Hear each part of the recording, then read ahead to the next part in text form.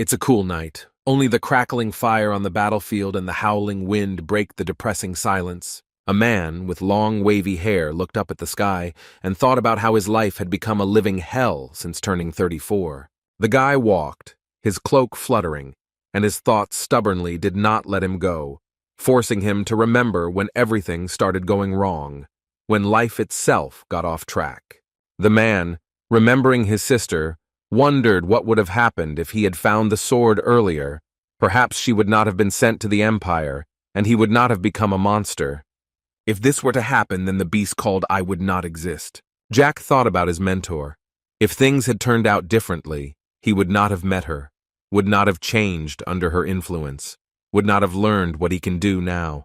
The time our hero spent with her was the best, because she brought grace into his life, changing everything. With a smile on his face, the guy said that if he knew he would regret it, he would have behaved better, choosing his words carefully. Steam came out of the young man's mouth as he looked up at the night sky, watching the clouds slowly drift by.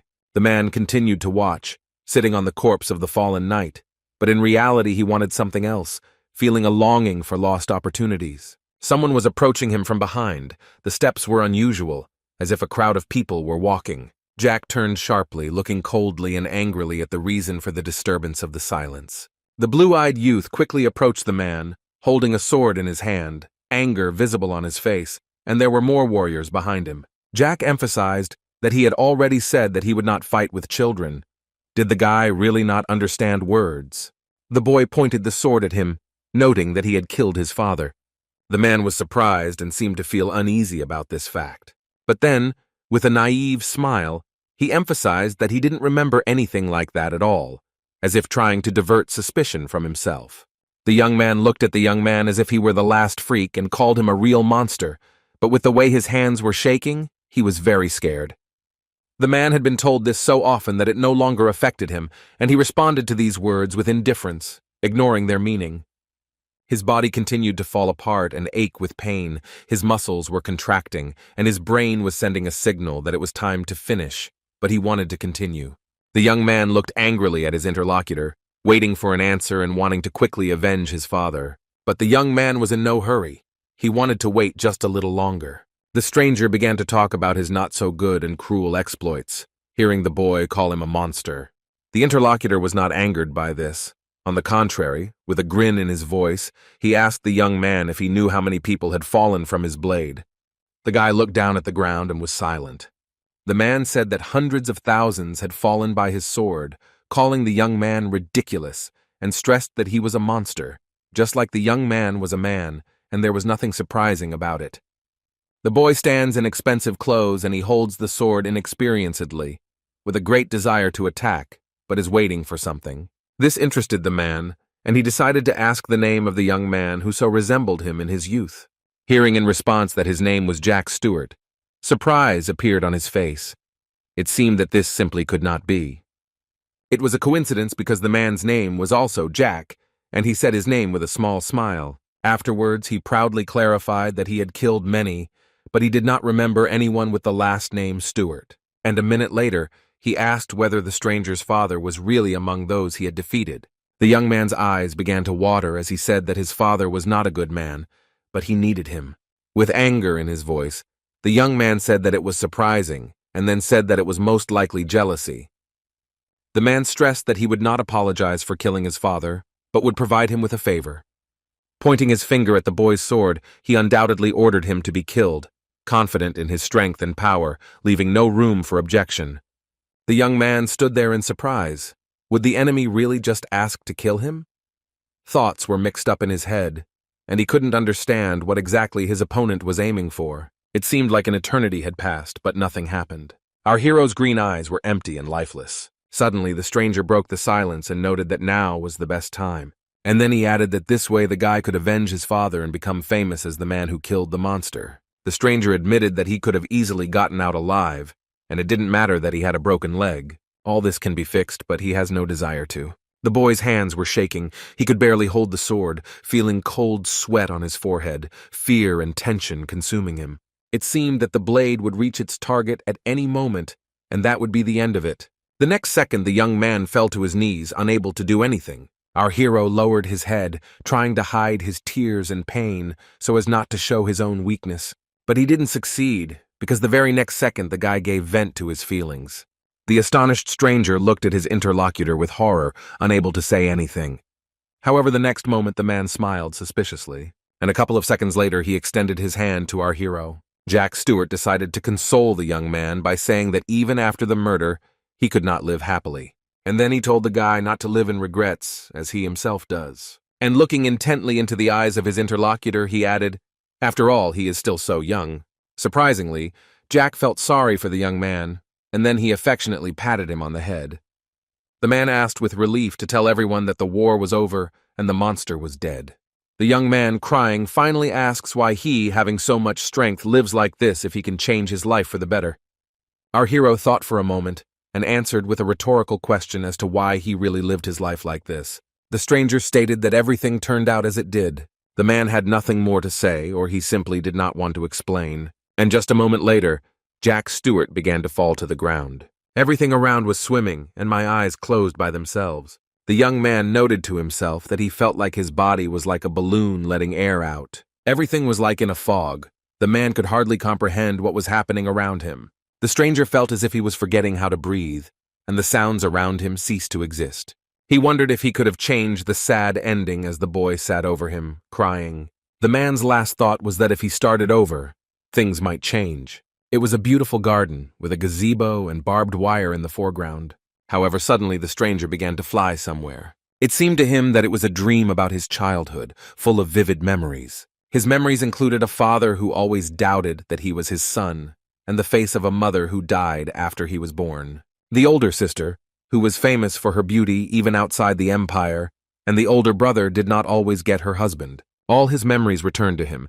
His name was John Ballantyre, and having forgotten his name, he became a soldier and crossed the entire continent. It was difficult for the young man to understand whether it was a dream or a memory. Jack didn't understand what was happening to them, and so he decided that it wouldn't take long for him to go crazy. Now the guy was in a beautiful country house, and it seemed that nothing bad could happen. In fact, in his past life, the young man started the Second Continental War. Our hero managed to win it, but at what cost? The guy remembered his exploits, which made him a monster, but managed to be a companion to all his goals. Driven by the desire for revenge, the boy destroyed everyone who belonged to the Tulkun family, which dominated the Western continent. Our hero started wars and ended them with victory. Success accompanied all his goals. It was easy for Jack to accept his death because he had no incentive to live, and then his heart began to stop, when suddenly something happened. Looking at the mirror in the room, he tried to understand how he returned to the past. The young man knew that his home was reality, although much was unclear. The boy panicked and wondered how this was even possible, if all this had really happened. His family, the Marquises of Ballantyre, was renowned throughout the Tesla Empire, and he was the third and youngest child in the family. If Jack had been content with the title of young Marquis of the Teslan Empire, he would have lived a good and happy life, but not for the Ballantyre family. It seems that it is all simple, but there was one thing that the guy thought about. By touching the roses, our hero wanted to forget himself and enjoy what was there. And so the boy came to the rose garden. There was an extension on which stood a table with chairs, and roses grew around. The guy knew that the location looked very good on the outside, but in reality it was a place of some kind of exile. Looking at the sky, our hero thought that this place was needed to protect the youngest child. Sitting on the floor of the annex, he continued to think that this place was meant to protect him from the support of his family and vassals. Suddenly, someone's footsteps were heard behind the young man. Jack knew who it was, although he was in no hurry to turn around. It was about the butler who, smiling and dressed in an elegant suit, brought the young master a drink. Butler Ron was always a little devious, but he was the only one who appreciated and supported the young man. The boy jokingly asked if Ron had put poison in his drink, after which the frightened butler began to justify himself that he had not. With horror on his face, the young man began to scream and make excuses. Jack calmed him down and said with a smile that he was joking and thanked him for everything. Ron simply laughed, saying happily that the little master could always count on him. And the next moment the butler turned and walked away. While sipping his drink, our hero thought that there were 11 more people in the garden besides him. One of them was Ron, who brought tomato juice. There were 10 more guards keeping a close eye on him, ready to protect him from any danger. But the guy didn't need anyone else except the butler. And this was a little discouraging to Jack, who sat on the stairs, looked at the sky, and continued to think. It was surprising how difficult everything in life is. Jack realized that this was real, but he couldn't even imagine that he would have a chance to go back to the past. Looking at his hand, where there were no wounds yet, and not even a hint of a heart of lies, he thought that he was only 14 years old.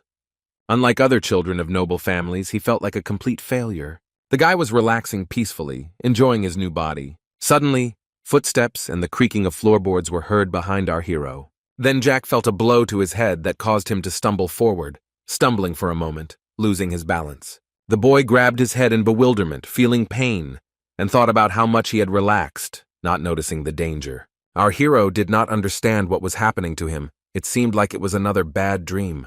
The dark silhouette that belonged to the stranger had a negative attitude. Jack cried, clutching his head, not knowing what to do next.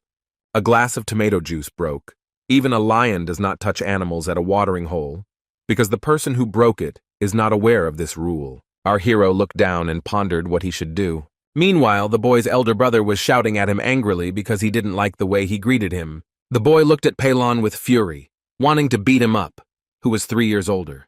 And he, in turn, did not take his eyes off our hero. Jack walked towards him, remembering that it was his brother who was the reason why he couldn't do magic. It's been so many years, and Pelon still irritates him, still causing him anger and disappointment. This time, the young man's eyes showed anger, hatred, and a desire for revenge. So many years had passed, and our hero was still irritated by this young man. The guy said more than once that he could kill his brother at any moment. Unlike his sister, Jack is absolutely useless and cannot handle a sword or know magic. He remembers how he spilled tea on him and called him a brat. And then he added that if the boy decided to study, his brother would consider it a betrayal and destroy him.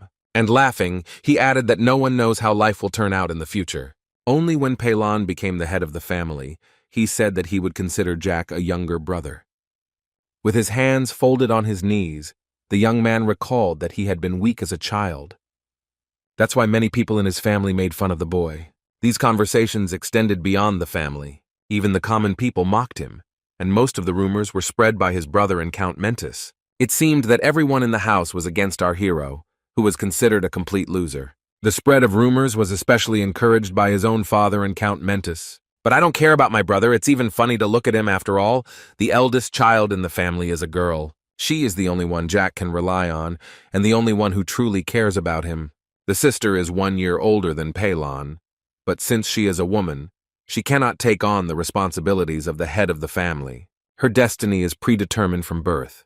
The Marquis's daughter will marry whoever her father likes and will spend her entire life in a small estate. This is how Isabella's life was and will be, but the beauty did not deserve it. Now in front of Jack is a man who is ready to sell his sister to the first man he meets in order to become the head of the family. This young man doesn't care about the feelings of their common sister or about the feelings of other people. He realized that if he killed his brother, he would be doing the world a great service. Pelon didn't like the way his brother looked at him and decided to punish him by hitting him. The guy decided to act with ease and composure, grabbed his hand, stopping the blow. The young man looked at everything that was happening with horror and seemed not to believe his own eyes. The same applied to the guards, who were wary but did not know whether to intervene in the conflict. His gaze showed confidence in his victory over his older brother, because he knows combat techniques. The brother did not expect this from him at all. He shouted that he dared, thinking that the younger one would be scared. Jack easily picked up and threw Pelon over his shoulder, despite the age difference, and Pelon in turn did not even have time to react. Pelon flew into the depths of the gazebo, knocking over the table and chairs that were there, creating chaos around him. He looked at the younger one with fear and asked what was wrong with him, because he did not expect to receive resistance. The interlocutor stood and silently looked at his offender. But a moment later, laughing, he offered to give her his hand. He could not hold back an ironic smile. The elder brother stood up and began to accumulate mana, focusing on the energy surrounding him, driven only by anger. Pelon screamed at how his younger brother dared to contradict him. The guards talked among themselves and decided that they weren't going to stop her. It would be less of a problem for them. Jack realized this and told his brother that no one was stopping us. He expected this to happen, and the guards didn't care about him. The enemy thought to himself that he had gotten himself into a funny situation. Suddenly, Ron, without any weapon, covered the boy with his body, asking him not to use mana now. The butler shouted as loudly as ever so that the master could hear him. For a moment the young man actually froze, but only to take the next step. Palon became angry at being interrupted and punched the butler in the face. The next minute the servant fell to the floor, unable to resist the master. Jack glanced at Ron, thinking that he really did have a lot of secrets of his own. The elder brother began to threaten that the younger brother and the butler would die, his voice full of anger. The young man wanted to say something else, but the guy didn't let him do it. The young man continued to mock, asking ironically if Palon wanted to just deafen him with his scream, his cheeky smile only irritating his brother more. Choking with anger, the ill-wisher decided that it was high time to take out his saber. Jack was clearly enjoying this, playing on the nerves of his brother, who had already begun to draw his sword because he was not going to back down. Suddenly, the older brother slowly but surely began to back away. The guy stood in a stance. He didn't care that his body didn't know what training was and couldn't detect the lie. He looked at his older brother with a thirst for revenge for all the bullying he had to endure throughout his childhood. Our hero thought to himself that he would never back down. Jack knew very well that third circle magic was Palon's limit, and no matter what sword he used, he was still a child. Having avoided the attack, the young man understood that his brother would never defeat him with such fencing techniques. Sitting on the floor, Ron thought to himself that the young master was doing something stupid. However, he decided that he would not kill Palon now. He wanted to impress him even more. When he came closer, he suggested to his older brother that he go to the doctor to have his head treated, which made him even more angry. The young man thought to himself that it was difficult for him to fill his entire body with mana. The butler looked at the whole picture with fear, realizing that the situation was getting out of control, and none of the guards were doing anything to stop the fight. The young man jumped, grabbing Palon's hand and placing his other hand on his face, directing all his energy there. The older brother screamed in pain, not understanding how Jack could do this, because he had never seen his strength. The young man had no intention of stopping, and so he pushed the offender away with all his might once more. Jack glared at his opponent, not a shadow of regret in his gaze, and so that his brother would remember this lesson forever, he pushed him away once more. Palon passed out, and the boy poked him with his foot to check and asked if he was still alive. The young man sat on the ground and did not move. Jack wondered indifferently what to do next. He wavered between the desire to leave him and the need to decide how to kill him. The young man looked closely at his opponent, thinking over his plan of action. Suddenly, our hero turned away from Ron and walked off somewhere, but he still couldn't come to his senses. At the same time, the guards moved towards the young man in order to intervene. The boy saw one of the guards about to draw his sword from its sheath. But the next minute, Jack raised his hand, making it clear that he was the boss in this garden. The boy ordered the defenders not to approach him unless they wanted to end up like his older brother. Realizing that the younger one was not joking, the guards immediately abandoned their plan. Jack knew now was the time to take on Palon, and so the very next moment our hero grabbed his opponent by the hair. The guy began to drag his brother, lost in his own thoughts. It seemed that the young man did not care what was happening to him because he was still unconscious. Less than a minute later, our hero was already looking at a small fountain that was right in front of him. Turning to his older brother, the young man noted that the day was hot, and therefore it would be best for him to cool off. Jack began to drown Palon, wondering how shocked he was that he wasn't even using his accumulated power. The guy looked closely at everything that was happening and at his opponent. Our hero thought about how powerless his brother was that he didn't even resist. But the next minute Palon tried to get out. Although the young man held him so tightly that it did not work, he floundered in the water, feeling how his strength was leaving him. The guy didn't feel sorry for Palon because he sent his sister to the Empire at the first bastard he met. The elder brother deliberately poisoned his father in order to become the head of the family. The young man influenced the affairs of the Empire as if he had the right to do so. The result is clear. The house of the Marquis de Balantier was destroyed and wiped off the face of the earth. Jack didn't care about the opportunity to avenge his father and home. He only regretted the opportunity that his sister had given him with her marriage. The young man was angry, and real joy raged within him for what they had done to Isabella. The girl was always very smart and erudite, which was noticed by everyone around her. In addition, the beauty had a wonderful character, thanks to which she easily found a common language with everyone. She had to go to another empire to maintain a good reputation in the family. She did not sacrifice her own dreams, realizing what she was getting into. On the wedding day, she was saddened that there were almost no guests, and she felt lonely despite all her sacrifices for her family. While everyone was having fun, Isabella had no time for it. Sadness settled in her heart. The future chosen one noticed her sadness and asked what was the reason for such sadness. It might seem that he had sincere intentions. The fourth prince turned out to be a real monster, mercilessly telling her that she was not a legal wife, and therefore no one came to see her. The husband ordered me to stand quietly and nod when asked. And then he added that she shouldn't forget to smile, which only made the girl more nervous. The girl resigned herself and listened to him, because she was ready to do anything for the sake of her family.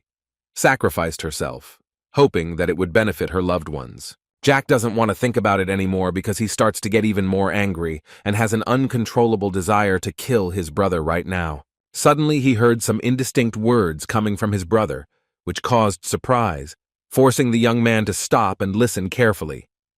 Jack pulled his brother's head out of the water, after which he, gasping for air, looked confused and frightened, and began to beg for mercy.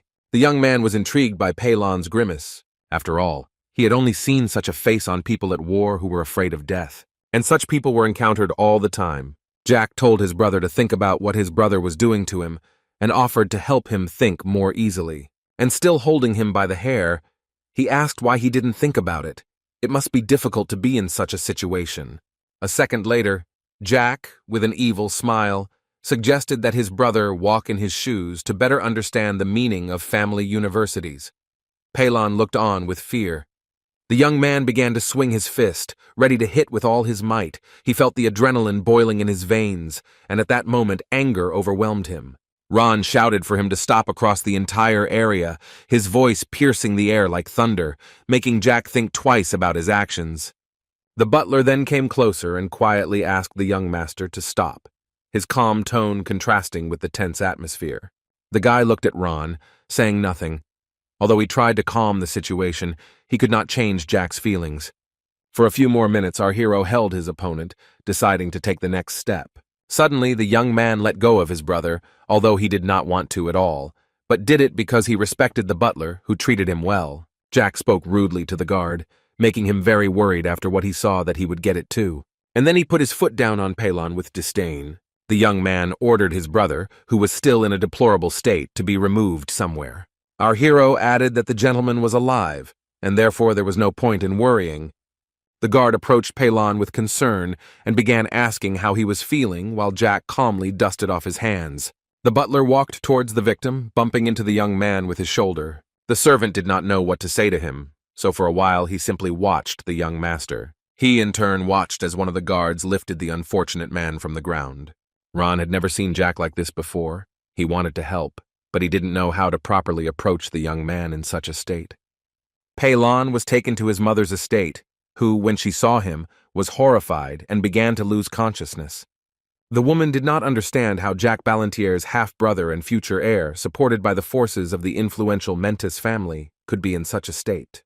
The family was thrown into total disarray after the future holder of the title of Marquis of this family had a broken head and began to be afraid of water. The servants and doctors used all available first aid methods to help the patient. Jack sat in the room sipping hot tea, and Ron faithfully kept him company. The young man picked up a fork to try the strawberry cheesecake, which looked very appetizing.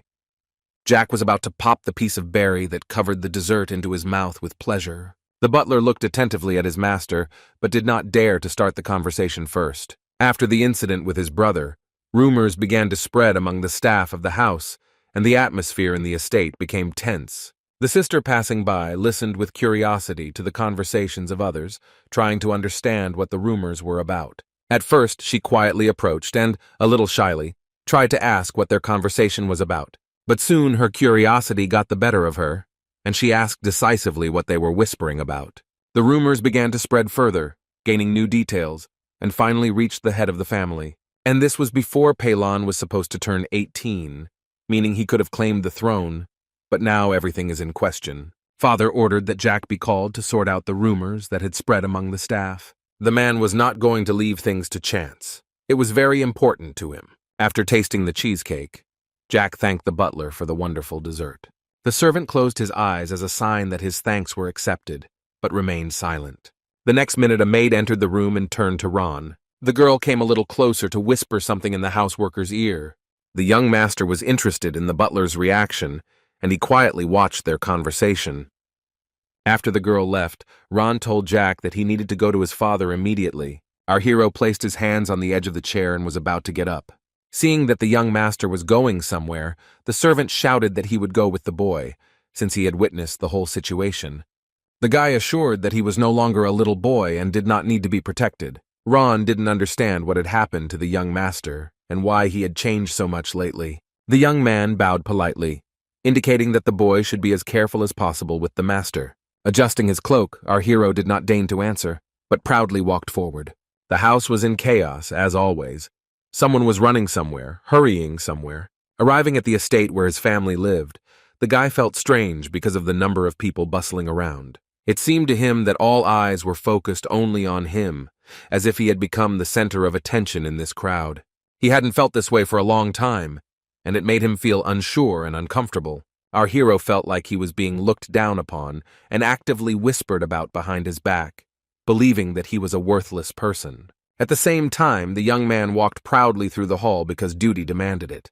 Jack tried to think that it didn't matter what anyone thought of him, hoping that the conversation with his father would end soon. The next moment, the young man was already standing at the door, which he was about to open. The young man reached out to open it, but the guards blocked the passage with weapons, not allowing him to go further. Our hero looked at his father's defenders, and they stood there impassively and did nothing more. Jack turned to the knight, but receiving no answer, he realized that he was pretending that he was not there. Our hero stood and watched as two men in front of him closed the opening with axes, making it clear that the young man must leave. The young man lightly nudged the guard's leg, but he only looked at him with an angry gaze, not moving from his spot. Jack began asking the defenders if they were mute or deaf. Looking into the eyes of the ill-wisher, our hero thought that before he would have immediately run away from such a look, but not now. And so, with a smile, he threatened the knight to relax his face, or he would cut it in two. Suddenly the guard made a voice and asked again what the young gentleman had just said, but he kicked him again, but harder, to show his intentions. This time the guard crouched in pain. The force of the blow was felt even through his armor. Jack wasted no time, approached, looking at the knight with a challenge, and asked why they weren't dropping him.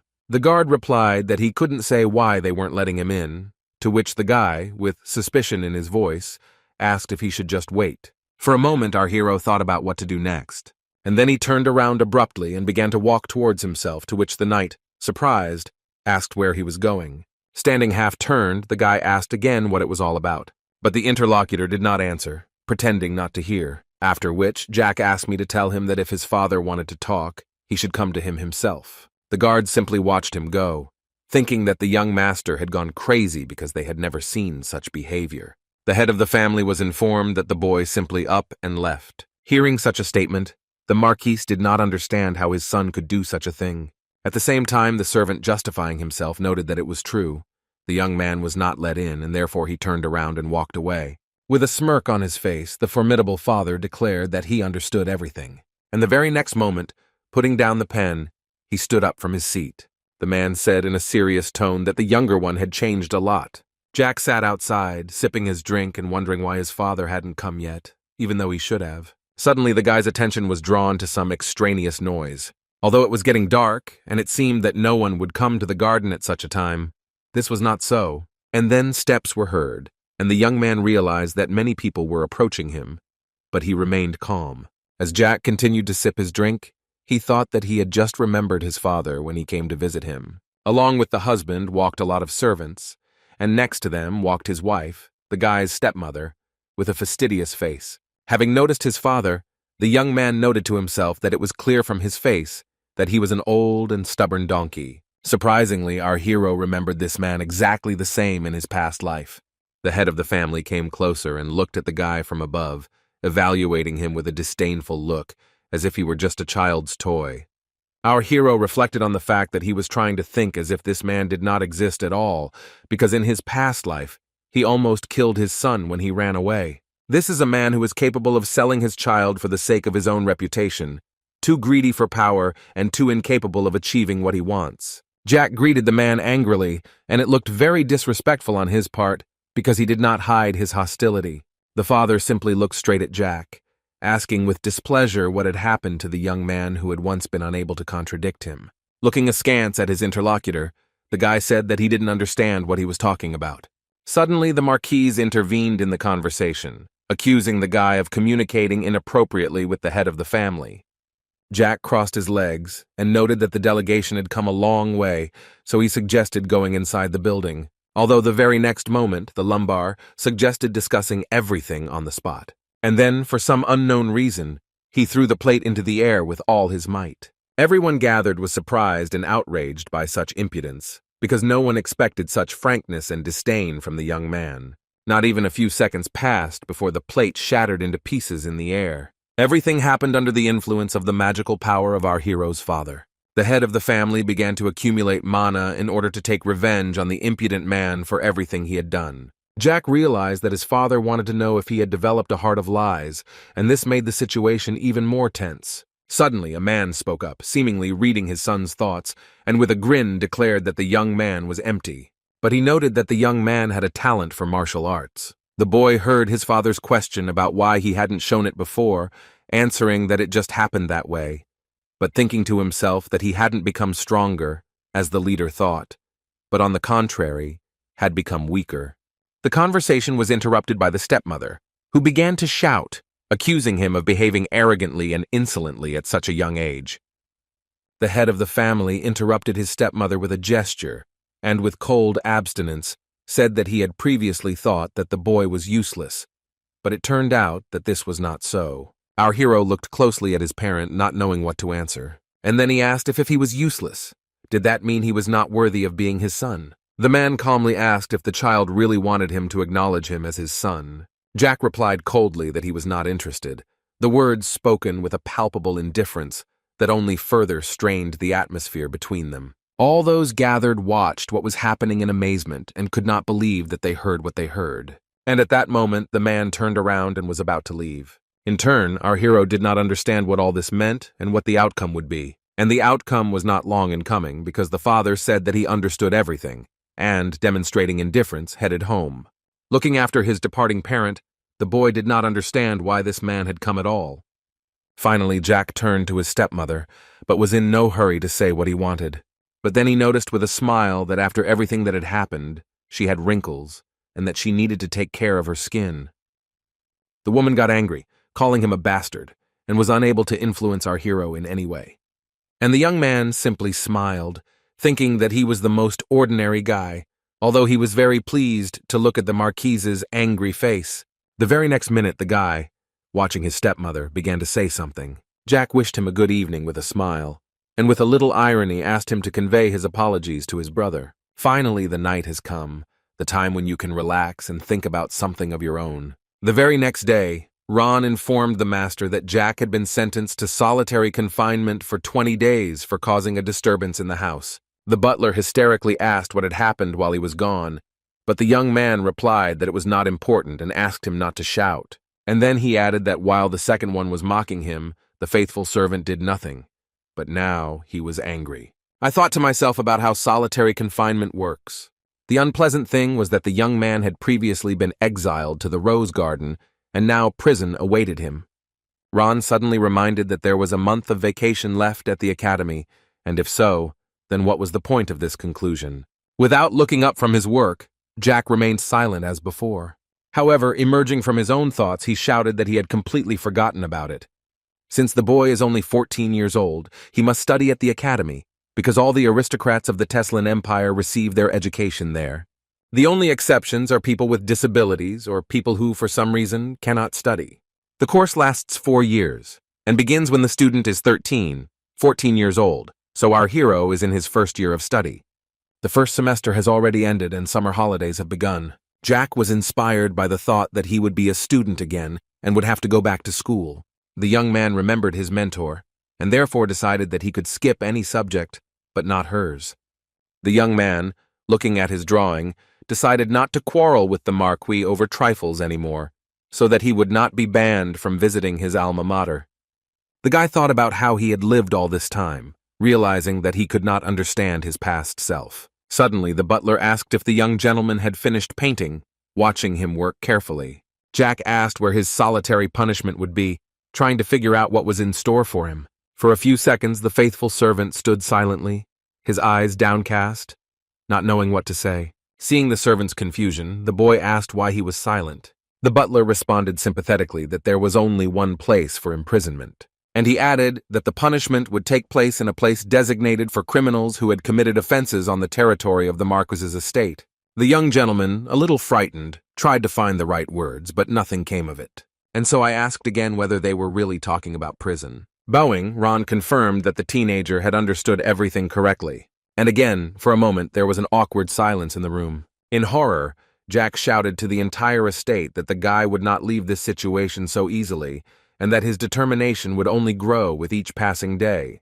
The academy holidays should not be used only for relaxation, as was evident in the case of Pelan, who had his head smashed. Almost every day since the beginning of the holidays, he attended various events where he met aristocratic families. But Jack has never had anything like this. The official affairs of the Marquises, of course, do not interest him. But what irritated the young man most was not this, but the fact that his relatives noted that there was no place for the guy anywhere.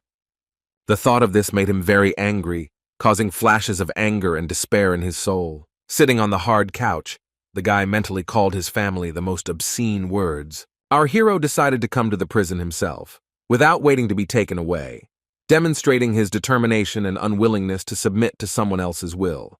Handcuffed, Jack knew it wasn't fair, but he couldn't do anything about it. Ron's crying face showed how much pain he was in. His eyes reflected sadness and concern for the young man. The butler did not hide his emotions and was not embarrassed by the display of weakness, because the boy had become almost like family to him over the years of service. Jack quickly ordered the guards to speed up while the butler begged him to watch his health. Sitting on his bed in prison, Jack thought about the conditions of his stay in this place. The teenager turned his gaze to the corner that served as a restroom. After this, our hero carefully examined the plate of food. The young man did not understand why everything was going downhill. Everything indicated that the blanket had not been changed for several decades, and the soup was so bad that even the flies refused to eat it. Solitary confinement gave him more time to think, but the young man considered it an excessive test, which only increased his irritation. The shame is that aristocrats who own land can punish its inhabitants as they please. At the same time, the rich use local laws, not imperial ones, and in fact, on their territory, they have the same rights as the ruler of the empire. Despite the fact that our hero was imprisoned by order of the Marquis, Jack still remained his son and an aristocrat. The teenager did not understand why he was being punished because he did not rebel against his father. The young man thought that perhaps his father had decided to console the wounded second man in this way and at the same time teach Jack a lesson. The boy was sure that his father had come up with a suitable story. Jack Ballantyre, the disgrace of the family, learned forbidden black magic because of his greed. The older brother told the young man to stop, but he did not listen and used magic even on the young man. But despite the fact that the second heir in the family suffered, Pelan forgave the stupid teenager. Probably in the minds of the Marquis and Marchioness, such an excuse was created specifically for the public in order to preserve their reputation. But the guy didn't want to continue this story because it disgusted him.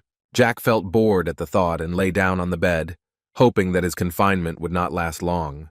Turning over on his side, our hero realized that he could quickly run away from here, but he couldn't for 3 reasons. Closing his eyes, the teenager knew it was all about his sister, Ron, and also his mentor. Besides, Jack realized that he was still too weak to survive alone, 55 kilograms and 165 centimeters tall, and no muscles.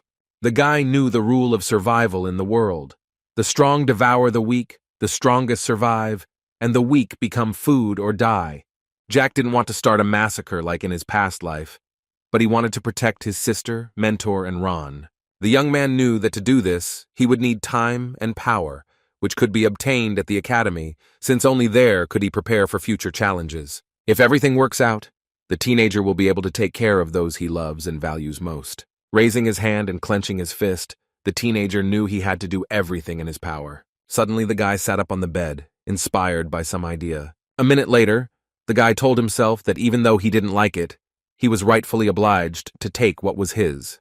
And so Jack persistently tried to create mana, realizing that he was only at the initial stages from the first to the 3rd circle. 4, 6 circle are expert, while magicians of 7, 9 levels are able to manage mana at the highest level.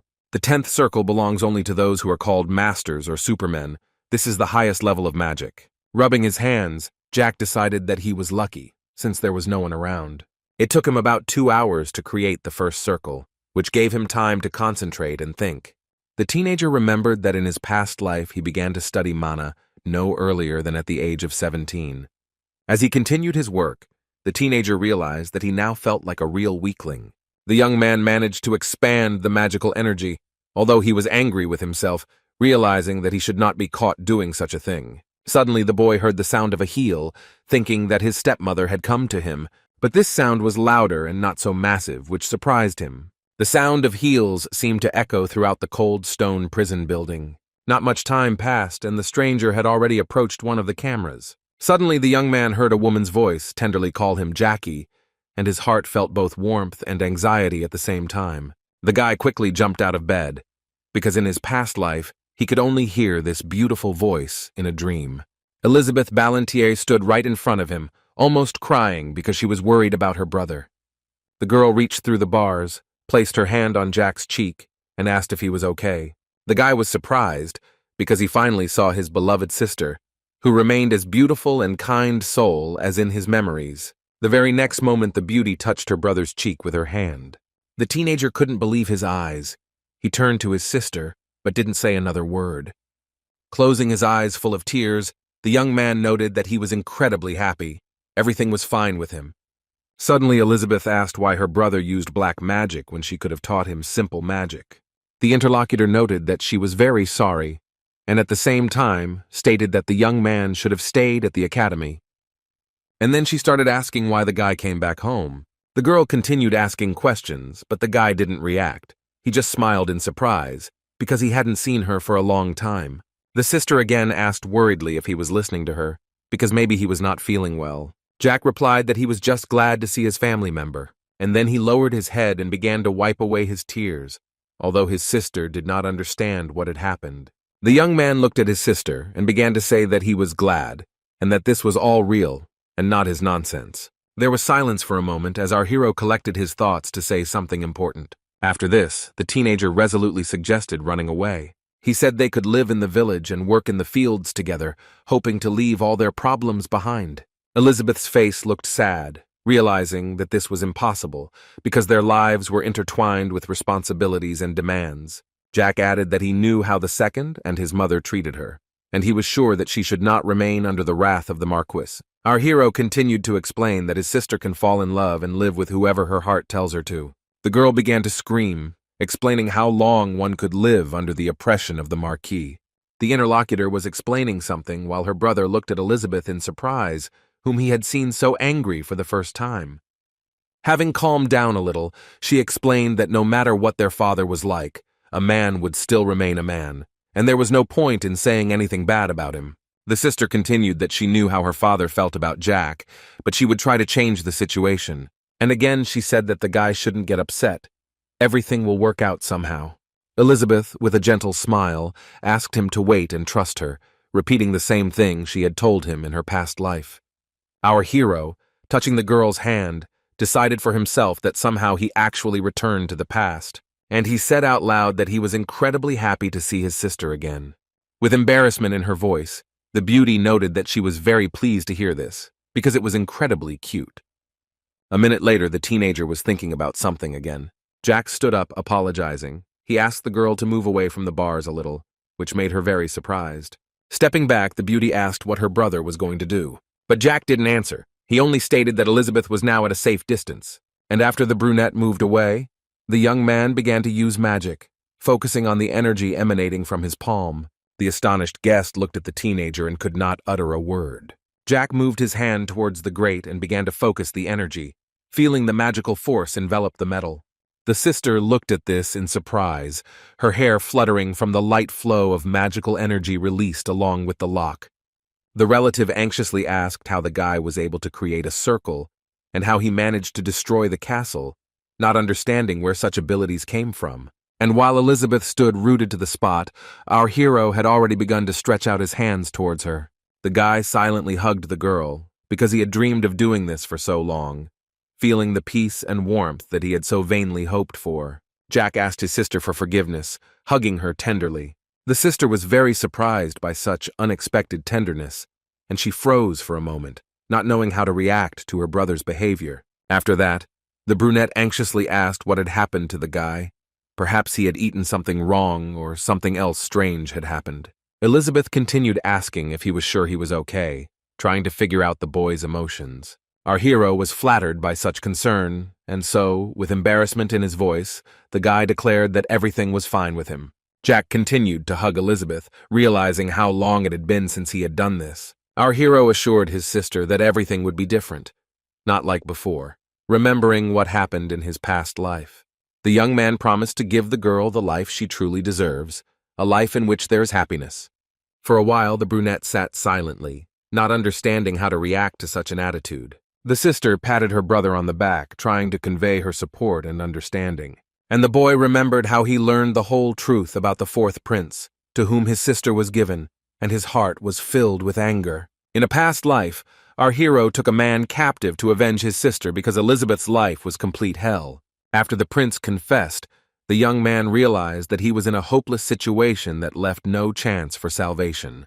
It was all about the truth, a very evil truth. She turned out to be more terrible than our hero thought, and made the young man a greater monster than before. The unfortunate captive understood that there would be no mercy for him, although he secretly hoped for it. An enraged Jack asked how an ill-wisher could offend his sister, adding that he would never forgive him. In his past life, our hero ran away at 17. But after another 10 years, nothing has changed. The Tulkun Empire disappeared, and the Teslan Empire became the largest. Of course, the House of Ballantyre continued to exist in name only. Everything was not the same as before, but it didn't matter. After the empire disappeared, her sister was told that her entire family had been imprisoned, and this was a real blow to her. The girl even dropped her cup of coffee in surprise. Elizabeth begged the prince to have mercy on her family, kneeling, with tears in her eyes, hoping for a drop of mercy. But it is necessary to understand that the girl was in a position no higher than a concubine, and so the fourth prince refused her, pushing her away with indifference, declaring that she irritated him with her pleas. But the brunette was not one to give up so easily. Sitting outside in the cold rain, Elizabeth continued to beg for her family to go. She spent 3 days and 3 nights in the cold, not paying attention to the weather conditions, as long as there was a result. After this, the prince nevertheless decided to listen to the unfortunate woman's request. The man extended his hand to help the girl up, but it could not be called a gesture of mercy. This story was told to the entire continent, but in reality, what was happening within the castle walls was something only Jack knew about. Elizabeth continued to thank the prince, declaring that she would do anything, but she fell silent when the man leaned his hand against the wall and leaned over her, making her feel the tension in the air. The ill-wisher said that the beauty had misunderstood something, and he threatened that he could kill her family without hesitation, although not now. Then the gentleman added that if the girl obeyed, everything would end well. After that, the unfortunate girl became a toy for the royal family, which they used for their own games and amusements. In this situation, the recognized wives could not stand aside, and therefore what happened next was obvious. Over time, the fourth prince lost interest in the girl, and the sister literally became a hostage in the annex. Jack couldn't come to terms with this. It was a big blow. Very soon, the Ballantyre house was completely destroyed. After this, our hero made the cruel decision to destroy the entire Tulkun Empire, wanting to avenge his sister and everything she had gone through. It was about the empress, the princess, the wife of the third prince, the wife of the fourth, the families who supported them, and distant relatives. The young man sought to wipe out even a trace of this family from the face of the earth, which he did, leaving behind only ruins and devastation. That was in the past world, and in this one Elizabeth asked her brother to take care of his health, assuring him that she would talk to his father herself. The guy replied with a smile that everything would be fine, and asked her not to worry. And he thought to himself that now everything would be completely different, because he would never again make the mistakes of the past. Night enveloped the estate, plunging it into silence and peace under the glow of distant stars. The sister walked up the stairs, thinking about how Jack had changed, because before he would have simply tolerated this kind of treatment. The girl began to remember how her brother quickly hugged her, feeling warmth and sincerity. Looking out the window, the beauty thought that it was even good to finally see her brother so strong and determined. But the fact that he used dark magic upset her a little, because she knew how dangerous such power could be. With the sixth circle, like the girl, she did not feel any traces of this magic at first. But her father had the seventh. It was easier for him. Having visited her father, the beauty asked him to release Jack from prison. In response to the man's question about why she should do this, our heroine noted that her brother had never studied black magic. The girl noted that she was very complicated, and the teenager was vulnerable and weak, and therefore nothing would have worked out for him. Elizabeth knew that her father wanted the truth about Jack to remain unknown to the public. For some time, both interlocutors were silent. The head of the family continued to drink tea while the brunette simply stood in front of him. Suddenly, the girl began to say that everyone knew that Jack was not claiming the role of heir. He did not need it at all. Realizing that her father was unhappy about something, Elizabeth decided to take a short break, hoping that the Marquis would say at least a word. The man, finishing his tea, remained silent, carefully watching his daughter, whose eyes showed disappointment. The interlocutor said that she was a good girl and very smart, proud that she understood the subtle and imperceptible hint. Elizabeth knew that she had long been destined to be a toy that would raise the status of the family, and although she longed for freedom in a real life. While our heroine was thinking about what would happen to her brother if she refused to follow the prepared scenario, her father declared that the younger one was not suitable for their family, and he added that after he came of age, the Marquis would announce to everyone the death of the young man, and would send him away and invent a fictitious name for him. With an enthusiastic exclamation, the brunette asked again what her father had said a couple of seconds ago. With an indifferent look, the head of the family once again noted that he would in fact send the younger one as far away as possible. And turning into a dog, he added that the girl should never forget her duty. With sadness in her eyes, the beauty assured her father that he had nothing to worry about. After this, the man, looking at his surprised daughter, said that it was surprising that Jack beat up Pelan, who had the third circle, while the younger one had none, although he suddenly added that it didn't matter and allowed his daughter to free her brother. Bowing, the brunette sincerely thanked the head of the family for taking pity on the teenager. Having asked permission to leave, the father declared that the girl could go and rest. Hearing the door close behind the beauty, her interlocutor, closing his eyes, seemed to be thinking about something. Elizabeth leaned against the door she had just closed behind her in horror. The beauty trembled but stood silent and motionless, trying to find comfort in the silence. Our heroine remembered how Jack had suggested that she run away, forcing her to imagine how their days would be filled with simple joys, far from the intrigues of the royal court. Looking at her own hands, still standing in the corridor, the beauty said out loud that this could not be done. Crying bitterly, the girl realizes that they should not take such risks, because you can't escape fate. A new day had dawned, and the sun was shining, warming everything around, filling the air with warmth and hope. Jack woke up, stretching and yawning, trying to get some exercise. Turning to himself, the young man complained that after yesterday he had been dreaming of a past life filled with the most unpleasant moments. Putting his feet on the floor, the young man decided that perhaps it was all about the prison that was giving him nightmares. A minute later, some unknown person addressed our hero as the third gentleman. It was a guard who came into the cell and told the boy that they had decided to release him. The young man noticed that the guard addressed him informally and thought that he should enjoy this moment. Jack said he was sorry because it was very nice here, feeling the warmth in his soul mixed with an ironic smile. The young man noticed that the guard had brought him clothes and sincerely thanked him for it, trying to be polite. A moment later, the young man reached for his boot, which the guard clearly had no intention of giving up. Smiling, Jack asked why the guard was doing this, and thought to himself that the ignoramus didn't respect the Marquis' son. The man selfishly replied that there were no shoes, so Jack had to go barefoot, and besides, there was no point in asking unnecessary questions. Our hero was not going to give up so easily, and so he began to egg on this big guy, who did not understand what was happening. The young man, with anger in his voice, asked if he was a friend of this stranger, that he was behaving like this.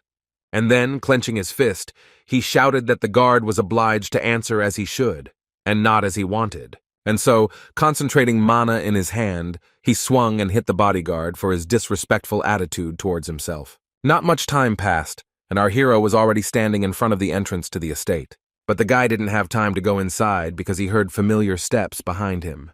Ron was surprised to see Jack back, his eyes filled with both panic and horror. Hearing the butler ask if the teenager was hurt, he replied that the servants should not worry because he was fine. The young man continued to look attentively at his master. It was clear how worried he was.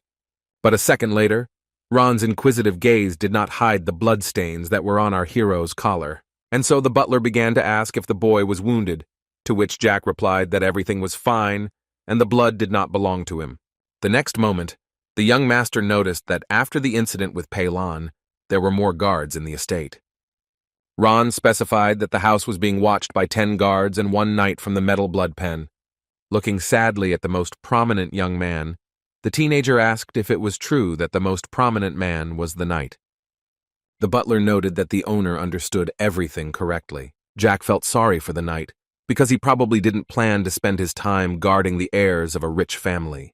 Surely this guy had some plans and even dreams of his own. The guard in the pen, who was looking at the teenager suspiciously, had probably already been told why Jack was in prison. Less than a minute later, the man approached the young man and addressed him as a third master. The knight asked him to tell what happened in prison. Watching the guard bow, our hero felt uneasy, because up until that moment, no one had treated him with such respect. The man explained that he had been told about a young man who had attacked a guard, knocked out his right eye, and even broken a finger on one hand. Ron didn't understand what he was talking about, so he asked why the young master would do something like that. Still bowing, the knight noted that he wanted to know why the guy did this to the guard, since he had no right, and abruptly fell silent. Seeing that the young man was smiling, with fear in his voice, the interlocutor asked what the gentleman wanted to say. Our hero, in turn, asked why his interlocutor was talking about this. Covering his face with his hands, the guy began to scan the man standing in front of him. The young man decided that, judging by the movements, position of the legs, and posture, this man was at least in his 4th circle. The guy thought that the blonde guy was just Mentis's dog, without specifying what that meant. Jack unceremoniously asked what was wrong with treating a dog like a dog, which angered the knight. The young man immediately explained that the knight was assigned only for observation and was not given any other orders. And if this is the case, then it is the young man who will have to deal with all the consequences of what is happening. And poking the man in the chest, he added that he should not dare talk about the rights of teenagers, hinting that the knight still had a promotion ahead for good service. Hearing his interlocutor make excuses, fearing that they would deal with him if Jack did something wrong again, he noted that he would not do anything bad if they did not anger him. The guard closed his eyes and politely apologized, realizing the seriousness of the situation. Our hero praised him with a sarcastic smile, saying that he was glad that the man knew how to think. After this, the young man ordered to sort everything out and report when everything was ready. And he added that if any problems arise, the knight should immediately contact the Marquis. And he said sarcastically that he was not going to address the guard as a knight, because he would be a chicken who could chirp when called. Nudged the surprised butler in the back. Our hero told him not to stand still, but to go into the house. And the next moment, Ron was barely keeping up with the master, shouting that he was already coming. The offended knight, left in the garden, reflected on how unfairly he had been treated. Probably for the first time in his life, the young master felt pleased that he had put someone in their place. Suddenly, the boy switched and asked the butler to cook him some meat, noting that after the prison food, he was very hungry.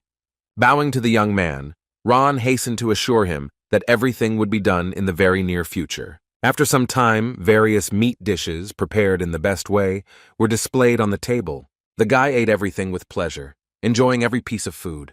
Our hero had not experienced such joy and pleasure for a long time, and so the young man praised and thanked Ron, noting that he was indeed an excellent cook, to which he responded awkwardly. The butler looked at the boy sadly, but continued to remain silent. However, the interlocutor asked what the servant wanted to ask and why he did not dare to say anything. Ron was in no hurry to answer, timidly turning away and saying that everything was fine, and there was no need to worry. Jack looked softly at the butler, knowing that Ron would never dare, and so, spearing a small piece of meat with his fork, he handed it to his butler. The young man smiled and suggested that they eat together, since the portion was still too big. The young man decided it would be better to ask if the man wanted to eat, and then noted once again that there was a lot of food. An awkward silence hung in the room, during which the servant continued to look intently at his master, and so the butler, although he really wanted to, said that he did not think he had the right to share food with the owner. The guy imperiously asked the young man to sit down because he wanted to talk to him about something else. The man reluctantly sat down in the chair, realizing that Jack would not back down if he did not sit down. The conversation turned to Jack's sister. The guy asked how she was, to which the man replied that everything was as usual. The young man looked at the butler with a smile, but was in no hurry to say anything. While twirling spaghetti around his fork, our hero declared that Ron was no fool, and he added that the man, like no one else, understood how hard it was for him, and hinted at this. Looking attentively at his interlocutor, the young man heard the servant remark that he did not understand what the master was talking about. The guy was also in no hurry to continue the conversation, putting spaghetti into his mouth. After this, there was an uncomfortable silence during which no one dared to say anything. Suddenly, our hero started talking about how the butler always cooked excellently, and he began to explain that his childhood was filled with memories of Ron cooking. When the boy didn't have any worries, he would run into the kitchen to check on his friend. But what interested the boy most was whether the butler was preparing anything tasty. Hearing that the servant knew about this, our hero said something that the servant did not even suspect. With a smile on his face, the teenager noted that he wanted to clarify something. After that, Jack said that he knew that the man was a ninth circle magician. The interlocutor was silent for a while, not knowing what to answer to this remark. The young man said that the butler must have known what his mother was like, because he communicated well with her. The guy noted that they said she looked like Elizabeth and therefore was a good person. And a moment later, he stated once again that he had no doubt about it. And again the room fell silent because Ron, with his hands folded in his lap, sat still silently. He added that Ron was trying to protect her and kept quiet. Our hero was in no hurry, so he reached for a cup of tea that was standing nearby. Jack noted that if this were a novel, he would complain about the unrealistic nature of the story about the ninth circle magician. And with a sad look, he continued to say that this was the true truth. The young man remembered a rainy day from the past. Then he ran away from home on a horse with Ron by his side, trying to save him from his father's thugs. Our hero understood that they were in a difficult situation. The pursuers were the Knights of the Metal Blood, trying their best to carry out the order. Their commander was a ninth circle swordsman with long black hair and dark skin. Tears mixed with rain flowed down the face of the young man, realizing that they were much weaker. The butler, who loved the boy as his own, was not going to give in so easily, and he paid for it. That day, Ron died protecting our hero with all his might. The guy cried and screamed, but it was all in vain. What happened happened. Jack continued to tell the butler that he had a hard time accepting that he was a ninth circle mage and belonged to his mother's scroll. The most interesting thing is that the teenager's parent was not an ordinary person, and the Marquis did not even suspect it. After a short pause, the young man added that the woman probably hadn't shared this information even with Ron. And again, after a short pause, the young man put the cup on the table. After that, the young man said that he could pretend that nothing like that happened. But for him, the main thing was to understand what kind of person Ron was. The butler bowed his head and asked what the young master wanted from him. And he replied that he could not trust anyone except his servant and his sister, adding that the girl must be protected at all costs. The butler noted that the mistress, at 18 years old, was already a sixth circle mage, and she would be able to protect herself. To which Jack replied that the girl was too kind, and was even ready to sacrifice herself for others. And death for the sake of family and honor is not what he wants for her, it is what one Marquis wants. The guy admitted that he plans to go to the academy in a day, and if everything goes as it should, he does not plan to return. The young man asked Ron to look after Elizabeth for 4 years while he was at the academy, and then he could live his own life. Ron didn't understand how this could happen, because he spent almost all his time serving Jack. But the teenager said that he shouldn't hide behind him, be his shadow. The butler needs to find something to do that he enjoys. And he continued that in 4 years he would learn, become stronger, and would be able to protect his sister himself. The interlocutors continued their conversation, and suddenly someone politely addressed the guy from behind the door. The young man asked with displeasure who dared to distract them from their conversation. A moment later, the sound of shuffling feet and the clanking of armor could be heard. A knight entered and reported that the guard had been given assistance and sent to the hospital. With a displeased look, our hero asked if this was all the information or if the knight had anything else to report. The guard explained that he had made up a good story to justify the young master, saying that the guard Jacoby had accidentally cut off his finger. And a minute later he added, supposedly being in shock, then accidentally bumped into something and lost an eye. With sarcasm in his voice, our hero declared that since the knight was a sycophant of the head of the family, then he probably earned candy for this. The next moment, the guard quickly said his name, James Carter, hoping the boy wouldn't call him Chicken. The hero answered briefly, because he did not care what the man's name was. After this, Jack said that he needed one wooden and one real sword for fencing training. James immediately stated that it was not his responsibility and he would not do it.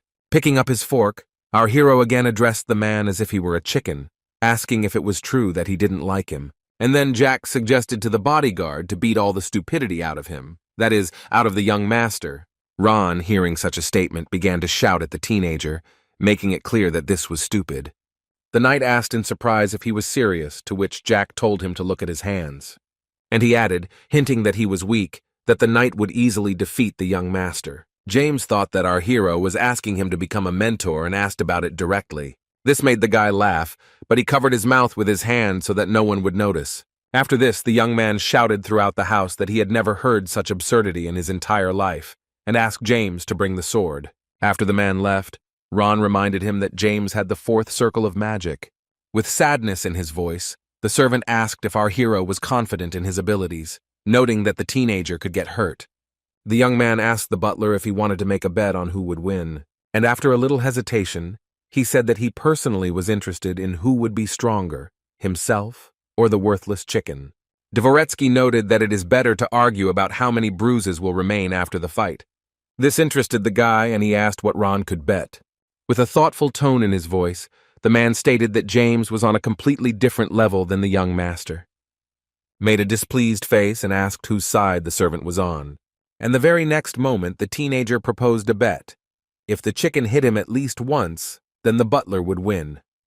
And he added that the loser will have any wish fulfilled. The interlocutor lowered his gaze and sat silently for a while, thinking about his next steps. And then, with longing and some indifference, he said that if the guy wanted, he could just order. And while Ron continued to explain that he was a servant in the house, our hero thought that it was funny to hear. But Jack emphasized that in this house he could only trust the butler and his sister, pointing at Ron with his fork. There are no other people in this house that the guy can rely on. However, suddenly the interlocutor said that it was impolite to point at a person with cutlery, trying to get away from the topic. The very next minute, Jack noted that if Ron was happy, then there was no need to hide it. He was not very good at it anyway. The young man explained that he was telling the truth, since he was not ordering his people to do anything, but was asking politely. The butler looked at our hero attentively, unable to utter a word, and yet the man could not refuse, which made the guy very happy. Before the interlocutors could finish speaking, someone knocked very loudly on the door, and a minute later, some man in armor sat down on one knee. It was James, leaning over and apologizing because he said he had gone too far with his comments, replying that if the young man needed a coach, he was ready. Looking at the sad young gentleman, the knight apologized, stating that he had behaved impudently. Jack was thinking at this time that indirect insults and direct assault were completely different things, realizing that the person in front of him was afraid of the consequences. Suddenly, our hero suggested going to a deserted place.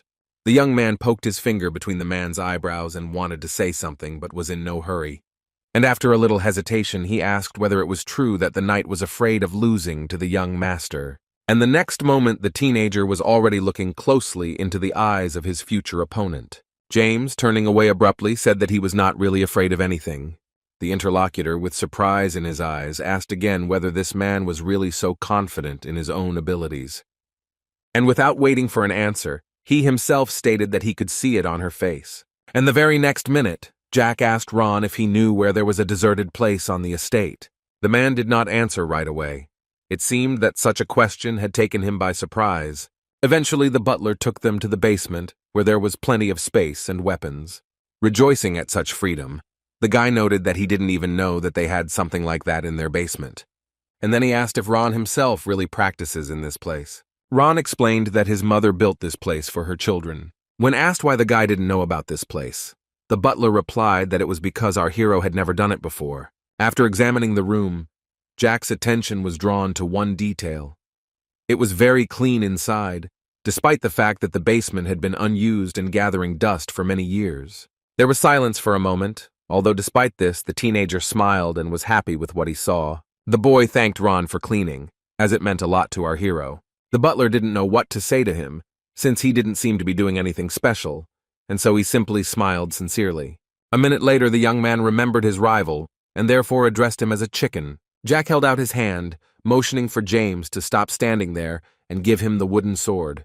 The knight wanted to refuse, but Jack didn't even listen.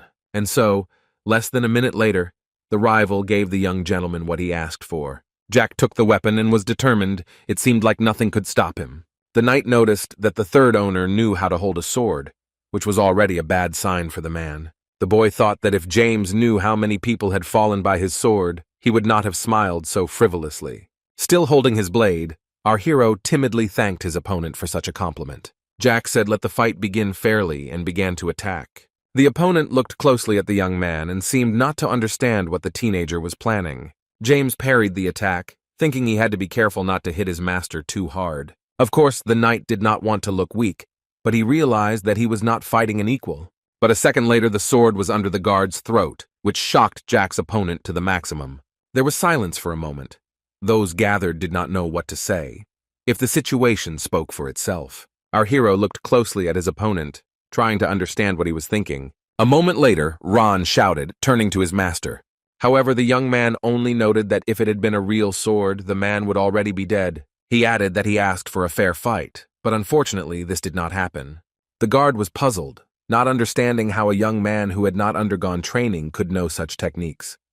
Ron wondered how that was possible, since the knight could easily repel the attack, but Jack managed to get close to his neck.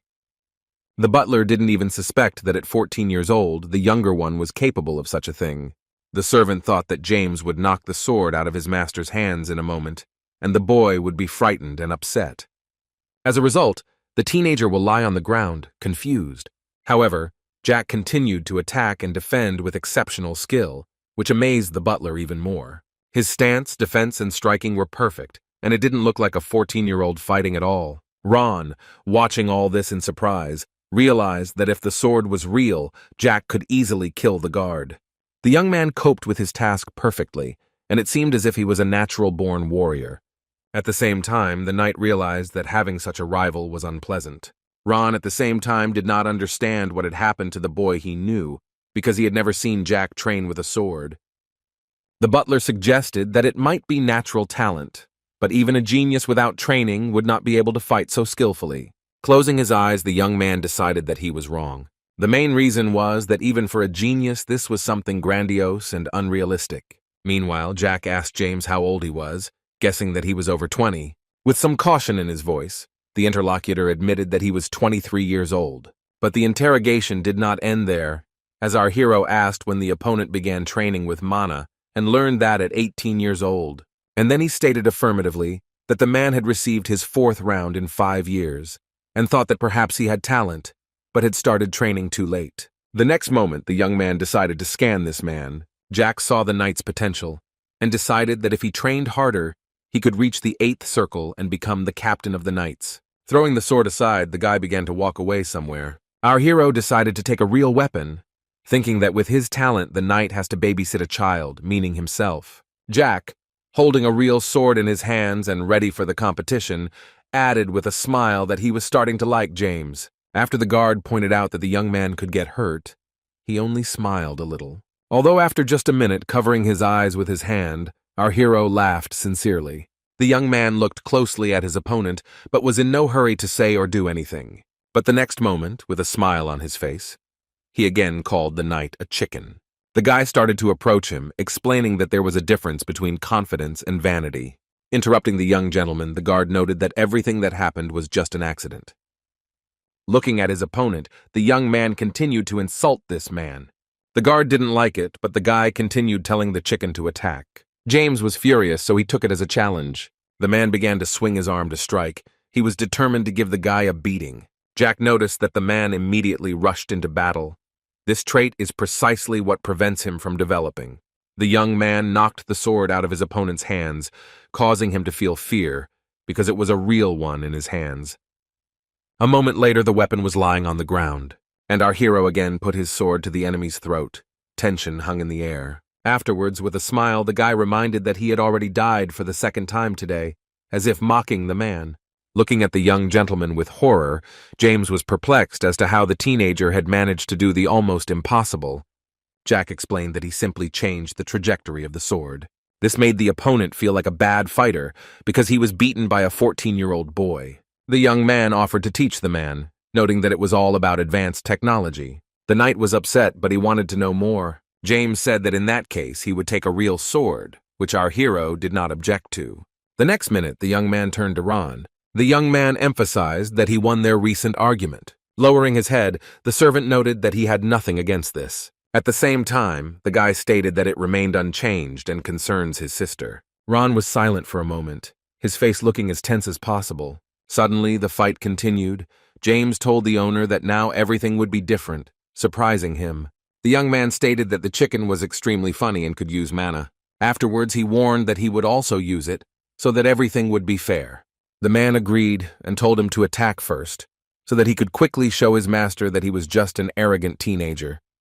But in his soul, the knight felt great tension, and at the same time wanted to take revenge for his losses. The guy jumped with his sword, ready to attack from above, surprising his opponent. The man quickly parried the attack, the swords clashing with each other, emitting mana energy until the blade was pointed at the enemy. The next second, James was struggling to hold on to his weapon, which, like him, could fall at any moment. Everyone gathered saw that the enemy could not hold out, and therefore the battle was practically over. Unable to bear it, the man fell powerlessly to the floor, and the sword flew to the side. The young man placed his foot on the armor, demonstrating his superiority. And then he asked if that was all, or if the guard had the strength to continue. The man asked hesitantly if it was true that the young man was on his third round of lies. Then he added that the guy was too strong for the first one. Our hero thought to himself that his opponent would probably be upset to learn that the boy was able to defeat an adult in the first round. Mana is usually distributed throughout the body to enhance physical capabilities, but Jack concentrated it in one place. Suddenly, the young man asked the boy if he wanted to officially become a knight, to which he replied that he did not have such a status. Jack thought about it, remembering his father who had a big dog. He was devoted to his master, for such was his destiny. Looking closely at his opponent lying on the ground, our hero was in no hurry to do anything. But then he offered the knight to be his faithful dog and serve under him, assuring him that life would be more interesting. And again there was silence. James, with a blade at his throat, pondering his decision. The man asked fearfully what would be in his favor if he agreed to this proposal. With a businesslike air, the teenager noted that, to begin with, it would probably be more correct to say what a watchdog needs to do. Turning his gaze to the frightened Ron, the guy nevertheless decided that he would not deviate from the topic. And so the young man explained that if James became his dog, he would receive the strength and power he needed. The guard was interested in what he would have to do if he agreed. The guy offered to kill those who stood in his way and protect the teenager. For a while, the frightened opponent looked at our hero in silence. The butler had approximately the same appearance, not daring to say anything. Realizing that there was no time to waste, the knight asked again who exactly he needed to kill. Removing his foot from his attacker's armor, Jack proudly declared that his opponent had thought about it himself and had come to the right conclusion. The guy said the target was his brother, isn't that obvious? Adding that he gives him a day for the chicken to think carefully and choose the right side. After the conversation, everyone went around the estate to think about what had happened. The butler, entering our hero's room, asked him if the guy was being too careless. While sipping his juice, the young man asked again what his servant meant.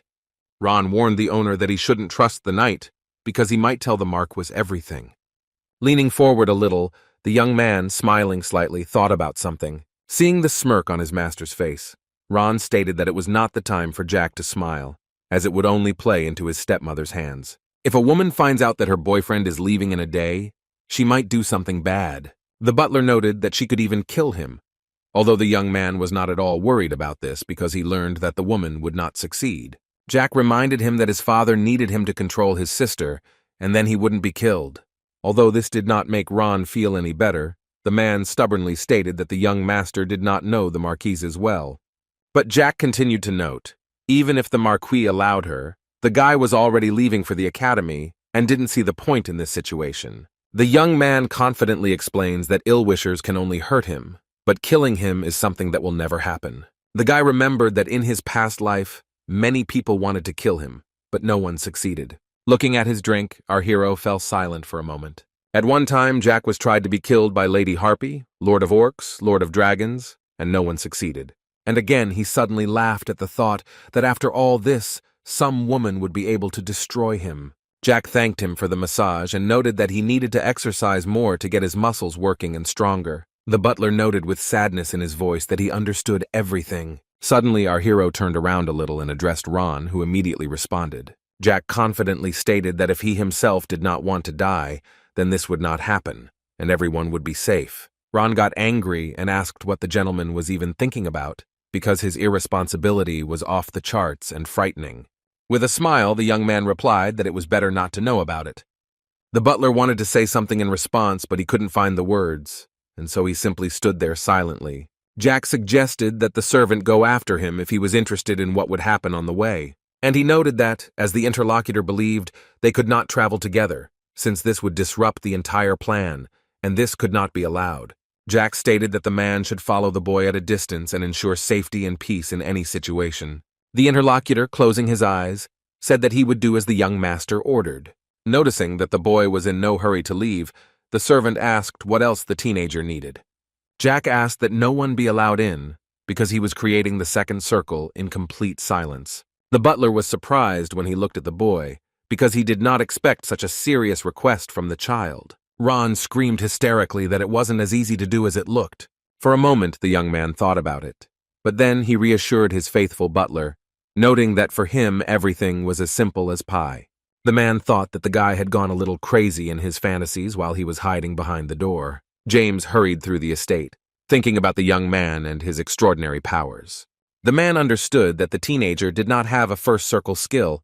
Most likely it was a second or maybe even a third circle one. The knight realized that the child had great talent, but asking him to become a tame dog was pure nonsense. Jack has no support from the counts and no personal knights. He is left completely alone. Suddenly it seemed as if it had dawned on James, and he realized that the situation that had happened could not be ignored. The knight remembered how Jack had offered him to become a dog and serve under him, and it had worried him. These were very strange words for a child, so the guard decided to report this to the Marquis and inform him of the threat. The man understood that no matter how talented Jack was, he would never defeat the powerful Marquises. The man was so lost in his thoughts that he didn't even notice how the young maids were looking at him. The girls noted for themselves, looking at the knight's smile, that something very good had certainly happened to this man, and he, in turn, was glad that he would be able to curry favor with his masters and earn their trust. In the pink bedroom sat the Marchioness and Elizabeth, the woman talking about how a commoner mother could at least leave the girl a chance for a good life. The Marquise said that the talent and title of Archmage are not as important as it seems to the young lady, because this is not the main thing. The woman selfishly remarked that her appearance was the only thing she had, since no one was interested in anything else, which upset Elizabeth. The beauty looked down at something but continued to remain silent, not knowing what to answer. The Marchioness said not to be sad about this and offered a glass of red wine for the company to lift the spirits. But the girl refused because she couldn't drink in front of the Marquis, which she wasn't embarrassed to say. While drinking wine in one gulp, the woman said that the Duke of Mellon's eldest son was interested in Elizabeth, as was the Duke of Ausenble's middle son. For a moment, the Marquise fell silent, but only to give her interlocutor a break and time to think things over. After this, she angrily noted that the middle son would not be a suitable match for the beauty, because he had other plans. The woman was interested in finding a good candidate, and ordered Elizabeth to take good care of herself in order to please the man. Answering her stepmother's question about whether she had caught her eye on anyone, the girl began to resist in amazement. The Marquise reminded that if the girl had fallen in love with some guy she chose to her liking, she would have had to get rid of him quietly. Suddenly, the woman said that the youngest had found something interesting to do. Elizabeth asked fearfully what, hoping that he hadn't gotten into any trouble. The stepmother said that he decided to lure the knight to his side, although this is funny, because he has long been on the side of his second son. Clenching her fists, Elizabeth didn't know how to react to this, so she remained silent. The woman laughed throughout the room, because she was surprised at how the boy wanted to kill everyone. Such stupidity was funny to her. The girl thought to herself that it was because of his stepmother and father that Jack had such thoughts in the first place. The young lady said out loud that she understood everything. Smiling, the interlocutor noted that her stomach hurt from laughing, and added how good it was that the girl understood her. Standing up from her seat, the woman emphasized that she would look for a suitable partner for the girl so that everything would be right. But the Marchioness, before leaving, decided to remind the girl of one important lesson so that she would never forget it. The beauty felt her stepmother's breath behind her back, and this made her feel uneasy. And then the Marquise said that if she found out about her daughter's meetings with a man, she knew what would happen. The woman began to threaten Milady, who was already very frightened without these threats. Realizing the situation, the young lady replied that the Marquise should not worry, because she knew how it would all end. Finally, the girl was praised and invited to go downstairs because it would soon be time for dinner, so there was no need to linger.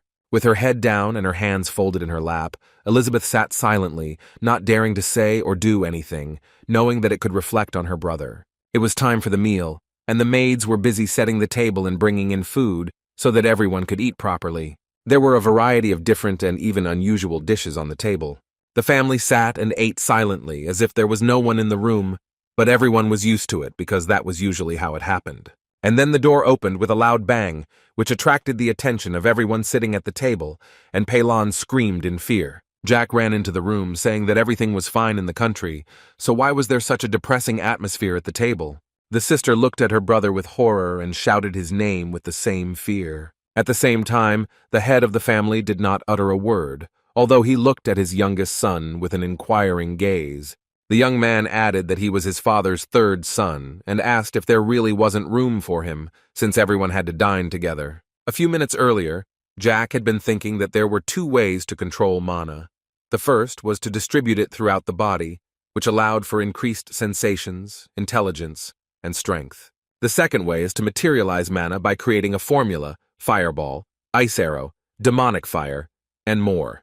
The young man was also interested in why people who use magic are divided into knights and wizards, like Ron and James. For a moment, our hero broke away from his thoughts in order to completely and entirely immerse himself in this moment. Jack showed Ron his second circle, coming straight from his heart, wrapping around his body like a silk ribbon. The servant looked at his master carefully but did not dare to say anything to him. After that, the guy lay down on the bed, asking why the butler was looking at him so strangely, to which he replied something about 2 months. Not understanding, the young man asked again what exactly he meant when he learned that Ron had created the second circle in just 2 months. He then praised the man, saying that this was a very quick result, since it takes at least 4 months. The butler remarked that it was strange to hear such a thing from a child who had created a second circle in just 5 hours. Smiling, our hero once again said that Ron had amazing results, and thought to himself that if he had not reincarnated and would have studied so much himself. For some time, the men chatted casually, as if they were old, good friends. But suddenly the guy asked again what time it was. With calmness in his voice, taking his watch out of his pocket, the interlocutor replied that it was already 5:48 p.m. Rising from his seat, Jack acknowledged the fact that it was already too late. Ron offered to cook the guy some steaks, as always, asking if he wanted anything else. Closing his eyes, the young man declared that he did not want anything, and the butler should not worry. The next moment, the guy said out loud that it was time for dinner, therefore everyone would eat. The guy got out of bed and quickly headed towards the door. Turning around, our hero noted with a thoughtful tone in his voice that he simply wanted to tell everyone gathered the news that he was leaving in a day. In the very center of the table stood a delicious baked chicken. The servant stood nearby and carefully watched everything that was happening in the hall at that moment. Our hero had no intention of delaying, and so, without waiting long, he reached for the chicken. Jack began to eat greedily, noting that the food was not only delicious, but also luxurious. At the same time, the guy noted that Ron's cooking was much better and looked appetizing. The stepmother, sitting on the other side of the table, looked angrily at her stepson, but continued to remain silent. When the guy had eaten his fill, he happily told everyone about it, despite the fact that he was an uninvited guest and did not feel any shame. The boy's attention was drawn to his father, who addressed the teenager. The man asked if he had come to say something, knowing that Jack always did that. The guy smiled slyly, hinting at what the head of the family cared about him. And then he cheerfully replied that he wouldn't just come here to eat brazenly and disturb everyone. The Marquis replied, thinking that his son would give in and come here with an invitation, but he was mistaken in this opinion. Jack decided to ask why his father was speaking so badly about him and ruining the atmosphere for everyone at the table. The young man only smiled politely, which irritated the head of the family, but he did not show it, behaving with restraint. Suddenly, the sister intervened in the conversation. The frightened girl suggested that her brother go out and talk to her about everything, but the Marquis raised his hand, ordering his daughter to be silent, since he was interested in listening to the younger one. The man emphasized that his son should speak if there was something important, and if not, he could go to his room and not interfere. Our hero did not dare to say anything. He paused to collect his thoughts. All those gathered noticed the excellent mood of the youngest heir, who demonstrated it with his whole appearance. Looking at his stepmother, the young man said that he was going to the academy tomorrow because he could not be in this terrible environment. The Marquis, with calmness in his voice, said that if his son had decided so, then he could go. No one would stop him. Still smiling, the boy thought to himself that he didn't need anyone's permission at all. Jack thanked his parent, although this politeness was fictitious. But the guy was in no hurry to leave so quickly. Our hero noted that he had forgotten something. Jack's attention shifted to Pei Lan, and as he addressed his brother, he knew that he would certainly be frightened. The boy reminded Pei Lan that he could not drink water because he was afraid of it, and imagined how thirsty he was. Despite the fact that the young man had bullied him throughout his childhood, the young man, of course, insincerely said that he felt sorry for his brother. Clenching his hands into fists, the young man sat silently, unable to say a word. Jack opened a bottle of wine and, saying that it was not water, offered his brother a drink, demonstratively pouring out the drink. The effect was not long in coming, as the boy screamed as loudly as he could. Pei Lan fell off his chair in fright, and his mother came to his defense and began to scold her stepson. Jack simply turned around and added that he had nothing more to say because his stepmother had started scolding him. Pei Lan squatted down, rested his elbows on the table, and hugged his head with his hands, subconsciously protecting himself from his offender. Elizabeth looked at her brother with apprehension, but did not dare to say anything, realizing that it could end badly. The enraged woman called Jack a disgusting freak because he had crossed all boundaries with his actions. She promised that she would never forgive such behavior, and said that the young man should have been thrown out of the house long ago. Our hero, who had practically already left the hall, stood with his back to his stepmother. But suddenly the guy turned around and said that he would eagerly wait to see what the woman decided to do. Despite the fact that the young man had left the room, the Marquise could not calm down, shouting the most offensive words after him. After some time, the maids were discussing how the young master had changed a lot over the past week. The night would have passed quickly and carefree, if not for his sister yelling at Jack for his actions the previous day. It was time to leave, but something was bothering our hero a little. The boy didn't like that the Marquise's son was going to the academy so modestly. However, he was pleased with the comfort of the carriage in which he was traveling, because the journey promised to be long and exhausting. A very suspicious man was riding a horse next to the teenager. It was Réjean, a knight of the Sixth Circle, in charge of the procession. But this man did not even look the young man in the eye, because he was afraid of him. Jack waved his hand at the man with a smile, while thinking that the Marquise had something in mind for him. The guard looked at our hero with fear, not giving a clear answer, but was sure that the young woman knew more than she was saying. A pleasant voice addressed the boy as Jackie and asked if he would be okay. It was Elizabeth, who was sitting on a white horse and asking why she could not go with her brother, to which he replied that everything would be fine. The girl was sure that her stepmother had something in mind and offered to accompany him to be close. Jack assured that he definitely won't die, and his sister knows it. Our hero happily noted that changes were coming that would bring with them a lot. The guy knew that after what happened to him in his past life, he would be able to cope with everything in this one. However, Elizabeth still had a bad feeling, and she decided to take her brother along. After some time, the guy ordered the beauty to return, since she had gone too far. Elizabeth made a displeased face and repeated once again that her brother should be extremely careful. The butler noticed that the young mistress had listened to her brother after all, and therefore turned her horse. And then he asked again if it was true that the owner would be safe, because there was real horror going on at home. The young man calmed him down and reminded him of their agreement. And then he silently said that this evening everything would fall into place and be resolved. Having read this from his lips, the butler meekly agreed, realizing that something important would happen that evening. The carriage continued on its way, and it seemed that nothing unusual would happen, despite the butler's anxiety. However, Réjean became interested in the conversation, trying to hear at least something despite the noise, and remained at a distance so as not to arouse suspicion. Ron knew he couldn't delay, so he said out loud that he would do everything in his power. Our hero, looking out of the carriage, continued to shout for the servant to come back, because somewhere out there his sister was riding alone. The butler left for Elizabeth to protect her, as he had promised his master. As he settled more comfortably in his chair, the boy thought that his friend would be watching the procession from afar, so he would be a witness to what might happen. The young man began to feel sleepy, but before falling asleep, the young man thought that this was all a conditional gift for Ron, who had served faithfully for many years. Yawning, our hero decided that he could rest a little. He had nothing to do anyway. Everyone drove calmly and did their job. Seeing the guy off to the academy, no one suspected the threat that could lie ahead. The guard noticed that Jack had fallen asleep and looked at him intently, as if pondering something important that had been bothering him all day. Night fell, but despite this, the man, as before, carefully studied our hero. Slowly, Jack woke up after a long sleep, feeling his body return to reality. As he got out of the carriage, the boy asked himself why, despite the late hour, no one had woken him up. The staff were hard at work unloading cargo and setting up camp, preparing a place to spend the night, not forgetting about safety. As he exited the carriage, the young man noticed James, who was looking at the boy closely but continued to remain silent. At that moment it seemed that the blonde had somehow noticeably grown or matured, so menacing was his appearance. The guy looked at his opponent with a searching gaze, trying to understand what he was thinking. Suddenly our hero broke into a smile as if realizing something. The young man said that he understood which option the chicken had chosen and that it was his choice, and nothing could be done about it in this situation. He continued that he didn't expect anything else from the security guard. So you just have to accept this fact and move on without looking back. All the knights stood opposite Jack, and Regent said that there was no point in making long speeches, since everything had already been decided.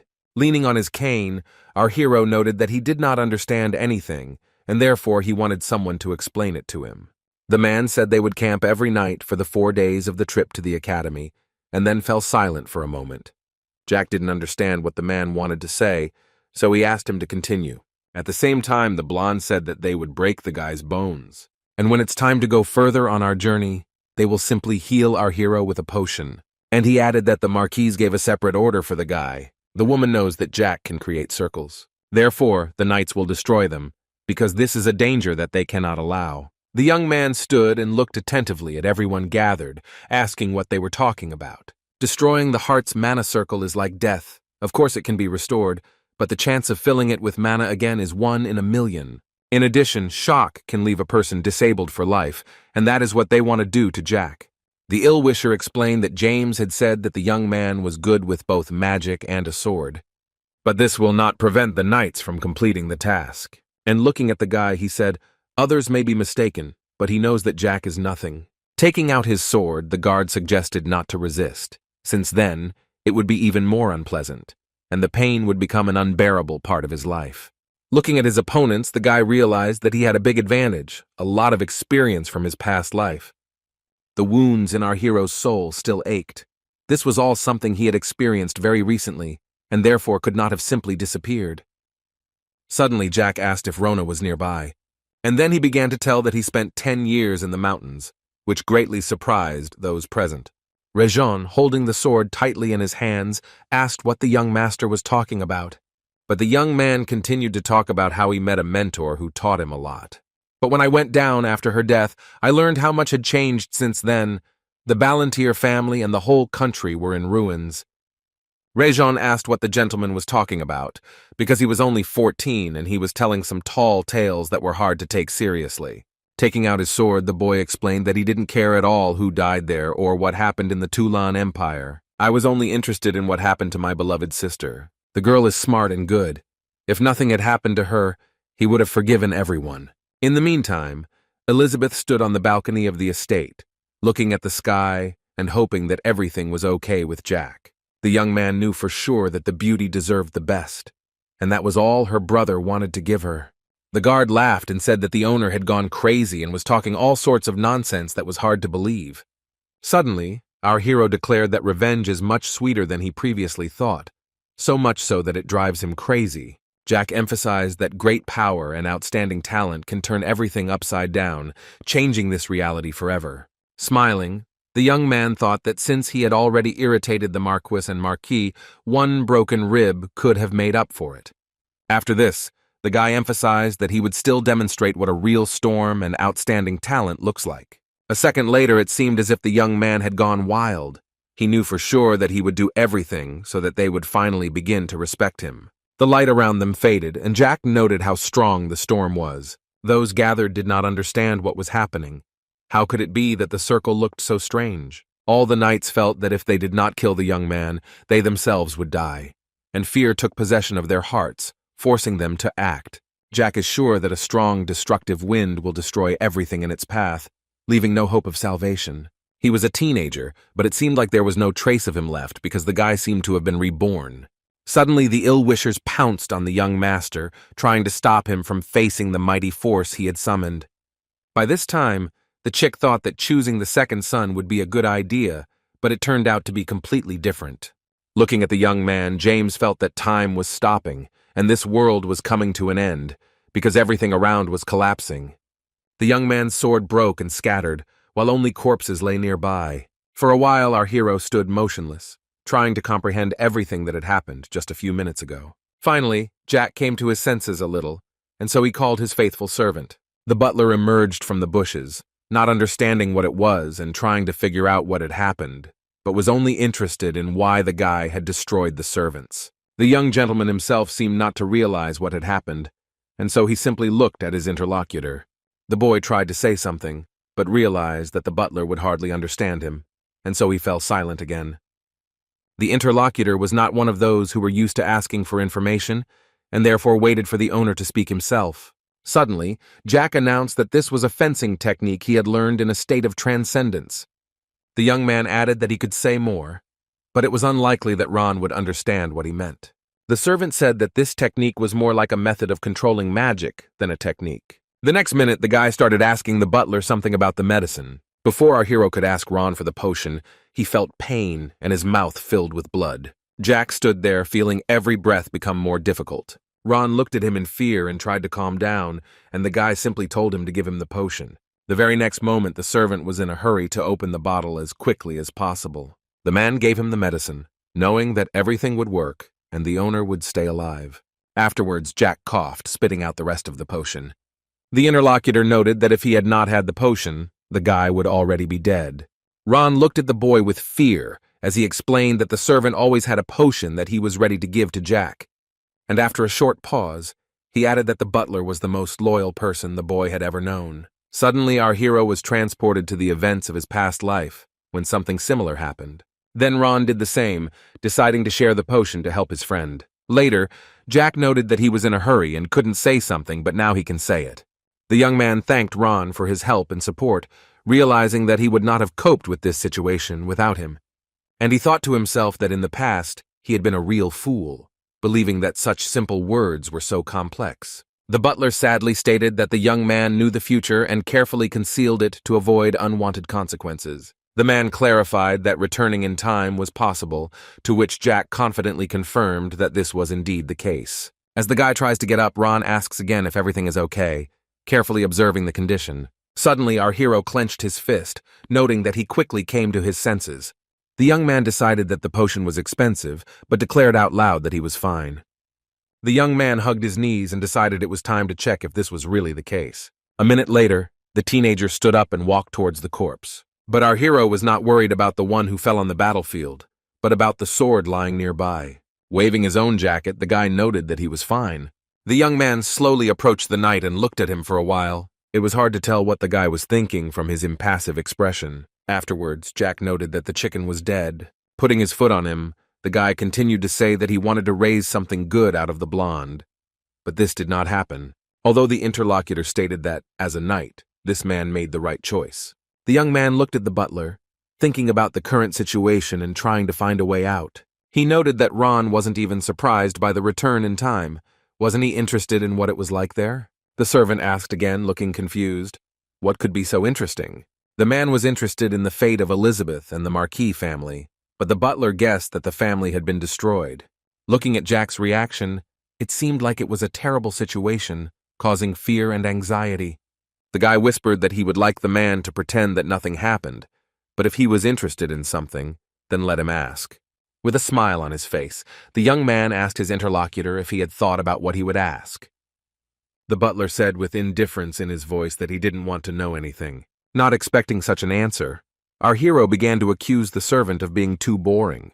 The young man asked if the man was not interested in his future life. Ron scratched his head and supposed that he would probably just live somewhere. The man emphasized that it is not so easy to kill him, because he always has a potion and is a very skilled magician. Hearing that this is not so, Jack looked at his interlocutor skeptically and said that killing Ron was very easy. The servant's face showed concern and sadness, but the guy said there was no need to be upset. The young man emphasized that he was going to rest and climbed into the carriage to continue his sleep, forgetting about everything. Finally, our hero was able to lie down on the seat, cover his face with his hand, and just relax. At that time, Ron approached one of the knights who was lying on the ground. The young man was confused by the open eyes of the deceased, and so the butler decided that they should be closed. The next moment, the servant looked at the dead warrior with some respect. Looking at the corpses that were everywhere, Ron thought that his master had killed 25 people with one attack, although it was hard to call it just an attack. Ron was interested in how the guy destroyed people's hearts without a sword, because it seemed incredible and unusual. Still lying in the carriage, Jack heard someone address him as a master. Ron suddenly turned around, hearing the noise. The butler began to think to himself about what his life had been like in the past, because it was interesting to learn about the events that had happened earlier. Still mentally, the servant wondered if everything would be okay with the young man. The boy did not answer, but it was important for the man to know if everything was okay, because he was interested in the young man's fate in the past. Ron shouted too loudly, and after that the boy woke up, looking around in surprise, trying to understand what happened. Our hero jumped up and grabbed his heart, while the butler asked how the guy was feeling. With horror in his voice, Jack asked the question again, and then stated that severe pain could cause one to lose consciousness. Holding a small bag in his hands, the interlocutor noted with understanding in his voice that he understood everything. Suddenly, the servant showed the knight's collected things, among which were 5 elixirs, 63 gold, and 40 shillings. Our hero looked at Ron in surprise, but continued to remain silent. And then he said that it was surprising that Mentis's boys carried so much money with them. The butler offered to drink the elixir, but the boy calmly refused, explaining that he did not need it yet. Jack held out his hand with 3 elixirs, saying that this was his one. Embarrassed, the interlocutor thought that the potion was not created by alchemy. Of course, these 3 drugs are of average quality, unlike his highest, but this is not so important. Having thanked the gentleman, Ron asked what to do with the corpses, to which the guy replied that they should be left in the forest for the animals to eat. The servant said that the Marquis would think of Jack, who would not be among the dead. The young man did not understand what to suspect him of, and so he asked the butler about it again. But he once again clarified that the Marquis would have a number of questions regarding what happened and who was to blame. With calmness in his voice, our hero replied that his father would not do anything anyway, and therefore it did not matter. However, the interlocutor did not calm down, noting that if he were in the Marquis's place, he would have immediately called his son to him. Then, the boy suggested making a bet about what his father would do if he found out what had happened. Ron refused because he didn't want to lose anymore, but the boy noted that he was very smart. The teenager put his hand under his chin and thought about something. The servant was in no hurry to say anything either. He was silent but smiling. Bowing, the butler said that he believed the young man had his reasons for thinking so, and agreed with his words. The young man asked again if anyone knew that the man was with him in the forest. The interlocutor, closing his eyes, confirmed that this was true. It seemed that the young man was not satisfied with this question, and so he asked again whether the servant was sure of this. The man admitted that he used an illusion, and therefore it seemed to everyone gathered that he was cleaning the garden. Our hero knew that illusion is a magic available to the 9th circle. Those who know how to use it work in the demonic forest. Jack wondered if the Marquis would question Ron about what had happened and what information he could provide. Therefore, he ordered that if there was a threat to life, the young master would be held guilty. In case he wants to kill, convey very important words that the interlocutor is interested in. Jack stated that if Ron or his sister died, the entire Marquis family would be destroyed that same day. Suddenly, an awkward silence fell over the forest, each of the men thinking about something of their own. The young man assured that this was for emergencies, and there was no need to look at him like that, since he was not planning to do this yet. Our hero laughed sincerely, assuring his interlocutor that there was no point in worrying. Looking into the eyes full of sincerity, Ron noted that he hoped that everything would still be okay. The guy said that he would give the Marquis one last chance to be a loving father to his daughter, to prove that he truly appreciates and loves her. Answering the servant's question about whether the boy really needed to go to the academy, the young man answered in the affirmative. Jack stated that the butler knew that the school had its own rules. The teenager said that from the beginning of the semester, unless it was the death of a relative, he couldn't leave. It was clear from the man's face that he wanted to leave with Jack, but he remained true to his duty to protect Elizabeth. Afterwards, the young man joked so that he wouldn't run into any monsters on the way. The butler was worried that they would now only see each other in 4 years, although the guy noted that this was not necessary. And the main condition, that Ron looked after his sister, was critically important for the guy and determined all further actions. Once Jack was left alone, he began to calculate how long it would take him to get to the academy. And it turned out that from the establishment to the Marquise's estate, you can set up camp on the mountain 3 times. But if you go by road, it will take 4 days, although along the mountain it will take about that. Moreover, the mountain path is no different from the usual road. Picking up his briefcase, the young man thought that he had to make a decision. Afterwards, the guy remembered that there was a village nearby and decided to go there. The young man understood that he couldn't do without a horse, and so he began to figure out the saddle. The very next moment, our hero tried to climb onto the horse, which was quite difficult to do because Jack was short. Having finally accomplished what he had planned, the young man thought that he was not particularly lucky with his external appearance. Lost in thought, the guy didn't pay attention to what was happening around him, although it wasn't necessary. The night was calm and did not foreshadow anything dangerous, not taking into account what had happened a few hours earlier. Jack decided that he would not go to the academy straight away. Suddenly, the boy remembered his mentor, Valentine Milos, deciding that he should focus on her. The girl brought our hero back to life, gave him the strength to carry out his revenge, and made the young man, whom everyone considered to be nothing, into a man. Although everyone has forgotten about it, Valentine Milos is one of the most powerful black magicians. Jack felt a shudder, something he hadn't felt in a long time, and it bothered him more than anything else.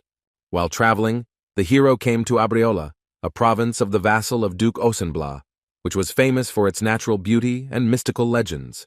Standing in front of the hotel, the young man wondered whether he should stay there for the night or continue on his way. The happy children playing on the sidelines attracted attention. Looking at them, our hero realized that this was a good place to rest and regain his strength. After thinking for a while, the young man made a firm decision. A minute later, the young man entered the tavern, trying to find a warm place where he could eat and rest. Jack saw happy people laughing and sharing stories, which even lifted his spirits. The hungry guy's gaze fell on the delicious-smelling sausages, which smelled deliciously of fire. In front of Jack was a dog who was happy to see our hero, but the guy didn't understand what was wrong with the dog. The dog, as if accompanying the young man, led him to the table, while the young man thought only about not quarreling with anyone here. Suddenly, our hero heard someone's voice behind him, stating the fact that a new guest had arrived. A waitress approached the guy and asked if he had come to have dinner or to rent a room. Jack thought to himself that the employee looked more like some kind of mercenary. The young man asked for water, food, and a room. While sorting through the coins, the teenager added that he had left the sword with the horse and asked to take it to his room. Smiling, the blonde said that 1 shilling would be enough for everything, noting that she would bring steak and apple pie. After that, she suggested drinking beer, to which the guy replied that milk would be enough. As she left, the beauty said that she would be back soon. Looking at the money, the guy thought that, despite the fact that he was not a local, they were not trying to get as much money out of him as possible. Jack, petting the dog, noted that it was not bad here. One could live and stay, and the prices were not high, although this was understandable since it was pre-war time. The dog was friendly, feeling the stranger's trust. The young man turned to the dog, saying that the great little boy had no idea what kind of future awaited him, full of surprises and adventures. But the very next minute, our hero's attention was attracted by something else. At the next table, a group of people were loudly discussing how someone was planning to get rid of all the demonic monsters. People were saying that even Tolkien wasn't doing anything, and there were only 20,000 mana users. And then they added that it seemed like the authorities were laughing at them. Knights were selected from the guards of each noble family and sent out to hunt for metallic blood. This forest stretched across a high, beautiful ridge called the Grand Canyon, which may seem simple. But in reality, there live ogres, orcs, tapestries, elves, harpies, and even dragons. They were killed to make useful things such as potions, armor, bowstrings, and harpy feathers were used for girls' jewelry. Only elves were used as pets because of their appearance. It was all extremely unpleasant. As our hero scratched the dog, he knew that the creatures in that forest were not a threat, so it was all just human greed.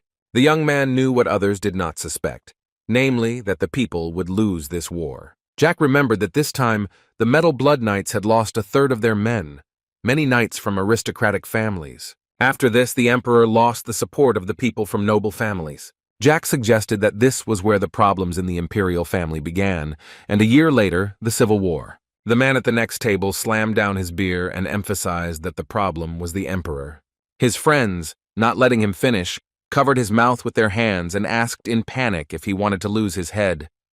The people sitting at the next table looked at the group of friends with displeasure, noting that they had drunk too much. The boy thought with a sad expression that the boys were fearless because they faced execution for insulting the Emperor. Suddenly, the guests started talking about the Marquis's third son. The guys noted that the guy used black magic. One of the men emphasized that this fool was also thrown into prison, and the young man was sitting not far away, indignant. The blonde asked his friends where the third son could have learned black magic, since all the dark magicians had died out. The girl suggested with a smile that perhaps there was one aristocrat left, and the young man learned from him. The waitress came up with a tray and asked what made the guy laugh so much. Looking closely at the food, the young man thought about what the employee had told him. Scratching his cheek, it seemed that our hero could not understand the meaning of these words. Suddenly, Jack realized that he hadn't even noticed how he started laughing, and because of this, he was very surprised. The waitress sat down opposite him and asked if the young man would like to share what he was laughing about, since everyone here was very bored. The girl listened attentively as Jack explained that the Marquis's third son was a great fool, according to rumors. The young man said that the kids in the neighborhood told him a lot of funny things. After this, the blonde said that all people gossip about things that they themselves could not hear or see. Our hero asked how the employee judges people. Laughing, the beauty replied that she had to see everything in person to decide something for herself, and rumors were just rumors. Jack emphasized that rumors are sometimes true, conveying his opinion politely and calmly. The lady, smiling, asked again if this was true, to which the guy answered in the affirmative. The young gentleman picked up a piece of pie that looked very appetizing, with jam flowing out of the soft dough, but the guy thought the dessert wasn't as tasty as Ron's, continuing to enjoy the warm dish. The waitress, with her arms folded, tried to collect her thoughts and start talking about what she thought. The guy looked attentively at his interlocutor but remained silent. The girl winked coquettishly and continued to say that she believed that if the Marquis's third son turned out to be a good person in life, then the rumors were wrong. Our hero, continuing to chew the pie, looked attentively at the employee. The young man was surprised. Something was wrong. Scars on the stranger's face, a pumped-up body, and mercenaries around. The waitress cut the steak to make it more comfortable to eat, but the young man suddenly asked if the blonde was the leader of the Adventurers Guild. For a moment, surprise froze on the stranger's face, but a moment later the beauty began to smile. As Jack took another bite of pie, he knew he wasn't just saying that. There are many mercenaries in the village who are looking for a way to make money. These people can be detectives or become monster hunters, and such tasks are given by the Adventurers Guild. This is why such guilds usually offer housing. The guy said that the girl had too much free time, considering that she had to serve the tavern. The blonde explained that there was little work in the guild, so she spent more time at the inn because she needed something to live on. The young man immediately realized that this place served as some kind of cover for the Adventurers Guild. Our hero said out loud that the beauty was doing this in vain, but he thought to himself that he was a disgrace to the family of marquises. But the guy was interested in how the stranger recognized him, and whether the guild masters were really that skilled. Looking into the waitress's eyes and noticing her sly smile, the young man guessed how it happened. Some time ago, a view of a fortress opened up before the guy, behind which there was a village. The boy shared his joy with the horse he had been riding for a long time, because there was no one else there. Having come closer, the knight stopped him, asking why the little boy had come and why he was alone. The next minute, Jack simply showed the coat of arms of the Marquis family. With horror in his eyes and voice, the man screamed that this was the Ballantyre coat of arms. And so the knight bowed and apologized for not recognizing the young master. The guards quickly let the teenager through, wishing him a good trip. Then the guy reminded that it is dangerous to believe unverified information.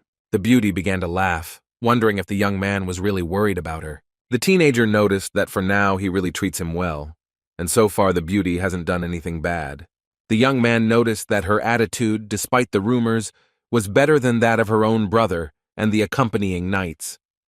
The waitress thanked the guy for his sincerity and kindness, because she really appreciates it. Afterwards, the blonde extended her hand because she had forgotten to introduce herself earlier. The beauty said that her name was Jane Arbeloa, master of the Arabese Guild in Arbeloa.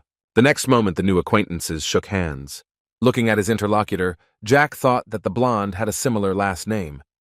The boy asked what kind of child she was in the family, learning that she was the third and that her brother was the local lord. He was surprised that an aristocrat was doing something that someone else should actually be doing, and so he asked whether the girl should have been married off, since she was from a noble family. Jane explained that she would not mind getting married, but her parents would never sell her to anyone like some kind of thing. Jack was offended that his family was not like that, in which everyone only thought about themselves. But his sad thoughts were dispelled by his interlocutor, who called Arnold's dog to her. The dog licked his owner, and she laughed even harder and was happy with her furry friend. Suddenly, Jane asked what the Marquis's son was doing in their village, and where his guards were. The young man emphasized that the family's shame does not need security guards. Holding the dog in her arms, the beauty looked at her new acquaintance in amazement. The girl said in surprise that the young man was not at all like many people say about him. Afterwards, Jack said that he was looking for an escort because he wouldn't be able to reach his destination on his own. Jane looked thoughtfully at our hero, saying something out loud about an escort. The protagonist emphasized that 5 people with experience in cooking and setting up the camp were needed. As payment, the guy promised 2 gold pieces in advance and 3 upon arrival, which made Jane very happy. Usually they pay 30 shillings a head, but here it was much more. But the guy didn't care much. The waitress asked if the young man would pay separately for food and lodging, adding that everything would be ready by morning. Our hero understood the blonde's hint, and so he sat down and took out his bag of money. The guy handed over 3 gold coins and said that if there was a carriage with a horse, then that would be great. Jane was glad to have such a generous guest, because usually things are not like this at all. The beauty handed the teenager the key and told him not to worry, because all the people here were very experienced. Jack thought that if the guildmaster was so experienced, there was no need to worry about the safety of the village. On the second floor there were guest rooms, and the guy went into one of them. The young man walked to the bed, where he immediately fell down exhausted. The young man thought that the day had been as eventful as possible. Jack was almost asleep, thinking that as soon as he washed up he would go to bed, but fatigue overcame his plans. Not even a few seconds had passed, and the teenager was already fast asleep. The guy had a dream where he was crying and couldn't stop. Looking at the moon, the boy heard someone calling him an unfortunate child. The next moment, someone's hand extended chains to the young man. A female voice asked if Jack wanted to live his life in despair. The young man shook his head to show that he didn't want to, and continued to cry from despair and uncertainty. The woman explained that being good is not bad at all, because this trait is very good. But weakness is a sin, and she asked if he wanted to change and become better and stronger. For some time, the girl looked at our hero, but remained silent. Suddenly, the young man declared that he wanted a change, because he was tired of being unnecessary. And just a moment later, the boy's hands touched as a sign that they understood each other. The woman hugged the boy and said that now he should call her mentor. After this, the guy woke up in horror. He dreamed of her again, reminding him of those times. Jack jumped up, tears streaming down his cheeks, the memories haunting him, not leaving him even now. The young man began to listen to the noise coming from the street, and having calmed down a little, I realized that morning had finally come. The door suddenly opened, and Jane loudly wished them a good morning, announcing that everything was ready. While our hero was irritably shouting that he could have knocked, a huge dog's muzzle appeared in the door. The dog suddenly rushed into the room, showing that he was glad to see Jack, and began to lick the boy's cheek, which irritated him a little. After a while, Jack went down to the first floor, yawning and thinking that he would still be sleeping. Jane said with a smile that it must have been a deep sleep. Looking at the happy guy, the beauty added that she had prepared an excellent carriage for the guest. The girl also found people with extensive experience in escorting who could help with organizing the trip and protection. There were 2 men who had been talking nonsense about the young man yesterday, and so they greeted each other awkwardly. A strong man extended his hand, saying that his name was John Doe and that he was the captain of the fire ant squad. The teenager looked closely at the strangers, but was in no hurry to say anything. Our hero was greatly confused by the name of the man standing opposite him. The thing is that this name is given to unidentified corpses. Shaking hands with the strong man, the guy decided to now say a compliment out loud about the interesting nickname. Suddenly, John began to explain how many stops there would be and where they would spend the night. Jack listened as the guys took care of everything, even taking a good cook with them. The man answered again with a smile that nothing needed to be done. Handing over the suitcase to his assistants, the teenager said that it was time for them to go because he was already tired. A minute later, the assembled men silently walked out of the tavern one after another. Jack turned to Jane and asked the girl if the guys were seasoned. The beauty, in turn, confirmed that they are very experienced. Although the young man's body was weak, his senses and eyes remained as sharp as before. Ron had the 9th circle of magic, and even when he hid his power, he could hardly be called an ordinary person. But the mercenary was an 8th circle, and Jack thought that maybe this was not his full potential. The beauty noted that the guy asked for the best of the best, and he got them. At parting, the Marcus's 3rd son said that they would meet again. Hearing this, Jane invited her new acquaintance to have a glass of beer. Winking at the blonde, the young man declared that he was not against it, but only at the expense of the beauty. The interlocutor was not against it, and so she went to the warehouse for the best beer. After Jack left, the waitress wished the little guest a good journey. Not much time passed, and the heavy carriage was already driving along the local roads. The boy lay on the cart and thought about how wonderful the weather was, feeling calm. After that, he began to use mana, realizing that he was much better today than he was yesterday. John looked at our hero attentively, but did not dare to say anything. In turn, the teenager did not understand why his escort was looking at him so strangely, as if he was planning something. The young man asked one of the mercenaries if he had heard who the young man they were accompanying was. After a short pause, the interlocutor stated that the young man was an aristocrat, and that he knew nothing more. The guard continued to explain that the master said that the boy was traveling the world. Having suggested asking the man a question, the guy noticed how he responded a little nervously that he could ask anything. A moment later, our hero reached into his pocket. Jack tossed the coat of arms to his companion, leaving the man wondering why it was done and what it meant. Holding the jewel in his hands, the young man understood that the thing belonged to a family of aristocrats. And so the mercenary asked our hero to tell him in more detail everything he knew about this coat of arms. The guy started telling that somewhere far away there was the estate of the Marquis Balantier. Their home will soon be destroyed, and this coat of arms will become a symbol of their former power. For a moment, all the men surrounded Jack, seemingly not understanding what he was talking about. And the young man continued to tell that he heard that a complete loser who had ended up in prison lived there. Laughing, the teenager continued to ask the escort if he knew anything about it, hinting that he knew a lot. Our hero watched his frightened interlocutor while he collected his thoughts. Finally, everyone understood who Jack was, because it was no longer possible to explain it more simply and clearly.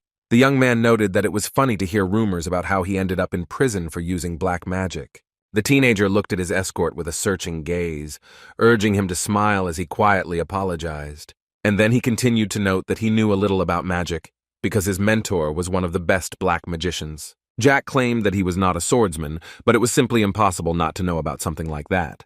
The next minute, the guy was silent for a moment, observing the beauty of nature. And then the young man said that he didn't need magic because he had fists. Suddenly, Jack pointed his finger at the other man, who became scared because he didn't know what they wanted from him and what to do. The guy asked the escort just stood there while his friend was saying horrible things about him and didn't object. And the young man continued his speech, noting that no one felt sorry for an ordinary teenager. John kept an eye on all this without interfering. The young man believed that the guildmaster had only told the captain about him, but kept it a secret from the others. The next moment, our hero lightly hit his interlocutor on the shoulder. Jack reassured the man by saying that it was all in the past, and now they needed to remember that they still had a few days to be together. Trembling with horror, the guide noted that he understood everything perfectly. Finally, everyone stopped at the camp and made a fire on which food was cooked. The blonde said that rumors are just rumors, and in reality the young man is completely different. Jack was surprised that he was not considered a typical aristocrat. The young man did not hesitate and even washed his own dishes as expected. Holding the mug in his hands, the young man wanted to answer something, but he could not find the words because he was shocked by what was said.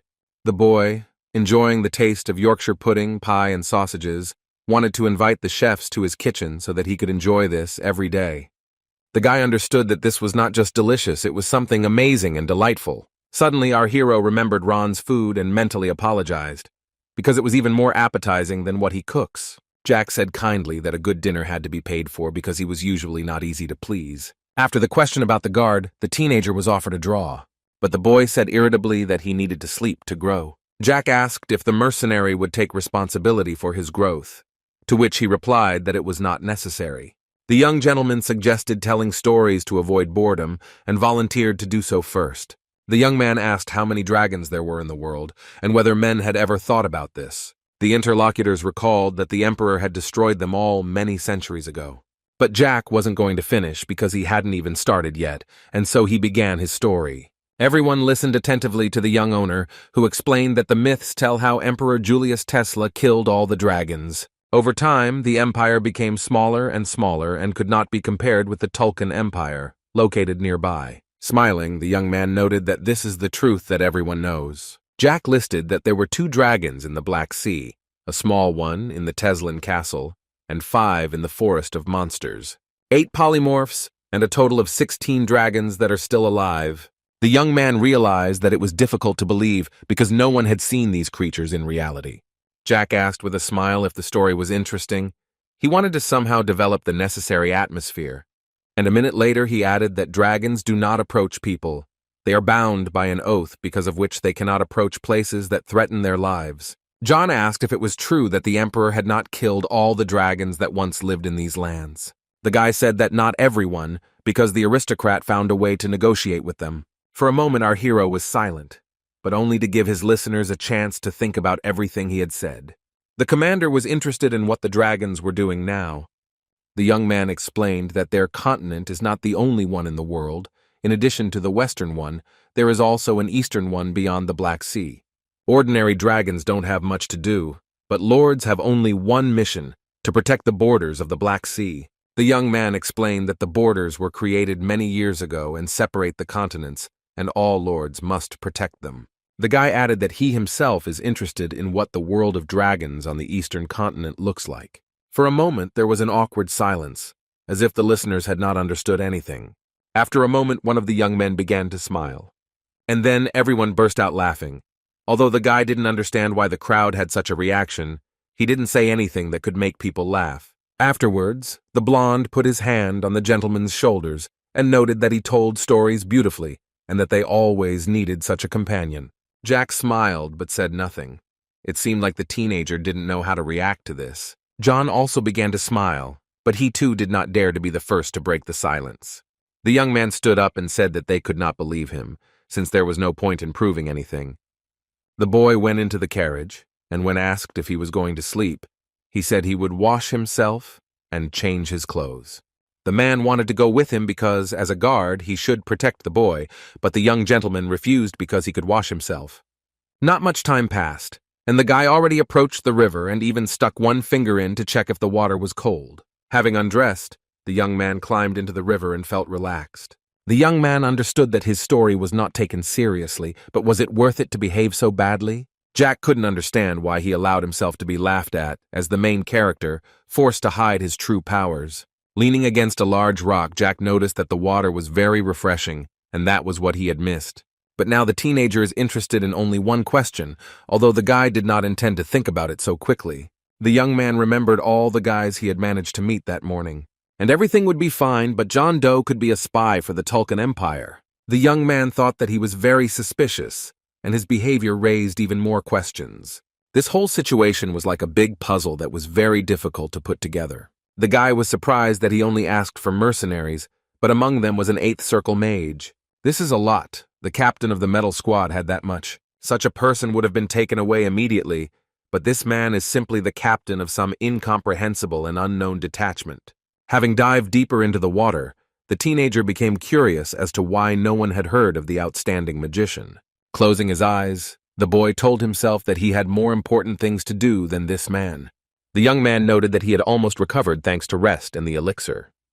For some time, our hero looked carefully at his hands, and then decided that it was time to get out of the river. Jack knew there shouldn't be any problems, but he still needed to get to his mentor. If this escort turns out to be a spy of Tulkun, then it is better not to take him with you further. Jack thought it would be better to ask directly. The young man had already come to the company, with a sword in his hands.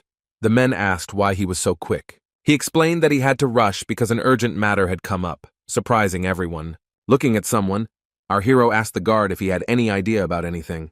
The guy pointed his sword at John and calmly said that he was the reason for his worries. The young man asked how a person with the 8th circle of magic could work as a simple mercenary.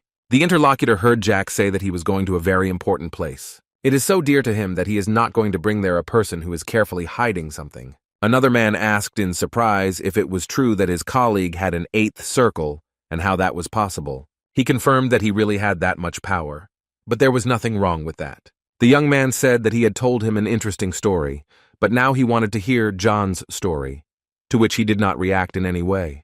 The interlocutor asked if he was against saying who he was and why he was accompanying the guy. Our hero, smiling, said that the man would die by the sword. Suddenly, Jack turned his gaze towards the young man, asking if it was perhaps him, and after a short pause, he added that perhaps the guy was a spy for the Tulkun Empire. A minute later, the young man remembered Jane, who had said that the next time they met, they would have a drink, hinting that she might be involved.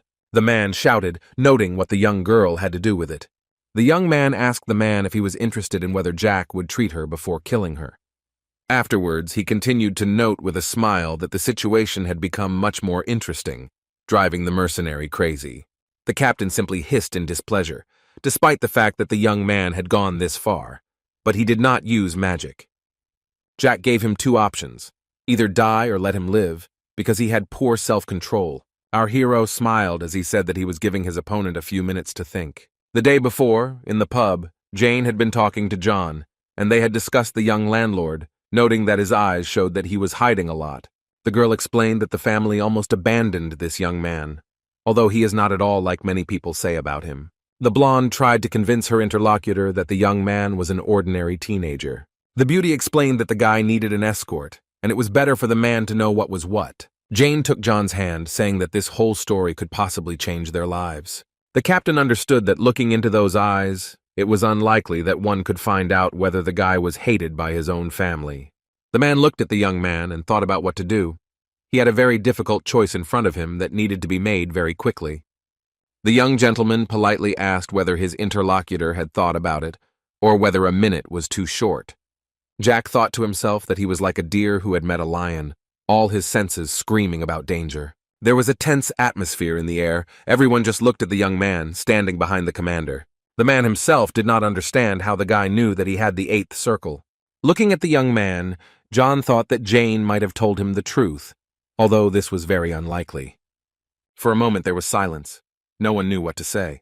The man believed the girl, who would never do anything like that. This would only be possible if the guy was asking for something. Looking at the blade of the sword, the teenager reminded himself that he only had 40 seconds left to think. The captain said that the young man himself recognized his great power, so how could the guy kill him? The young man began to think to himself about what the enemy had just said about the murder. John wondered what was in the guy's eyes. So much desire for blood. And at that moment he doubted something, namely whether the boy standing in front of him is really a child. The comrades behind wanted to know the truth, so it was even more difficult to know what to say. The man understood that he had lived his entire life as a mercenary, and now all the actions he had committed flashed before his eyes. Closing his eyes, the captain thought that he was quite lucky. Jack noted that time was up, which made John even more nervous, as he didn't know whether to tell the truth.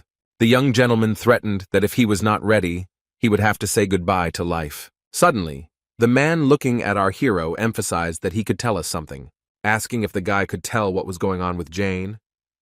The very next moment, the guy lowered his sword and began to speak. John's story is short, although it is a love story between an aristocrat and a commoner. When he was 17 years old, he had the 7th circle of magic. Then he met her. The guys fell in love with each other at first sight.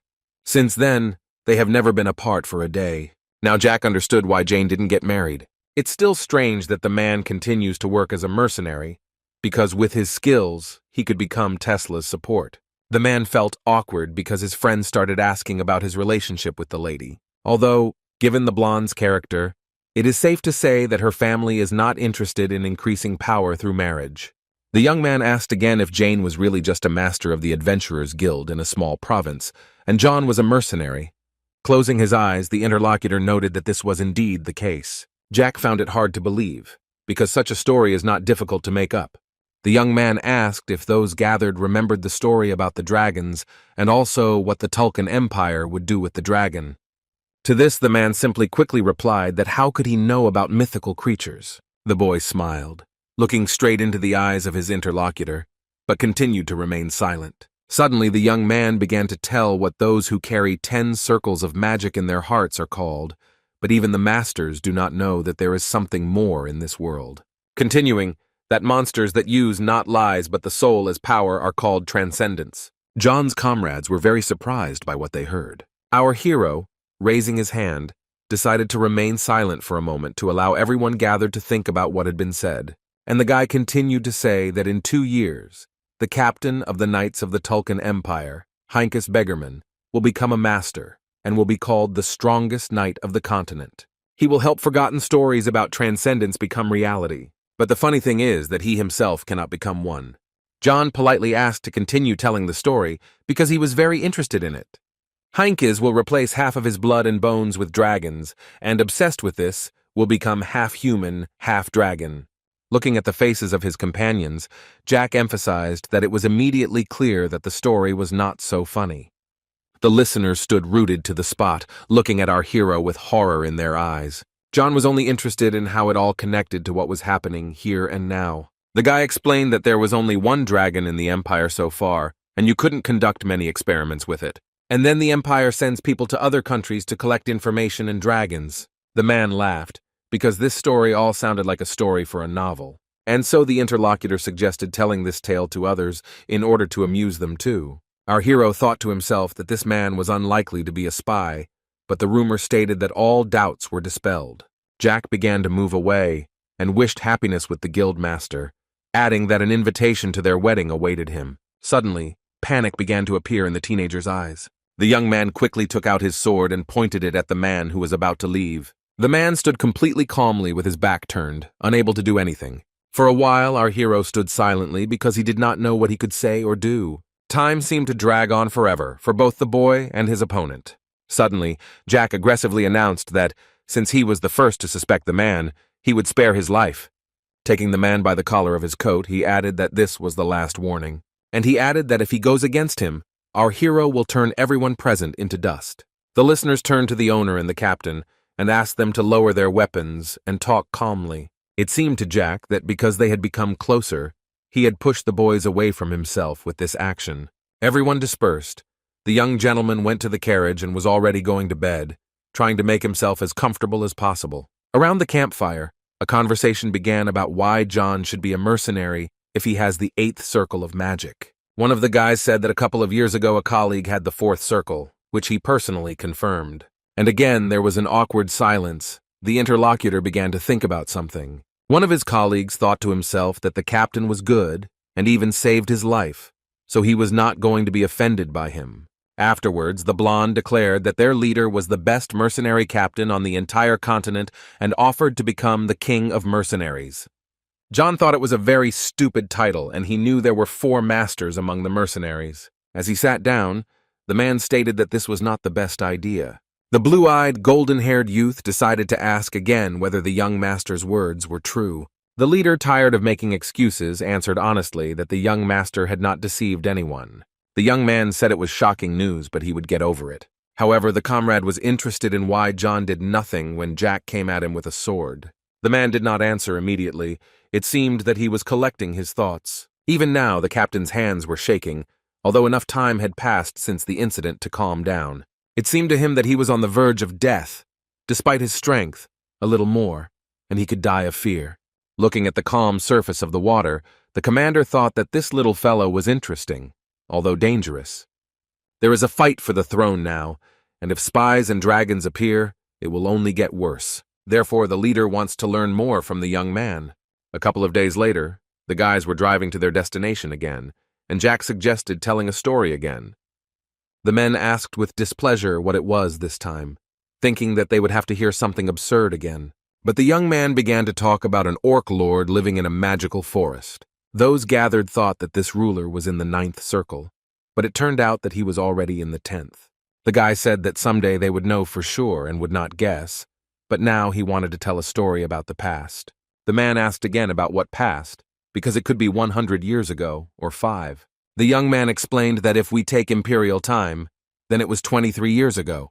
Jack explained that the man loved weapons, and asked if they knew about his relationship with Lady Harpy. The men responded indifferently that they didn't know, and the young man explained that it is generally accepted that their relationship is not very good. Although he was upset to himself, realizing that the mercenaries who constantly hang around in the forest for money do not know even the smallest thing. These two races are considered the strongest in the forest, and are even called its protectors, as they protect it with their powers. It was strange to hear that the Orc Lord and the Harpies had such a relationship, since at first they were only neighbors. And to make the story sound more interesting, our hero looked at nature and fell silent for a while. At that time, Blackman became a lord and began to increase his power to become an authority for everyone else. But the problems began 5 years ago, and listeners did not understand what could be the cause of these difficulties.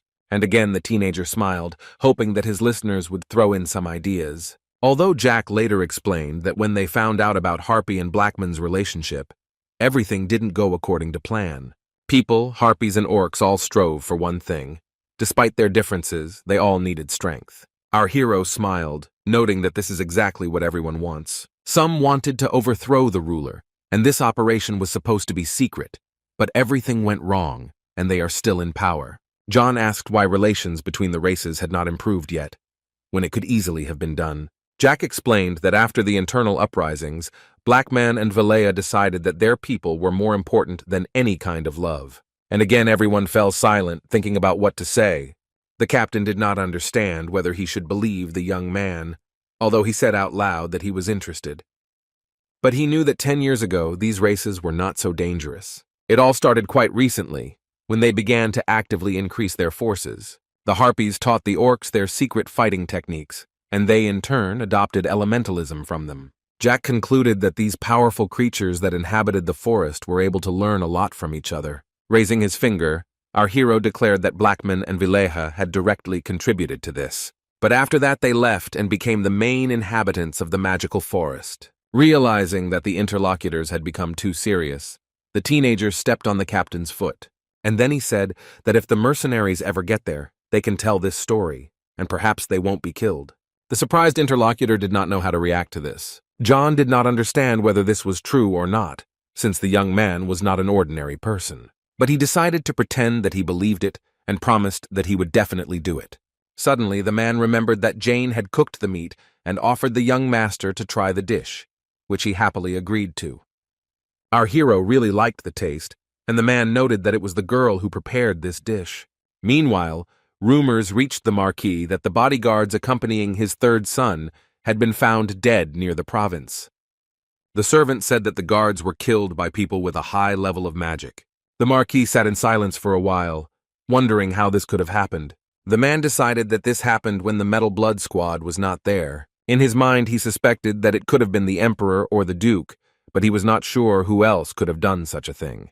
The aristocrat understood that it was necessary to conduct a personal investigation, and turning to Gonzales, he stated that the culprit should be found. The servant listened attentively to what was said to him, noting that he would do everything as needed. The Marquis then asked why the young man had not mentioned his younger son, whether he had not been there, and whether he had survived. The reporter said he was not among the bodies, and most likely simply ran to safety. The head of the family ordered to find him, because he might know something important to clarify the situation. And once again the Marquis ordered his subordinate to find out everything as quickly as possible. Looking after the young man, the man remained silent, thinking about something. As Gonzales was leaving, he heard the Marquis say that he thought his son was stupid, but it turned out that he was different. It was just unclear whether this news upset or pleased the aristocrat. The servant turned around for a moment, but decided that it was none of his business. Finally, the travelers reached the mountain range. Jack handed over a bag containing a pile of gold coins, saying that it was payment for the work. The very next moment, John began to open the knapsack. Looking inside in horror, everyone gathered could not believe that they now had so much money. However, our hero said that everything was fine. He had 10 elixirs left, and that was all he needed. The young man said that everything else was tips for good work and delicious food, because besides that, it was a lot of fun traveling with the guys. Looking at his serious interlocutor, the teenager asked for forgiveness for suspecting the man. The guy said goodbye and emphasized that the guys should be careful on the way home. But instead of leaving, the interlocutor did not move from his place, which caused a number of questions from the young man. Suddenly, John spoke up, saying that he might be crossing the line, but he wanted to say something. Our hero looked at the captain with wide eyes, not understanding what he wanted to say. The man began to say that the work of a mercenary is not as bad as it seems. Jack didn't understand what this information meant, but decided not to interrupt.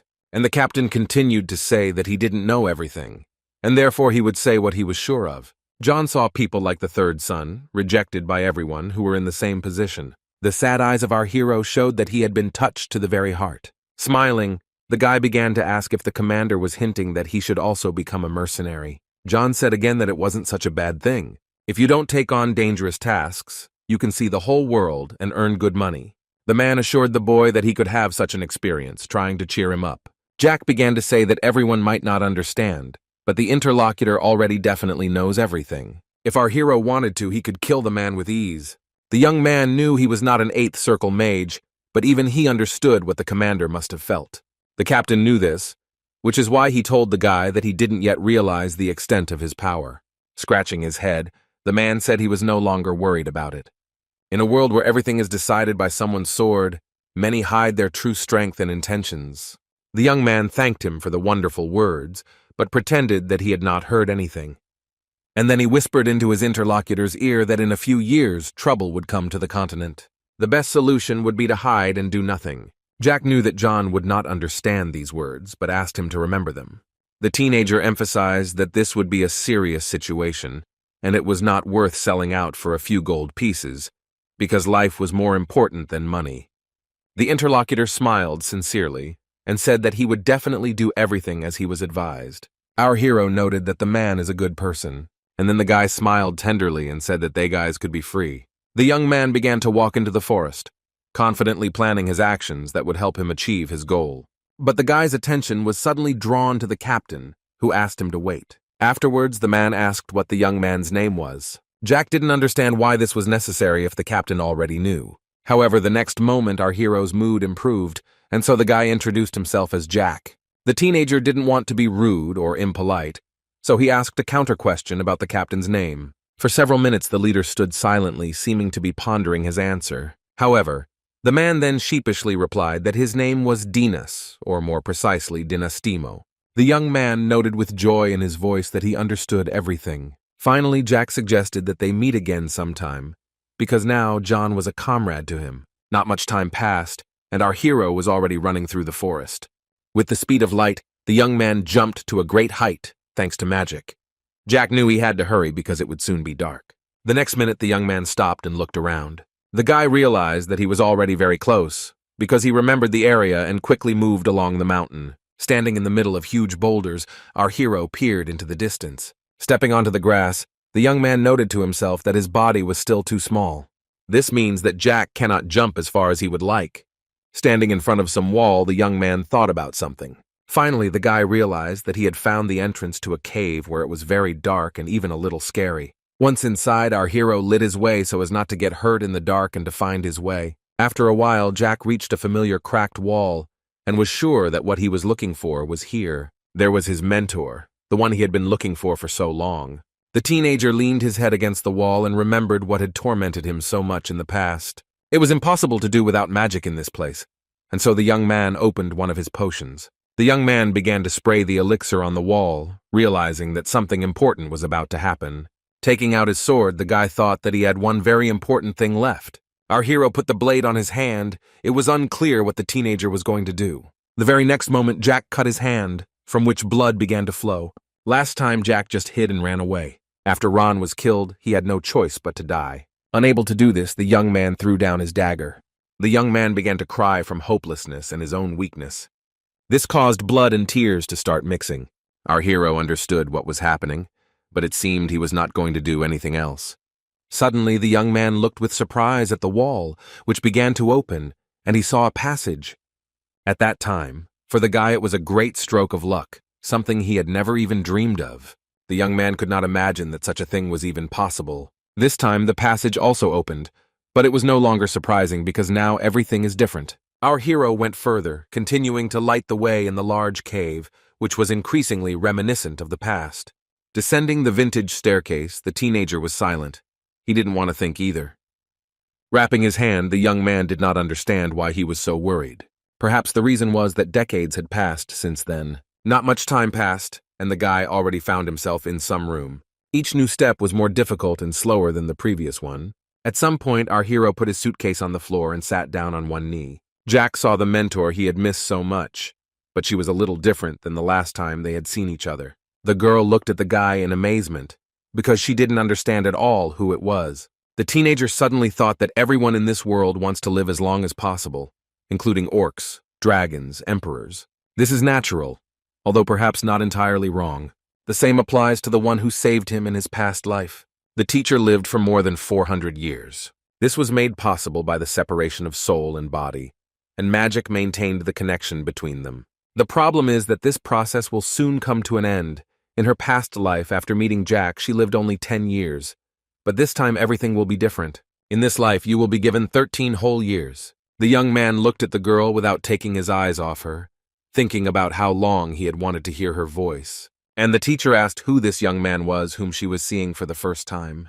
The young man asked her a counter question, asking if she wanted to guess it herself. The girl didn't like this attitude, and so the beauty asked why the teenager was making fun of her. And, without waiting for an answer, she declared that she would not ask twice, and therefore our hero must give a clear answer. The guy addressed his interlocutor with affection, saying that his dear mentor used to be so picky, and a moment later, he continued to note that he missed her very much. Afterwards, the girl noted that she didn't even know who he was, and asked if the guy knew who she was. Jack, leaning on one knee, replied that of course he knew, since he had often mentioned her both in the past and in this life.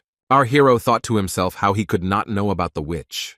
He remembered all the moments they spent together, because it was not an illusion at all, but only for him. Clenching his fist, the teenager thought sadly about how bad it was that his interlocutor didn't know this. Jack said that the girl is the heroine of this world, who brought the end of honor and laid the foundation for humanity. The young man claimed that she was Valentine Milos. The young man did not know what kind of reaction to expect, and so he hesitated a little and only then continued to say that he was her student from the future. The witch looked at her interlocutor with distrust, not understanding what he was talking about. The teacher angrily pointed out that the boy didn't know that she didn't like predictions. After this, the young man emphasized that he knew and quoted her words from the past. The girl wondered why Jack was talking like that then. The witch said if she really was in this future, what would her answer be? The guy said with confidence that she would have ordered him to disappear immediately, and she in turn ironically noted that our hero should open a fortune-telling tent. Hearing the girl say that she was nobody to the boy, he thought that it had been like that before too. Our hero thought to himself that the witch had not changed at all from her previous life, but he said out loud that nothing could be done. Drawing his sword, Jack apologized for having to go so far, realizing he had no choice. The teenager's eyes showed anger and some surprise, but he was in no hurry to do anything. The boy held the sword tightly and seemed to know exactly what he was going to do. With sadness in her voice, the witch began to say something to our hero. The mentor stated that the teenager was using aura, which she did not like because the consequences could be dangerous. The young man confirmed that he knew how badly he was behaving and was ready for any punishment she chose. Gripping the sword tighter in his hand, the young man continued to remark that it was best to leave this for later. The witch looked closely at her student, beginning to understand what awaited them. Beauty knew that if Jack broke the chains, the whole place would disappear and collapse, but it could not be avoided. With fury in his voice, the teenager noted that this was his main goal, to break and destroy everything. The guy stated that there was no other choice anyway. Despite this, Jack was confident that he could free the girl, so he decided to act without delay. The teacher looked at the young man with horror but could not and did not want to do anything, remembering the unpleasant story of her life. Julius Teslin locked the girl here, promising that he would return for her. However, his promise remained unfulfilled. The traitor never came. At first, the witch's soul still held a glimmer of hope that everything would be fine. Years later, the girl realized that she had been abandoned forever, and the mentor could only come to terms with it. Jack swung his sword with a cry, gathering all his strength into the blow, his tenacity helping him overcome any difficulties. Our hero understood that he would fight until he achieved his goal and freed the girl. At some point, the situation began to change, which gave the guy even more strength. Finally, the shackles cracked. Valentine was surprised because they were made of dragon bones, and therefore it seemed impossible. For some time, the witch could not believe her luck. And then suddenly the girl began to fall, not understanding what would await her next. The teenager knew that he was his mentor's only hope, and therefore there was not a minute to lose. A moment later, Jack easily picked up the girl. Looking sincerely at the witch, the boy said that he was not like Julius Teslin. And then he added that he would prove it with all his actions. Valentine looked at him with disbelief, not believing that after everything, someone was actually saving her. Despite all the sentimentality, our hero had no time for this, because the young man heard the noise of stones. The walls started to crumble. Jack firmly told them to hold on tighter to avoid any possible dangers. The young man was scared, but he tried not to show it, because he knew that there was no turning back. Our hero saw the boulder fly down, and horror briefly froze in the guy's eyes. Suddenly, the youth cast a spell, raised his sword and gathered all his power into it, preparing to use the basic technique. A powerful energy began to thicken around the girl and the young man. It was one of the 4 defensive techniques. The teacher knew that it was called the Mountain of the 4 Elements, and she had to repel the blow. Having plunged the sword into the stone floor, the boys saw how they were enveloped in a cloud of mana, which gradually began to expand around them. For a moment, it seemed to our hero that this energy pierced even the hair on his head. The guy held on with all his might, clutching his mentor as tightly as he could. A moment later, there was an explosion. The light spread over hundreds of meters, scattering stones around. Jack and Valentine remained unharmed. The girl asked who the young man was, possessing such great power. For a while, our hero was silent. It seemed that he had no time for questions after what he had just experienced. And then he replied that he said he was an ordinary student from the future. Having put the mentor on the ground, the guy heard a question about where he got such powers from, and the guy answered that this is not the limit. With a smile, the guy said that they would spend the next 30 years together, exploring the world and training. The very next moment, the mentor began to stretch out her small hands towards our hero. The girl took him by the cheeks and looked into his eyes, checking whether the guy was telling the truth or lying. The young man wasn't sure if this technique worked, but it didn't matter. The teacher asked again if it was true that the guy was from the future, which surprised Jack. The guy clarified that he most likely returned to the past. Finally, our hero began to laugh, noting that he was glad that the witch listened to him and believed what he told him. The young man suddenly fell down, exhausted, having spent all his strength on the spell that helped them both stay whole. The girl said it was strange to start their relationship when the guy had such power. But our hero explained that otherwise the mentor would not have believed him. With surprise, the witch noted that, despite the pain, the teenager could still argue. Still smiling, the guy said that it couldn't be otherwise, because he took all his habits from Valentine. Turning his head slightly, the young man decided it was time to introduce himself, and so he gave his name. And after a little hesitation, he said that he hoped that in this life he and his mentor would also do a lot of good. 5 days later, the boys found themselves in the province of Osenbla. Closing his eyes, the teenager began to ask his companion something.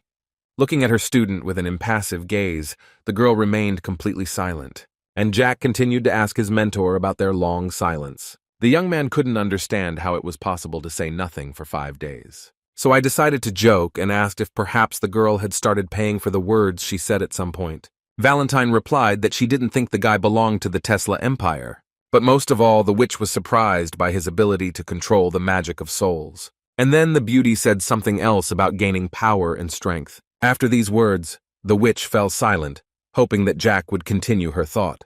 The guy knew that if he didn't explain the situation, she would hit him, just like she did in her past life. The young man said that there are powers that only a few possess, but she was not surprised. Valentine noted that his soul was shrouded in thousands of deaths and patiently waited for an answer. The young man said that he would like to tell what happened in his past life, but the girl did not speak to him for 5 days. And again the witch explained that the teenager had more blood on his hands than she did. Suddenly Valentine asked if the young man had thought about what had happened. And a minute later she added why the chance for a second life was given to the young man. Jack himself didn't understand why this happened to him, but he still couldn't find an answer. The next moment our hero remembered the battle, as well as the unknown horseman, although after just a minute the guy returned to real time. The young man said that he had thought about everything but had not come up with anything interesting. Jack asked the girl not to look as if he had brought himself back, believing that it was done by someone who was pursuing some goal of their own. The young man shared his food with the dog and said that if this was true, the unknown person would appear, but if not, he would continue to live his life. The girl looked closely at her interlocutor but said nothing, and Jack emphasized that time spent with her is most important. The mentor noticed that the guy was good at speaking, but she still didn't understand what their plan was, and Jack said that they needed to look for allies. Looking closely at the dog, the guy noted that without the right people, he would not be able to do anything. The very next moment, our hero began to remember the events of the past days. In those days, the young man took the mentor with him, and at that point he interrupted his thought. And then he remembered again that at that time, the young man almost died. I had to drink 2 high-grade elixirs to ease the pain, but the effects were still felt. Suddenly, our hero suggested to his companion that they go shopping and see the town. Jack stated that he needed a new sword, but was interrupted by an unexpected event. The guy froze as if he saw something quite strange. Suddenly, a girl with a basket of flowers flew out from around the corner, shouting for everyone gathered to move aside. The blonde collided with Jack and fell, scattering her flowers around. Our hero began to explain, saying that he himself had not looked around, but after a moment he faltered and fell silent. While the beauty was complaining about how she had overslept everything, the young man was thinking about how he could start with a stranger. Realizing that he needed to be polite, the guy asked the blonde how she was feeling, and just a moment later the young man approached the blonde with a proposal to work together, which surprised the girl, who at first did not know what to answer him. Looking at the bag of coins, and also hearing the guy say that this was payment for the work, the beauty began to scream. Looking inside, the stranger was taken aback for a moment, and then began to say something unintelligible again. The beauty refused the bag of money, believing that it was too much for a simple peasant woman, but Jack insisted on his help. The boy asked how much she needed, and the girl replied that 1 shilling would be quite enough for her needs. Less than a minute later, our hero handed over the required amount to his new acquaintance. Picking up the basket of flowers, the blonde declared that from now on it all belonged to the teenager. The young man wanted to say something else, but the stranger quickly said goodbye and ran away. Jack realized that this could be the beginning of their cooperation in the future, noting to himself that he had not seen vampires for a long time. The mentor emphasized that she did not expect to meet a vampire in such a place, with which Jack agreed. A second later, the guy turned to the witch, asking again if the blonde was really a vampire, not expecting it at all, while his partner thought that he chose her because of this. Jack explained that he took the stranger because he believed that she could reach the 10th level of the circle, and there was no other reason for it.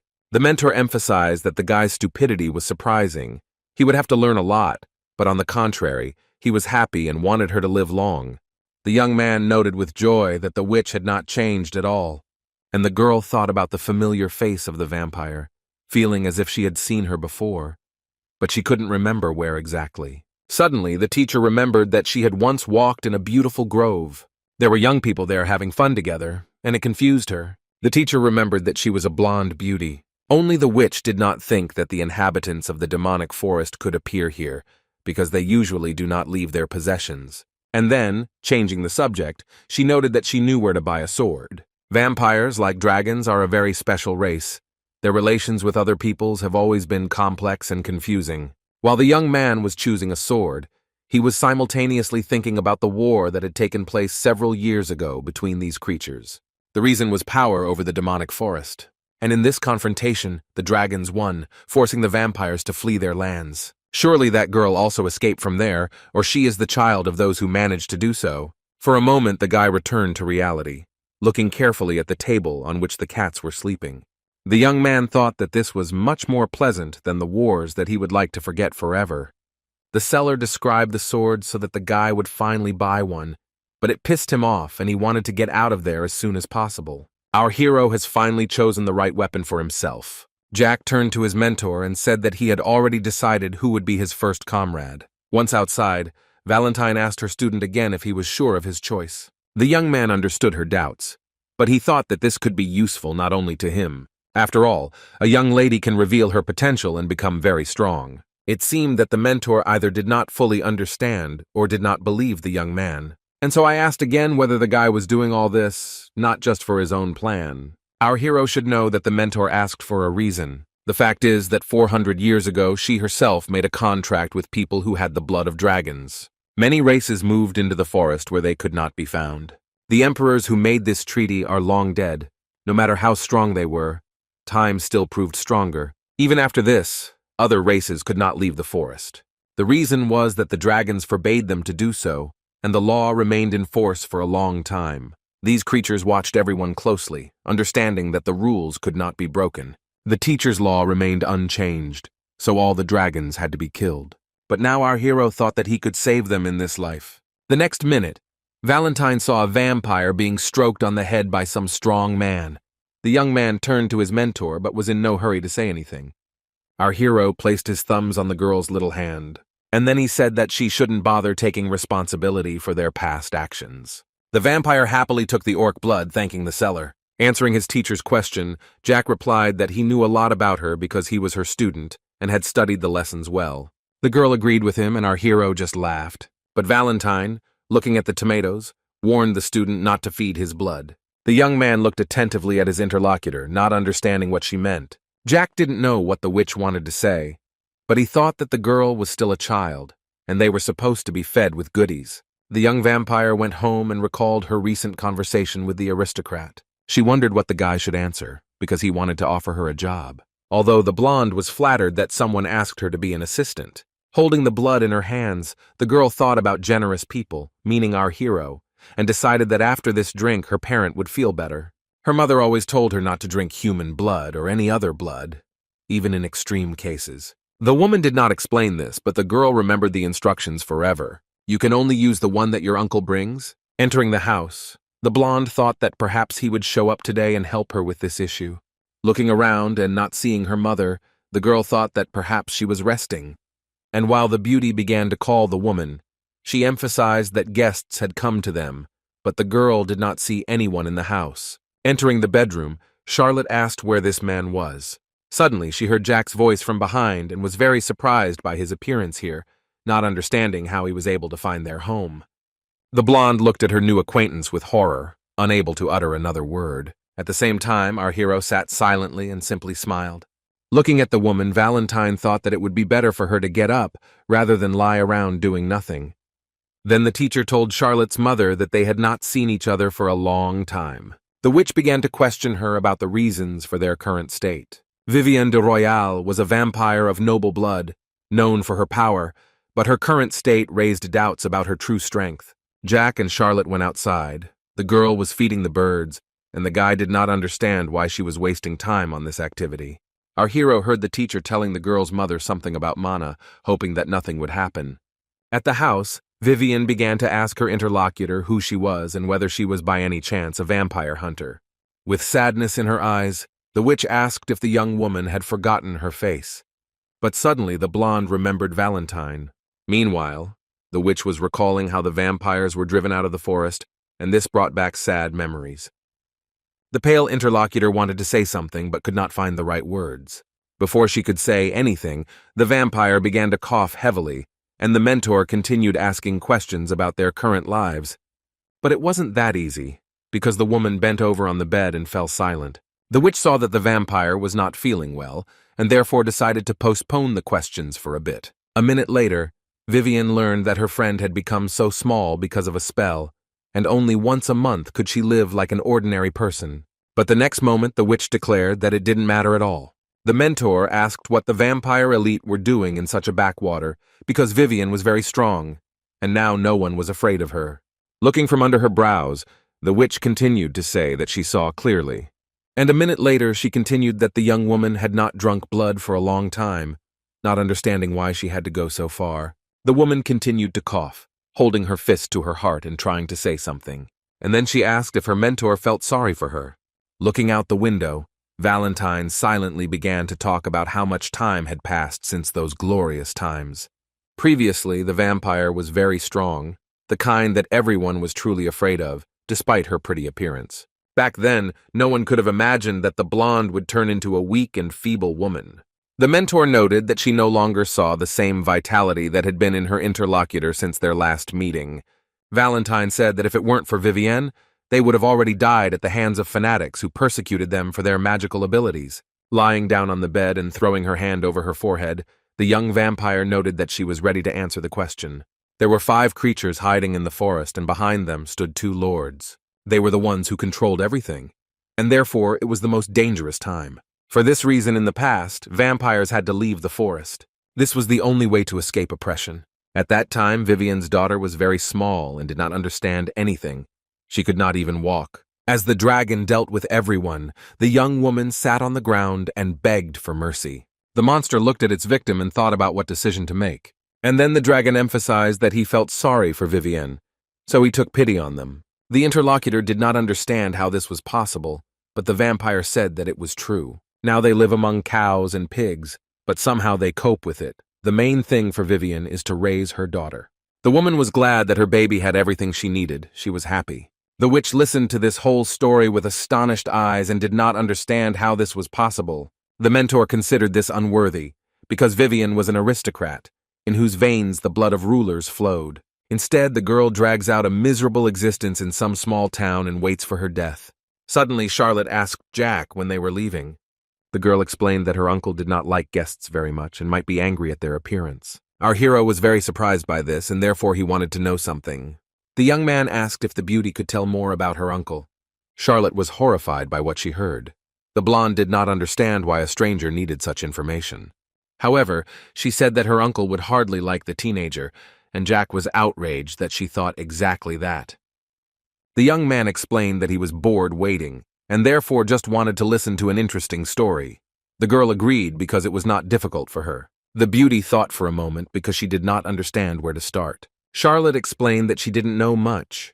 All that was known was that he bought this house for them and that he brought them food every 3 days. The young man thought to himself that most likely they were talking about the blood of pigs and cows. Jack began to tell the girl to listen carefully, wanting to convey important information. Suddenly, our hero was interrupted by a man who asked in surprise why they were talking about him. After that, he asked the girl about her new friend who was standing nearby. The stranger noted that he was seeing the young man for the first time. The girl was glad to see her uncle, because she did not expect such a meeting in this place. The next minute, the boys looked attentively at their interlocutor. Jack said that he was probably the uncle the young girl had talked about earlier, when she remembered her relatives in the city. The man noticed that the young man was an aristocrat, and after that he asked what brought the guy to this house, where guests are not often received. The stranger fell silent, but he looked intently at our hero. Jack suspected that the man might be a dragon, although he tried not to show it until he had something to say. At this very time, Charlotte's mother was telling her friend that a lot of guests had come to visit them. Vivian asked Valentine to take her daughter off the street so that she could tell her something important while the men were staring at each other. Uncle noticed once again that there were too many guests for this place. The mentor mentally asked Jack to bring the girl and the man so as not to leave anyone out of the important conversation. The young man was quietly whispering something under his breath, and the stranger selfishly asked what he was muttering.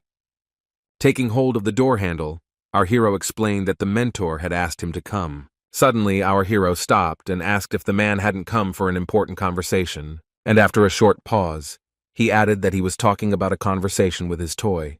The very next minute, a group of people was climbing the stairs. The woman lying in bed began calling for her daughter. Vivian, rising slightly, began to point at someone in horror. The man, smiling, began to ask what had surprised the mistress of the house so much. Had she really seen a ghost? And then he continued to say that he just came so they could just talk. And with sarcasm in his voice, he noted that he promised not to make a scandal before the death of the young woman. Charlotte started asking what was wrong with her mother. Had she gotten worse? She looked as if she had not expected such a turn of events. The girl picked up a bowl of orc blood and forced her mother to drink it to make her feel better, although her parent did not want to accept this help. The woman emphasized that she had prepared a gift for the girl's birthday, and apologized that she could not give it even now. Charlotte looked at her mother in horror, not understanding what was happening to her. Our hero listened attentively to the conversation of his relatives, but did not interfere in it. In fact, Jack and the mentor weren't supposed to see all this in the first place. They accidentally bumped into the girl and followed her out of pure interest, especially since there was no reason to keep an eye on the blonde. Realizing that there was no time to waste, the young man turned to the sick woman. Jack asked if Lady Vivian would trust him with her daughter. The woman did not understand what was being discussed and looked at the guy with horror, and our hero added with calmness in his voice that they had little time, and therefore the guy was going to get to the point. Jack continued asking what the woman wanted for Charlotte. The guy asked if the mother wanted her daughter to become a full-fledged vampire with the whole world at her feet. And again, our hero asked if Vivienne wanted to avenge all the vampires and kill the dragon, which greatly interested his uncle. The man was surprised by the words of the young man, who was commenting on something under his breath. Realizing that hardly anyone was looking at him, the reborn dragon smiled sarcastically, clearly expecting the long-awaited denouement. Vivienne raised her hand with difficulty and extended it towards Jack. Charlotte's mother stressed that she would like a better fate for her daughter. The woman noted with calmness in her voice that she had nothing to wish for except one thing. And then she noted that she wanted the girl to always smile, and that would be enough. The woman finally asked if she could find out the young man's name after hearing how he introduced himself. Then Vivienne asked if the young man could protect her daughter in the future. Our hero was silent for a moment and then declared that he would definitely do everything. And he said that the woman who possessed noble vampire blood would rest in peace for eternity. Vivienne began to fall apart, but at the last moment she managed to hold her daughter's cheek and said that she loved her very much. The girl looked at her parent in fear, tears streaming from her eyes. Charlotte didn't want this. She hysterically asked her mother not to close her eyes, because she couldn't believe what was happening. Jack decided it was time to take his mentor in his arms. A minute later, everyone gathered was looking at the empty bed. Jack held his mentor in his arms while Charlotte cried in despair, not knowing what to do next. The guy wanted to say something, but he couldn't find the words that would comfort the girl. The man sitting to the side began to laugh loudly, attracting the attention of everyone in the room with him. The dragon spoke about some truth but did not explain. But the very next moment he began to laugh as he never had before. Everyone gathered watched the man closely, not knowing what to say to him, and he said that he was going to die laughing because Jack had taken custody of a vampire who was going to die soon. A second later, Jack was already flying over his opponent, focusing his mana in his fist, preparing to deliver a powerful and unexpected blow. The blow was so strong that the man flew through the wall of the second floor, not having time to protect himself from it. Smiling, the ill-wisher did not understand why they were treating him so rudely. The man called our hero an ill-mannered young man because he dared to attack a defenseless guest. The enemy was silent, a cold smile on his face.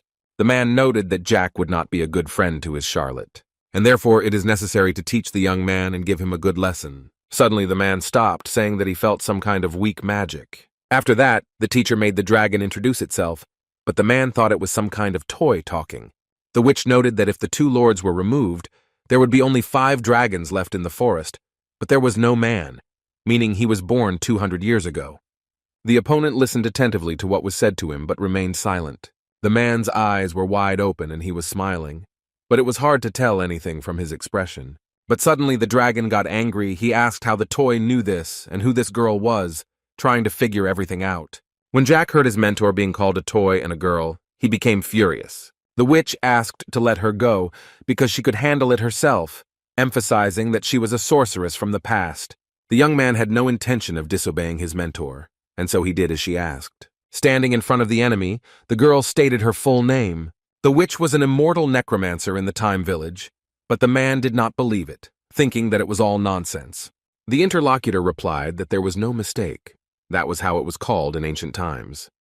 The enemy refused to believe it, saying that the doll had made it all up to look more respectable. But the next minute the man heard the words Bahamut and Balamoth. The woman named the real names of the two lords, and now the stranger believed her, because only a few could know this. With melancholy in his voice, the ill-wisher stated out loud that he understood that Milos was not lying. The man stated that he was also a dragon, and his name was Valactus Machiavelli. The ill-wisher did not think that he would be able to meet such a face in an inconspicuous village. He only wanted to play with the second toy, after the death of the first. Suddenly the witch ordered Valactus to leave, but the opponent emphasized that the woman had forgotten a lot. The dragon surpassed the humans in everything and won. And these unfortunate people had no choice but to flee. The man said that he believed that the witch was no one to order him around. The mentor did not agree with this opinion because she knew the truth, unlike her opponent. Valentine said that it was she who did it, not the dragons, surprising the nobleman, who was confident in the greatness of his race. The enemy looked at his interlocutor in surprise and again did not believe what she was telling him. It was Valentine who then divided humans and dragons, due to the latter's deep self-conceit. The situation was extremely tense, but no one wanted to change anything. The world began to come apart at the seams and could very soon come to an end. But the dragons stubbornly continued to believe that they were better than others, and therefore they committed outrages. Valactus commanded the mentor to stop talking nonsense, because she couldn't possibly know anything about the past. The man looked attentively at the people who stood below in silence. Meanwhile, Jack called him a lizard and emphasized that he should listen more and not talk. The young man didn't understand why. If the man was so cool, he was so scared when he heard the name of his mentor. At this point, Valactus's patience ran out. He called the guy a fearless freak, and said that he would show him where he belongs. A moment later, the enemy showed his claws, preparing to strike. The young man watched everything that was happening, but he was not going to do anything rash. Although less than a minute later, the young man pushed off the ground with his hands. Jack began to use a combat technique, realizing that there was not a minute to lose. Our hero kicked the man in the chin, causing him to fly back. The blow caused the opponent to hit the wall very hard. The man was in pain, he was not going to hide it, and so he began to scream and swear very loudly. The opponent knew that he couldn't give in to weakness, and so he began to slowly rise from his seat. Lifting Valactus's chin with the tip of his boot, the young man warned him not to dare to think himself better than his mentor. But the enemy did not calm down, saying that he was a dragon, and therefore better than everyone else, because people were real nobodies. The guy said, "If he continues to behave unkindly, Jack will simply kill him." Suddenly the man grabbed the boy by the leg and threw him back, because he didn't like that he was covering himself with Valentine Milos's back and considered himself better than him. The mentor watched what was happening carefully, but had no intention of interfering. Charlotte was the most surprised of all. She was in tears, trying to understand what was going on. The boy, as if nothing had happened, stood up and said that if Ron had seen how dirty the gentleman was, he would have fainted. Turning towards his new acquaintance, our hero was about to say something. The young man looked at Charlotte and declared that her uncle was the last non-entity on this earth. The girl started crying again. She couldn't say a word, but there was no need. The guy thought about what he could do in such a situation, and then he silently took the blonde by the hand and led her to look at Valactus, explaining that it was a real scumbag. Jack said that this man killed their kind, destroyed her father, and played with her mother until her death. And again the unfortunate girl wanted to say something, but could not. And after that, the young man said that Vivian had given an answer, but he needed the young lady's permission. The guy pointed to the sword that was in the case. Let's see what he meant. And then he said again that the final word still remains with Charlotte, who must decide for herself what to do. The young man emphasized with a smile that he would show how responsible he could be and how much strength he had. Our hero jumped up again and was ready to strike, proving his words. For a moment, the young man hung in the air, choosing the best moment to attack. Jack moved closer and almost touched his face with his sword, trying to cause harm.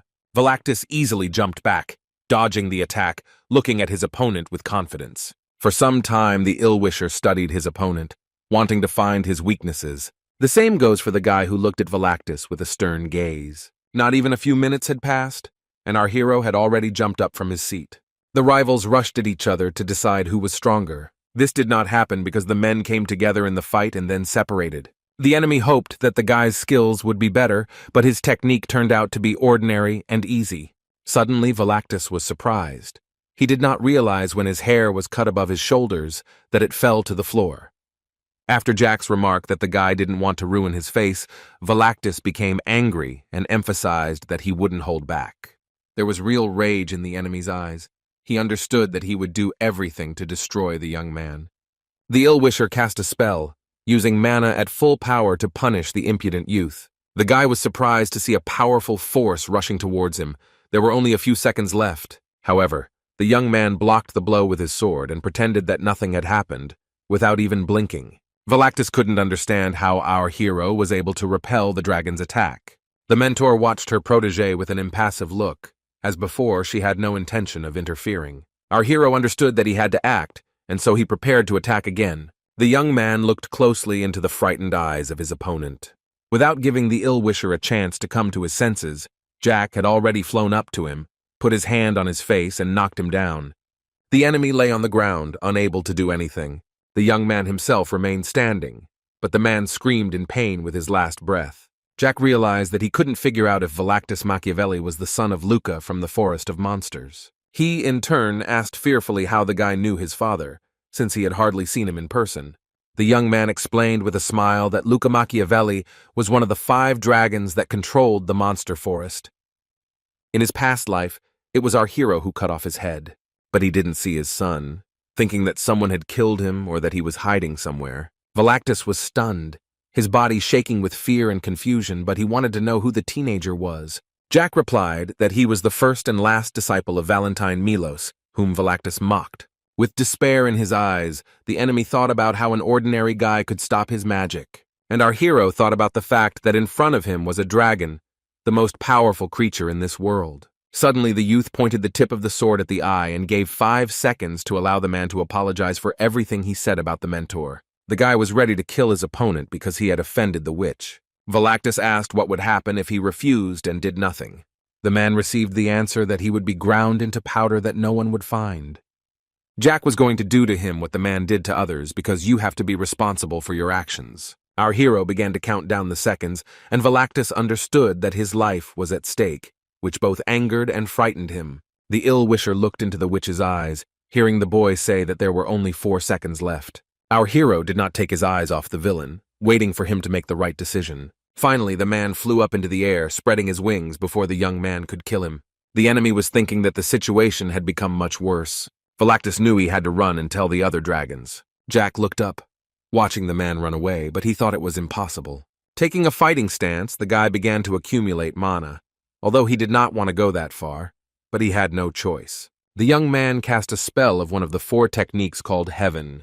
The enemy watched what was happening in horror. He did not believe that the young man was capable of something like this. A magical vortex appeared in the sky in front of Valactus, making him nervous because he didn't understand what it was.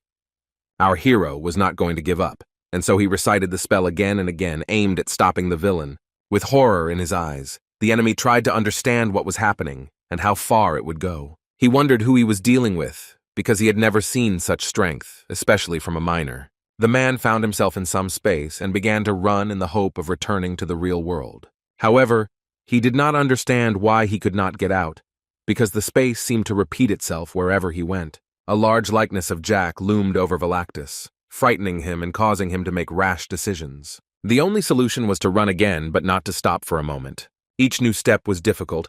It seemed that there was no way out and never had been. Eventually, the offender fell, trying to escape the huge shadow of the young man. Suddenly, the teenager's huge hand reached out to the offender to pin him down and punish him for all his thefts and impudent behavior. Jack suddenly woke up, looking around the room in surprise. The guy didn't understand how he ended up in a room on a large bed, because the last time he was outside. The young man stood up a little and tried to remember what had happened to him. Ron entered the room and asked what had happened to the owner, as he had just woken up. There was silence for a moment.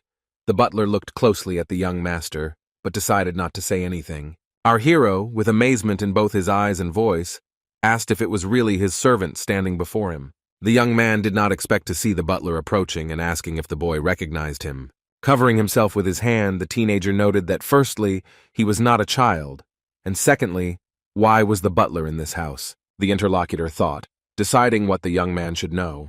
Jack wondered if the butler had seen the girl and the toy that were with him, fearing that he had lost them. Ron explained that the girl had been washed and put to bed in the next room. The butler did not know what had happened to her, but she was in despair because she was crying a lot. The servant realized that something terrible had happened, although he did not understand what exactly. Jack asked again about the toy, to which the man pointed to the mentor who was sitting on the sofa. The witch was in some confusion and embarrassment, but remained silent. To lighten the mood a little, our hero smiled at the girl. The boy wished her good morning, and the teacher sternly replied that it was already evening, surprising Ron, who did not expect her to talk. Valentine was unhappy because the young man suffered a lot, which she did not like at all. The young man laughed, noting that nothing serious had happened, and therefore the witch should not worry.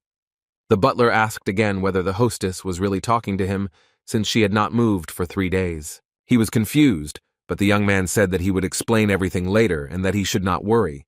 The guy warned that this was his mentor, and Ron should be more careful when communicating with her. For a while, the servant was silent and looked attentively at the teenager. He, in turn, was sure that the owner had a reason to say so, and therefore he would be careful. Jack asked to tell what happened then, in the hope of at least somehow understanding the situation. It all started with our hero dealing with a group of guards who were going to destroy him. After the knights accompanying the third son were found dead, the Marquis learned of this. Jack's father hired knights to sort out the situation and track down the young man. It wasn't that difficult to do this because the young man introduced himself more than once. Besides this, many people saw the guy in the province of Arbiola.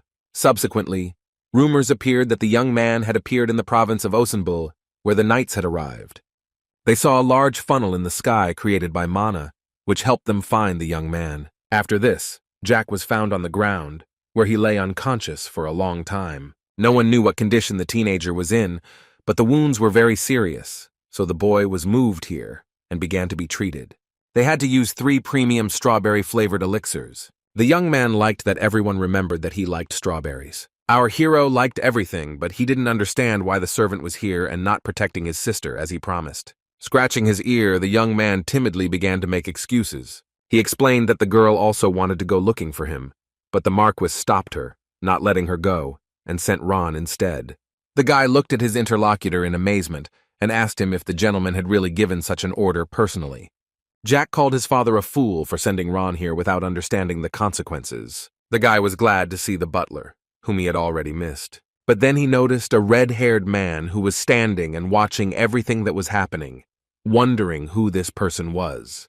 The man emphasized that finally the third lord woke up, looking at him with surprise and incomprehension.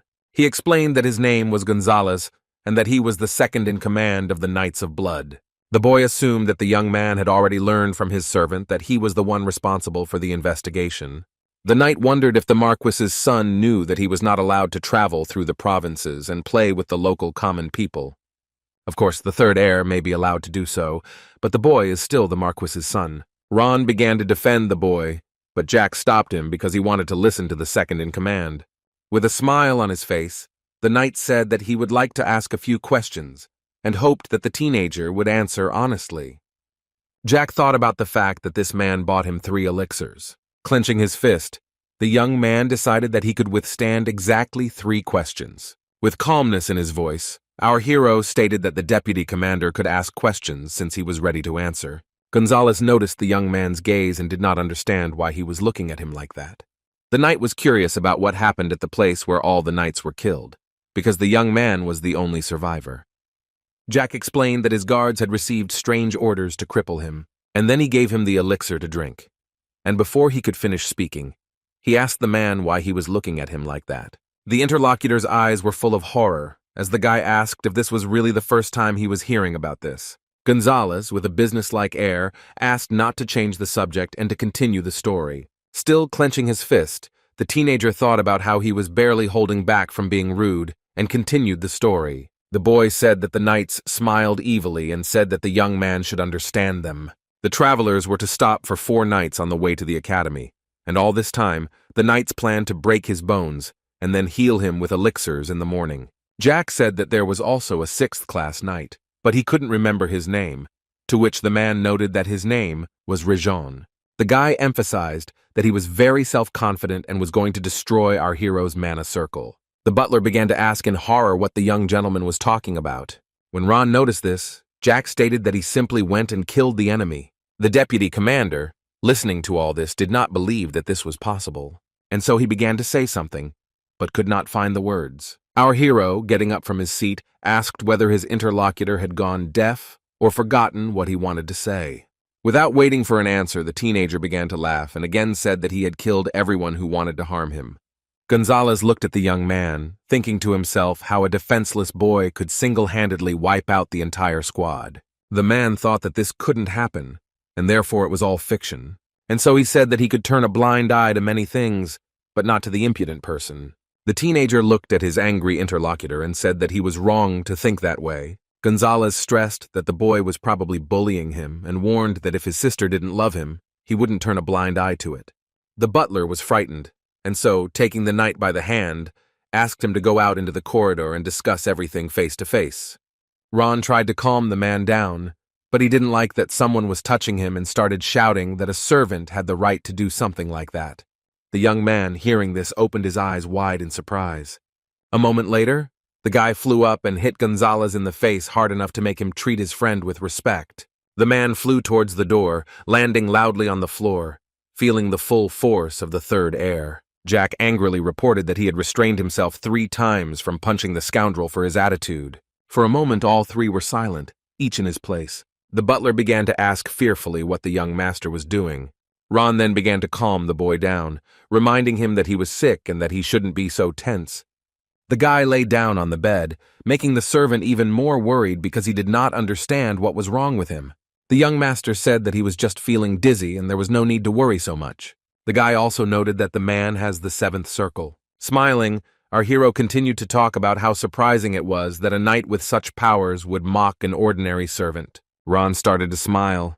He was pleased that the guy cared about him. Suddenly, Jack grabbed the butler by the collar and asked him not to live the way he had lived before. And a minute later, he added that he had been too stupid before. The boy thought that it would be much easier with Ron around, but now he thinks differently. Ron was one of his own people, so the teenager wanted him to live like a human being.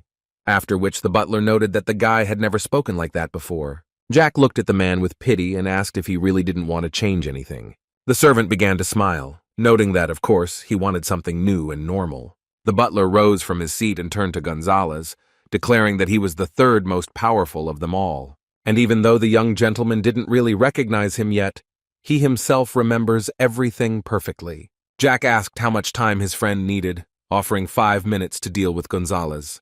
The young man smiled but said nothing.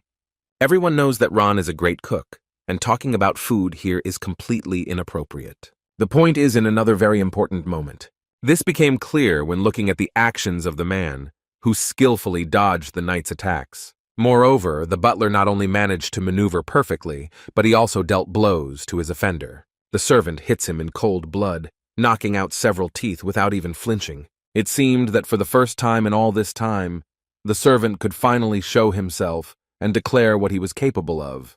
The deputy commander did not like this, because he considered the butler stupid for swinging at him. The young man was experienced in such matters, and therefore parried the blow perfectly. Ron easily landed a punch to the chest, sending the man screaming in pain flying. The servants gathered in the corridor, as well as the guards, could not understand what was happening in the room, but did not dare to interfere. Jack watched this and felt that these actions were already familiar to him. The young man was proud of his assistant, realizing that he was very strong.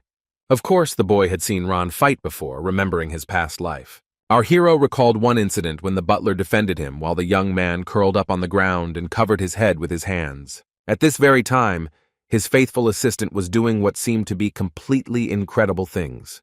But even at the 9th circle, his main strength was not magic, but physical strength. And that's why even now the guy sat with a serious look and watched the butler. Our hero thought about it.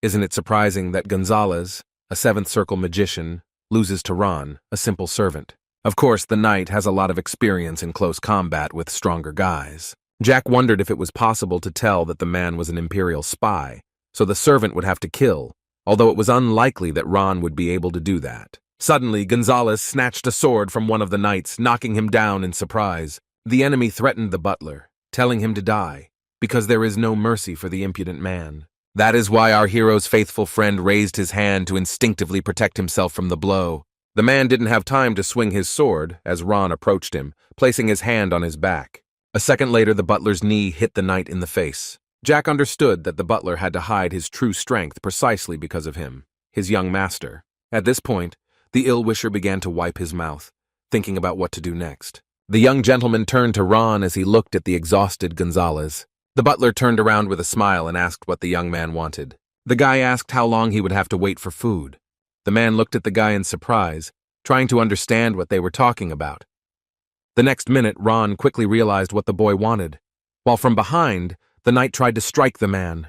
In a matter of seconds, the butler clenched his fist in his hand and used magic to fulfill Jack's request, knocking out his opponent. Gonzalez lay unconscious, and the guy noted that 1 minute and 20 seconds had passed, and Ron needed to try to be faster. The young man, seeing the knights watching all this, angrily sent them to work. The guy grabbed the offender by the hair and suggested that they now talk face to face. The young master noted that the man had a cool name and good skills, and his father trusted him. Despite the pain, the ill-wisher began to say something about our hero, as well as his butler. The guy added that perhaps the man didn't understand yet, but the young man wasn't expecting a direct answer.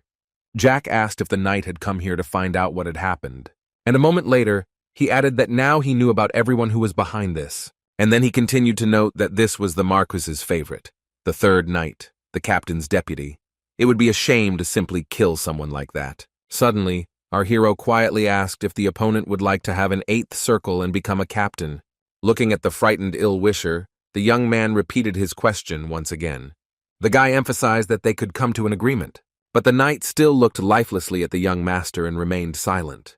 However, Ron realized that the gentleman was up to something. The servant thought to himself that he was proud of him, because the boy had already grown up. The butler was approached by a mentor who poked him in the leg to attract the man's attention. The young man was so immersed in his own thoughts that he did not immediately understand what they wanted from him. But a moment later, Ron bowed and said that he knew that the master called her mentor and asked if he could introduce himself. For a moment, the butler froze and looked attentively at his interlocutor until she spoke. Valentine said it was an impulsive incident, which surprised Ron greatly. She was also amazed by the fact that 20 years ago, the servant already had the 9th circle of magic, and to receive it in his 30s was simply something incredible. The witch didn't understand what such a person found in serving some guy, because now his strength should be much higher. The butler was taken aback by what he heard, but was in no hurry to say anything. The mentor explained that the man could have already reached the 10th circle and become an archmage. Looking at Ron, the girl asked if 20 years wasn't enough. Realizing that the servant did not understand anything, she explained that 20 years of not using magic was not enough. The butler had not used magic since Elizabeth and Jack arrived at the Marquise's estate 19 years ago, but recently he had to do it because it was simply necessary. It was just one time to save Jack. The witch decided to herself that it was not important, but out loud she said whether the man did not feel sorry for the life he had given up, especially for the sake of people who were weaker than him. The mentor explained that the butler should not close his eyes to his desires, and then asked if he was going to continue living for the sake of this child. Now she understands who gave Jack his skills and knows how much power Ron has. The girl again asked the guy if he knew how powerful his assistant was. For a while, the interlocutor was silent. It seemed that he simply wanted to collect his thoughts. The butler began to remember the words of his hostess, who had once told him that there was no point in looking back into the past, no matter how difficult it was. Ron is sure that the boy knows, but he just doesn't take it into account. If he heard their conversation, he would turn into a dunderhead. In reality, Jack didn't know much, and at that moment he threatened the knight to remember 2 things. The guy emphasized that he would not repeat it twice, and would gladly kill him, but he was sure that he would need him, and could live for now. The ill-wisher convulsively tried to squeeze his hand, but he couldn't do it. Then our hero asked again which side Gonzalez was on, and he thought for a long time because he was afraid to say the answer. Jack sat on top of the offender, realizing that he was tired, so he decided to take a look himself, emphasizing that he should not move and not use mana. The man closed his eyes and tried to turn away, not understanding what they were going to do to him. Our hero, getting ready, noted that it was best for the knight to remain calm so as not to get hurt.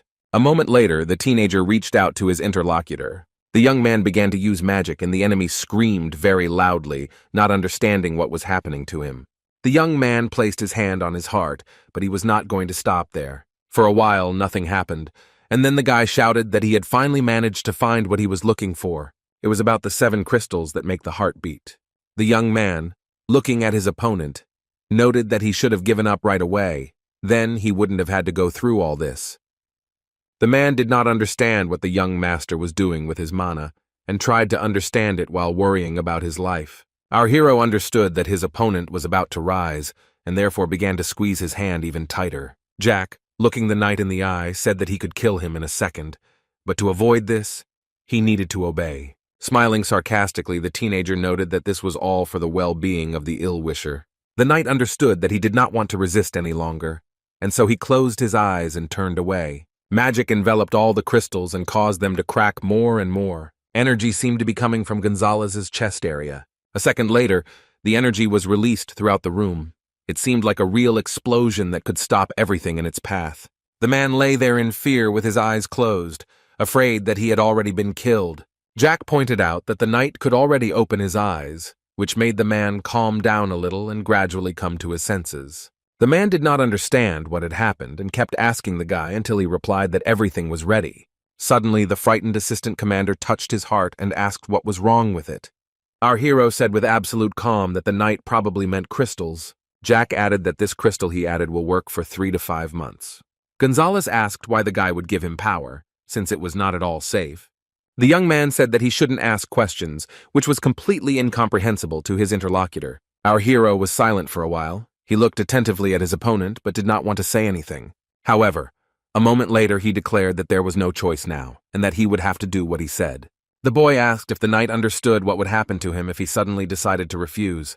The teenager threatened that if he disobeyed, he would die a horrible death that was hard to even imagine. After that, he asked with a smile if Gonzalez knew about the rumors about Jack and his connection with black magic. The guy said that back in the days when he beat Pelan, and then paused for a minute. And then he abruptly continued to say that he then went to prison, where some rumors reached the young man. Everyone said that Jack had black magic, and it was true.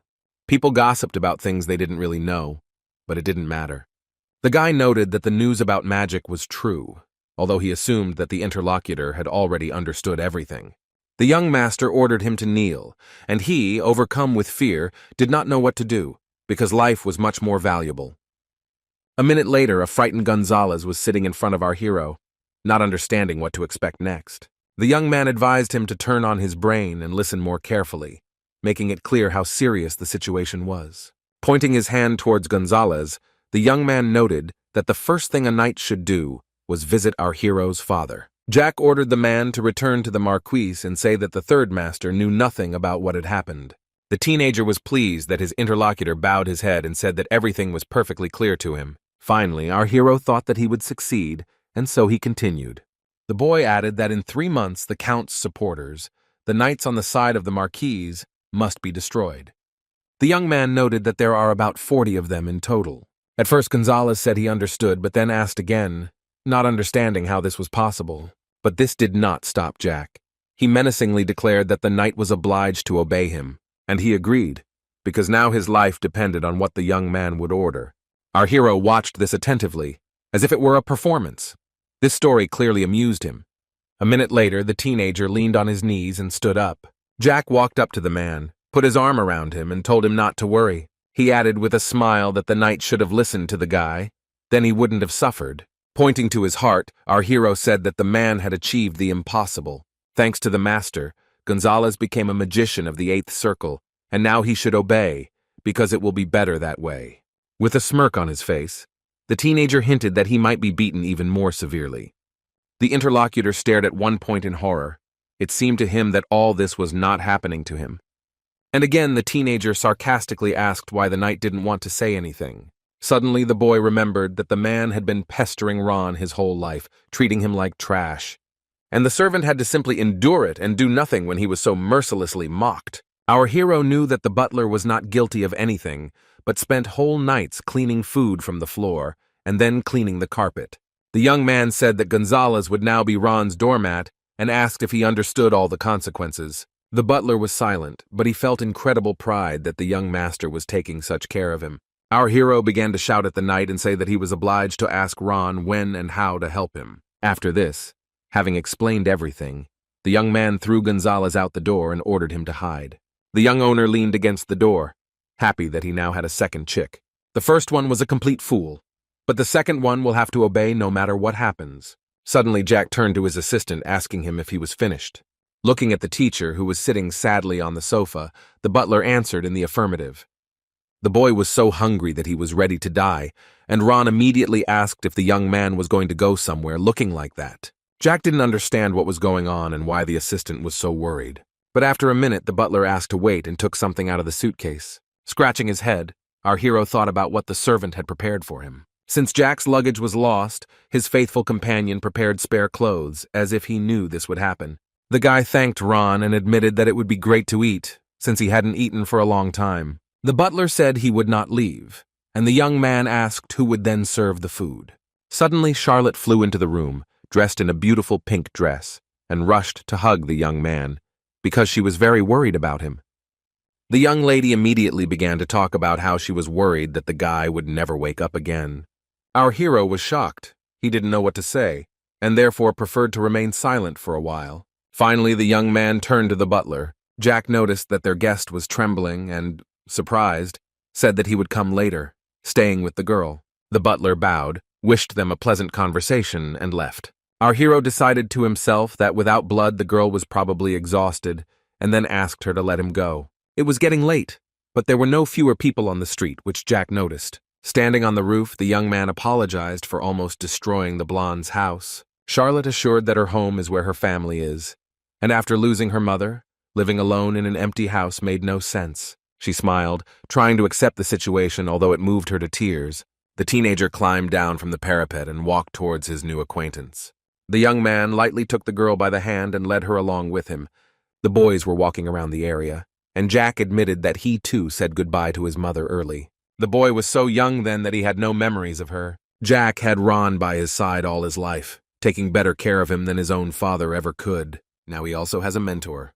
The teenager said that even in the worst life you can find happiness. Perhaps for the first time in all this time, some hope and faith in something better appeared in the young lady's eyes. Suddenly our hero began to cast a spell to cut his wrist. At first, the girl looked at him anxiously and began to say something about his blood, but did not have time to finish. The beauty quickly approached his hand and began to drink, because she had been missing this for so long. Jack took his friend by the shoulders and asked Charlotte to come with him. The young man watched her drink blood, realizing that she was very hungry. For some time, our heroine did not pay attention to her interlocutor, absorbed in her occupation. Charlotte's grip on the guy's hand grew tighter with each passing minute. On the one hand, this was unpleasant for the guy, but on the other hand, he understood perfectly well that this was vitally necessary. Suddenly, energy was released, and a wind blew around, fluttering the girl's hair and dress. The astonished blonde stood and looked attentively at her savior. It seemed as if the young lady wanted to say something, but could not find the right words. Charlotte came to and realized that her body had recovered and was very happy about it. Vampires protected themselves from dragons because they could restore their strength by drinking special blood. It was not for nothing that they always opposed themselves to others. The girl asked in surprise how this happened, and the guy only asked if she felt better. Embarrassed, Charlotte began to sincerely thank her savior, and our hero only asked what her impressions were, because he really wanted to hear the answer. The teenager recalled that he had then shown how much he wanted to protect her, and after a short pause, he honestly admitted that the battle had been difficult and had scared him a little. The beauty was shy, and therefore took a long time and with difficulty choosing her words, although the young man was in no hurry. Our hero looked into the amazed and joyful eyes, realizing that he was very glad to see the beauty happy. Suddenly, Charlotte said that she was a little scared, but she was amazed, noting that her brother was very cool. This surprised the guy, who didn't expect this. Jack said that he should call him boss and not brother, because he is many years old. The young man grabbed his head and emphasized once again that boss sounded much better and more appropriate. The girl really liked the idea and happily agreed. While setting the table, Ron talked about whether he had misheard or not, and whether the guy had mixed up anything in his story. Jack was having dinner at the table, talking about how he had managed to catch the dragon. The butler looked at the young man in amazement, thinking that such a thing was practically impossible to do. This was understandable, because when a dragon turns 10 years old, it develops a 4th-level heart of lies. By the age of 50, the dragon becomes a true master, able to control its strength and abilities. In addition, these entities have their own abilities.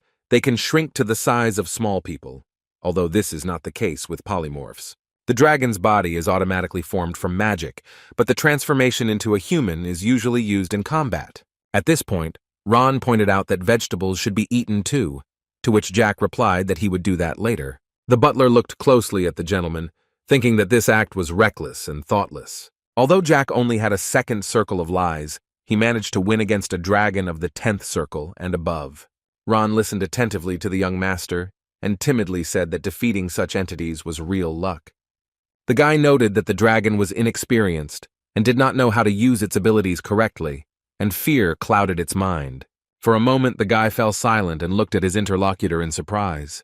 The young man noticed that the butler was reacting strangely to their conversation, because he was not behaving as usual. Our hero noted that if anyone found out that he had killed a dragon, they would simply laugh at it, as the mercenaries had done before. The guy remembered how unpleasant it was, but Ron seemed to accept that Jack could defeat a wizard of that level. Although our hero's assistant still couldn't believe that everything ended so well. The butler asked sheepishly if Jack knew about his past, hinting that there might be something unknown. The boy asked him what he meant and whether the butler was hiding anything from him. And to make his words sound more convincing, he jumped up from his seat and began shouting at his faithful servant. Ron warned that the conversation would be long, and there were things that Jack definitely didn't know, asking if he wanted to know about them. Our hero, sipping juice, noted that he was ready to listen. Looking into the glass, the young man thought to himself that, despite everything, the butler was very dear to the guy. In his past life, even when they ran away from home together, the assistant did not talk about his past. Jack decided that it was better for the secret to remain a secret, but he still wanted to know one thing and asked about it. The butler tensed up a little and looked closely at the young master. Bowing, the man said that he would tell the teenager everything he wanted to know. Our hero asked if Ron was connected to the Tulkun Empire, for example, as a spy.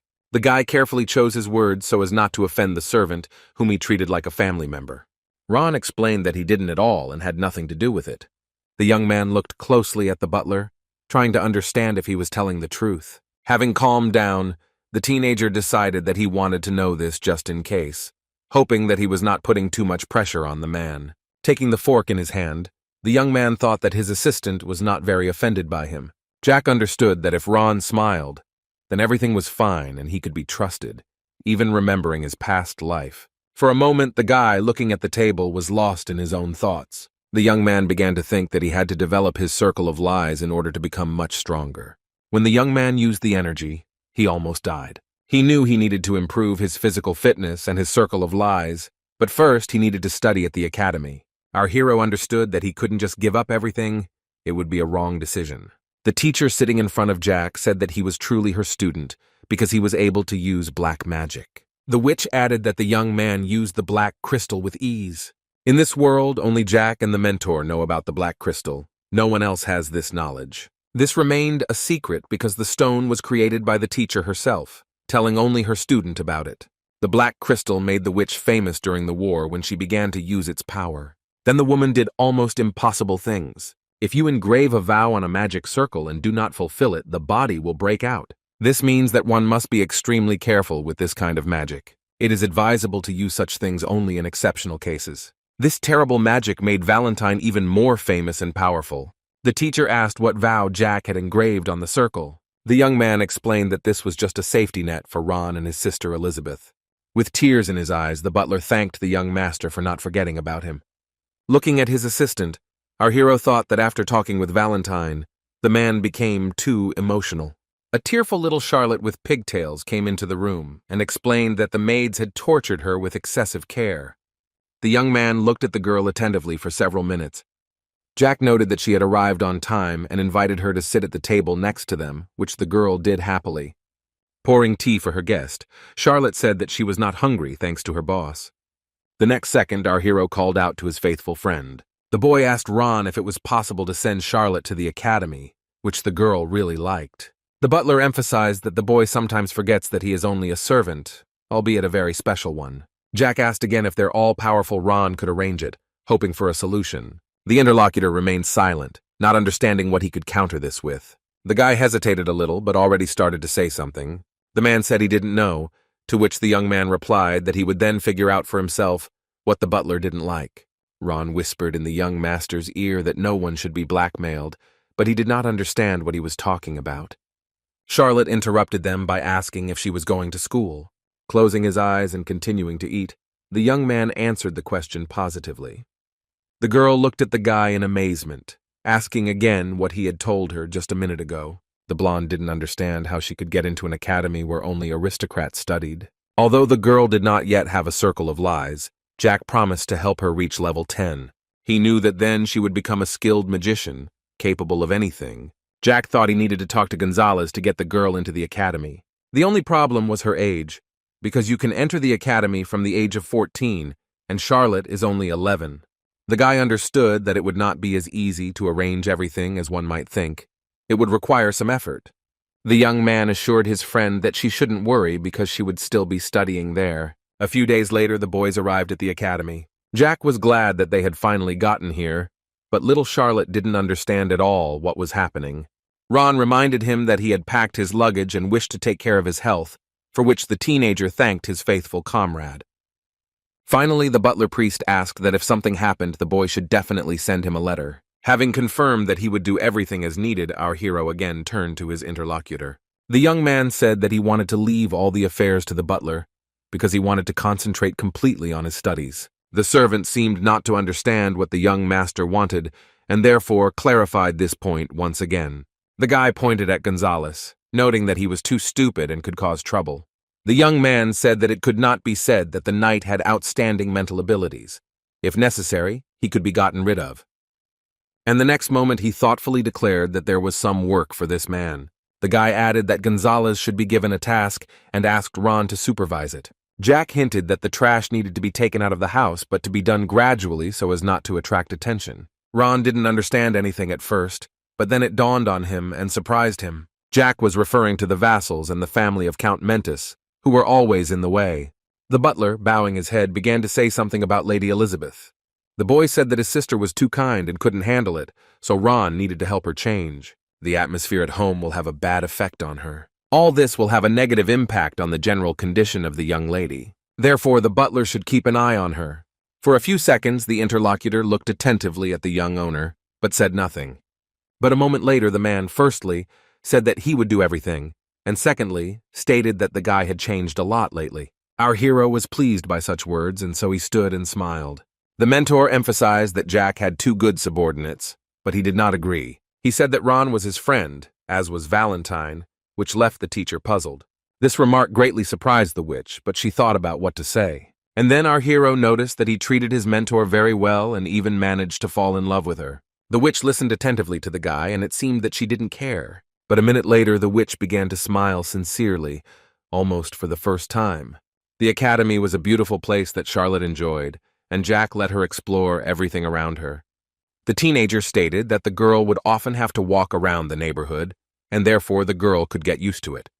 Charlotte looked at the guy with a smile, already getting ready to study everything around. But they were interrupted by the maid, who addressed Jack as Mr. Ballantier, and the frightened Charlotte quickly stood up behind the young man. Our hero himself did not understand what had happened, and so he asked the employee about it. The woman said that she was glad to see the guy, and that the director was waiting for him in his office. A few minutes later, the guy was already standing among the luxury of the office. The man, looking around, said that there was such an aristocrat who destroyed several buildings. The director also recalled that he had heard about Jack, even read about him in the newspaper. The man's name was Rommel Einhard Isenbull. He was the father of Duke Isenbull and was the head of the academy. It seemed to our hero that an eternity had passed since he had sat in this chair. Jack looked at everything around him and realized that nothing had changed from his past life. Looking at the fire in the office, the young man reflected on how this place inspired some kind of calm and trust. Our hero remembered how the director of this institution once suggested that he conduct an experiment. The man said that if the boy ended up on the list of the best students, he would not be expelled from the academy. All beaten up and with tear-stained eyes, our hero looked into space without answering his interlocutor. The director admitted that his stupid brother and father were strong, and this would not allow the boy to live to adulthood. His relatives would kill him before his time. With a sad voice, Rommel said that in his time he had seen many guys like our hero. Looking at the old man, the young man asked what he should do then, how to find a way out of the current situation. Rommel said that Jack himself should decide how to live, patting him on the head. The man offered to give the young man a separate room in the dormitory. The fact is that the director of the institution had a special weakness for unfortunate children. That was then. And now in front of the director sat a confident guy who knew exactly what he wanted. Jack decided to make a deal with this man, despite his status. The interlocutor looked attentively at his student but remained silent. The guy explained that he had a debt to the old man, and therefore our hero was ready to save the man's life. But there is one nuance, it is that Rommel must fulfill one request of the teenager. The director was ready to listen, noting that the young man had not been so sharp-tongued before. And looking into the student's eyes, I thought about how amazing it was that this guy had managed to change in just a month. If only the director knew that for him it was only 30 days. But for our hero, it was a long journey of 20 years. What is interesting is that even the river changes its direction twice during this period. And what's worse about a person in that case? Finally, Rommel decided it was time to break the silence, so he asked how the guy was going to save him. Jack's memories stated that the Teslan Empire fell in war with the Tulkan Empire a month after it began. Time passed slowly, and in the Tulkan Empire there were more than 30 swordmasters, among whom were Dragonblood. In addition, there were over 1,000 people with 7th mana circles, while Teslin only had 2 swordmasters and 1,000 mages. And again the young man looked at the flame, thinking about how long ago it had been. Jack believed that with such a difference and a month's limitation, the war would have ended in 3 days if he had been captain. Our hero was convinced that a good leader decides everything. The Empire survived only thanks to him, a member of the squad of battle mages led by the slain General Rommel. Everything that happened then could not be described in words. Mothers grabbed their children, not understanding whether they would be able to escape, whether there was anything to count on. The good thing is that there were about 700 people under the detachment leader. All these people suddenly appeared and began to fight for Tesla. If nothing had happened to Rommel, the Empire could have shown itself from a different side. But any plans could have been ruined by the betrayal that took place. Suddenly the man heard the name Bluetooth spoken by his student. The director said sharply, "How dare the young man pronounce the name of this great man?" With calmness in his voice, our hero declared that he was a spy for the Tulkun Empire. The young man was in no hurry to continue, and so he turned his gaze to the table on which lay many scrolls. Bluetooth Mark, a spy for the Tulkun Empire, now worked as an assistant instructor at the school. The director noticed that this man was very devoted to him, to which Jack did not respond, but only smiled. Rommel looked at the young man carefully and asked how he dared to accuse the young man of betrayal. But our hero explained that Bluetooth would stab him in the back in a few years, although the director might not believe the child. The man threatened the young man to answer for his words, and that he would make it appear as if the conversation had never taken place. Turning away from his interlocutor, Rommel told the guy to go away and mind his own business. Having put the watch on the table, our hero again turned to the manager and declared that he was not some kind of empty talker. Our hero looked at the man who was in real danger with fury in his eyes. The guy said, "If the director doesn't understand anything, he can call the spy when he's ready." Soon, Bluetooth Mark appeared in the office, not understanding what was wanted from him. Jack and the director looked at him silently, without saying a word. After clearing his throat a little, the teenager decided that he would tell this traitor everything he wanted and had to. The young man broke the silence, praising the man but telling him not to pass on any more information to Tulkun. The interlocutor looked at the guy with horror, but collected his thoughts to answer him. Bluetooth didn't understand what the guy wanted, who added that his hearing should be good. Smiling, the teenager asked if such a good person as many considered him to be really wanted to deceive a child. The man noted that the same Jack Ballantyre was sitting in front of him, calling him a problem son. Laughing, the interlocutor said without a shadow of a doubt that he saw that the young man had problems not only with his body, but also with his head. He added that this terrible accusation deserved appropriate punishment, which made Jack very angry. Clutching a small chain in his fist, our hero thought that this stupid traitor still dared to contradict him. The young man suddenly stood up from his chair and hit his opponent with his fist so that he would at least understand something. Jack began to beat him mercilessly because he could not stand it when people told lies. Our hero looked closely at his ill-wisher, realizing that he would not succeed anyway. Realizing that things had gone too far, the young man turned to the director, who turned away and stared at one point. Gathering all his strength, our hero hit Bluetooth in the stomach, throwing him to the other end of the room, causing him to suffer. Wiping his nose with his hand, the opponent called the young man by name, but said nothing more. The opponent, wanting to gain time, asked the guy how he dared to behave inappropriately in an educational institution. Jack proudly dodged the attacks that followed, not allowing himself to be harmed. The ill-wisher did everything in his power to knock the teenager down, believing that he was small and weak. Unfortunately for the offender, the young man once again dodged the blow, which enraged Bluetooth. However, the teenager was not very happy about this. With fear in his eyes, he looked at something that greatly amazed him. Our hero noticed that the man was filled with the lies of the sixth circle, which was his great weakness. But there was no time to think, and so the guy, having caught his breath a little, hit his opponent with renewed force. And again something happened that Bluetooth didn't expect, because he flew to the other end of the room. The director watched everything that was happening with horror, but decided not to interfere. The guy asked if the man was in too much pain and hinted that it was time to confess. The teenager once again said in a menacing voice that the young man should come to his senses and start talking. And then, with a sly smile, he called his opponent a poor guy. The guy pushed Bluetooth to tell the truth, because it was stupid to lie any longer, although the man didn't understand what he was talking about. With anger in his voice, the opponent noted that the young man had gone crazy. However, He only smiled and looked attentively at the unfortunate man. Suddenly our hero placed his hand on Bluetooth's chest area. The youth said, "The sixth circle of mana can only be obtained by going through great pain." The teenager stated that if you destroy something that a person has worked hard to achieve, it will remain in his memory forever. And then, in a calm tone, he said that he wanted to ask his interlocutor one question. Jack warned that he would destroy the circles one by one if Bluetooth continued to lie, and so asked if he was going to continue to lie. This greatly frightened the man, because he had no idea what it meant. The young man asked with a smile if he was a spy for the Tulkun Empire, trying to prove the director right. The ill-wisher looked at Jack with horror, not understanding how he knew about this. The young man clutched the carpet convulsively, as if this decorative item was his only hope, and then he started shouting that it wasn't true, and that he had nothing to do with espionage, and that he didn't understand why the guy brought up the topic. It was the wrong answer, and Jack began to destroy one of his circles of lies. The young man then noted that the man only had 5 laps left while he was shaking in pain. The guy repeated the question again, standing his ground and not even blinking. Bluetooth was silent, looking at the guy cautiously, tears of pain flowing from his eyes. When Jack received no answer, he said that losing the circle meant he would have to die to get it back. But our hero was not so merciful and placed his mana into the heart of his opponent. The guy said he did it so that every attempt at recovery would bring unbearable pain. Jack smiled and fell silent for a while to give his ill-wisher time to think, or better yet, to confess.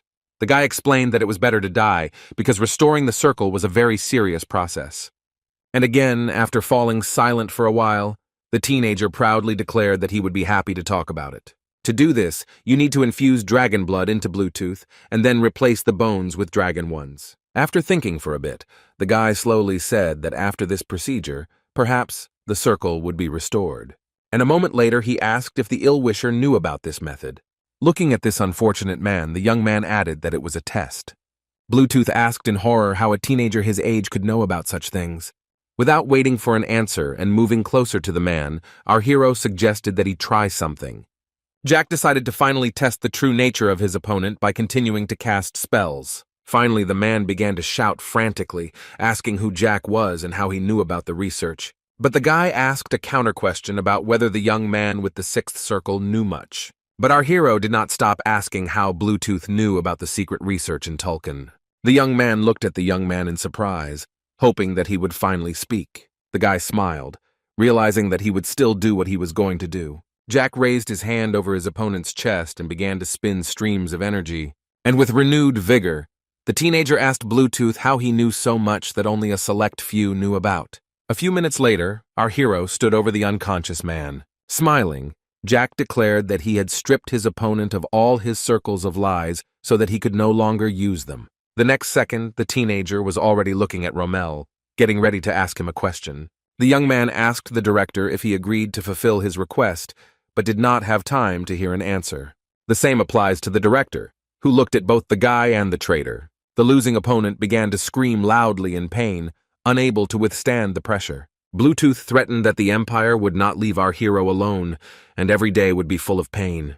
With a calm face, Jack decided to kick him into silence so that he wouldn't interfere with their business. The men looked at their ill-wisher, who was again lying unconscious on the floor. After apologizing to the director, Jack noted that he would spend time cleaning up the body. Rommel looked at the teenager again carefully, about to tell him something important. The man did not understand how this was possible, because the young man had changed and did not look like the one he had seen before. The young man admitted that in a month you can change very quickly, isn't that enough? Closing his eyes, the gray-haired man stated that he did not want and would not ask about our hero's affairs, although he asked to tell him more about the betrayal. Romelu wasn't quite sure what the guy meant when he said dragon's blood, but Jack was in no hurry to tell everything he knew.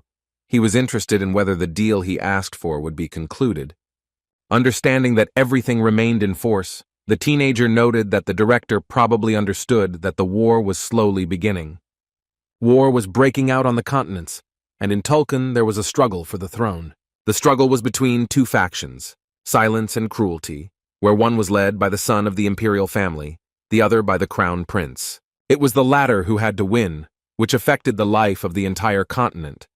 Although Jack did not know all the details well, he spent 10 years in the mountains with a mentor. The young man decided to save the spy's life, because he knew a lot about dragons and was useful to the emperor and the director. And after a short pause, he added that this man was valuable because he possessed a lot of knowledge. Rommel understood that everything was clear with him.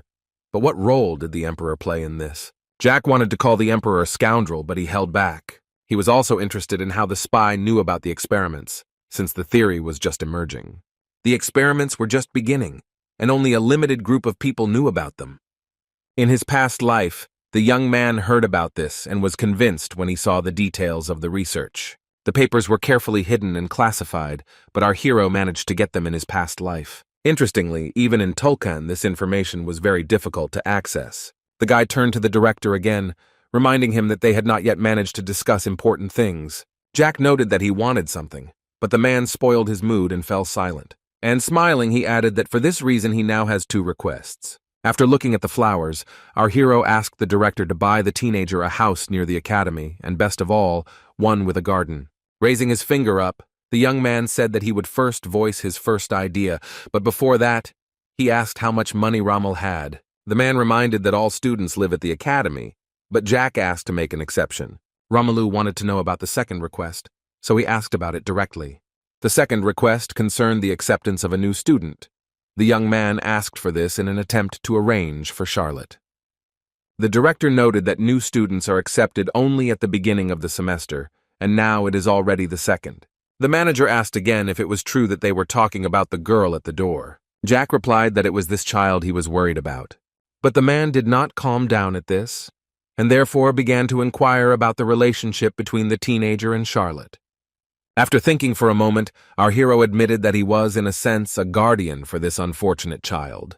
The director agreed, but took a demonstrative breath, which alerted Jack. Our hero made a displeased face and thought to himself that perhaps there was some catch to this. Finally, the young man left the room, and the girl happily turned to him, calling him boss. He stroked her head and asked how long she had waited, saying that now the girl could study here. The astonished blonde listened attentively to her interlocutor, but did not believe what he said.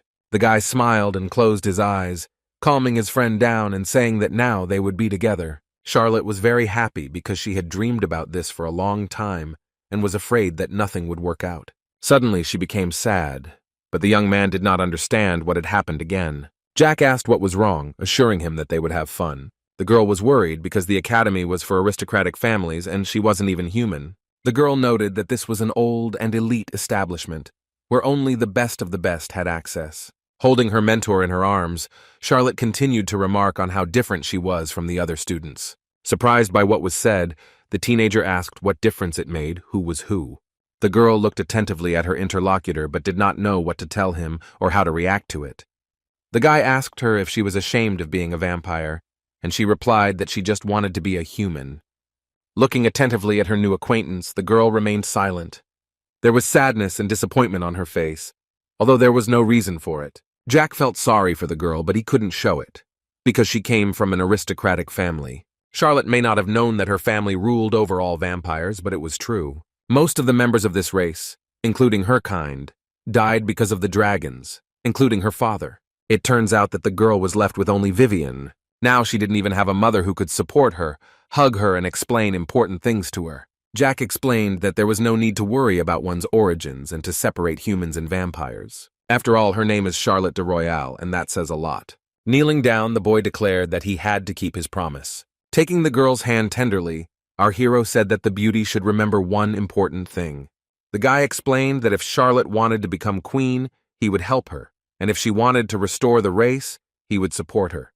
If a girl has problems, a young man will definitely solve them, so she should not allow herself such thoughts. The young man looked attentively into the eyes of his interlocutor, convincing her that everything would be very good. For a few seconds, our heroine stood silently. It seemed as if she was carefully considering everything that had been said. The girl thanked the young man, and noted that her mother said that nothing in the world is free. The beauty noted that sooner or later she would have to pay the bills. The surprised guy looked at his friend, and now he didn't understand what to answer her. Our hero confirmed Charlotte's suspicions, noting that in fact, in this world, you have to pay for everything. However, one day he will ask the girl for help, and she must fulfill it, to which Charlotte happily agreed. The blonde, squeezing her mentor even tighter in her arms, noted that she would never abandon her savior. The very next moment, the teenager offered to carry the suitcases so they could go for a walk, pointing to the beautiful view. A few minutes before this, A very interesting conversation took place in Rommel's office. The director promised to get the girl into the academy, and he will do it today or tomorrow. Looking at the man continued to note that there is a house outside the academy, but there is one thing. It will be difficult for one person to manage in a large mansion, and therefore the manager sends several experienced people to help. Jack said he would be glad of that, as company never hurt, and thanked him for his concern. Standing on the street, the witch, who was already sitting in our hero's arms, wanted to tell him something. The mentor emphasized that Jack said the right words in relation to the girl. In the young man's views on racial differences, respect for the individual comes first. This is very important. Valentine continued that she thought the teenager was the first fool, but now she doesn't think so. The boy decided that this was a compliment, after which the teacher asked if they had arrived. Suddenly, everyone gathered turned their attention to the powerful blade. The guys stood there and didn't know how to react to what was happening. Our heroes saw a man standing with a sword and training to wield this weapon. Jack noted that the man was very persistent, although he was completely indifferent to what was happening on the site.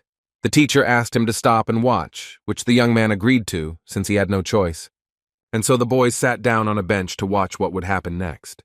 The teenager didn't understand why the witch wanted to look at the stranger. It was clear that the man was about 17 years old and tall. Afterwards, the guy began to look at how much mana the stranger had, although he didn't expect a large amount. And at this very time, the young man, who did not pay attention to the audience, continued to study hard. Suddenly, our hero's eyes widened at what opened up before him. For a moment, it seemed to the teenager that he had simply made a mistake in his visions. Looking around, our hero decided that this was simply impossible. Jack was very surprised that the young man had the fourth circle, but the strength was the same as the second. The man looked so cool, but in reality there was nothing there that would interest the mentor. The witch asked the boy if he was worried that she would take on a new student after hearing a negative answer. A moment later, the young man again asked his interlocutor why she had paid attention to this stranger. The mentor emphasized that her student sees only external characteristics and nothing more. The guy asked if the young man had anything else besides his physical fitness, of course. Valentine looked closely at her charge, but did not know what to say to him, and therefore remained silent. For a moment, the boys turned their gaze to the sword standing against the wall. For some time, our heroes sat in complete silence. They were immersed in the process they were observing. And it was truly amazing how the stranger handled the sword. Suddenly, Charlotte announced that the man had been training for a very long time and might faint. The girl noted that from the sweat that appeared, one could tell that the person was holding on with all his might. And the very next minute, the blonde drew the guy's attention to the abrasions on the stranger. In a serious voice, the young man stated that he himself had noticed this. The teacher asked Jack if he still understood what she was hinting at. Our hero began to carefully study the young man again, trying to understand what the catch was. It turned out that this man had one circle of mana destroyed. The interesting thing is that it is difficult or even impossible to restore it. The most amazing thing is that it doesn't seem like anyone was involved. It looks like the man hurt himself. Valentine said that's why she likes him, but added that there was no point in saying anything else. Jack smiled, realizing that the witch knew much more than she was saying, although a moment later the witch declared in an indifferent tone that she had nothing more to say. Our hero guessed that the woman was interested not only in physical strength. Valentine also drew attention to the basis for the black magician, death and endless revenge. The man's persistence to restore the destroyed circle, his willpower to raise his sword every now and then, despite his wounds, were also amazing. However, there was also a hatred hidden inside that was keenly felt. Suddenly, the stranger heard someone speaking to him. Jack decided to talk to the man before he realized what they wanted from him and why they were bothering him. The young man explained that the young man was straining his arms too much, which surprised him greatly. Our hero continued to explain that his right hand was too tense, and he needed to swing more accurately if he didn't want to die. The young master pointed out that he was too focused on the destroyed circle. It was better to protect his heart first. Jack advised the stranger to change his attitude towards what was happening, but in his own head. The man asked who the teenager was, but in response, received a question whether he was ashamed of being a weakling with such a form. He was embarrassed and tried to answer something to defend himself, but he couldn't say anything. Jack sighed heavily and just looked at him with sadness, but with understanding. The young man then handed his interlocutor an elixir with the highest level of grape flavor, but the man did not understand why he was giving it to him. Holding the bottle in his palm, the stranger wondered what it was made of. A little embarrassed, The blonde asked the teenager why he gave him this potion. Smiling, our hero happily said that there was no catch in this. He just wanted to do a good person a favor. The boy knew that he could give the elixir, because Gonzalez was very rich and did not mind if the young man had even more of it. And so, a moment later, he added that the stranger should not worry about anything. Our hero understood that he had to know to whom he had given the elixir, and so he asked the young man's name. After the young master asked about his name, he said that his name was Thanos. Jack wished him good training and got ready to leave so as not to disturb and waste the guy's time. But now Thanos asked to tell the teenager's name. And a minute later he received an answer. The young man stated that the young owner's name was Jack Ballantyre. The young man emphasized that he was already leaving and thought that they would see each other again soon. Valentine, still sitting on his shoulder, said that only a guy could talk so badly. The girl happily declared that there was no one better than the young man. The boys understood that time was running out, and so they had to go too. Charlotte, who thought Jack was cool, looked back to see where the man was, and he just stood there, holding in his hand the potion he had received just recently. The young man did not understand why someone would give him a potion just like that, although the very next moment the man loudly pronounced the name of our hero. Thanos recalled the rumors about the third son of Ballantyre, who was considered an idiot who only knew how to eat and breathe. Standing in the middle of the arena, the blonde thought that he remembered everything correctly. It was this teenager that everyone was discussing. This guy's reputation wasn't the best before, but it's a different story now. At the beginning of his studies at the academy, Jack had no equal in his academic performance. Thanos didn't understand and thought that maybe it wasn't him. After all, in the first semester the young man had all the A's in every subject. After some time, the boys stood in front of a large and elegant estate located near the academy, specially built for the Duke's guests. John Doe was the director's servant, and he said that if Jack needed anything, he could ask the servants. The teenager looked attentively at the man, who smiled sweetly, showing that he was glad to have guests. Our hero understood that he most likely needed to treat this person with respect. Suddenly the guy remembered that there was another person with such a nickname who was famous for his cruelty. But the guy decided not to develop this thought, looking towards his mentor. Jack was pleased because the Duke's estate was on a completely different level. The young man noted that this was a house for real aristocrats, but it seemed to him that the servant was trying to interfere with the succession to the title in the Ballantyre family. The servant explained in response to the question that his feelings were not important at all because he was doing what he was ordered to do. The young man noted that despite this, it was not very polite to hide one's true nature. The man didn't understand what the guy was talking about until he asked if the director knew about it. Jack said that John had a strange hood covering his face, and he didn't understand why he kept meeting strange people. The guy understood that there were few people with the ninth circle in the kingdom. Therefore, he was very lucky. After a short pause, the teenager asked himself, just in case, whether it was true that the man was also a spy. There was tension in the air. Silence filled everything. Those gathered simply looked at each other. At some point, our hero wanted to say something, but he didn't dare because he was thinking about something. John took off his hood and began to ask how he guessed. He even stopped the flow of mana in his body. It was the tower's owner, Bellamy Craig, who was very surprised by the director's request to look after the young man. In the Empire, among other empires, it was this man who remained loyal to the director until the end. The man was interested in how the young owner guessed that he was a polymorph. With a smile on his face, the teenager said that he would never have guessed before and fell silent for a moment. And then he received the answer that the young man had recently had to kill one such polymorph. Craig explained that he was the master of the tower and the rector of the Faculty of Magic, and Jack was just a student, so he should be more polite. The guy didn't like this and emphasized that in such a case the man should have said hello first and then demanded respect. Our hero angrily shouted that it was he who had revealed the true identity and therefore had the right to be taken into account. Smiling, the interlocutor added that our hero was absolutely right.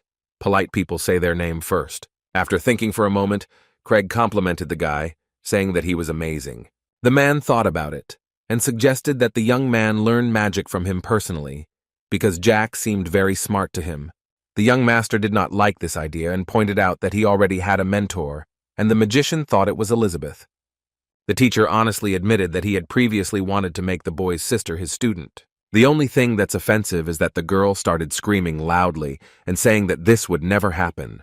Craig didn't want to give up and offered even more because the guy's sister refused, but this time he is not going to allow this to happen again. When Jack refused, The man offered to take on himself as a tutor because he really wanted to teach the boy. A moment later, Valentine spoke up, addressing a child. The teacher asked what the name of the child with the 9th circle of magic was, which surprised the rector, who did not think that dolls could talk. Our hero intervened in the conversation and explained to the witch that this was an adult and respected man who was the owner of the tower. The girl explained that the man could easily reach the 10th circle, but in the past, when he tried to do this, he was attacked, which surprised the rector. The witch noted that she was simply seeing the remains, the shape of the 10th circle being inside Craig. The rector suggested that they are found in those who have a broken mana heart. Valentine said the man knows the theory, and although it is difficult to succeed at that age, he has a chance, so he should not give up.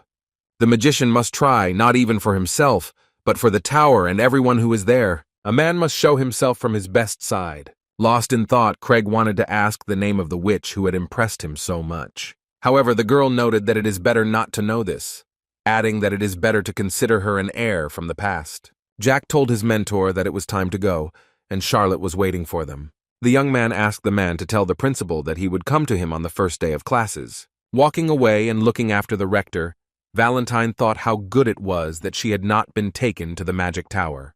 The mentor considered it insulting that those who had talent did not try, and those who did not kill themselves by training until the end. The witch did not understand why Craig, with such great talent, did nothing and just sat around doing nothing. Suddenly Jack asked why the woman didn't tell him anything, because it really offended him. The interlocutor asked a counter question regarding what she could tell her student. Valentine noted that the boy used dark release on Gonzalez and there was nothing more to teach him. It was the last technique she taught the boy. The young gentleman thought about the fact that the owner of the tower himself had come to keep an eye on him, but he didn't care. Craig silently prepared to leave the estate with the maid. The rector turned around and looked somewhere into the distance. A slight sadness and disappointment could be read on his face. In the distance stood our hero with his mentor. The girl asked what the owner of the tower was thinking about because she was worried about it. The man said that the director told him something other than that he needed to keep an eye on the boy. Despite this, the young man was still worried about something that he kept silent about. When they met, the director asked if the man really didn't like the young man, although this was not at all the case. The rector understood that Jack was a very good fighter for his age. Even though he was in the 2nd circle, he managed to win against the 6th magician. Craig was sure that the guy was very dangerous. So the director asked if that was all he understood. The man said that the guy brought another girl. The young man said that she would also study at the academy, not understanding why Rommel trusted him so much. While drinking tea, the head of the establishment noted that our hero could cause a war with the Tesla Empire. The director said that there was no need to rush, because with time, it would become clear where exactly the young man would lead them. Lost in thought, the rector thought to himself that he still felt somehow uneasy, and he said out loud that since his interlocutor thought so, and then abruptly changed the subject of the conversation, wanting to ask Rommel something. The rector added that he would not want the director to interfere in the problems of the Marquis's estate. However, the interlocutor noted that he seemed to have heard that the Ballantyre family had already chosen an heir. For a moment there was an awkward silence in the room. Craig knew the heiress of the Ballantyre's family very well, and Elizabeth could have become an excellent master, but this idiot uses her in his political games. The second guy is already in his 3rd round at 17, and there are a lot of them in their academy, but he is not very smart yet. Craig had never seen a person who lived his life so worthlessly. Rommel did not understand why the young man was telling him something he himself was well aware of. The rector explained that the director was already old and that he should not get involved in politics. It would be better to give up the title of Duke. He then pointed out that Jack could have been sent to solitary confinement in the dorms for skipping classes, but Rommel had given him a house outside the academy. Hearing that Jack was the academy chief's favorite, which could cause rumors to spread, the old man laughed. The director noted that he understood what his interlocutor was worried about, since they had known each other for 30 years. But Rommel had a feeling that without Jack, he would miss something very important, and he knew that this was very strange. The next moment, the director fell silent, but only to laugh heartily. He said that the house where the young man would live was almost ready, and Craig could go and visit him personally. It seemed that the young man did not like this idea, but he did not argue and therefore agreed to the proposal. Even though the guy gave him the creeps, the rector now understood what Rommel meant and thought about it. The man remembered how the maid asked why the master was smiling like that, but he was in no hurry to answer. He wanted to spend a few seconds in his own thoughts. However, he then replied that everyone has the right to laugh, and there is nothing surprising about this. In this estate, in addition to the servants, there was 1 cook and 5 guards. Jack noted that they should work well and he would help them. The guy told everyone that he loves meat and needs quality nutrition, namely a full breakfast, lunch, and dinner. The young man wanted his assistants to cook well and not use magic for this, and also added that he liked tomato and strawberry juice. Our hero explained to everyone that juices should be served every day. The staff listened attentively to the young owner and said that they would try to make the teenager happy. The young man understood that since all these people were here, he needed to use every opportunity to live well. But it seemed to him that the cook looked like an idiot. It was Guinness who looked a bit sad. It seemed to Jack that this man was not only far from Ron, he was far from preparing quality food at all. The boy knew he wouldn't remember the names of the bodyguards, so he would call them the 5 Musketeers. Our hero was sure that they were either murderers or informants who had been returned by the old man. The young man looked closely at these people, and one thought was brewing in his mind. He decided that these men, like that guy, probably had broken mana hearts. The teenager decided to please these people, and therefore declared that after the destruction, a new circle could be made in the academy, although not ideal. Hearing that the boys were asking for this to be done for them, Jack said that he would try to resolve the issue if they did a good job. Perhaps this conversation would have continued for a long time if the teenager had not been called out. Charlotte reported that there was plenty of space, and the guy simply waved his hand from the balcony and declared that now they could look at their mansion together. The positive thing was that Rommel gave the teenager the house on August 9th, and his studies at the academy started on the 16th. However, time flew by quickly, and the young man did not notice how the 14th arrived. Jack had been having a great time at the estate for 5 days now, realizing that you should only take the best from life. They bought new clothes with Charlotte, and there were a lot of funny moments during this action.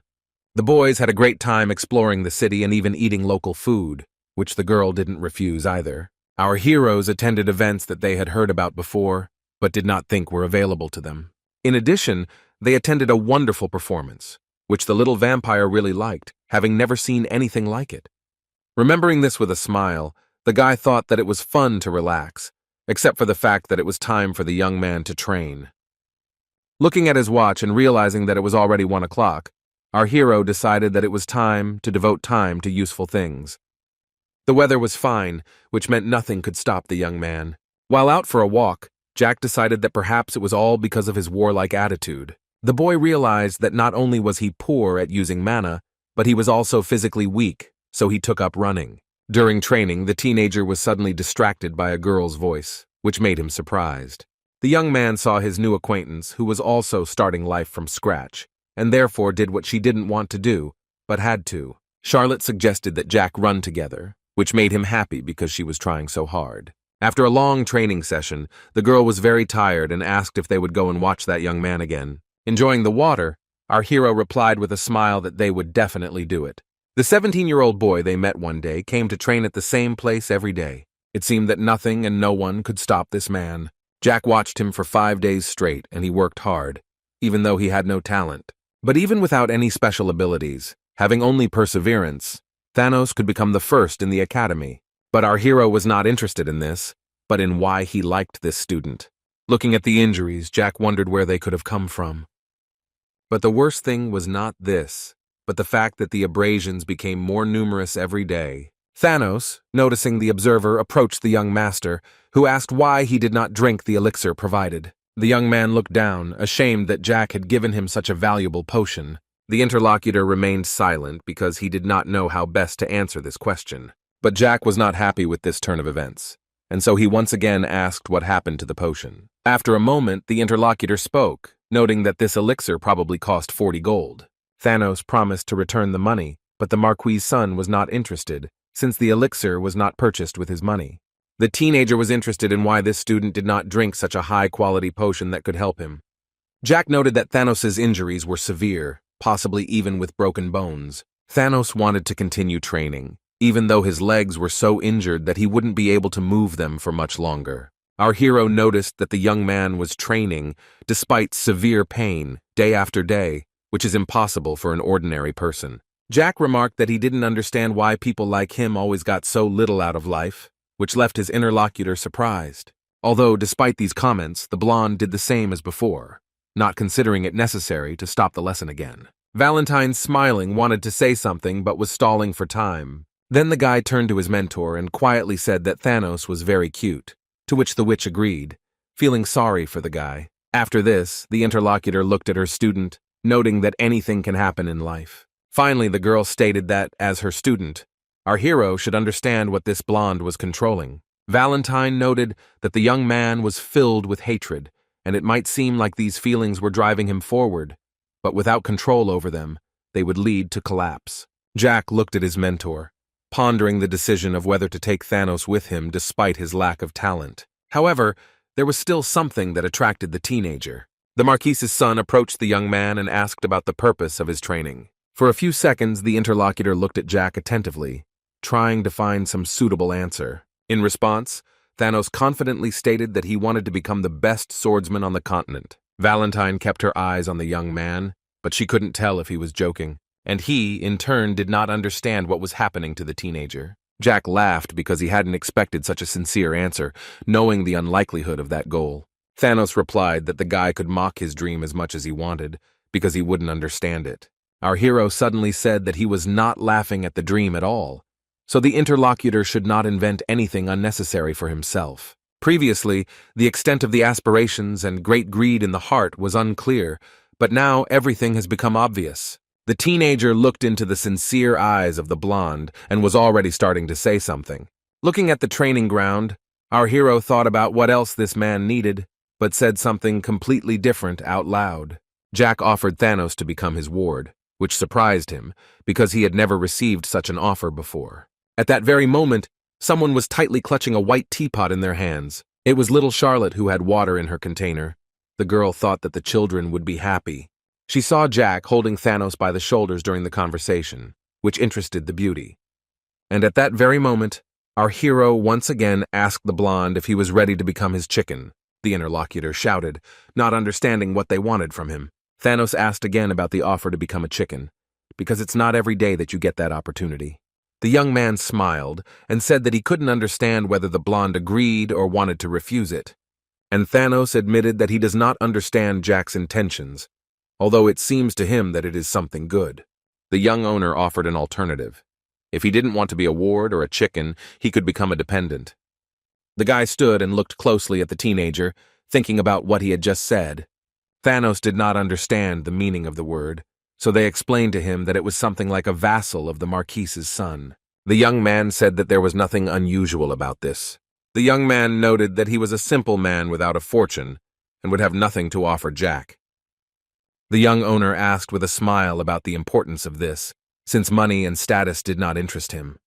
The interlocutor was embarrassed, saying that practically no one hangs out with him. However, Jack was not going to give up, and so he wondered what was so unusual about this. Thanos admitted that he had heard of the Ballantyre family, but the young man did not at all correspond to the rumors about them. And again our hero thought to himself that everyone at the academy knew about him too. Clenching his fist, Thanos explained his position that without money and talent, no one needed him, and Jack should find someone better. The young man was touched by such concern because Thanos was worried about his future, not his own. And a minute later, he reminded that the young man wanted to become the best swordsman on the continent, so how could such a warrior not be useful? But Thoth again noted the lack of talent for mana, trying to convey this to Jack. But the young master understood that Thanos had something more valuable than this talent, because many achieve success without it. Placing his hands on his interlocutor's hands, the teenager noted that there were many owners of mana without him. Even peasants have a talent for mana, but they don't realize it, and therefore don't know how to develop it. These people die without ever realizing their potential, without even realizing the wealth they had inside. Jack explained that he only learned about his talent thanks to his mentor, having not even suspected it before. The world that our hero saw is not at all the same as how others see it. As a child, the young man saw mana enveloping him, but he did not understand the meaning of this phenomenon and could not properly develop his abilities. At that time, everything was completely different. It seemed that mana was something useless and unnecessary. Jack noted that Thanos has a talent for overcoming difficulties, and not many are willing to go all the way for their goal, so it is worth believing in yourself. The guy added that of all the people he met along the way, he believes in Thanos the most, and that he will succeed. It seemed that for the first time in a long time, the interlocutor was proud of himself, but did not know how to react to these words. The young man was also embarrassed by these words, but did not have time to answer, because their conversation was interrupted. 3 academy students approached Jack, mocking him for associating with a vagabond. Our hero, looking at these impudent fellows, thought to himself that for the sake of peace in the house, he would have to deal with these guys. However, the very next second, Thanos began to say that it would be best for him to go somewhere. The guy did not respond to the provocations, but the guys continued to behave defiantly and aggressively. They called the blonde a poor idiot. The red-haired youth threatened Thanos, reminding him of their previous meeting, during which he got little. Thanos quietly asked Jack to leave, explaining that they had come specifically because of him, and the young master should not interfere. Looking at the bruises on his new acquaintance's arms, and then turning his gaze to his ill-wisher, the young man understood the origin of the wounds. However, the teenager was not going to just stand there and watch all this with indifference, and so he intervened in the conversation.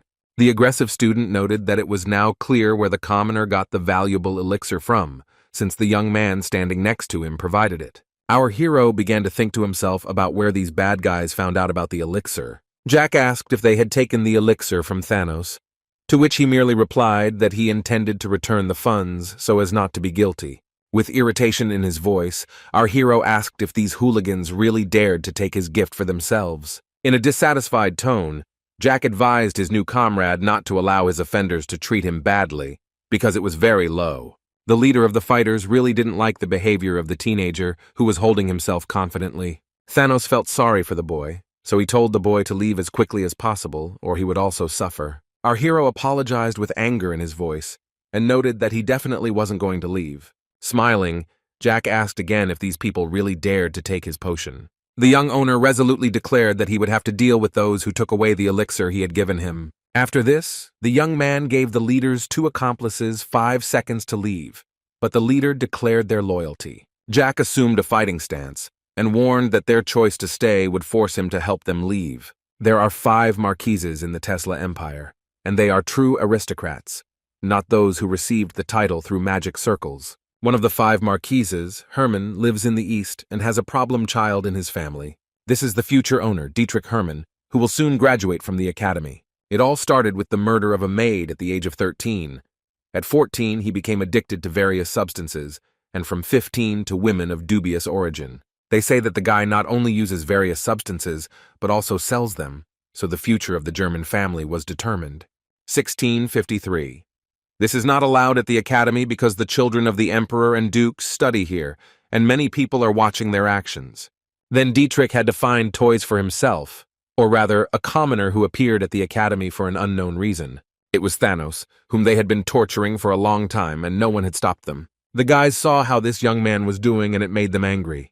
One of the not-so-wonderful days, the sword that the blonde never let go of was suddenly knocked out of his hands. Several people pushed the young man to the floor and began to put their feet on him. The ill-wishers rejoiced and grimaced, enjoying the fact that the young man was in great pain. One day when the boys were bullying Thanos, something cracked in the boy's pocket and attracted the attention of the fighters. Dietrich didn't understand what it could be, and therefore was determined to find out. It was an elixir that was slowly pouring out of a broken bottle. The opponents began to ask where such a beggar could get such a valuable thing. Taking a big stick, Dietrich decided to teach the guy a lesson for his insolence, although in fact Thanos did nothing. The young man understood that they were going to beat him, but he seemed to have no desire to resist it. Now, standing in front of ill-wishers and seeing Jack nearby, the guy behaved completely differently. At this point, our hero hit the first guy who had a problem with excess weight and incapacitated him. Dietrich decided to attack from behind, taking the same stick, which looked like a bat, saying that the young man was being too presumptuous. The teenager turned around slightly to see who had the nerve to swing at him. After this, Jack easily kicked the fighter's stick out of the way, leaving the guy without a weapon. At this point, Charlotte told her mentor that the boss was acting like that again, to which she replied that she was not at all surprised. The opponent noticed that the opponent had a very strange aura that he had never seen before. It was dark and filled with malice. Jack began to stretch and say that he finally warmed up a little, and asked if the guys were tired already, since the fight had only just begun. The young man covered part of his face from the sun, which was shining directly into his eyes, hearing Dietrich accuse the boy of what happened. But our hero didn't care about this at all. He had suffered humiliation and abuse for so long that now he only wanted to avenge himself and his friends. And a second later, he noted that the idiot servants were not going to interfere even when the master was lying on the ground. The Marquis's son was very angry about all this, expressing his opinion and hearing that his rival continued to call him badly. An exhausted Dietrich threatened his rival, saying that he would immediately contact his father. But the young man did not have time to do anything because he looked ahead in horror, and all because Jack raised his leg in order to hit his ill-wisher. A minute later, the teenager's foot was already confidently resting on his opponent's head. The guy said with a smile that if a person finds it difficult to understand something the first time, he can explain it again. The servants, who had been doing nothing, decided to stand up for their master because he was in a hopeless situation. Our hero happily declared that he had been waiting for this moment for a long time because he was tired of looking at the guy lying on the ground. The young man heard threats that it was in vain that he had started a fight, but the guy just continued to smile.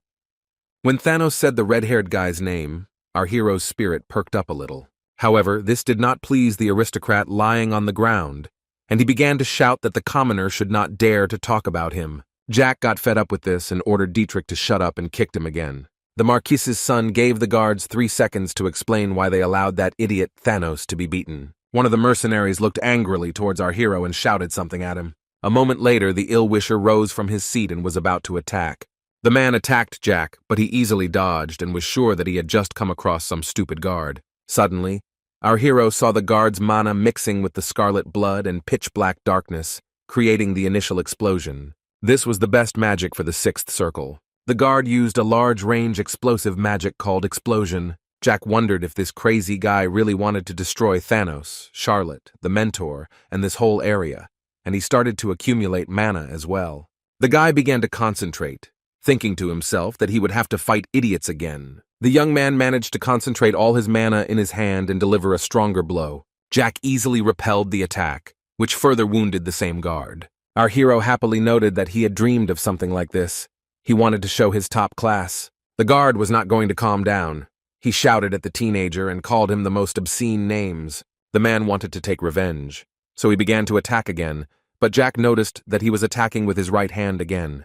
The guy hit the guard in the chest, saying that all his blows were similar and easy to guess. The man winced in pain, not expecting the blow to be so strong. When he tried to get his sword, Jack easily knocked it out, as well as Dietrich's bat, but a little earlier. Next came the knife. But nothing came of it either, since the guy, having hit the opponent's hand, deprived him of this opportunity as well. The man howled in pain, rubbing his own wrist. The guy thought that the man had a headache, which is why he was thinking so poorly, and so he came up from behind and began to strangle the man, reminding him of how unfairly they had treated Thanos. The enemy tried his best to resist, although he was not very successful. Having knocked the ill-wisher to the ground, the teenager asked in surprise that he could probably relax a little now.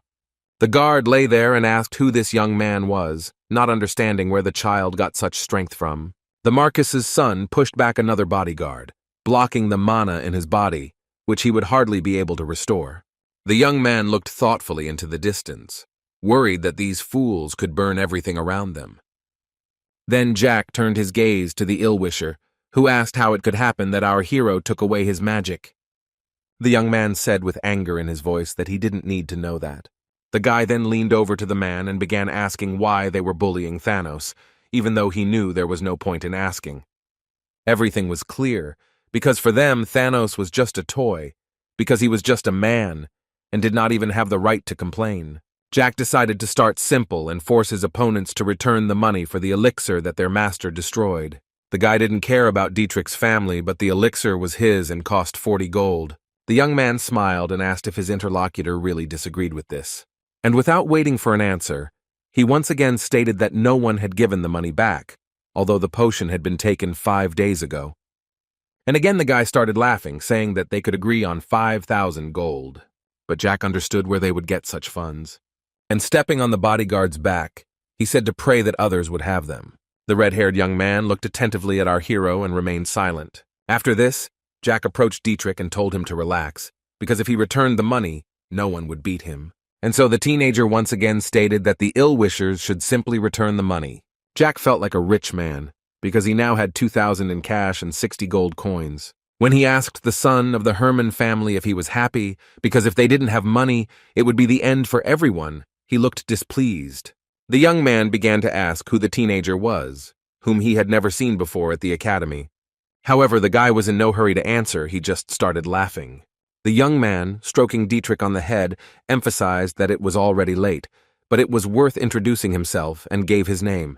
And the next moment he added his last name so that the enemy would have no doubt who the teenager was. The ill-wisher screamed in fear that Jack Ballantyre himself was next to him, knowing the rumors about him. He didn't understand how it was possible that Pelon's own younger brother was now standing above him.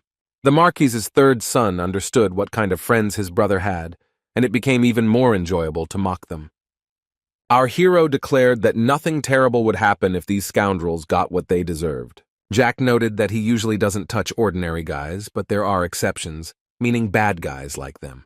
And so that Dietrich would forever remember that you can't hurt others, the teenager stuck his shoe in his mouth. The young man said that the bully only had his family name, and without it, he was simply nobody. The teenager added that the enemy used the mana of higher-level magic users to transfer it to himself. Although in reality, Dietrich can do nothing but mock those who do not belong to the aristocratic community. Jack threatened that the young man was lucky, but when the ill-wishers turned 20, he would definitely throw their corpses into the lake behind the academy. The Marquis's third son emphasized that he lived on an estate near the academy, and if the boy dared to take revenge, he would wait. As he was about to leave, our hero added that next time he would not stop and would continue what he had started. Stepping back a little, the teenager was surprised to see his offender's wet pants. The young master decided to leave, telling Charlotte and Thanos this, and reminding them that his offer still stood.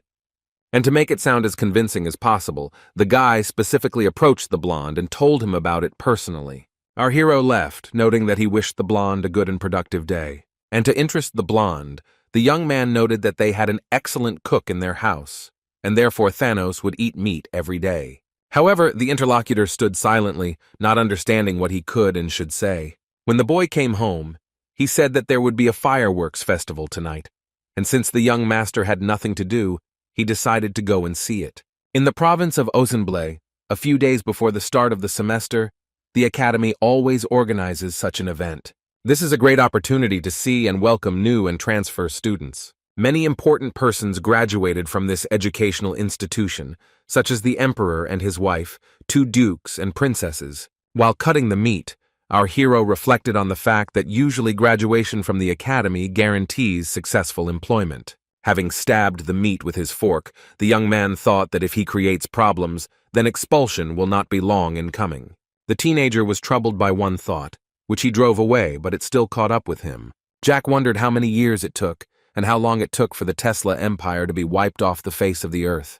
The guy hoped that all the bad aristocrats would die soon. And then the teacher said one phrase, and it frightened the young man, who thought that he had spoken his thoughts out loud. The witch began to say that she was worried about what had happened. Valentine once again reassured the teenager, saying that she was worried about what happened at the academy today. Valentine didn't understand why security was needed if it allowed this kind of behavior and fights that were unacceptable.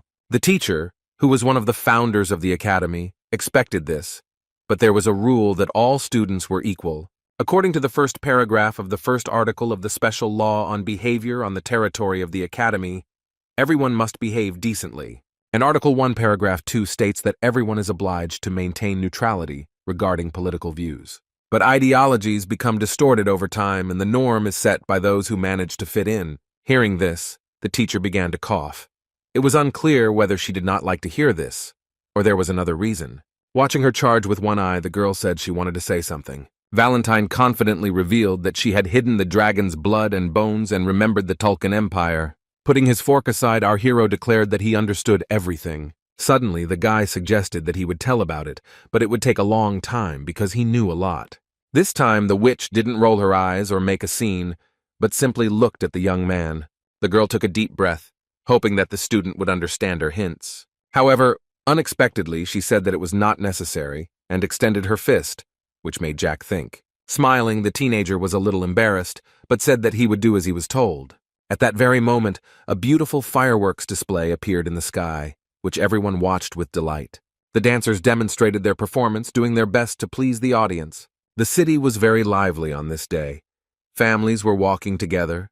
Children were joyfully celebrating without any worries. Jack hadn't felt this way for a long time, remembering his past life, which was full of disappointments. Charlotte asked the boss how Paul learned to fight so well. Our hero thought for a moment and then replied that he had a lot of experience. And again there was an awkward silence that no one was able to break. Charlotte looked closely at her interlocutor, wanting to ask him something. The girl asked how many people the guy had killed. The young man had no intention of lying and answered honestly that there was a lot, even too much. The blonde also decided to clarify whether it was true that the guy came from the future. But Jack clarified that he had gone back 20 years, remembering that he had already spoken about this with Ron. Our hero understood that he could only share such information with his faithful comrade. The servant, placing his hand on the table, listened attentively to the young master. He then said that he died by accident, while simultaneously asking his interlocutor if she wanted to know the truth. The young man explained that he saw Charlotte for the first time in this life. Although I had been to that city often in the past, I had never met the girl. Jack added that he had only met vampires in the monster forest, realizing that Charlotte would definitely understand what he was talking about. When Vivian died, Velactus told the boy that he had come to kill the girl. From this, it could be understood that she died when she was only 10 years old, although the teenager still did not understand why his friend was talking about this.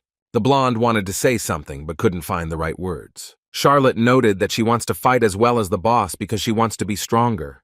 Jack knew this feeling well, but he tried not to think about it. A painful past and a heart that wants to change things for the better. Our hero said that then they would start training from tomorrow, which the girl did not expect at all. Taking her by the cheek, the young man asked why she had such a reaction, since she wanted to learn it herself. After thinking for a moment, the young man said that it would be best not to postpone his studies. Charlotte, learning that they would be creating a mana heart tomorrow, thanked the boss for his help. The girl smiled for a few seconds, realizing that for the first time in her life she was doing something differently. The girl was so happy with the changes that she thanked the guy again. Jack simply smiled, realizing how much benefit and happiness he could give to the little vampire. However, he thought to himself that he could imagine how hard it would be for the girl in the future. A quiet night enveloped the entire academy and dormitory. Only in one room it was very loud.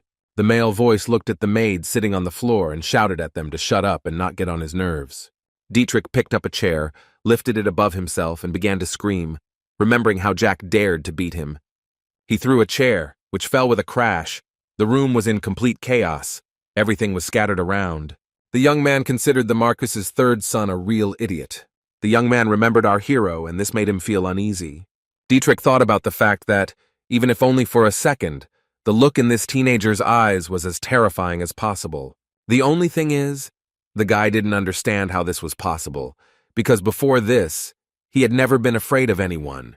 The young man, clenching his fist, became even more angry, because it was because of the guy that he wet himself in front of everyone. Dietrich took the sword and began to shout that he would do to that fool the same thing that Jack had done to him, because he had encroached on his popularity. Our hero's enemy was thirsty for revenge, explaining that now the impudent teenager would surely come to an end. Jack and Charlotte walked home, the young man talking out loud about the fact that the second day of the term had passed, and silently noting that he already wanted to see Ron to try delicious food. Suddenly the young man felt dizzy and did not understand why his body was shaking. Our hero raised his hand to his forehead, realizing that nothing like this had ever happened to him before. Although the reason was obvious, Charlotte ate a burger with his blood on the sauce so that the girl could gain strength. Trying not to show it, the guy asked her if she liked it.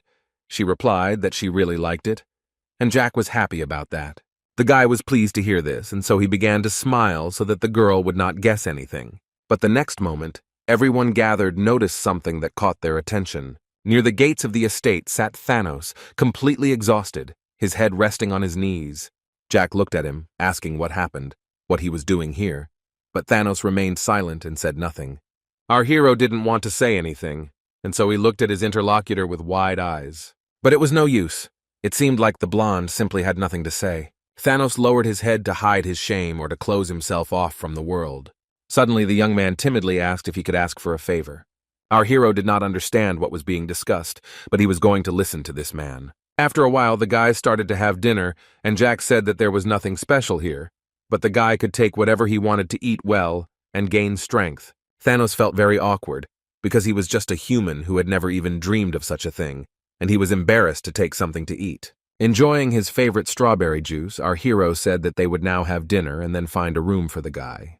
Little Charlotte, who was sitting next to him, asked her new acquaintance to eat, caring about the guy, because she knew that he was now their friend. The young man continued to sit for half an hour, and it seemed that he again did not know what to say. Thanos looked at the food, but he was not interested in what was poured into the plate. The guest, who had been sitting up straight before, now leaned over the table. Jack didn't understand what was going on with their friend, but he didn't want to ask. A moment later, the young man noticed that drops of tears began to fall on the table, and he was surprised. Not understanding what had happened, he thought that he had said something wrong. Our hero had never been in a similar situation before, and therefore did not understand what was the best way to proceed. The guy started crying really hard, although it was unclear why, because no one had ever treated him like Jack. The young man turned to the cook, and he politely asked what had happened, since the dishes were prepared very well and there shouldn't be any problems. Jack explained that he must have rushed and put in too much of the eye-sharp onion while Charlotte was calming the guy down. The cook exhaled calmly and said that perhaps that was true, and next time he would improve and put in less. Looking at his dishes, Guinness realized that the food was fine. He just had to play along with the young master. The next day, everyone met again, and Jack asked if Thanos was better now because he was in a bad condition yesterday. In turn, the young man simply apologized for his behavior, to which the young man clearly said that anything can happen in life, and there is nothing like that. The guy wondered if the young man would ask him about anything, but he replied that everyone could have their own secrets. And a minute later he added that, of course, he was interested, but he wouldn't press. Our hero thought to himself that with this approach, Jack would be able to earn the blonde's trust. Valentine sat on the stairs, angry that the boy was once again playing the hero, even though she knew why he was really doing it. The girl asked the blonde if he knew that he was required to attend classes at the academy, receiving an affirmative answer. The Marquis's son explained that Thanos did not have to go to school. Having his own room in the castle, the guy can turn to Guinness when he gets hungry. Our hero pointed to the 5 guards watching the guy and said that he could call them by numbers and make friends with them. Jack explained that this was once the estate of the Duke of Osenbla, and now this is a gift that he received from the elder. Thanos thanked his interlocutor for telling him everything and said that he would go, to which the young man asked if he would train again. The blonde explained that if he didn't do this, he would become even weaker, so he couldn't skip even one day. Only a few minutes passed, and Thanos was already training with a sword in his hands as usual. Jack sat, drank tea, and thought that this man was hard-working, but the important thing was that the wounds healed thanks to the elixir that he finally took. And a minute later, the teenager came up with the idea that this guy could be crying precisely because of the potion that was taken from him. Suddenly, the young man was interrupted by little Charlotte, who wished him a good morning and was already warming up before the lesson on creating a mana circle. The guy smiled and said that he was also free, which meant they could begin. Night fell and the little girl lay on the ground, exhausted after a long training session. Jack encouraged her, calling her a hard worker because she had done a great job today, but the girl said that she couldn't do it anymore. Charlotte asked in surprise if this meant she could now use magic, not believing that she had succeeded. The young man confirmed this and praised the girl again, thinking that he really guessed how charming she was. For a moment, our hero thought about how good it was that he met Charlotte. She was skilled in using mana at a high level, and it felt like she had been training for a long time. The guy realized that creating a magic circle in 10 hours was an excellent result, and suggested that we stop there for now. The girl smiled and noted that she would do it with great joy, since she was a little tired. The blonde happily stood up and, seeing a bench, quickly walked towards it to sit down. Before she could sit down, the girl fell onto the bench, which greatly surprised Jack, who was watching her with a smile. Our heroine fell asleep immediately, because it was already evening and her body was exhausted, needing rest. The mentor asked Jack if he was going to tell Charlotte because it was completely impossible for beginners to create a circle in 10 hours. The young man noted that if he were the rector of magic, he would immediately ask to be Charlotte's apprentice. Walking slowly along the ground, our hero said that without his help, it would have taken the girl at least one day to create the circle. This magic circle takes mana from the air, allowing it to be collected and created as a barrier. After gathering the mana within, Jack transferred it to Charlotte to make her training easier. He understood that this method would not work for everyone, but Charlotte was still great, because she was able to create a clean circle in a short time. Looking at the sleeping girl, the young man told the witch that she had taken the task seriously. The mentor asked if her student wanted anything for his help. He just looked at her, not answering, because he didn't need anything. Jack remembered Thanos and looked at him, noticing that he was standing with his back turned. Jack asked if Thanos was crying, which made him worried because he didn't want to show weakness. Thanos, wiping away his tears, quietly replied that he was not crying and asked how long they had been there. The blonde, clenching his hand into a fist, looked at her carefully, but said nothing. The young master thought for a moment and asked if Thanos felt he had reached his limit and if he really wanted to give up. The young man asked if the young man would really just give up everything so easily. It seemed that the interlocutor did not know what to answer or did not want to do so since he remained silent again. And so the young man pressed Thanos, saying that the girl was able to make a circle in 10 hours. Surely the grown guy doesn't envy her. Jack was convinced that the blonde hoped that the girl would not have a talent for fencing, because she could surpass him. Our hero said that becoming the best knight on the continent is not easy, because power does not just fall from the sky. Seeing how the guy clutches the sword with trembling hands, Thanos fell to his knees and began to cry, saying that he hated himself for such moments and considered himself a terrible person. On the one hand, the young man was engaged in self-flagellation, and on the other, he felt strong pity for himself. Jack just looked at him and thought, how could he be such a crybaby? Looking closely at the blade, the teenager asked again if the young man would really give up so easily. The young man reminded that the best knight on the continent should not give up because of a little girl. Realizing that this assurance was also not working, our hero reached his hand towards the top of his interlocutor's head. He placed his hand on Thanos' head and assured him that he could achieve his dream, even though it would not be easy, but he should not give up.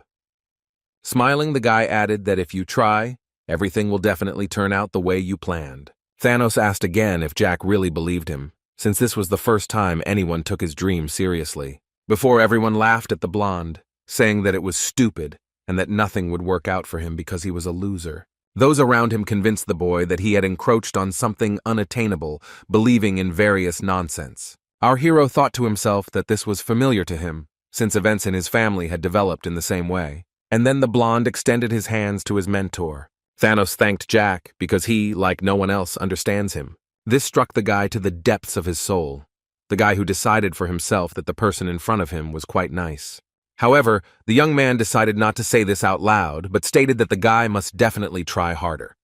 From Jack's experience, he knows that only skills will not fail him or betray him. Our hero could not refuse this little child in the body of a great man and wanted to help, although he knew that until that time, he himself had been the best knight on the continent. Suddenly, Thanos called him master, but something caught the attention of the Marquis's son, causing an uneasy feeling. Turning around, the guy thought about who could have come at such a late hour. Our hero became wary and said out loud that he didn't like this situation more and more with each passing minute. Jack noted that the uninvited guest had arrived in time, leaving his comrade perplexed. The blonde, who was still sitting on his knees, began to ask what happened that the guy didn't like so much. However, he only said the name of his new comrade and then fell silent again. The Marquis's son ordered that the girl be taken away immediately, and that they come to him so that they could stay together. The interlocutor looked at the teenager with horror, not understanding what he was talking about, but a second later he declared that he would do everything as needed. Thanos ran to carry out the task, and the young man continued to say that he had invited the enemy to his death, but did not believe that this man would appear. The next moment, the guy, using his special vision, tried to find the villain, realizing that he was probably hiding. Our hero saw that his guards were lying down, but breathing, which made it clear that they were simply unconscious. The blonde man walked up to Jack with Charlotte in his arms, telling him that he had picked her up. The girl, still asleep, suggested to her boss that they go have dinner, but she continued to doze off. The very next moment, multiple steps were heard announcing the approach of a group of people. A moment later, Dietrich stood in front of the boys with many bodyguards behind him. The enemy menacingly emphasized that he had not seen Jack for a long time and was sure that he would kill him. Our hero was not at all embarrassed by this. On the contrary, it even provoked him, and so he boldly named the name of the ill-wisher.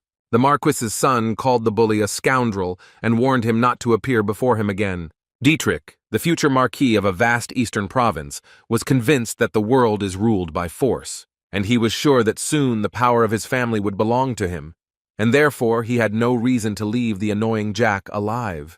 The enemy understood that there might be problems with the Duke of Osembla, but Ballantyre struck first, and this was seen by witnesses. This will become the second reason for the clash between their families.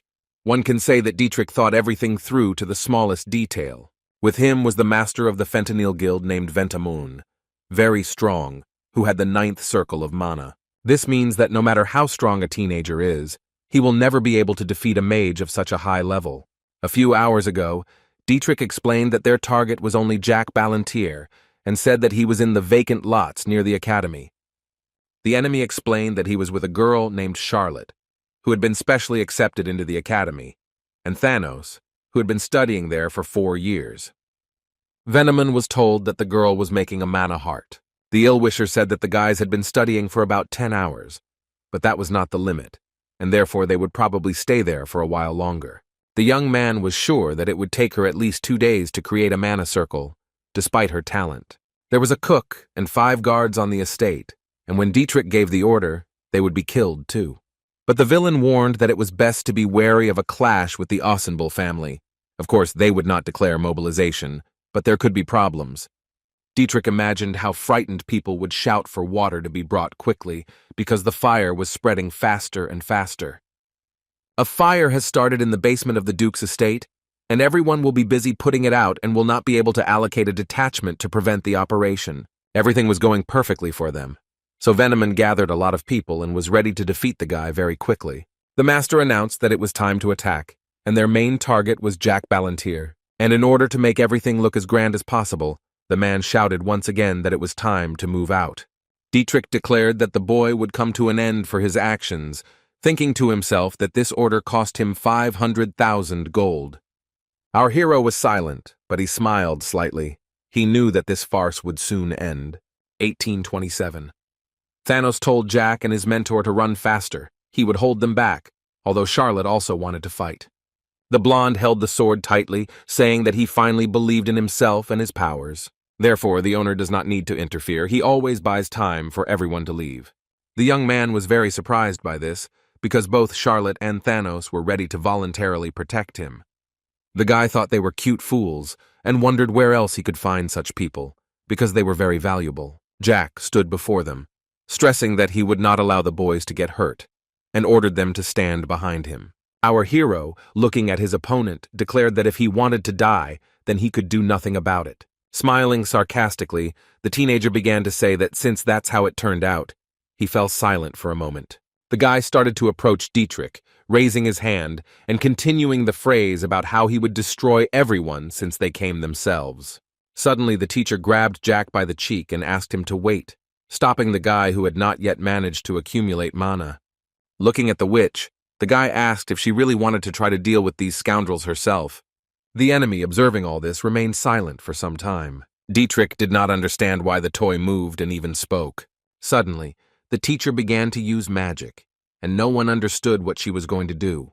The light spread throughout the entire territory, illuminating the evening expanses near the estate. It was so bright that it blinded everyone, but it did not clarify the situation. To everyone's surprise, women's legs appeared in this light fog, and in just a moment, one could see the face of a woman with beautiful eyes that stood out from everything else. A beautiful witch appeared before everyone, from whom one could expect anything. Charlotte, who was standing behind Thanos, looked at everything in surprise and admiration, because she had never seen anything like this before. Dietrich's mouth dropped open in surprise, and everyone standing behind him looked as if they had seen a ghost. The great heroine who once raised humanity has returned after a 400-year hiatus. Jack happily confirmed the fact of his mentor's return. Our hero leaned over to greet the witch, but did not manage to finish his sentence. The woman hit the guy in the face with all her might, causing him to fall.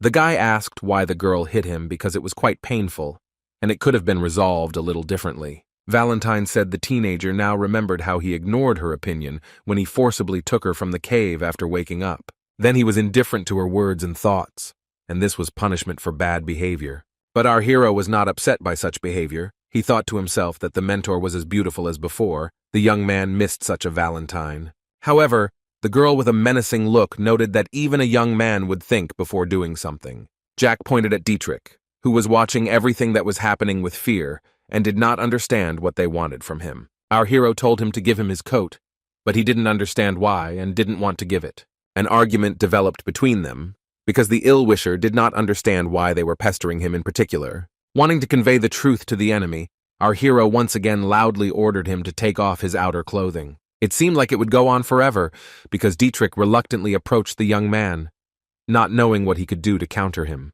The opponent had to agree, because he was afraid that Jack would hit him again, despite the master of the ninth circle behind him. The teenager threw his coat over the teacher, emphasizing that it was cold. And a moment later he added that he did not regret at all that he pulled the witch out of the cave. The interlocutor thought for a moment, and then said that she had to do it her own way. And fortunately, everything turned out for the best. The teacher asked if she wanted to die in peace, but the guy was sure that she didn't, because he was her student. Valentine partly believed that humans were animals, and she knew that the world they created would be different from others. However, the girl realized that there was no difference between people and other races, which really amazed little Charlotte. Hearing the witch's question about whether the teenager pulled her out of the cave because he subconsciously wanted to, our hero confirmed this. Jack knew that she had not done anything wrong or thoughtless in the past, but she had trusted someone she shouldn't have. The young man admitted that he was never able to fully see what the witch had been trying to achieve for so long. As a result, this cave became a prison that the mentor created for herself without realizing it. Looking at Dietrich, Valentine noted that she was now indebted to her student. The teenager wondered with amazement whether the girl really meant him, although Jack believed that the mentor did not consider him her student, but thought that he was just a small and capricious child. However, the guy was pleased to realize and think that he had done the right thing and made the right choice. A minute later, the witch remembered the purpose for which she returned to the human body and addressed her ill-wishers. Valentine emphasized that if they came to destroy Jack, then she asks not to hate her when there is nothing left of them. Our hero's enemy did not know how to vent his anger for all the injustice that was happening there. Dietrich loudly exclaimed why his bodyguards were standing and not attacking, after which he ordered them to be killed. Charlotte and Thanos just stood there and continued to watch everything, not fully understanding what to do. The young man also watched the actions of his mentor without saying anything or disturbing her. The girl commanded that the black resin that would cover the earth and decorate the sky would return to this world at her command. Energy began to be released, and it was visible from anywhere in the world. At this very time, somewhere in the Tulkan Empire, events were unfolding. There were 2 glasses on a small table, and a bottle of alcoholic drink next to them. The stranger took a sip from one of the glasses with pleasure. The very next moment, his hand froze in one position. One of the assistants approached Mr. Beggarman and asked what had happened. The gentleman, looking at the candles, noted that everything was in order. The man thought to himself that he had had a bad feeling just recently, although he thought it was just a coincidence. And to distract himself a little, the young man took another glass of alcohol.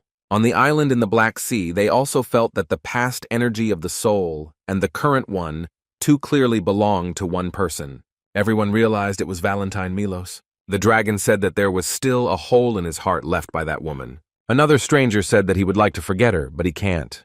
The island's inhabitants noted that a person cannot live for 400 years. They did not understand how much longer this woman would rule the world. Jack looked at the power and shape of the skull that appeared from the energy of black magic. Our hero's eyes showed a horror that he seemed to have never experienced. Suddenly, this figure began to scream very loudly until it stopped, continuing to release energy. Dietrich did not understand what it was, because he had never seen anything like it or even heard of it. The guy understood that this ghost was not created just like that, and therefore it was dangerous. Meanwhile, the limbs of the guards began to disappear, and everyone was very worried and scared. Dietrich's legs also began to disappear, and the young man realized that this was death. Our hero's enemy looked at his hand, which was disappearing before his eyes. He thought that he would die, crumbling. Dietrich began to cry. At that moment, he was no longer as shy as before, realizing that there was no trace left of the palm. In the eyes full of horror, there was real despair. Suddenly, the hand of the large skeleton reached out to the boy, ready to carry him away. The young man looked at the limb and tried to offer the skeleton a lot of money, so that he would not touch it and leave it alive. Dietrich turned his gaze to Valentine and began to name a sum of 50 or 100 gold. The next moment, The skeleton's hand grasped the head of the ill-wisher, who continued to believe in something. The young man screamed with all his might that they should not touch him. A second later, all the enemies simply disappeared, as did the large projection of the skeleton, leaving only the remnants of mana nearby. Everyone gathered watched as a purple vortex swirled everything inward. Valentine turned and looked at Charlotte and Thanos, who looked very surprised and scared. The vampire asked if the woman was the final boss, Mistress Valentine, that she had been told about and feared. The girl looked at the witch with horror and subconsciously tried to grab the blonde by the elbow. Suddenly the witch raised her hand. When the teacher extended her hand to the girl, Charlotte closed her eyes, because she did not know what would happen to her. The woman placed her hand on Charlotte's head and Thanos' shoulder, trying to calm them down. The witch turned to the girl, saying that little Miss de Royale had inherited the noble blood of her ancestors. And Thanos is a warrior who moves forward without giving in to anger and his desires. A minute later, the girl formally introduced herself, emphasizing that she was the mentor of this stupid student from the past. She hoped that these two would take care of him and keep him out of trouble. The blonde looked at the witch with concern but was afraid to say or ask anything. Suddenly, Thanos noticed that the woman had said everything correctly, except for one nuance. The young man noted that the master was not stupid at all, which surprised Jack greatly. The blonde fell silent, fear and confusion written all over his face. The witch also said nothing, thinking about something of her own. What amazed our hero even more was that Valentine agreed with Thanos. After this, the teenager began to grimace and act the fool as if he were 5 years old. When the young man began to say that he was really smart, the teacher poked him in the forehead with her finger to show that she was what she was. The woman stressed that she needed to talk to her student and asked if the boys could leave them alone. For a moment, our hero was taken aback by what he heard. He raised his hand, clearly to stop his friends. The teenager approached Charlotte, telling her that his blood was in the kitchen and that she might have a little drink before bed. Jack also told Thanos to wake up the unconscious men and make sure the girl got her dinner. The blonde was very tired, and so she began to ask the young man to carry her home. And the young man simply waved at the boys with a smile until they disappeared from sight. The young master noted that these guys are simply wonderful. It is a lot of fun to spend time with them. The witch looked closely at her ward, but did not say a word to him. However, Jack asked what the witch wanted to talk about with her very smart student. The girl said that she thought about everything that had happened and what had been said before, and then she added that it was all very complicated and confusing. The witch remembered how on the first day of her arrival at the academy, she sat in Charlotte's arms, and with the help of her magical abilities, heard everything that was happening in the director's office. Valentine explained that she was talking about the blood and bones of a dragon that had been hidden on the academy grounds many years ago. The girl took a deep breath and paused for a moment before starting to talk about important things. Immortality is a way to avoid aging and death. It is the cherished desire of people to live forever. Research into immortality led to cross-breeding experiments, and dragon blood and bones were closely related to this. Our hero noted that everything is actually like this. Of course, all people want to live a long life, but simply living is not enough. They strive for health and youth. Therefore, in the distant past, various experiments and studies on immortality were conducted. One of the scientists noted that it is impossible to live forever. It is better to live like dragons, who can live for thousands of years. Long-lived races such as vampires and dragons have different blood, organs, and their bones are different from short-lived races. Also distinctive were the rates of aging, the number and quality of cells, and sensitivity to mana also varied. These were experiments in crossing different species, although they were only half successful and were considered failures. But thanks to this, people began to use the power of orcs and elves. But there was one problem with this. In exchange for strength, a person significantly and inevitably shortened his life to 5 or 10 years. However, the demonic experiments that took place 400 years ago have resumed once again in the Tulkun Empire. In just 2 years, they were able to increase the lifespan of half-breeds to 30 years, which was significant progress. The mentor thought that she had destroyed everyone 400 years ago, but this turned out to be wrong, which upset her. Jack shook his head, saying nothing, not knowing what to add. Having learned about all these studies, the mentor burned everything connected with them. All the results were destroyed. The girl burned everything connected with it, so that not even a trace remained. Everything around was burning, and the witch was happy that she had managed to do the practically impossible. Valentine remembered how, in the midst of all this horror, someone's hand tried to touch her leg. It was a poor half-breed who begged to be spared, although it was impossible. All the scientists, mages, and other bodyguards were destroyed along with all the materials.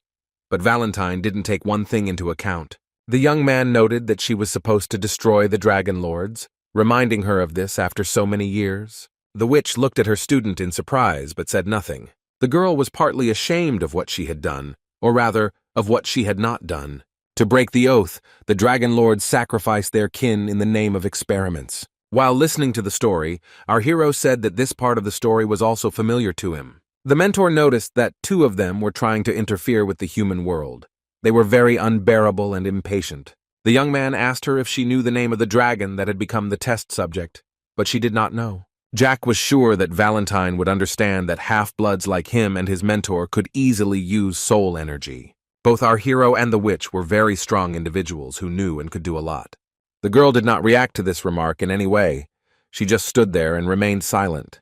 Suddenly, the teacher asked if it was true that the dragon that was Tolkien's test subject was the child of two masters. Answering in the affirmative, the boy stated that they are the only dragons who can use soul energy. Therefore, their descendant is also capable of using it. The people from the 10th level circle in the Tolkien Empire crossed the offspring of two dragon lords, meaning they could use the full potential, easily breaking through the mana barrier and reaching the soul energy. Valentine asked the boy as a mentor if she could ask him something. And after a short pause, she stated what the young man was going to do next.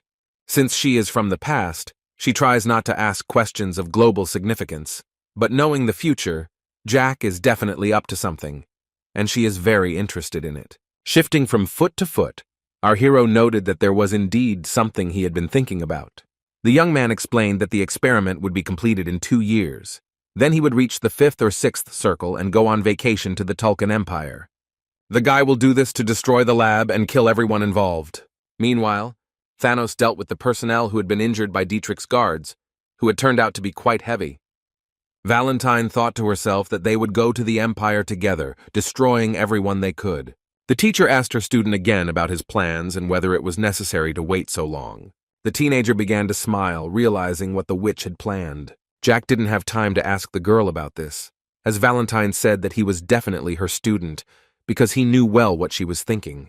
The guy didn't understand something, because the woman said that she wasn't going to interfere in world affairs. However, the interviewee noted that she just wanted to make sure that it was all over. And a moment later, she added that it would probably be right if she didn't stand aside and just wait for someone else to solve the problem. The young man thought that the mentor wanted to send Tolkien to the Empire immediately, and he could not stop Valentine in any way, because she was the mentor. But the teenager agrees with her, because for the radicals who want to unite the continent, the explosion will be a big problem. The reason is that radicals are experimenting with interracial relationships. Now the mentor does not remember the insult from the past, which remained with the guy forever. The young man thought that now these people irritated him even more than before. The guy asked if the woman could open another space, because he needed one beautiful sword. Our hero noted that this was the best weapon of all that he had ever held in his hands. The teacher said with confidence that the young man knew the answer himself, and there was no need to ask again.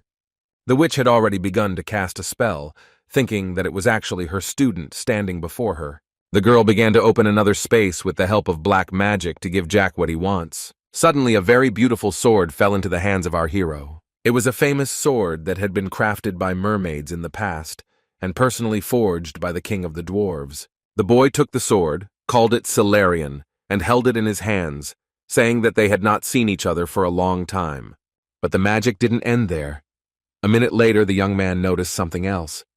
The mentor took out another interesting thing from another space, a mask, asking if he needed it to hide his face.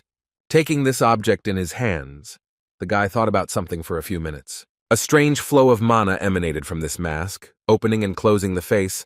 The young man asked what it was. Valentine replied that she didn't remember what kind of mask it was, except that she bought it at the market. The young man decided not to pester her with any more questions, and so began to put on the gift. Although a moment later our hero declared that the girl had items that even he didn't know about. When the young man asked if the witch wore this mask to spy on men in the bathhouse, she became very angry. The teenager knew that the girl had a difficult character, and when he saw how she clenched her fist, he decided that it was better not to bully her. The mentor hit the guy on the head and said that she needed coordinates for teleportation. When the girl heard the code, she was surprised, because this was the capital of the Gunnar Empire. 400 years ago, people were at the very bottom of the racial pyramid, but even they had their own country. For a moment, the witch even remembered what this place looked like. The Gunnar Empire was the mentor's homeland, and the laboratory was located under the landmark. Suddenly, the woman started to open a portal, and the guy just looked at it as if nothing had happened. The witch asked the guy again if he was ready to teleport, to which he replied that he was always ready. The guy happily declared that with a girl, every trip is something new and interesting. At Beggarman's estate, two men were talking, and the owner praised the doctor for his idea of a union between man and dragon. But the interlocutor was interested in why the emperor did this. And then he explained why the aristocrat stopped his glass so abruptly. Maybe he did something wrong. Still holding his drink in his hands, the man explained that these were all small things. Heinkes continued to think that he had the feeling that something had arisen in the world that did not belong at all. But this was impossible.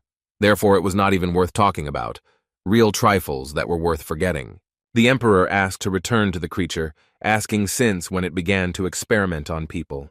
The doctor explained that he had had such ideas for a long time, and experiments on cattle had shown good results. But he is still worried about the reduction in the life expectancy of the subjects. Although if he continues with the activation of cells, he fell silent. The man with anger in his voice began to ask when the doctor would be able to start. Bowing his head, the interlocutor said that he saw that the emperor was as interested in the experiment as the crown prince, and after a short pause, he added that it was now difficult for him to find materials for research. If he had them, everything would have turned out differently. Answering the aristocrat's question about test subjects, the doctor admitted that there were not enough of them, and it would be desirable if they also had magical abilities. Rising from his seat, the man noted that there was no problem with that. The next minute, Beggarman called the maid to him. The aristocrat, turning to the doctor, said that he had only one question left. The man asked him what he would call the creature created from the union of a dragon and a man. The doctor honestly said that we were talking about half-breeds. Throwing his coat over his shoulders, the man said he liked the name because it sounded interesting and appropriate. Beggarman turned his back to his interlocutor but was in no hurry to leave. Suddenly, the owner of the estate turned his head slightly and asked the doctor if he had made an appointment with someone in their castle. The scientist, who did not understand anything, honestly said that he had not planned anything like that. The man asked with irritation in his voice, then whose sweat manna was felt in the room. The emperor immediately felt that this was the energy of some master, while they began to attack him unnoticed. 1957.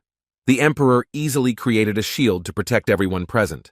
The young man watched in horror as the furniture began to be carried away somewhere to the side. It was difficult for Beggarman to hold the defense, because the enemy's strength was extremely great. He had not had such strong opponents for a long time. The emperor understood that he would not be able to hold out for long, although he did not understand what to do. Manna penetrated the barrier and threw the doctor against the wall, who continued to scream and beg for mercy. Looking around with difficulty, the man tried to understand what was happening. Answer. Instead, he watched the fire grow. An assistant standing next to the emperor asked if this was the end of the attack, but he replied that it was not yet, that the next blows would come now. Beggarman understood that everything would not end so easily, and a moment later he shouted that they were being attacked again. The fire beam pressed harder and harder on the barrier, and everyone tried to hold it in order to stay alive. Almost everyone was thrown in different directions, although the barrier itself remained intact. The owner of the estate also held on with all his might. Beggarman understood that his strength was running out, unlike his enemy, who had no intention of stopping. Only a few minutes passed, and the barrier was completely broken, and the man flew off somewhere to the side. The emperor hit himself so hard that blood began to flow from his lip, and he did not understand what had happened. The man tried to pull himself together with all his might, but he was having a hard time doing it. At some point, the young man began to look attentively somewhere, as if trying to find a familiar face. Suddenly, Beggarman looked to the side and saw that the doctor in charge of the study was dead or unconscious. Someone's voice in the corridor was wondering what was going on. In the basement where the experiments were conducted, everyone was dead. Jack said it was horrible, looking around. The next moment, our hero was already looking at the dragon hanging there and was indignant, and the mentor was simply silent. The teenager tried to say something, but he couldn't find the right words. He was so amazed. Finally, the guy said that it was the desire to kill, a very deep emotion that drives even the mana around. The witch asked what Jack was going to do, and he asked her to leave him there. The girl agreed because she knew that she shouldn't interfere with her ward, and she trusted the young man completely. Valentine decided to use mana to free the dragon's path, and so she began to cast a spell. The witch began to call upon Hellfire, realizing that only it would help in such a situation. The boy noted that it looked just as good as in his past life, although the witch noted that she was just getting started. Adding that it looked like a fire, the guy continued to watch as the mentor removed the extra walls. Looking at everything that was happening with surprise, the young man wanted to say something but could not. And then he added that they were probably on the 3rd floor. But who would have thought that these were the remains of a civilization that disappeared hundreds of years ago? Valentine emphasized that she had cleaned up everything around her and asked again if there was anything left, to which the guy said no.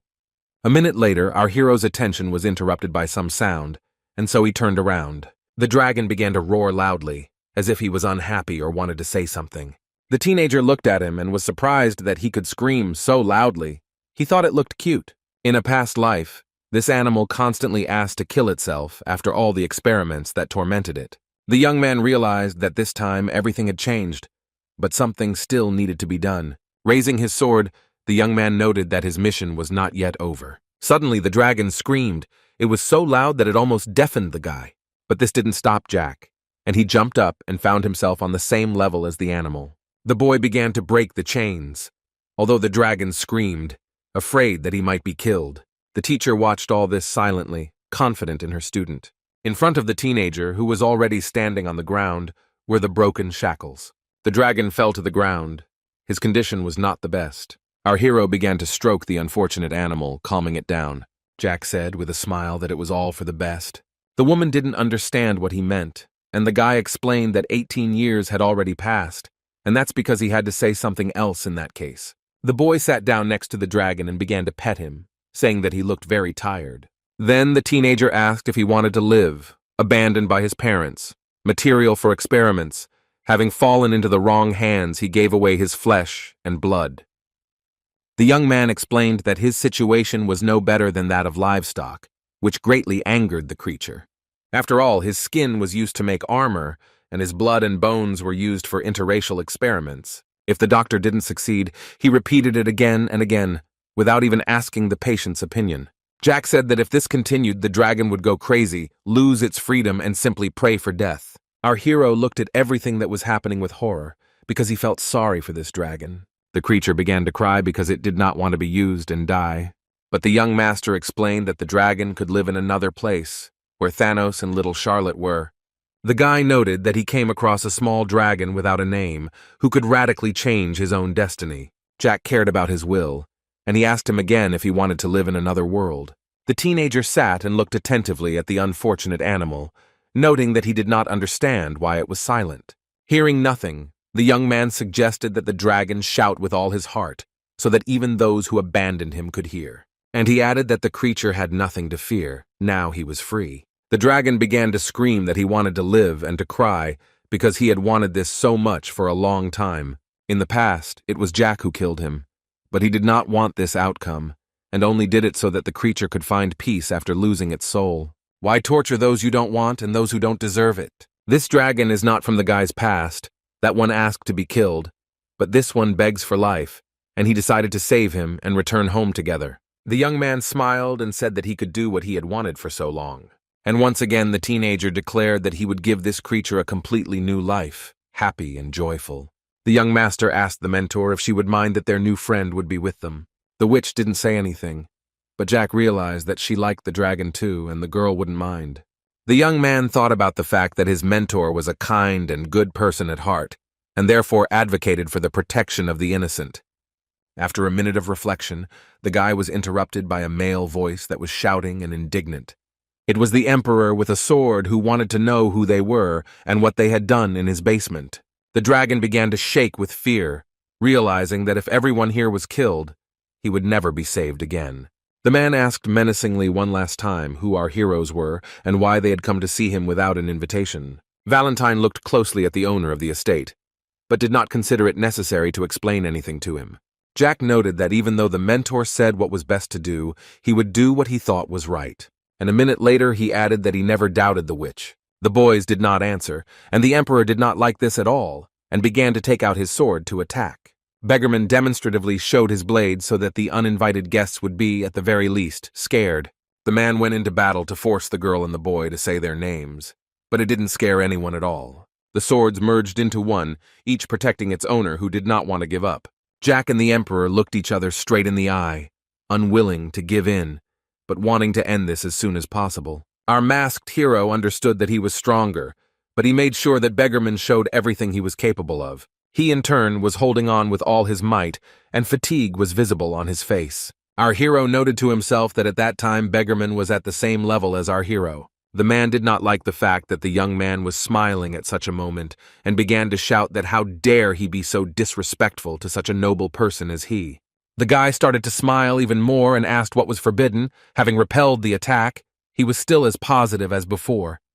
The teenager did not come to this castle to play, but instead began to attack again. The emperor simply considered him a fearless idiot, since he was going to fight him with a smile. Our hero thought that Beggarman was in the 10th circle, and it's not for nothing that he is considered one of the strongest on the continent. Despite this, the ill-wisher is now weakened, and therefore cannot show everything he is capable of. The blonde, in turn, felt the energy. The man thought that this was the pressure that he felt recently. Jack started using black magic to end it faster. The boy told his opponent out loud that he was not yet strong enough, because despite the fact that he was considered as such, the young man was still much stronger.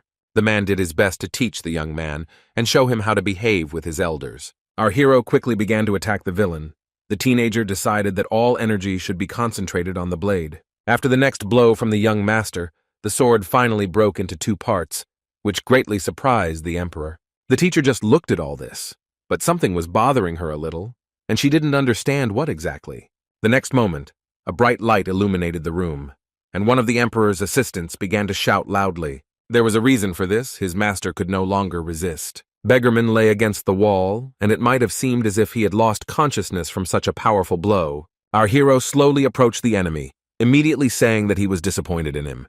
Beggarman looked at the boy as he said he didn't know a man could lose consciousness so easily. The emperor asked who the young man was, since he had never seen him in these parts. The teenager smiled and looked attentively at his ill-wisher, thinking what to tell him. Jack asked with a smile why he needed to know anything about him. It would be better if he listened to his prophecy. Rising from the floor and holding the blade with difficulty, the owner of the estate did not understand what the teenager was talking about. And our hero continued to insist that he wanted to tell one interesting story. The guy emphasized that there is one man he knows, but for now he is too simple and strong only in his dreams. The blonde is a good man. He knows exactly what he wants, although he has a hard time achieving his goals. The teenager fell silent again, giving the emperor the opportunity to think everything through carefully. A second later, the guy continued. He said that the day he became the best swordsman on the continent would be the day of Beggarman's death. And again the young man fell silent, waiting for a reaction from his opponent. The man was so angry that he turned red as a tomato and was ready to simply tear the stranger apart. He started running towards the young man to deliver a strong blow and show him where his place was. Our hero thought for a moment, and then remembered the dragon's crippled paw, which was missing fingers. Now the young man was overcome with rage, and wanted revenge with all his heart. The guy saw his opponent's outstretched hand and understood what he would do with it. Jack simply cut off Beggarman's hand, realizing that he fully deserved it. The man screamed in pain and was very scared because he lost a limb in just a few seconds without expecting it. The young owner noted that Beggarman was still a weakling. Suddenly our hero declared that he even felt a little sorry for the blonde, and kicked him, as he did with his other opponents, causing great damage. Less than a minute passed, and the emperor was lying on the ground again. Jack looked at the lying man and said that this was, of course, only his wish, but he wanted him to become stronger. The guy brought his sword to his opponent's cloak and just looked at him. The guy began to remember that Beggarman served the crown prince of Tulka, and the prince is the head of the faction of the adherents of cruelty, the source of all things. In a few years all their heads will roll. The teenager, smiling slyly, thought that if it became too easy, then it would become uninteresting to him. The young man returned to the other man and said that he was also very weak now. It was Beggarman's student, whose name I think was Maringos, and he was asking where Jack came from. In a past life, when our hero was killing Beggarman, he was attacked by a knight who was trying to protect him. And of course, the young owner immediately cut off his head and did not remember him clearly. Jack said that the mentor and the student are one, and therefore it is impossible to cut off the teacher's hand and throw Maringos because it would be completely impolite. The young man looked at the unknown guy with horror, not understanding what he was going to do. Suddenly, red-hot shackles began to surround the man's hand. He did not understand what was happening and what to do with it, because it was the first time he had seen such magic. With each passing second, fear grew stronger and stronger in Beggarman's student. Jack held the chains and then began to pull on them, squeezing the man's hand tighter and tighter as he screamed loudly. The student shouted at the top of his lungs for the boy to not do anything else. The situation became extremely tense. The young man understood that the guy was about to achieve his goal. A moment later, Mering's arm was torn off. He was in great pain, and he began to cry from fear and pain. The teacher asked, in an angry voice, if the guy had finished, because she was tired of waiting and watching all this. The dragon, who was watching all this, said that there was one more thing that was worth taking. Suddenly, our hero's estate was illuminated by a bright flash of light. After the boys teleported to the castle grounds, the mentor said that the young man looked as if he was very bored, but he had already gotten used to it. The teenager smiled, letting the girl know not to worry because he was fine. The young man turned to the unfortunate creature they had taken with them. Jack asked the dragon what his name was so that he could call him something and address him. The animal, which raised its head with difficulty, tried to say something. It turned out that the first name was Cell, but the last name was still not clear. Our hero did not rush his new friend, but gave him a chance to speak out. The young man, having stroked the animal, said that it need not continue, because what is the point of the surname of the parents who abandoned it? The guy stroked the dragon's head and emphasized that now his name was simply Cell. After this, our hero offered to heal the animal's wounds. The creature agreed, because it was already grateful that it was saved from the place where it was tortured. Bowing, the young man noted that he would do everything to make the dragon as comfortable and convenient as possible. Cell was given a place to sleep, finding him a large pillow for comfort and a blanket. The mentor sat on the couch and asked what the young man was planning to do with the dragon lords, because his actions were completely incomprehensible. Jack said that whoever needs to bow down will come and bow down first, and it will be very strange that the strong will find the weak himself. The woman asked if the guy cared about her that much, to which he replied that she was right. He smiled happily, scratching the back of his head because he really values his mentor. Valentine was already 400 years old, and in the past she had done a lot, and created the basis for the existence of the human world. But all these people now don't even remember her name, and for the sake of such individuals, it's not worth interfering in all this at all. Jack knelt down, took his mentor's hand, and said that he would deal with the two lords when the time came. Our hero, taking the witch by the hand, added that she could always count on him. The young man explained that a woman does not need to sacrifice herself for the sake of some people, but rather take care of herself. The girl let go of the student's hand and looked at him, thinking about something, trying to understand everything well. The teacher began to stand up and said that they would do so, although the guy did not understand where she was going and decided to ask about it. The woman explained that there was a lot of dust and smoke on them, and it was worth going to wash to get rid of it all. Smiling, the teenager noted that this was a great idea, and therefore wished Valentine a wonderful refreshment. The girl came to the bathroom and began to bathe in order to relax and have time to think about many things. When he bumped into Valentine in the hallway, the boy complimented her, and the witch remarked that her student could use a wash as well. The young man came and began to undress. He noticed that there were cuts on his chest that he had received in a fight, and they hurt a lot. Standing in front of the mirror, the young man looked at them tiredly, as if with disappointment. Our hero drank another elixir to heal them, leaving the jar on the sink by the mirror. He understood that if he drank so much of the potion, he would become addicted, and after that he would not be able to do anything about it. The teacher became interested in the noise, the cause of which was Jack, who was going somewhere. The girl noted that he was not wearing sleepwear and asked where he was going, dragging a chair in his hands. The guy sat down on a chair near his mentor's bed and said that he was not going anywhere. For a moment, the witch looked attentively at her student, but remained completely silent. Valentine reached out to the boy's cheek and asked if it hurt much. Worrying about it, the guy explained that he thought he would die from the pain, and even now it hurts, to which he heard words of sympathy. Afterwards, the young man calmed the girl down, saying that everything was fine now, while drops of water were dripping from his hair, because it still hadn't dried. The teacher asked her what she thought. The guy won't sleep today. He said that he heard about it for 3 days while he was lying down, and she was keeping an eye on him. Ron told the teenager about this then, and all these days the mentor watched to make sure that everything was okay with Jack. The girl understood that she couldn't leave the young man for even a second, which is what she did, but the butler thought it was just a well-made doll, and he was probably very uncomfortable about it. The guy said that he wanted to protect his mentor's sleep and look after her, because she always loved to sleep. The witch did not answer him, because she had already fallen asleep while Jack was speaking his words. Our hero looked attentively at the witch, glad that he had the honor of being acquainted with her. The young man was partly glad that the girl fell asleep so quickly, because she had spent so much energy and strength. Still sitting on the chair, the young man noted to himself that something was bothering him. The young master wondered what would have happened if they had met earlier. The guy decided to cover the girl with a blanket, and continued to think about what would have happened if he had met her 400 years ago, when she was born. Our hero cared for the witch as if she were the closest person to him. Jack didn't understand how anyone could call her a terrifying necromancer who was terrorizing the entire continent.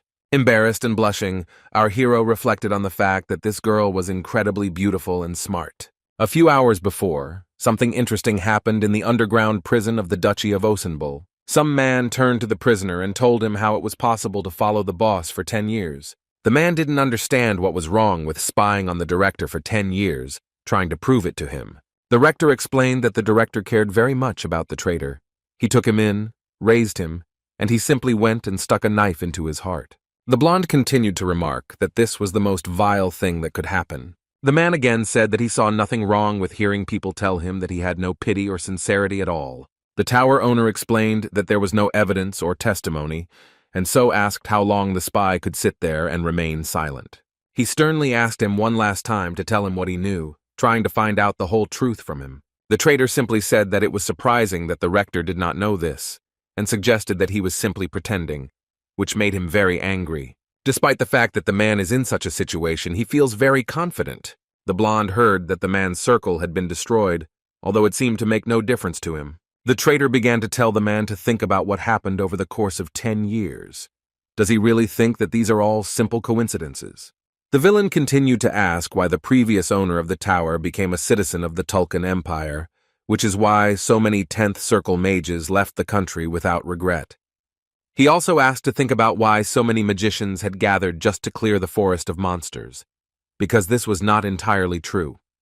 The tower owner explained that he would definitely talk when the torture began, but the enemy found it funny, because he didn't understand why this hadn't been done yet, and why they were keeping it here. For a moment the prisoner fell silent and looked off to the side.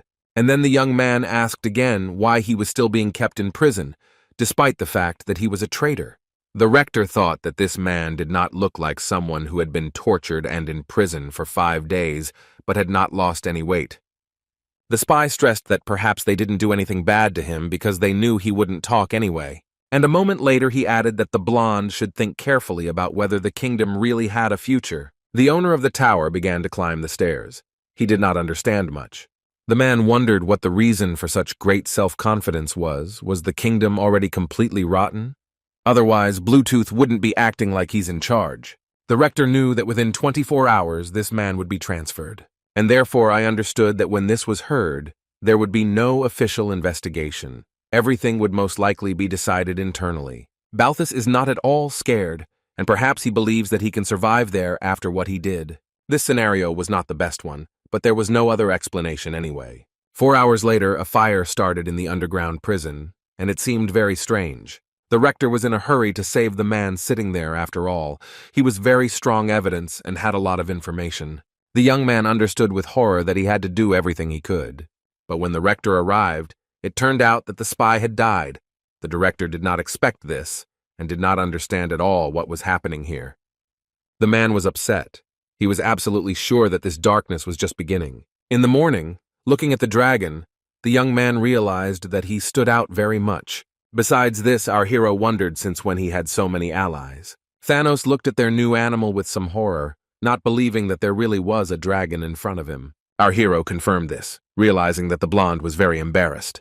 The boy said out loud that the dragon, which was supposed to die and disappear, was now in their house. The guy continued to note the amazing realization that not everything people know is true. Our hero folded his arms across his chest and thought about something but remained silent. Suddenly, Jack said that Charlotte treated their new friend very badly. He stroked the girl's head and explained that she shouldn't behave like that because he wasn't the Galactus she remembered. Our hero said that this man should be erased from his own memory forever. The little vampire apologized, and the dragon watched all this, a little afraid of this situation. The next second, the young man looked at the animal and spoke to it. The guy started talking about how this was the best dragon he had ever met. The teenager emphasized that Sal should not worry, because no one would eat him here, trying to calm him down and teach him that now he would be treated well. A simple sword cannot harm a dragon. It is not for nothing that they are called blessed beings. And it was beggarmen who used Sale, rather for the sake of an experiment, for which he ultimately paid.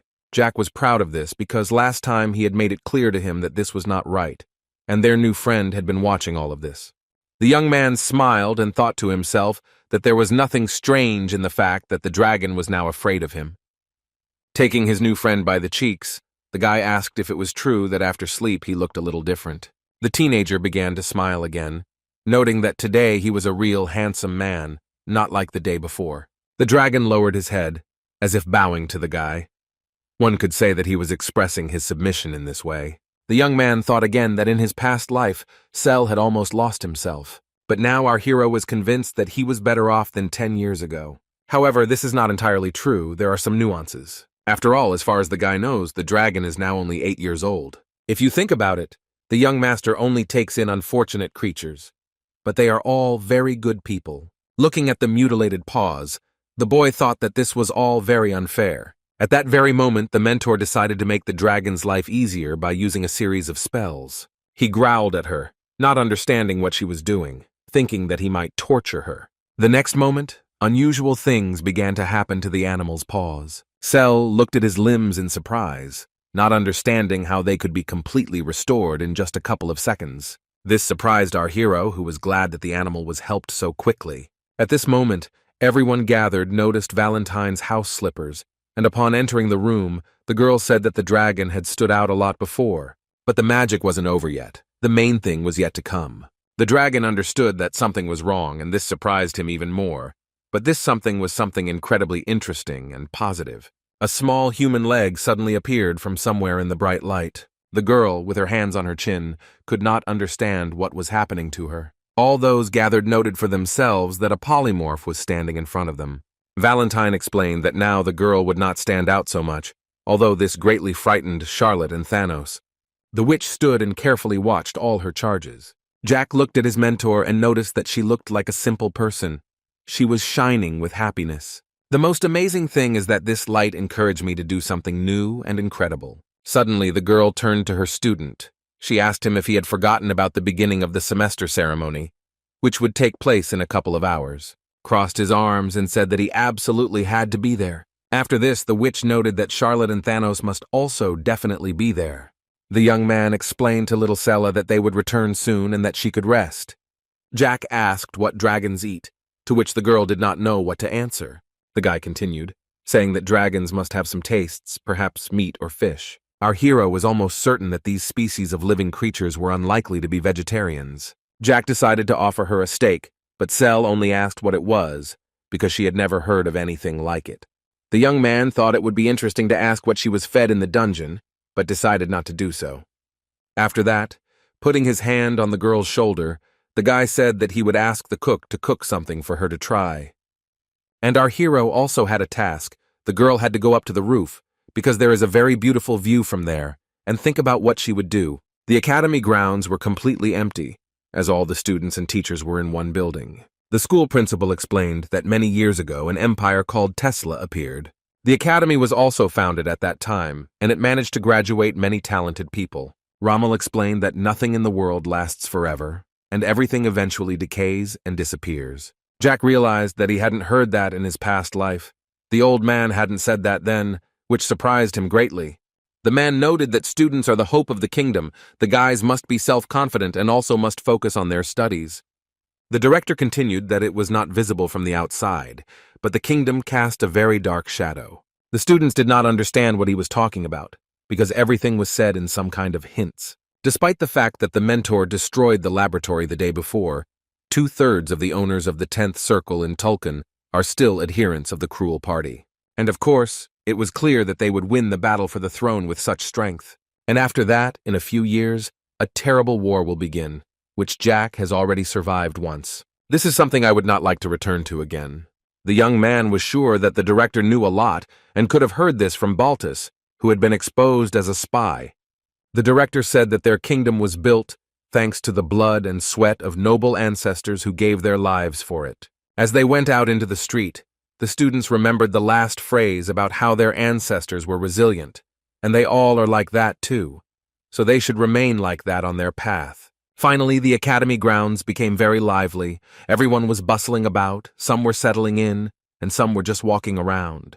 Jack stretched, knowing that there were no classes or events on opening day, so that would be the end of it. The young man thought about going to visit the old man and thanking him, because he liked the house.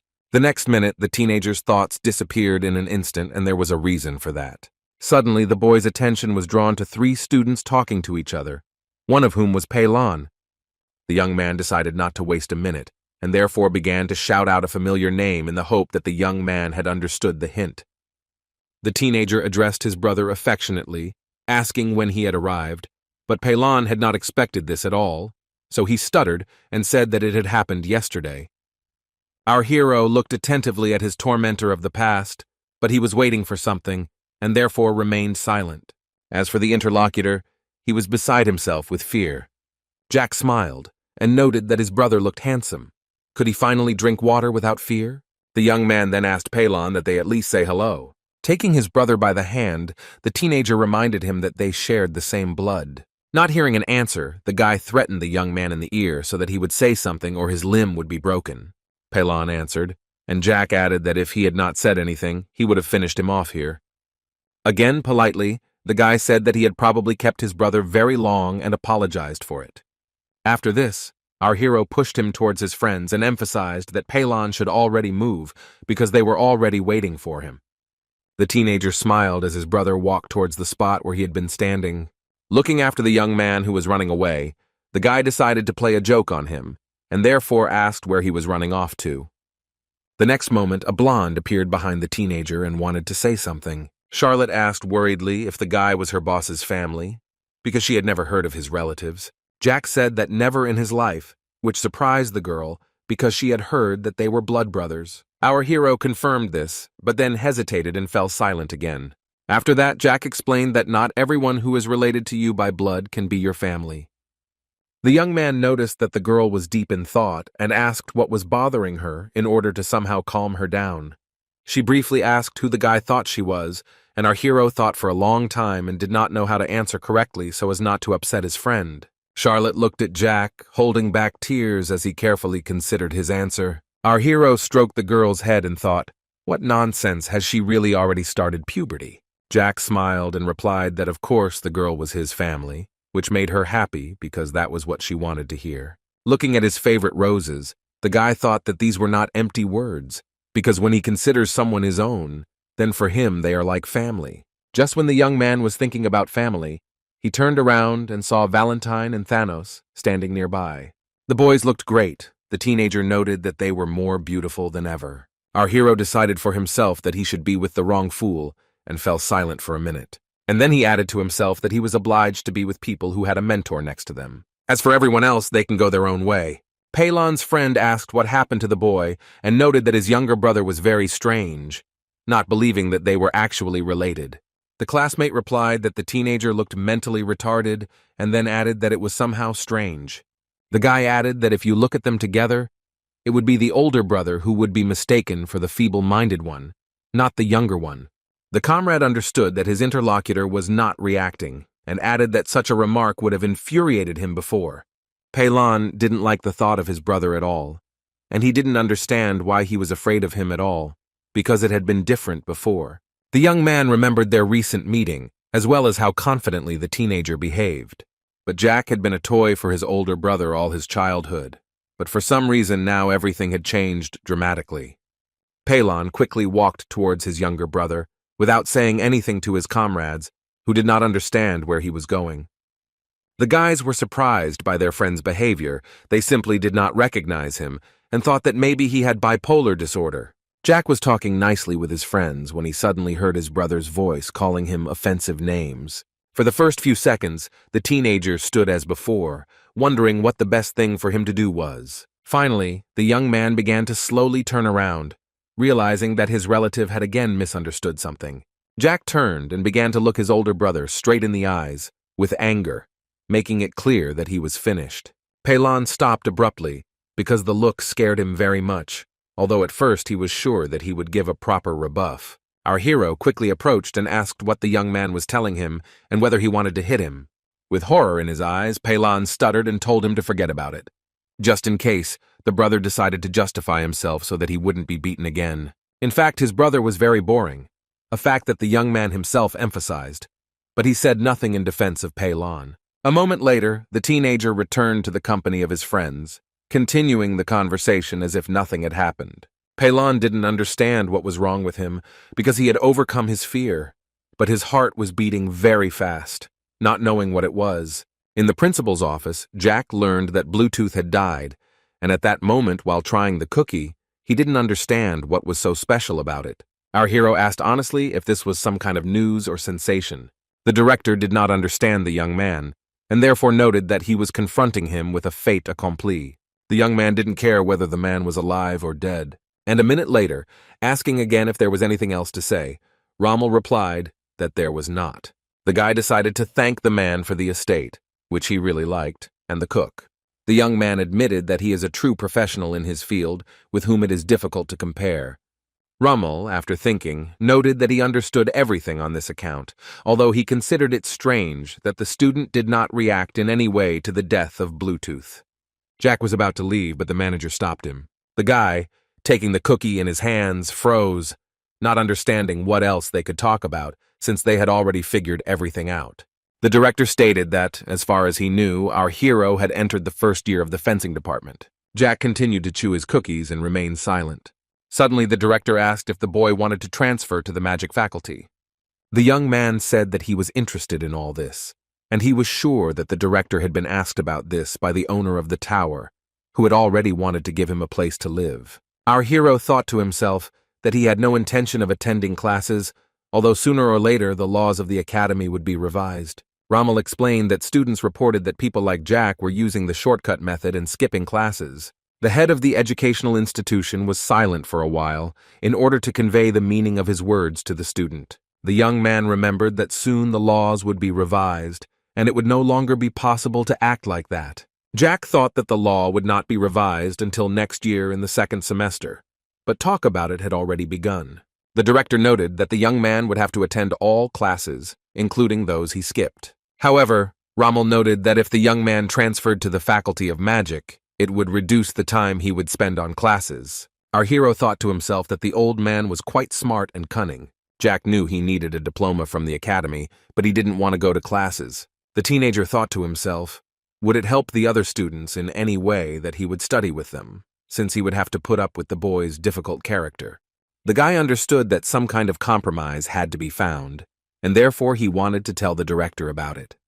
Raising his finger, the young man announced that he had come up with something. Our hero suggested attending classes once a week, reminding the manager that he himself had agreed to reduce the training time. Rommel asked if that was too little. The director winked and noted that 3 days a week sounded much better, hoping that he would agree. The young man insistently did not back down, and said that he had a mentor who taught him, and there was no point in going where he would not be taught anything new. The director asked why the teenager had enrolled there and even looked for a house near the academy. Reaching for the cookie again, the young man thoughtfully noted that he had his reasons. The guy explained that he only needed a certificate.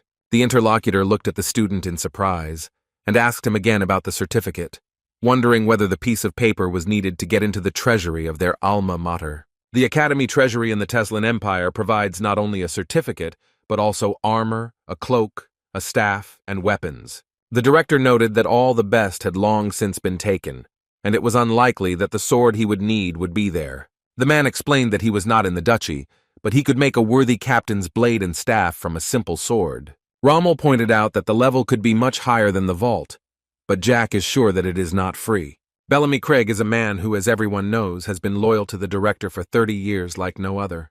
He needed an apprentice, and at first it was the desire of one, and now the men together want to subjugate Jack. The young man thought that the director was very nice for his age, and an idea came to his mind. The boy said he wanted to graduate early, which Rommel didn't like because it would mean skipping an academic year. The director said that they would talk about this later, and Jack should choose between 1 and 3 days, for example, 2. The young owner saw no point in refusing and agreed, and therefore agreed to be left alone. Rommel explained that from today on, training at the Faculty of Magic would begin, but this would be on one condition, if Jack was not yet the Tower Master's apprentice, to which the director asked why. Our hero said that he has a seeing eye, and first you need to see his mana, how talented he is and how much he has grown. Jack explained that his skills in magic were far greater than what the director could imagine. The director noted that this was interesting because the boy seemed to have a talent for distinguishing good from bad. Rommel stated if this is true, and was silent for a while. If this is true, then the man is ready to take responsibility and make a marquis out of our hero. However, the guy suddenly laughed throughout the entire office as if he hadn't laughed for a very long time. Rommel looked at the student in surprise, not understanding what was happening to him. The young man suddenly apologized for not being able to hold back his laughter, explaining that he didn't need it. Standing up from his seat, the teenager once again noted that becoming a marquis was not his goal. Our hero looked at the cookies, which were almost finished, deciding that he should return home. Jack was about to leave, but the man stopped him again. The old man quickly asked what had happened at the estate yesterday. Standing at the door, the young man turned around, not understanding how to answer this question. The guy remembered the guards lying on the ground, realizing that they had probably reported this event. Our hero said that there was nothing special to tell. The young man explained that nothing had happened and everything was fine, although in fact this was not true. The director asked again if the guy had told the truth, trying to find out more information. To this, he replied that Jack had gone to check on the boys because they had not prepared food for dinner. The teenager himself did not understand what had happened. Thanos found all the guards unconscious on the estate and tried to help them. The young man did not ask what happened, but he guessed that they might have fought among themselves, which surprised the director. Rommel didn't understand how this could happen, but the student said that children, when they grow up, have a habit of fighting. Jack bowed and said that he really had to go because he had some things to do, hoping to finally get out. The guy finally came out and began to breathe with relief, because they had stopped interrogating him. The next moment, our hero was looking ahead with wide eyes. The guy's attention was drawn to a picture that showed a figure similar to his mentor, but slightly different.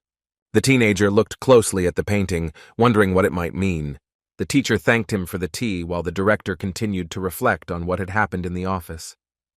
Rommel, who has been in the political arena for a decade, has a sense that is not easily deceived by years of practice. The man saw hundreds of aristocrats, knights, and even kings. There was something so unusual about the girl that it was impossible to describe in words. Every move the mentor made was unique, and the man was convinced that Valentine was a special woman. Rommel didn't know what was wrong with this beauty, but there was something about her. A moment later, the witch standing at the window spoke. The teacher noted that his words were impressive, but the title of general was more suitable for the director than for the school principal. The man said that he used to be a general, albeit for a short time, recalling his youth. Valentine noticed that the child named Bellamy was also talented, and that there were many gifted people in Teslin in general. The mentor asked the man if he could protect everyone and if he thought about it in general. The girl turned around, waiting for an answer, knowing that it would definitely follow. The man looked at his own hands, wondering how best to explain his position. The director tried to answer when suddenly Jack ran into the room and asked why Valentine wasn't coming and what she was doing there. Turning around and looking at his student, Rommel said without a doubt that their hindrance had returned.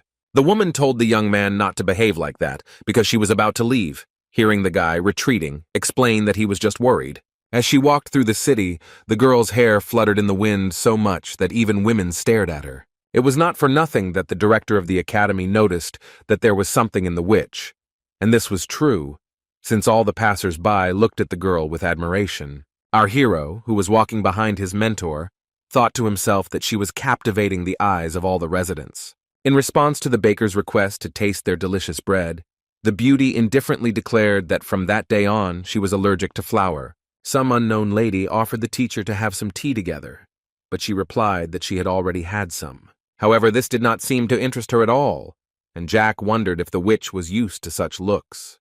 The guy asked if the director wanted to make a student out of her because it was all written on her face.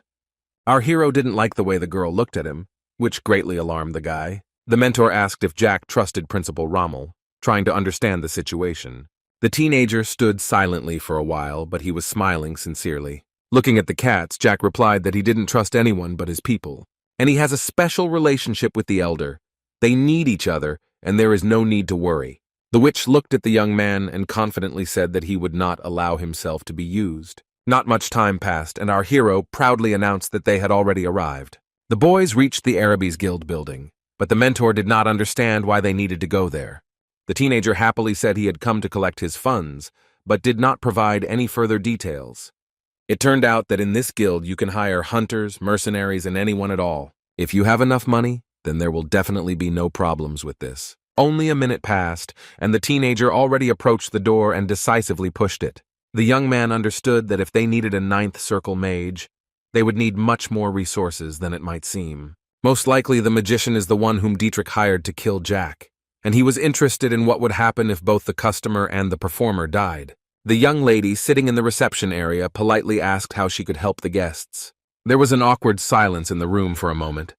The guy said they needed to see the manager, coming up with a plan to get someone else's money. The young man asked to tell the chief that last night there was the ninth circle and a murder, without explaining anything but conveying the meaning. The girl was a little embarrassed and closed her eyes.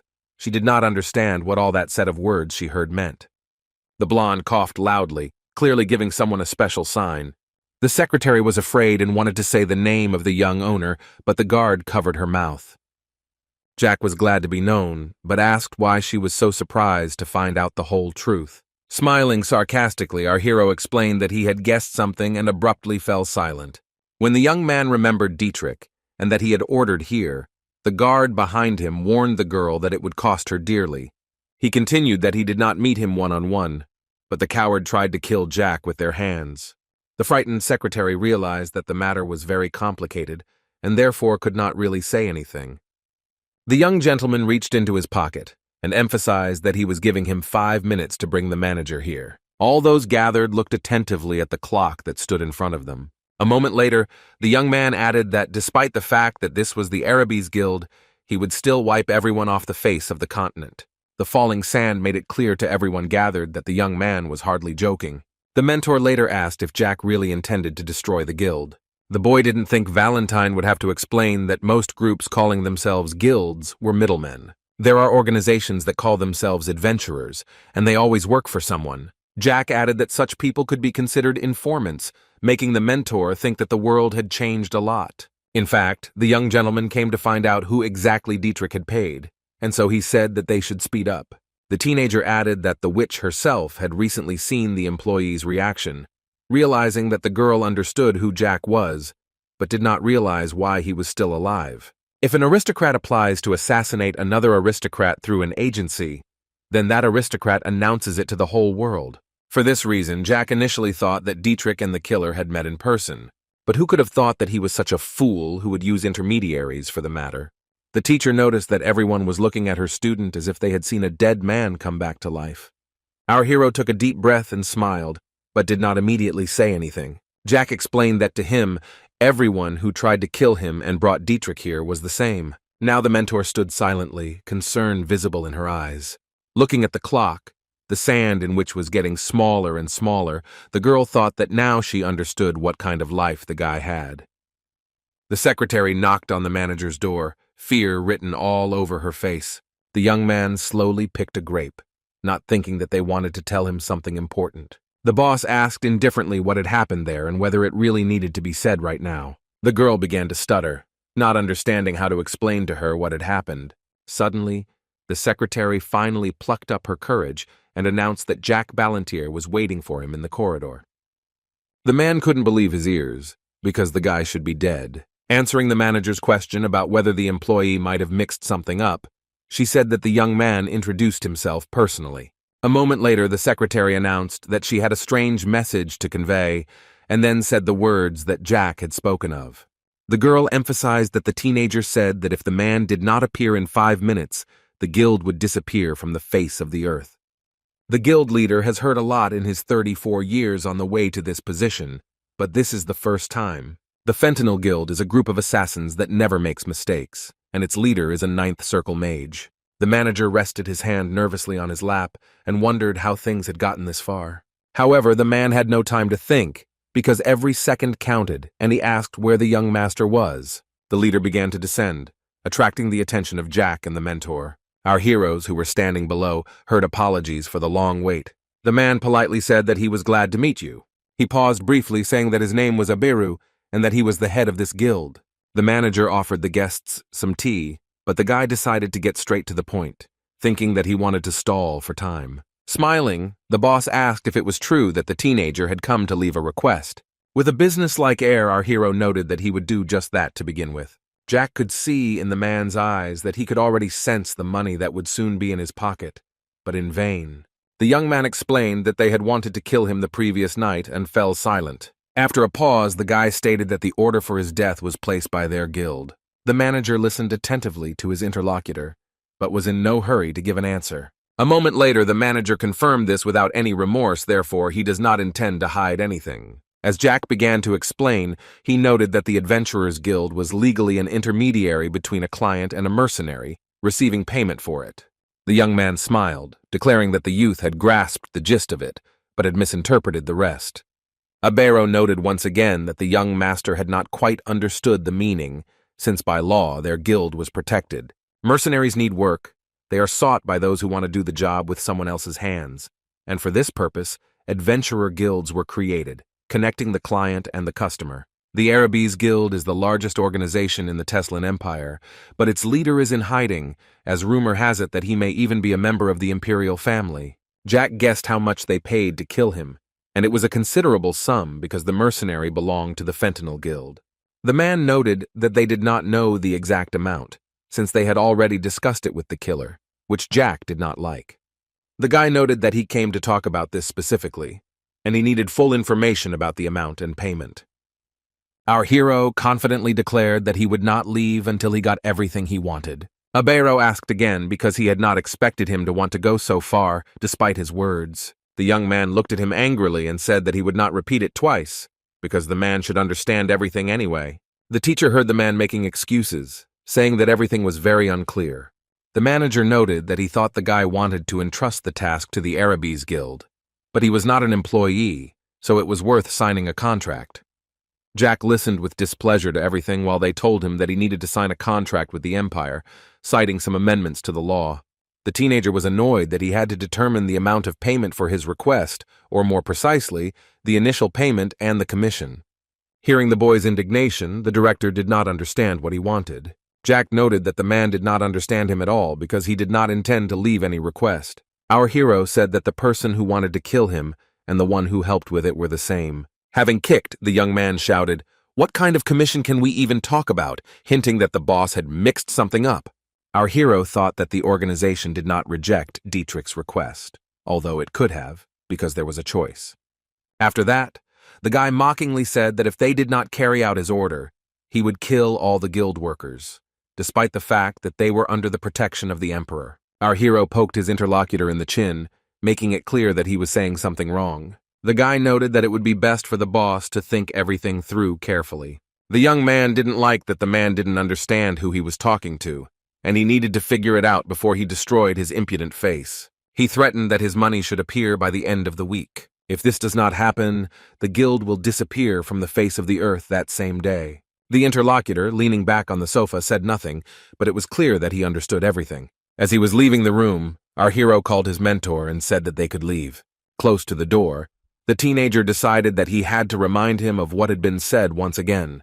The young man said that he would conduct his own investigation, and reminded that if the amount differed from what Dietrich had paid, even by 1 gold coin, then that would be the end. The guy said that it was better not to play with him because it was dangerous, and he added that the young man should not think that there is a reward for his efforts. Looking at the frightened man, our hero asked if he understood everything. Covering his face with his hand, a bear remained silent, not understanding how he should react to this. Looking out the window, the interlocutor declared that everything was clear to him. Only a few minutes passed, and our hero and the witch silently descended the stairs. The secretary, looking at the frightened boss, asked if he was okay. Abero said with fear in his voice that he had big problems and that he shouldn't have taken this order at all. He reflected that it was foolish for an aristocrat to kill an aristocrat, and Dietrich was probably out of his mind when he approached them with such a matter. When the man first read that guy's request, he immediately realized that he didn't want to take on this case. Aber realized that only a psychopath could ask for this. But when he reported this to the top, the young man paused in his thoughts for a second to feel sorry for himself, and then continued to think about what they said there, that you can't refuse the young master and promised cover. The boss shouted, not understanding how he could resort to such tricks.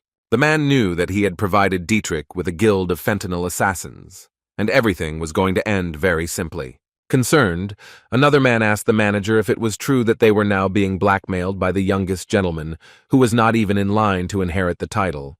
The young man bowed his head and turned to his comrade in despair. Abero asked Tolisso if the Marquises were his friends, or if he couldn't even understand what could be said and what couldn't just because he was a newbie. The young man scratched his head and thought for a while. The chief remembered that they had taken Tolisso several months ago. He did have good information gathering skills, but now it was unclear why he had been elected yet. Finally, the interlocutor, a little embarrassed, asked for forgiveness for everything he had said. The boss looked closely at his leg, as if that could somehow help solve the problem. The leader understood that Ventiman couldn't just become a raven and gather all the elite members to autumn. Abero thought that it might be worth 30 silver, but what if the target of the assassination was still alive? Once again the man paused in his thoughts to look at his own feet again. Tolisso remained silent. He did not understand how he could help his boss, but he continued to think that Jack Ballantier did not know the amount of the contract, and there was no evidence that the killer had left the province. Even if Dietrich had been caught, the young man would probably have known the amount the mercenary received for his murder. A minute later, Abero decided to turn to his subordinate. The leader asked Tallis if that idiot Herman had been at the opening ceremony at the academy today. Upon learning that he was not there, the boss asked his subordinate to tell him more about it. The man did not understand how this could happen, and despite security, he disappeared from the hotel without a trace, without saying anything or informing anyone.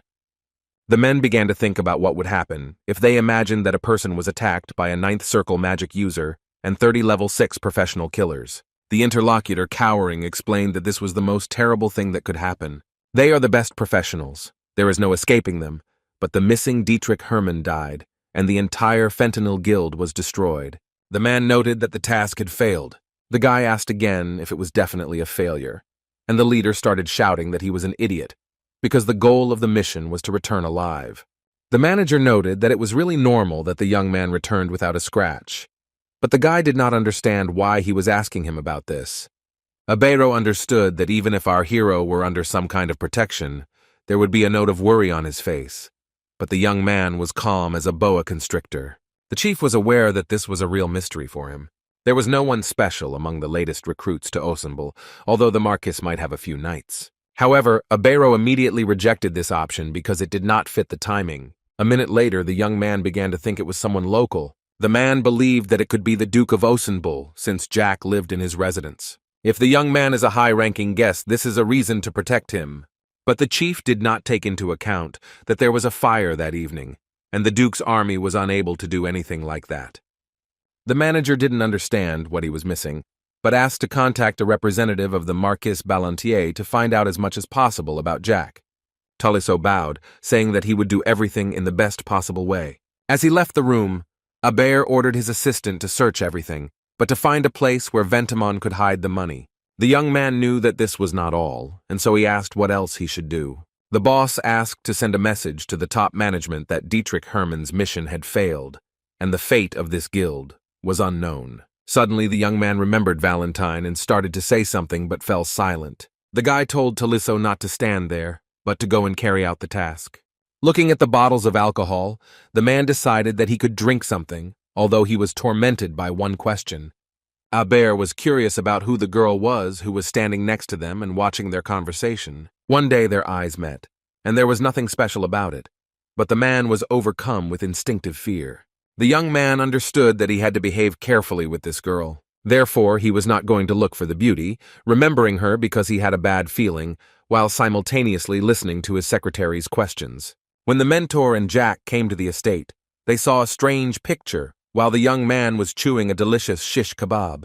Charlotte held a wooden sword and was aggressive. At that very time, the blonde was doing the same thing. It turns out that little Charlotte was training in fencing against Thanos, who was much larger than her. They had heavy blades in their hands, but they were determined, as if they were fighting real opponents to the death. Jack didn't think the boys were fighting. It was probably just a simple training session. It seemed to our hero that these two had received their first circle of mana. It seemed that the rivals, absorbed in their work, did not notice anyone or anything around them. That is why the guy, waving his hand, noted that, despite the fact that he said that this was not a battle, he fell silent. And all because a girl who had her own opinion on this matter intervened in the conversation. The mentor thought it was strange that Thanos thought he could win against a child. Hearing these words, the young man thought about what happened last night. The guy suddenly thought about Beggarman, and that the blonde had said something. And Valentine emphasized that the young man should have understood that the girl had never held a sword in her hands. Jack noted that it was obvious. The little girl was even now very hesitant in communicating with him. She doesn't know how to keep her distance, but even so, she can resist Thanos, who seems, on the contrary, to be destroying them. The boys again turned their attention to the girl, who seemed to be losing her position. In reality, the blonde, who could do a lot, was unable to show all his strength, although at times he bragged that he could do much more than Charlotte, making her cry. But in fact, the reason was different, very significant and noticeable even to an ignorant person. Thanos himself was bigger and stronger than her, but it was impossible to tell who would win. Jack understood that Thanos couldn't do much, but the girl was able to attack, and it was surprising that she hadn't learned fencing, and how this could have happened was unclear.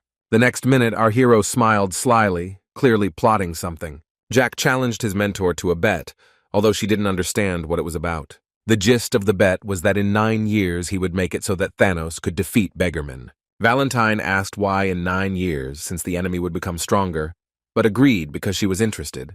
The teenager said that they were betting on a wish. The loser would fulfill the will of the winner. The girl did not understand how Jack would make Thanos so strong. Of course, the young man fought with all his might, which was evident from his expression, but it was not enough. Although the teenager simply replied that there are many ways. A second later, our hero walked off somewhere to the side. He walked up to Charlotte and the boy and told them that they should stop and go and rest. The little girl began to say that they were not arguing. Thanos, scratching his head, looked guiltily at the guy, not understanding what he meant. Jack looked at the boys in surprise, declaring that he had not come to scold them for arguing. After a short pause, the teenager looked closely at Charlotte and turned to her. The young man said that the girl had a talent for fencing, which she was glad about, because he had not seen a fight in which she was able to strike 3 times.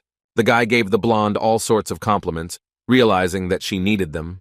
The young man continued to note that she hit Thanos' sword twice out of 3 times, despite the fact that he was much more skilled than her.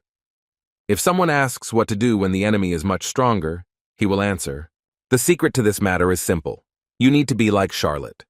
Our hero was sure that if he had not interrupted their fight, she could have easily defeated Thanos. Stroking his charge on the head, the teenager said that the girl definitely had talent in fencing, but they would find out about magic later. A moment later, the guy asked if Charlotte wanted to go up to her room and have some cake. And then Jack suggested playing with Cell, because she needed company to keep her spirits up.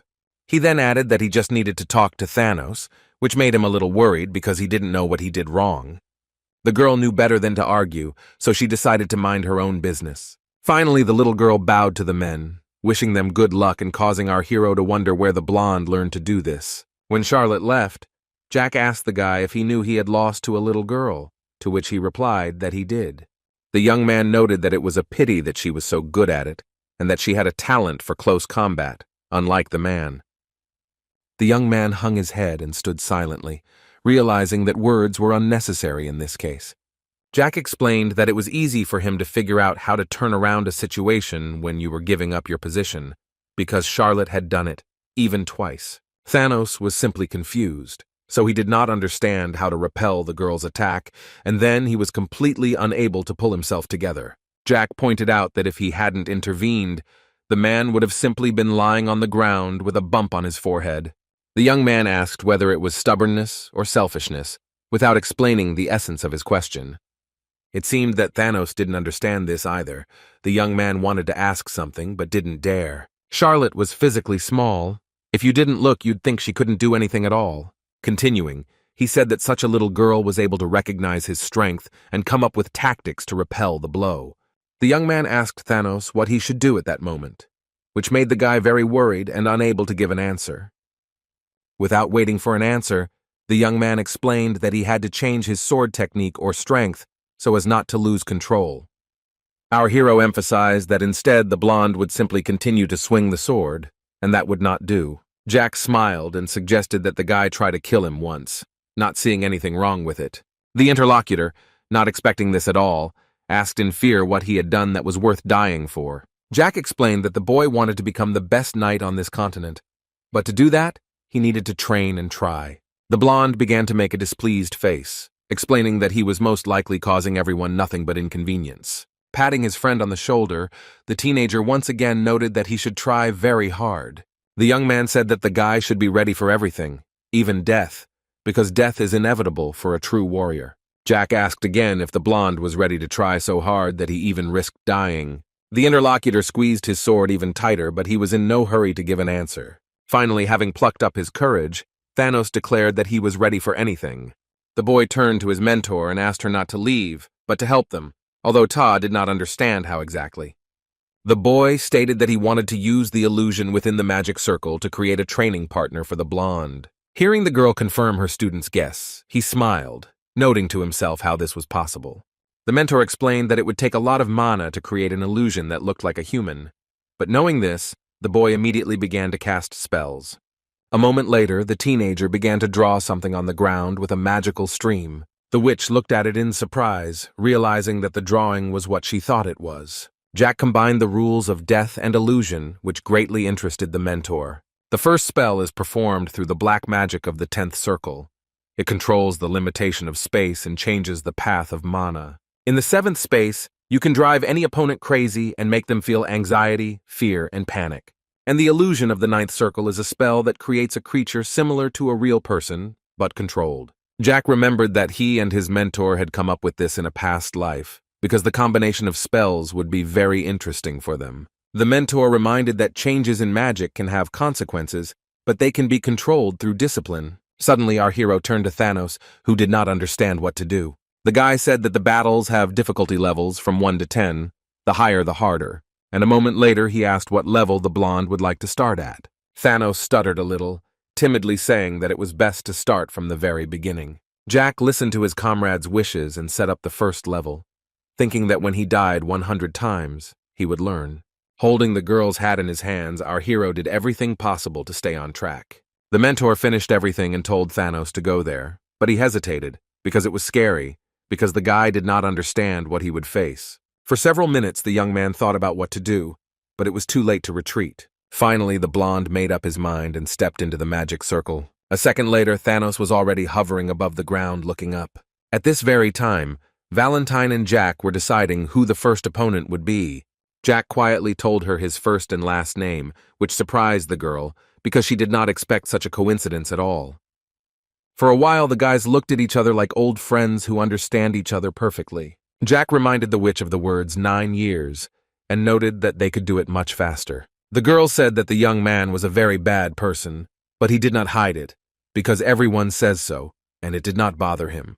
At the same time, the blonde's feet were standing on the same inscriptions as before, but this was no longer asphalt or a street. Thanos appeared in some space and did not understand where he was, because everything was dark. Only magic illuminated this room. Suddenly, a rustling noise caught his attention and made him look back to see who it was, peering into the darkness. A pumped-up guy came out from there, whose face was not visible, only his figure and the sword he was holding in his hands. The stranger came even closer, standing in front of Thanos, his head slightly lowered, which looked threatening. It was clear that he was neither old nor very young. It seemed as if Thanos had seen him somewhere before. For a while, the opponents looked at each other, but said nothing. The young man looked closely into these eyes, which were difficult to confuse with the same but different ones. For a moment, the blonde thought that this guy's gaze was the same as Jack's, his mentor's, which seemed impossible. Adult Jack pointed his sword at Thanos, indicating that this was the training he had been told about earlier. The blonde didn't think that this would be a tricky task, although he didn't expect anything else. A second later, the enemy was already flying to attack Thanos and win this fight. being as determined as Jack. The guy got nervous and thought that he had to stop his opponent with a sword, continuing to stand in a stance and trying to concentrate. The blonde felt anxiety taking hold of him with renewed vigor, and gathering his will into a fist, he decided to fight to the last. The young man understood that the well-wisher would not hesitate and would do everything possible that depended on him. At one point, everything slowed down, and then Thanos realized that the imitation of Jack would cut off his head if he did not react in time. After some time, the young man opened his eyes in horror, taking a deep breath and looking at the blue sky. The young man stood up and screamed in fear, trying to understand what was wrong with him and where he was.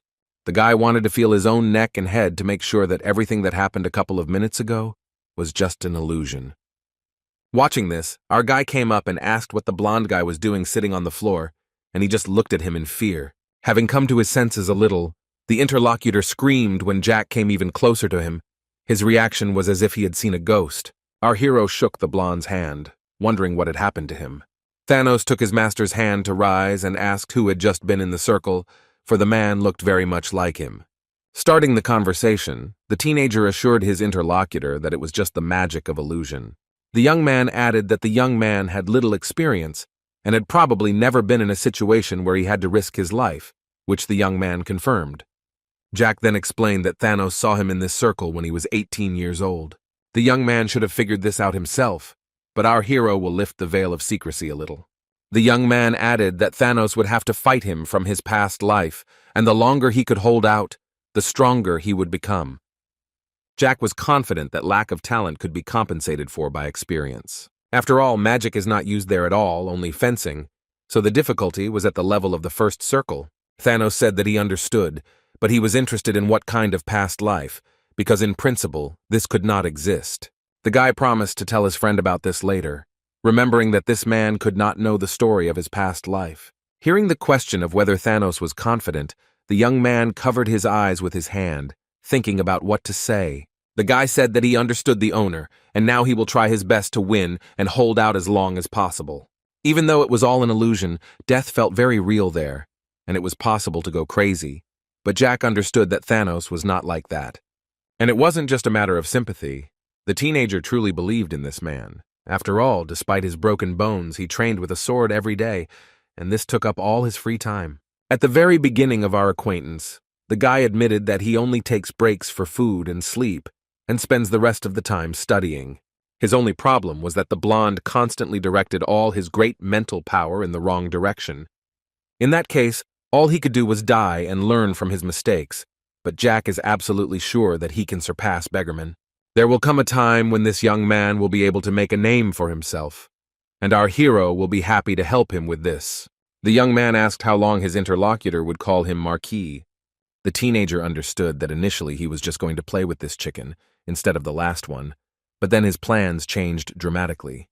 Our hero thought that he would make a real man out of this chicken and asked his interlocutor out loud to call him boss. The young man, scratching his head, felt a little embarrassed, realizing that this did not suit him very well. Then Thanos suggested that they just call him young master instead, to which he agreed. The teenager patted his friend on the shoulder, getting ready to go and do his own thing. The interlocutor looked at the owner in amazement, but decided not to say anything. Suddenly the guy was overcome with a pleasant feeling, and in some sense even shame. He liked that they treated him well.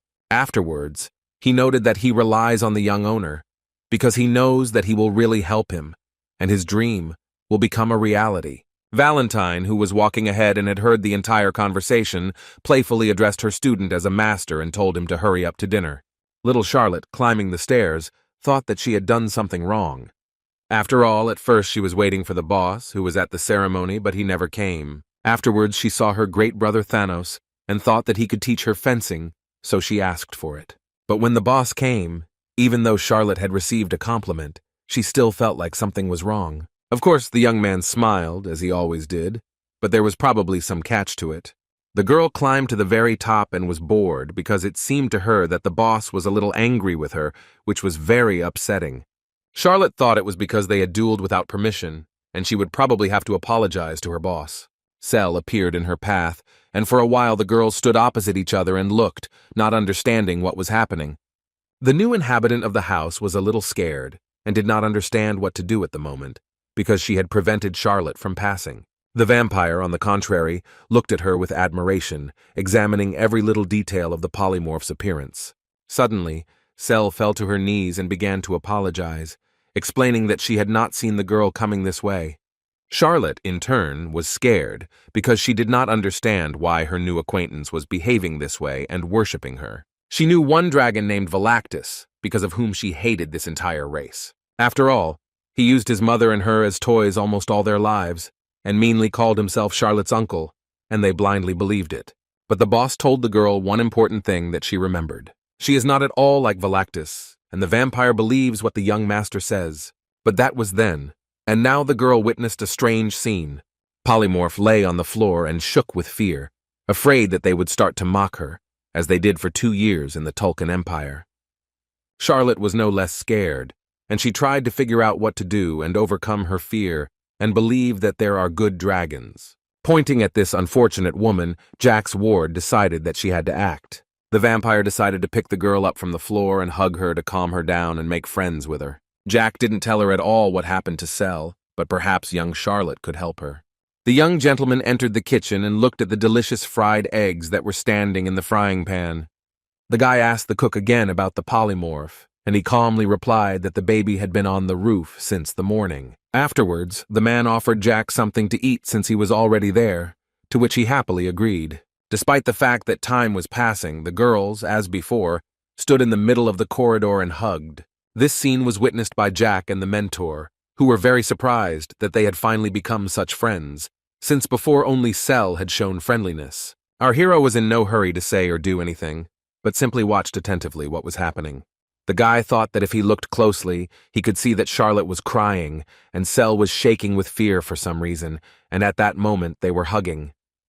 The teenager understood that this could not go on for long, and so he coughed to attract attention. Suddenly, the vampire jumped up from her place and ran towards the boss. However, the expression on our hero's face did not change at all. He stood and looked at the same point. Charlotte apologized to Jack, and the polymorph began to bow again, which attracted the girl's attention. The vampire ran up and started to lift Cell, emphasizing that she should get up from the floor, but she really didn't want to do this and asked to let her go. The mentor noted that the dragon was completely different last night. Despite everyone's surprise, the teenager explained that the little girl had to go through a lot in that laboratory and that she probably had psychological trauma. Jack lifted both girls up with ease, drawing their attention to himself and asking them to explain. It turns out that Charlotte was apologizing for them starting a duel without his permission, thinking it made him angry. The vampire began to scream loudly and cry that she would not do it again, if only Jack would not be angry with her anymore. The young man explained that she was allowed to have them whenever she wanted, because if she hit Thanos on the head with a wooden sword, he definitely wouldn't be angry. And then he asked why Charlotte even thought the guy was unhappy. And a minute later, laughing, he added that the most important thing was that the novice fencer didn't kill the blonde. The girl asked again if he was sure he wasn't angry, to which he replied that he simply felt sorry for Thanos, who had fought so poorly. Our hero thought for a moment before continuing his thought. The gentleman said that they were convinced of her fencing talents, and that at night they would test her mastery of magic, which Charlotte really liked. And again, for a moment, the young man went into his own thoughts. The guy remembered the unhappy and trembling Cell, who had recently been lying on the floor. And then the teenager's thoughts turned to the chef who was preparing such a delicious steak. The young man looked at his new charge and asked what was happening to her, why she had no strength. The previous evening the dragon was full of energy, resisting like she was not herself, and now she can hardly stand on her feet. Suddenly the girl began to utter some incomprehensible remarks, which both surprised and frightened the teenager.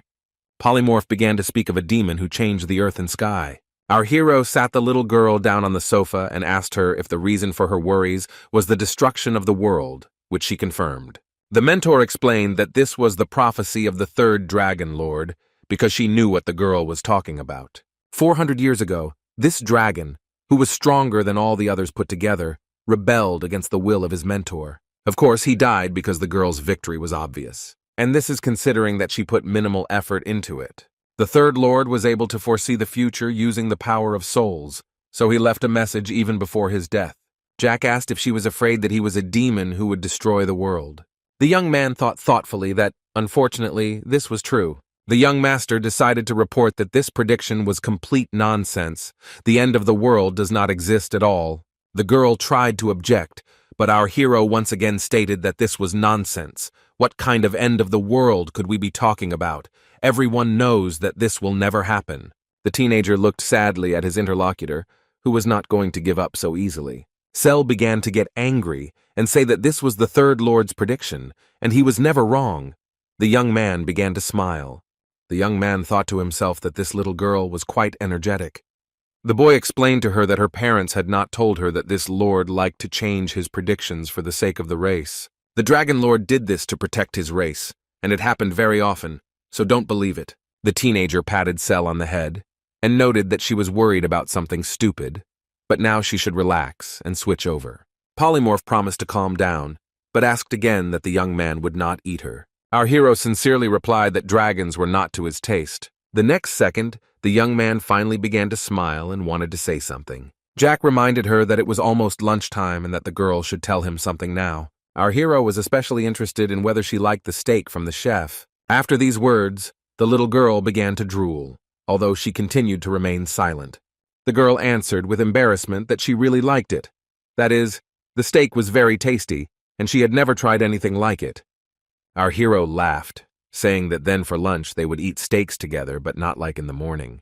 The young master noted that tomorrow he would ask the cook to cook something new that Sally liked. The young man added that the girl should enjoy the delicious food and not get bored, happily watching how she came to life before his eyes. The little dragon looked at the young man with admiration, already in some kind of anticipation. Jack suddenly remembered that he had not introduced the girls to each other, although they already knew each other, but for some reason it was necessary. The young man explained that Charlotte would become the future queen of the vampires, and she waved her hand with a smile and joy. And Cell will become the future mistress of dragons, but she did not understand how she could become one, because it was impossible. The teenager looked at the blonde, but decided to introduce the young man at dinner. The next minute, our hero turned to the vampire, who immediately stood at attention. Jack asked Charlotte to run to Guinness, so that he could start preparing dinner for them, which the girl obediently did. Suddenly, the guy noticed that the two hands had come together. The vampiress approached the little dragon and silently took her hand. The girl suggested going together and having a good talk and becoming friends. For some time, the polymorph looked attentively at her interlocutor, not understanding how to react. Cell didn't answer. Although she agreed, she had never seen her peers and didn't know how to communicate. A moment later, the girlfriends were standing in the hallway, chatting pleasantly about something, getting ready to go to the kitchen. After the girls left, the teacher emphasized that Jack was a good liar because the Third Lord was very special. He used soul energy as mana, but only for psychological skills. It is also necessary to understand that all his predictions were brief. They were like, it will rain tomorrow, the battle will begin the day after tomorrow, and everything according to his prophecy was true. Only one did not come true, about the demon who will destroy the whole world. Jack asked his interlocutor if she thought he would destroy the whole world, and she replied that he was the only one who talked about it. Our hero, closing his eyes, noted that he did not think these words could be trusted. The young man said that if this were true, he would have been able to destroy the entire world in his past life. And the mentor asked again why it didn't work out. The young master said that he destroyed one country and then died because he had no reason to live. Our hero remembered how it happened and he felt a little uneasy. The teenager said that there should always be a meaning, and when there isn't, he fell silent. And after a short pause, he added that when he is not there, he does not want to be there, and therefore our hero does not believe in predictions. Jack tried to calm the mentor, who looked so worried, by saying that the demon was someone else in the future. The young man continued to note that the future and fate were not determined, that tomorrow it would rain, and then somewhere else the battle would begin again. The young man continued to say that if you close the sky and stop any conflicts, you can prevent the prediction from coming true. Then everyone will live as they lived before. So the young man is sure that the future is not determined, the future in which his mentor has only 13 years left to live. The guy thought that if this really happened, he would be very angry, but the very next second Valentine shouted after him and suggested that they go to lunch together. At this moment, the girls watched as the cook prepared the food, but he could not concentrate because he was being closely watched. Finally, everyone gathered together at the table. It was a unique opportunity to introduce each other to everyone once again. The guy started the story with Thanos, whom they met recently but became friends. This guy is only 17 years old. Many people have probably heard of Charlotte because she loves blood, and she is 11 years old. The new resident of the estate is the one who was released the day before. It was 10-year-old Cell. And finally, our hero introduced himself as a boss who looked 14 years old, and that's how the gang of kids turned out. Looking at the plates around him, the teenager noted that Guinness was a much better cook than he had originally thought. The chef even once said that he worked as an imperial chef for 4 years. After tasting the fish, he thought, who knew such talent was so close? Chewing the fish, the young man understood that this was a real masterpiece, something he could enjoy every day. Jack told Cell that today's steak was bloodless, realizing that the little girl didn't like that at all. It scared her. Charlotte, as soon as she heard the word blood, approached Jack because she wanted to taste his blood, which she liked. The little girl stared at her plate and didn't want to see it because the sight of the red liquid still made her feel sick. The young master thought how quickly they were growing up. The first girl would become a queen. The second would be the mistress of dragons. Our hero was also pleased that the girls became friends and helped each other, which was very valuable. The boy sat and smiled at the thought that he was like a dad to them, and he liked to watch how they lived. 2473. The teacher looked intently at the young man. It seemed that the girl was worried about something. Suddenly, she asked why the young man was not training, after which he became a little dissatisfied and thought about what to tell Valentine. There was a moment of silence, the teacher and student staring at each other. While stabbing the fish, the teenager emphasized that 2 circles were enough for him and that she didn't have to worry about him. As he put a piece of fish into his mouth, the guy hoped that such an answer would completely satisfy the girl. The witch sat and watched attentively as her ward, with his mouth full of food, chewed it with difficulty. The beauty continued to ask what happened to Bluetooth, the spy, and the mercenaries, and did he really think that the mentor didn't understand anything? Charlotte, who heard this name, tensed up a little but said nothing.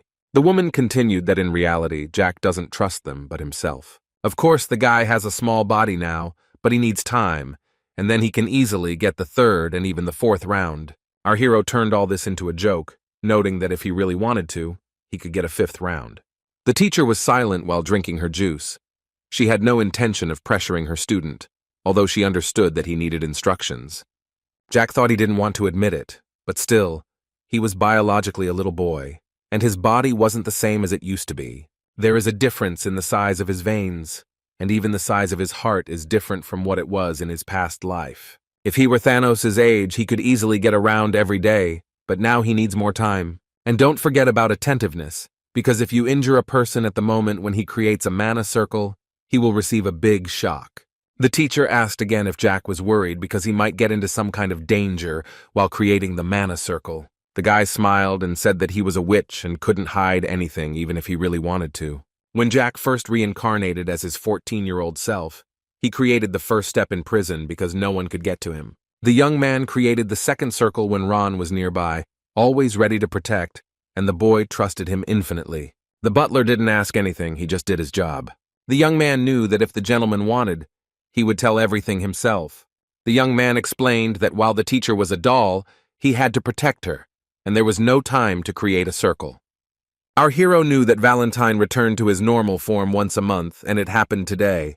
Looking at the dessert, the guy continued to note to himself that he couldn't waste time on circles. The source of his strength was energy. Valentine stated that it was foolish to receive protection from a student when you were his mentor. And then she noted that even if it was only once a month, she could fulfill her duty. The girl said that she could take care of the guy while he created the circle. Our hero watched in horror as the witch tried to feed him. The guy didn't really like this, nor did he like her idea, because he had plans for the evening that he didn't want to cancel. The teenager bought tickets to the theater because there would be a performance by a famous troupe of artists, and he really wanted to go see it. The mentor began to get angry and say that she returns to her form once a month and can protect him, but he refuses. The girl demonstratively placed her hand on the table, showing that she was against the plans. Valentine smiled and asked her student directly if he was really refusing her offer. Jack started to get up from his chair and said that it was now 1 o'clock, and if nothing was done, he would have to make it in 5 o'clock. The young man caught the surprised glances of his acquaintances, although they said nothing. And in the evening they will all go to the theater because he doesn't want to give it up at all, and the tickets have already been bought. At the guild, the leader finally found out how much the order cost, and was very surprised, because it was a large sum of 500,000 gold. The man did not believe that such a thing could happen at all, and so he asked his assistant about it again. Hearing that Dietrich had paid such a sum, the chief smiled greedily. He noted that the young gentleman was truly a complete psychopath, because he gave away such funds, although he could have paid less. The Marquis's annual budget is 300,000. Despite this, he paid out an amount that exceeded his income by 1.5 times at once. And all this for the sake of killing just one person. Heir learned that the aristocrat had borrowed 200,000 in the name of the House of Hermann and had received the remaining 300,000 immediately. But it is still unclear where this man got so much money. The manager came up with the idea that he might be selling illegal drugs, and his subordinate confirmed that there were rumors that he had his own business. Taliso explained that he had tried to find out something about this, but no records could be found. It was not unusual for aristocrats to lead such a lifestyle using drugs, and who would open their own business related to this, especially since it was supposed to be the young gentleman's hobby? The assistant explained that Dietrich did not do this on his own, and as they say, all the Marquises of Hermann do this. The manager came up with a theory that the aristocrat was simply acting on their behalf, but was not doing anything on his own, especially since there were distribution routes throughout the country. The young man asked his boss again whether he had understood the scheme just by looking at some document. Sighing, Heir said that he basically knew about it anyway, but how far they had gone was another matter. The assistant immediately asked if he should conduct any further investigation. The young man thought for a while because he himself did not know what to investigate next. The business of selling forbidden elixirs was impossible without the support of the ducal or royal family. Getting up from his seat, the manager thought that there were many nuances in this matter. Heir decided to stop investigating further, because now it was time to deal with the payment, having learned from a subordinate that he had found half of the money. The man was surprised, although he noted to himself that now everything was clear to him. He understood that the assassination attempt had failed, and the Assassins' Guild had been destroyed. Otherwise, the informants would have found out everything long ago and would not have let him go just like that. Ventiman hid his money after dividing it. All that was left was to find the other half, and then said he would go get lunch. Heir told the boy to continue searching, and for him to order the other boys to join in. The subordinate asked why they don't tell the top brass about this. Is there really something wrong? The boss turned around and looked closely at his colleague, although he did not say anything to him. The interlocutor watched the boss with fear, regretting that he had even started this conversation. Heir suddenly replied, "They are not hiding anything. He just wants them to have fewer problems, and they will solve everything themselves."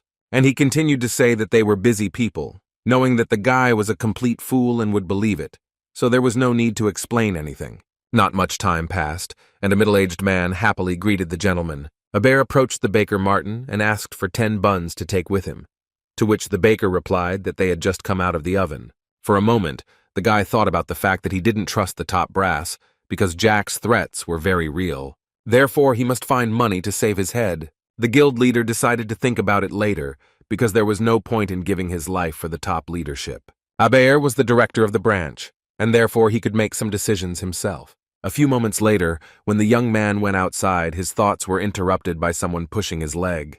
The guy went down to pet the cat, who was very cute and rubbed against him. The man didn't know the top of the guild at all, and therefore didn't understand how one could be loyal to people who hid their identity. Heir understood that the boss was definitely not one person. The young man understood that if he had confidence in the top, then everything would have been completely different. The baker asked not to feed the cat, because he had already eaten 2 bowls of food this morning, which is why he was so fat. Moving along the face, Heir did not understand how it was possible to subjugate the forest of monsters. He thought that it was a pity for people who gave their lives for the forest of monsters. As the chief bit into his pie, he knew that this battle could have been avoided. But it wasn't even a battle, but a whole war between people and monsters. The monsters can't get out of the forest, but that doesn't change the essence of the matter. Standing in front of the door, the young man understood that wars are created to plunge society into chaos. The guy walked into the guild and handed over the buns, saying that he bought one for everyone, delighting his colleagues and lifting their spirits. The Arabi's Guild is stronger than it seems, because it is not difficult to control the mood of the country through information.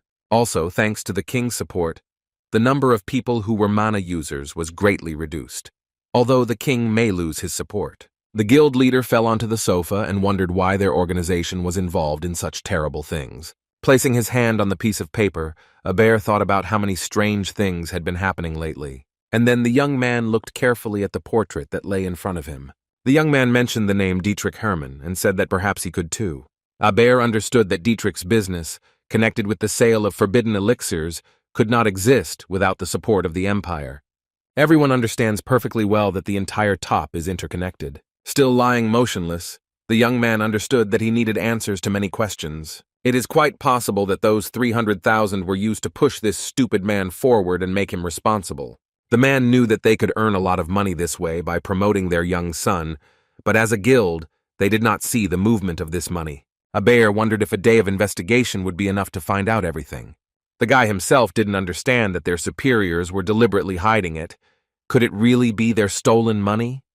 The young man understood that this was why he had previously received a response asking him to accept Dietrich's offer. But it was still unclear why the top would go so far unless. And the man interrupted his thoughts. Maybe this is money stolen from the bosses, although no, it is not that amount. Perhaps the funds went towards military expenses, and then the top brass is preparing for some kind of war. But whose funds are these? Is it the money of the top brass or those who cover their backs? Heir decided that these were certainly not the funds that would be used to attack the monster forest. Count Mentis paid most of the money. The man did not understand why and what their motives were. The young man was still lying on the sofa, trying to understand where it all started and where it would lead in the future. Lately, the leader has been wondering if someone is deliberately undermining the power of the city, or rather the entire country. Because the number of drug addicts and the crime rate are growing now. And that is why so many mercenaries are being hired for their protection. The man thought that this might be related to rumors that the Tulkun Empire had conducted experiments on dragons 2 years ago. Even though they said that all dragons died out long ago, these are just words, and there must be reasons for these rumors to appear. Then Heir immediately wanted to check how true these rumors were, but a message came from above. The letter stated that the young man should not investigate anything related to the Tulkun Empire. The boss held the piece of paper in his hands. He didn't like all this, but how could he interfere? Heir decided that if these were just rumors, then he would not have been given such an order. Raising his hand, the young man thought that he had some kind of premonition. The boss tried to convince himself that he needed to stop thinking about it. But on the other hand, how could he? It was work. Closing his eyes, the man thought that he was unable to stop because some terrible feeling was taking over his body. The guess was that the Arabes Guild leadership was either connected to the Tulkun Empire, or there was someone from those parts, and the Adventurers Guild was actively helping to gather information. The man wondered if this was true. Then where did they get the dragon from? And perhaps the animals still lived somewhere, for example, in the monster forest. And if in fact a hunt is conducted to find their tracks, this will become very likely. The Tulka Empire has absolutely no value for soldiers and is ready to use them as expendable material. If the result is excellent, then good. But if not, they will simply be glad that they have reduced the country's military power. It is the man from the Tulkun Empire who must have the greatest power and control over what is happening. Heir suddenly jumped up from his seat, as if an idea had just occurred to him. If the leader's guesses are correct, then the Tesla Empire will not last long. It already holds its borders poorly and will easily become a colony. So Tulkun is what they are really striving for. It dawned on the man that the Empire was striving for war, and they were simply helpless, and that might be true. The manager clutched his head, realizing that he was too confused by this information. There are probably people from Tulkun at the top of the Arabes Guild and in the government, which means they want to unite the continent. There is not much time left, perhaps 20 years. Heir consoled himself with the thought that perhaps another 30 years would pass, although he knew that this was a deception. But what would happen to the guild? What would happen to him personally? That remained a big question. The young man really likes the country, but he doesn't want to become a hunting dog thrown away after catching rabbits. If so, then it is necessary to create new and strong threads, namely, those that there will be no need to doubt and which will certainly not break. Jack sat in a gazebo standing over the water and created another circle, and the mentor protected him from danger. Valentine and Charlotte looked at the boy carefully. It seemed like they had never seen him like this. Little Sel, seeing something like this for the first time, entered the room and wondered who this strange stranger was. The little girl thought that she hated people, She remembered being tortured with magical shackles, having her limbs cut off, and having her blood drained. The girl understood that no matter what she did, she could not love these creatures. Although, ironically, it was one of them who freed her from captivity and gave her a new, safe, and comfortable life. The little girl stopped, clasping one hand with the other and clutching her sarafan, which spoke of how much she was worried. Sel remembered that her parents had abandoned her, leaving her alone in the country of Tulkan, and had written knowledge of xenobiotics onto her body. At first, she was afraid that strong people like Jack ate dragon meat and wanted to eat her. But the young man did not demand anything in return, and Sel realized that a good man cannot be a demon destroying the world. Our hero brought something into the girl's life that she had never known before. The baby realized this when, being a dragon, the guy already began to stroke and calm her down. The girl once again thought about the fact that the Third Lord, for some unknown reason, had deceived everyone. How could a person reach the third circle in just an hour, and reach the fourth in another hour? But the most amazing thing happened a couple of hours later. Something happened that amazed everyone present. Jack reached the fifth circle, and this was an incredible result for an ordinary person. Charlotte apparently thought the boss was really cool, and anyone who saw it would agree. Although the little girl herself looked at the young man with admiration, not understanding how this was possible. The teacher turned to Sel, asking if she was worried, and the girl loudly answered that she was very worried. Valentine said calmly that the girl shouldn't worry, but should relax. The young lady agreed, although there was still some concern in her eyes. The woman reassured her once again, saying that they both had great talents and reminded her to keep an eye on the guy. The witch explained that what the girl saw was a striking state of the circle, pointing to Jack's chest. Valentine said that a difference of one lap makes a big difference, and this is exactly the case. Sel looked at her mentor, trying to figure out if she was a human, a god, or perhaps a demigod. For a moment, the little girl saw the witch in a different light, thinking that she might be a monster. And the teacher continued to explain that Jack was strong enough, and his circles were in complete harmony. The form in which this unity was achieved is sometimes called the unity of mana. If you can control this state, you can open all boundaries. Then the witch turned to the girl and asked her not to think about stupidity, reminding her who they both were. Valentine asked her interlocutor what she thought about who she and her student really were. The woman said that she could talk about herself, but not about Jack, after which Sel became very upset. The little girl bowed her head, said out loud that everything was clear to her, but thought to herself that the reason was that she was a stranger to everyone. The mentor winked and admitted that she also knew a little about him, and that there were reasons for that. The girl lowered her head in silence because she wanted to know if this strange guy could be trusted. Valentine hugged Sel and said that she understood what happened in that lab, asking her to trust Jack. The girl hugged the baby so tightly like no one had ever done before. The witch confirmed once again that she was safe with these people, primarily hinting at her student. The woman promised that as long as Jack was around, no one would even touch the girl with a finger because she was protected. Tears of joy appeared in Sel's eyes because the mentor proved that she was now safe. The very next minute, the little girl was smiling through her tears, smiling in a way she didn't even think she could. A fifth circle at 14 was something to be proud of. It was unprecedented, but Jack wasn't sure his body had changed. Our hero believed that he was creating circles so quickly because of past events, but his energy is not related to age. The secret was the pure soul energy, which was of a higher level, and so it could handle mana. The young man was glad that everything turned out the way it did. Everyone was watching the theatrical performance that Jack was so eager to attend, although his thoughts were elsewhere. The young man thought that he could become stronger than in his past life, when he first discovered his inner energy. Charlotte was fascinated by the actress and looked at her with admiration, but Jack was only thinking that perhaps he really did have the power to destroy the world. The performance came to an end, and so all the spectators joyfully applauded the actors. Our hero, looking around as before, was immersed in his own thoughts. It seemed like there were happy faces everywhere, and it seemed like Charlotte had forgotten all the problems in the world. Unexpectedly, the young master's attention was drawn to Sel, because the guy did not understand how he and his mentor became such friends, although they did not communicate at all. The baby dragon sat on Valentine's lap, smiling, and the young man had not seen her like this for a long time and thought that she had forgotten about smiling. If Jack had known that everyone would like it here, he would have brought Thanos with him, who could also diversify this evening. The guy was upset that the blonde stayed home at his personal request. Our hero thought how difficult it is to become the best swordsman on the continent. The witch, turning to her ward, stated the fact that the young man did not like the performance, not suspecting that he had not really paid attention to it. But the guy emphasized that everything is interesting and even amazing, especially the exciting plot twists that constantly keep you on the edge of your seat.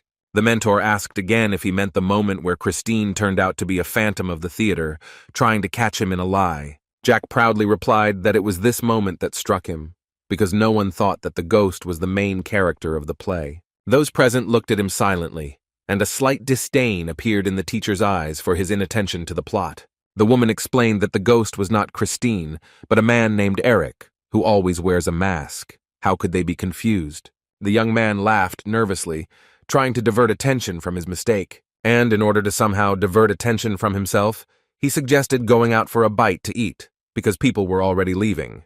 But the teacher did not calm down.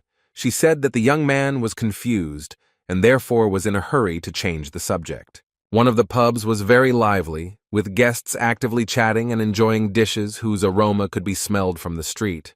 Jack and Valentine walked in and were greeted by a waitress who asked how many guests there were, to which they replied that there were 4 and 1 dish to go. Our heroes looked at the meat, wondering when their order would be brought to them. Sitting at the table, the girls shared their impressions of the performance, trying to shorten the time it took for their dishes to be prepared. Our hero watched his companions attentively, rejoicing that they had spent such a wonderful evening. But the next minute the guy was worried about something. He heard someone's familiar voice. It turned out that Abero had entered the room and was immediately noticed by the waitress, making him feel a little uncomfortable with her attention. The man tried to answer politely so as not to offend her, understanding how fragile a young girl's heart can sometimes be. By chance, the boss noticed how Jack and the mentor were looking at him, realizing that there was no way to avoid this couple. For some time, the young man simply stood there, not daring to do anything. Abero approached out of politeness and said that he did not expect to see them here, to which he heard a joking question whether he was following them. The guild leader replied with a smile that he had come to eat, since an information gatherer would not reveal himself like that. Jack noted that the man had a lot of time since he was going to restaurants and not looking for his funds, explaining his dissatisfaction. The manager sat down next to him and said that he had already found half, because it was his job to be fast and loyal to his clients. The young man smiled. He was clearly proud of what he had managed to learn in just one day. The young man noted that it seemed to him as if the man wanted to say something, but instead, he sat silently, like a fish in water. Abero explained that he had something to say, but he wouldn't say it now, and quickly fell silent, leaving his interlocutor to sit in suspense. Our hero sat and smiled. The guy didn't want to start a scandal. Although the very next moment, Jack changed his mind and declared that he understood everything. The teenager, looking at the mentor, noted that she stood out among everyone here, looking like a goddess of beauty, even better than the legendary Aphrodite. But before the young man could finish his thoughts, someone took Valentine by the hand. The stranger came closer and asked if the beautiful lady would allow him to sit next to her. Our heroes held their breath for a second, noting that it was this man who played the ghost in the performance. Valentine, smiling, replied that she was very busy, apologizing so that he would be less upset when he heard the refusal. But the young man was in no hurry to give up. He understood that the girl had things to do and hoped for a quick meeting. And so the stranger began to ask where the beauty lived, although Abero loudly called out to the actor, drawing his attention to himself. The guild worker began to quietly explain something to the uninvited guest. Then he whispered something in his ear again, and from the expression on the man's face one could tell that something was wrong with him. Suddenly the actor turned around and started running, without even having time to apologize. Jack asked Abera if he thought he would pay, to which he received the noble answer that he did not want to see that. And then, scratching his head, the young man noted that the young man need not worry, because he would find all the money. Abera was about to leave, but the mentor stopped him and invited him to have dinner with them for that kind gesture. Our hero, looking at the man, thought that he was waiting for his invitation, and therefore told him to sit down. The man sat down next to Jack again as he asked if he had the funds, to which Abero didn't know how to answer. The young man explained that nothing here was free, and he was not going to buy food for those richer than him, which sounded like a reproach. The young man looked at the teenager with disdain. He didn't like this attitude. After a while, there were already many dishes on the table that looked very appetizing, so much so that you wanted to start the meal as soon as possible. Sel looked at the food most astonishedly. It seemed as if the girl had not eaten for several months.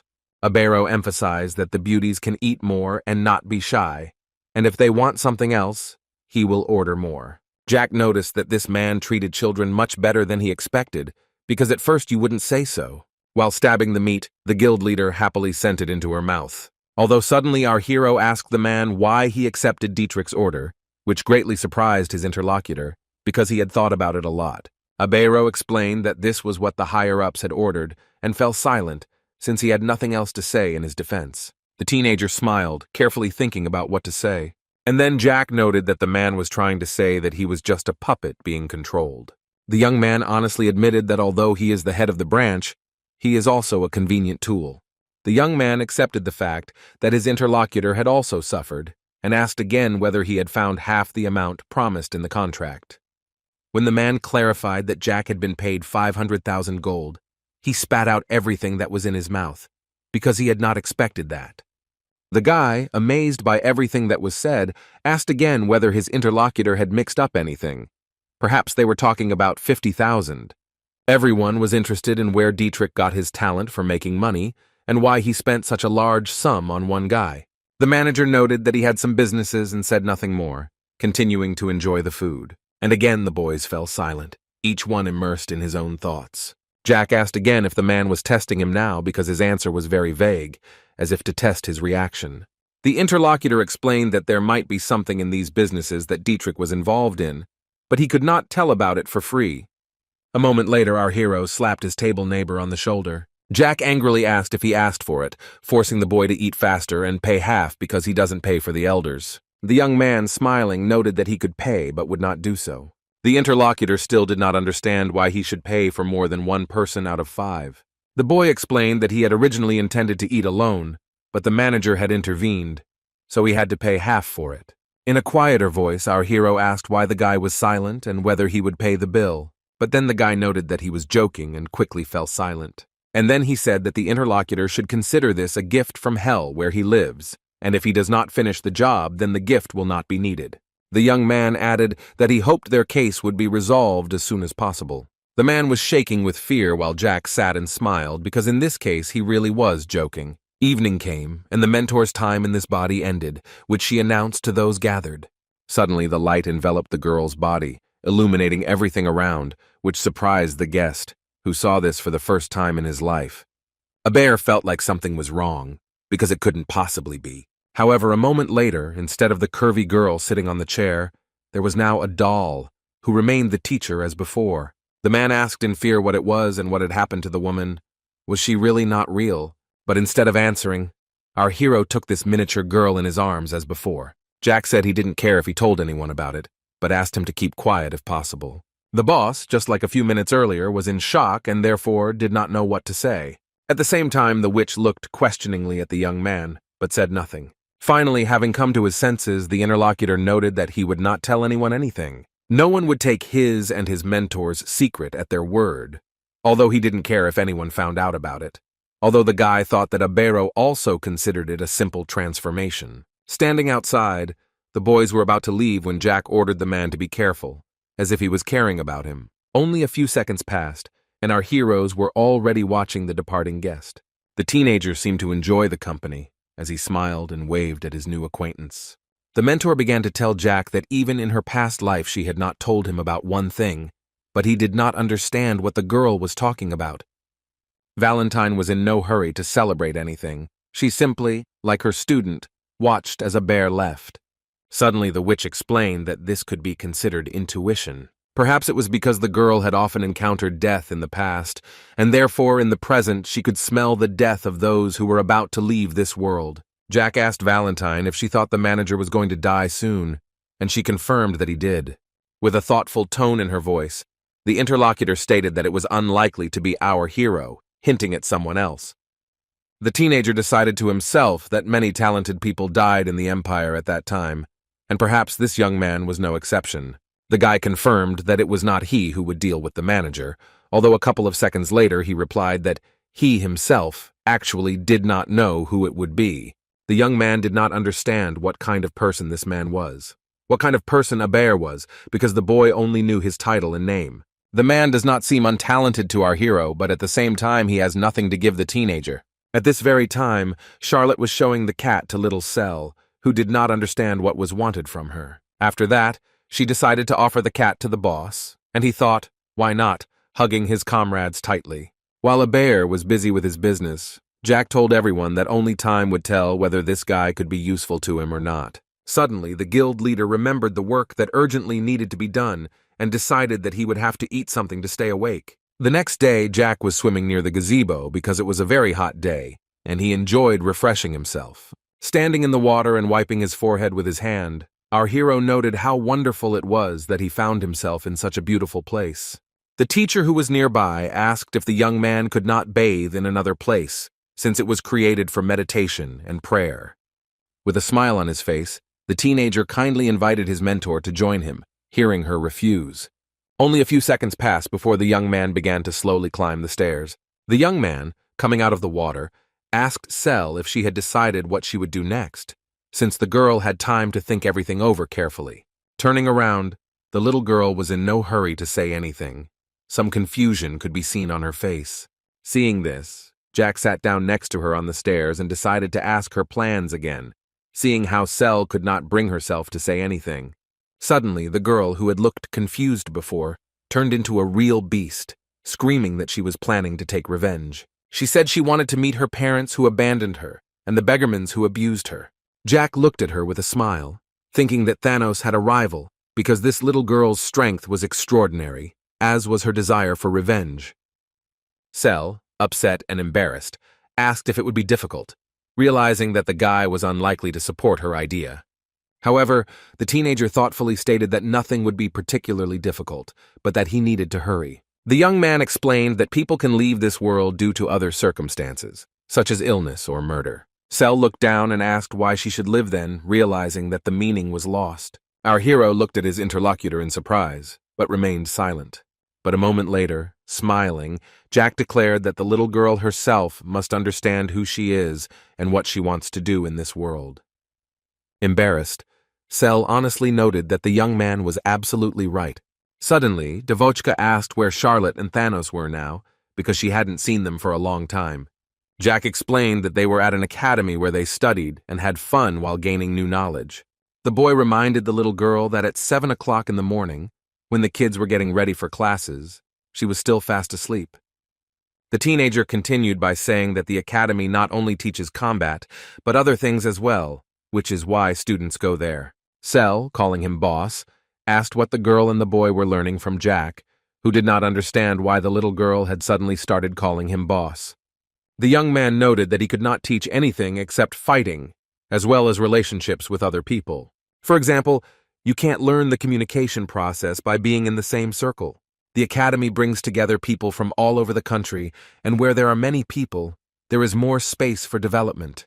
Jack stated that he would like Cell to study too, but she probably isn't ready yet. The little girl, embarrassed, said that she didn't get along well with people. Jack didn't understand the reason, so he asked why Cell thought so.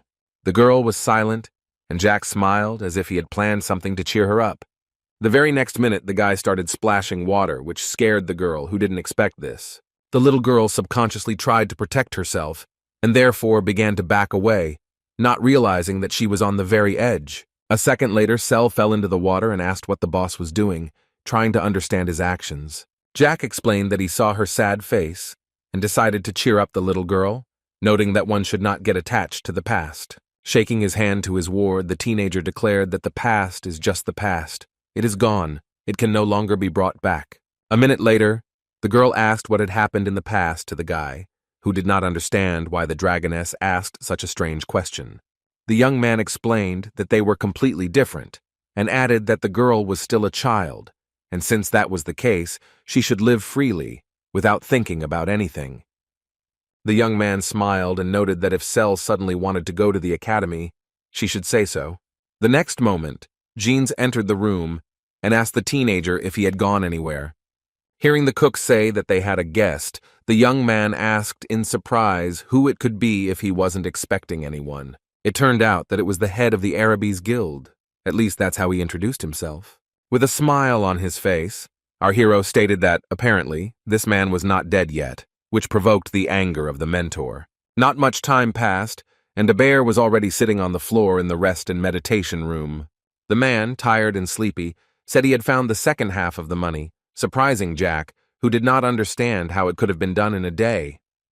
And in order to confirm his words, the guild representative handed the guy an envelope.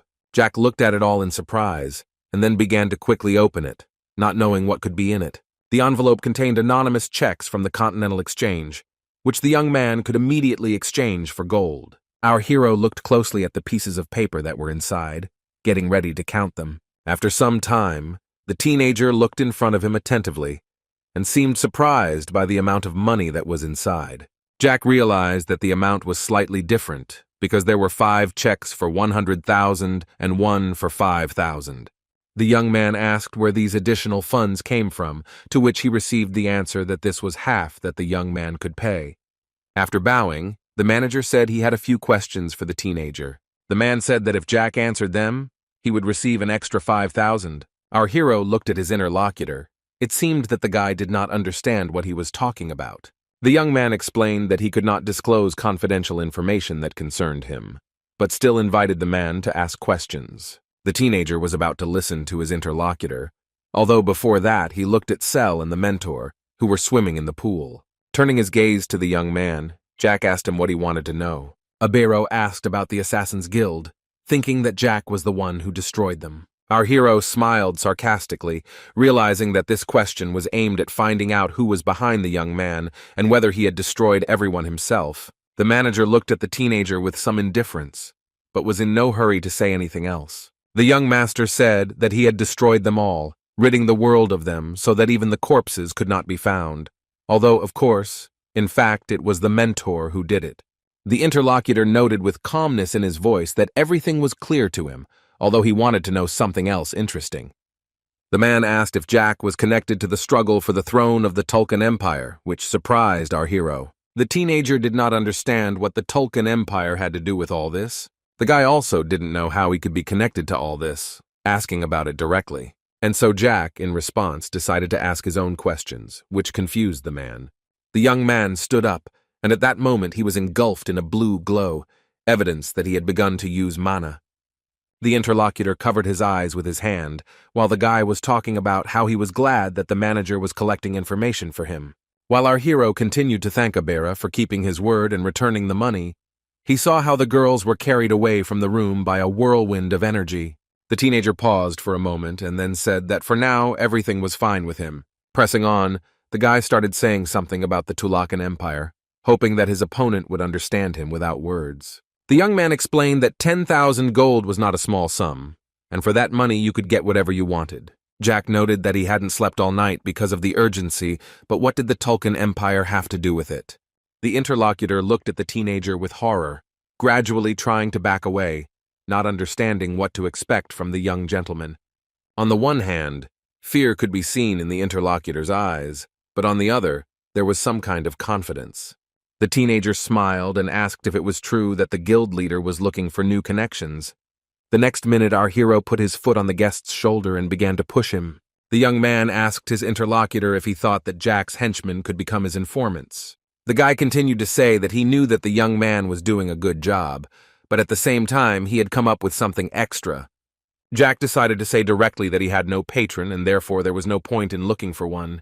At the same time, the young man noted that there was someone who said that the guild leader would die soon, and after a short pause he noted that it would hardly be him. Our hero assured Heir that there was no need to kill him, because he had done everything properly and knew only what was necessary.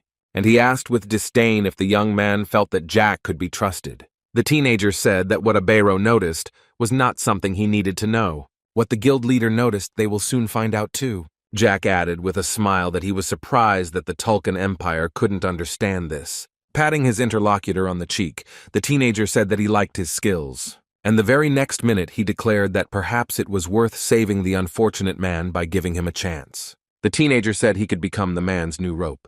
The youth offered Heir protection, as well as transformation into a death knight if he needed revenge. The interlocutor began to ask questions, but our hero said in a calm tone that he would tell about this later. The question is whether this man will be useful to the young master, because the mentor said that Jack is not suitable for normal life.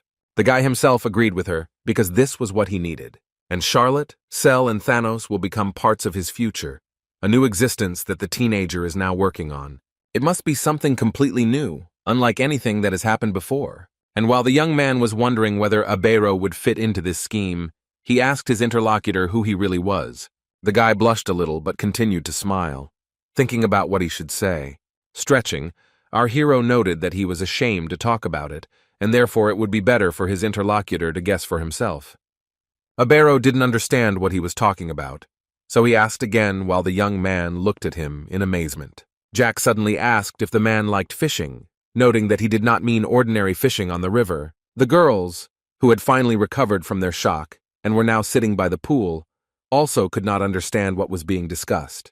At that very moment, the man entered the guild, at which time the secretary declared how good it was that he had come. She said that the manager was waiting for him, so he should hurry. Talus was interested in this because the day before the manager was tired, having worked for almost a day. As he climbed the stairs, the assistant hoped that he would not be assigned some boring task, as had been the case lately. Abero was a man of talent. He achieved high positions at a young age with good thinking. The manager used his intuition well. He knew what to do and when. Standing in the corridor, the guy thought that for the first time in many years, the young man worked for almost a day without understanding what the reason was. Taliso knocked on the door and asked if he could come in as he was expected. Standing in the doorway, the employee heard part of the conversation, which was dedicated to the Tulkun Empire.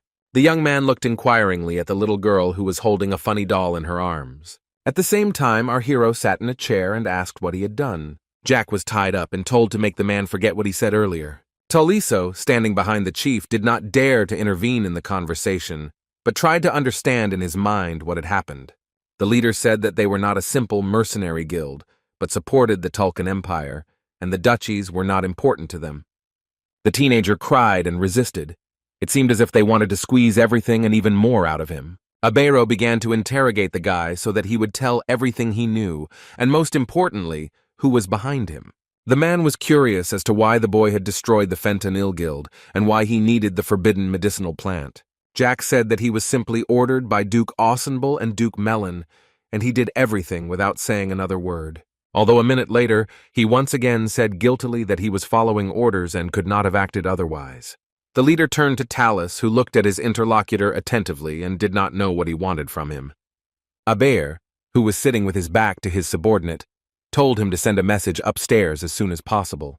The young man had heard that the Duke thought differently, although he did not understand how this man was connected to their guild, and so he asked about it. At that very moment, the angry boss slammed his fist on the table with all his might. Looking into the eyes of his interlocutor, Heir stated that now was not the time to be cautious, or that the subordinate did not know that their lives were in danger. Then he explained that they had to carry out Dietrich's order, and now the young man had to understand what that meant. And a minute later he added that they had failed, and therefore this was fraught with the most unpleasant consequences. Tolisso began to say that he was new and innocent, which the manager did not like at all. The subordinate looked at his boss with horror. It seemed that he had never seen him so worried. Abero stated that the top brass did not want to kill Dietrich, who was the face of the Tulkun Empire, and therefore he could be left and used. The leader explained that this did not happen because the Duke intervened, and the result was that Dietrich was dead. To put it simply, the duchy, or rather the entire empire, acts in opposition to Tulkun.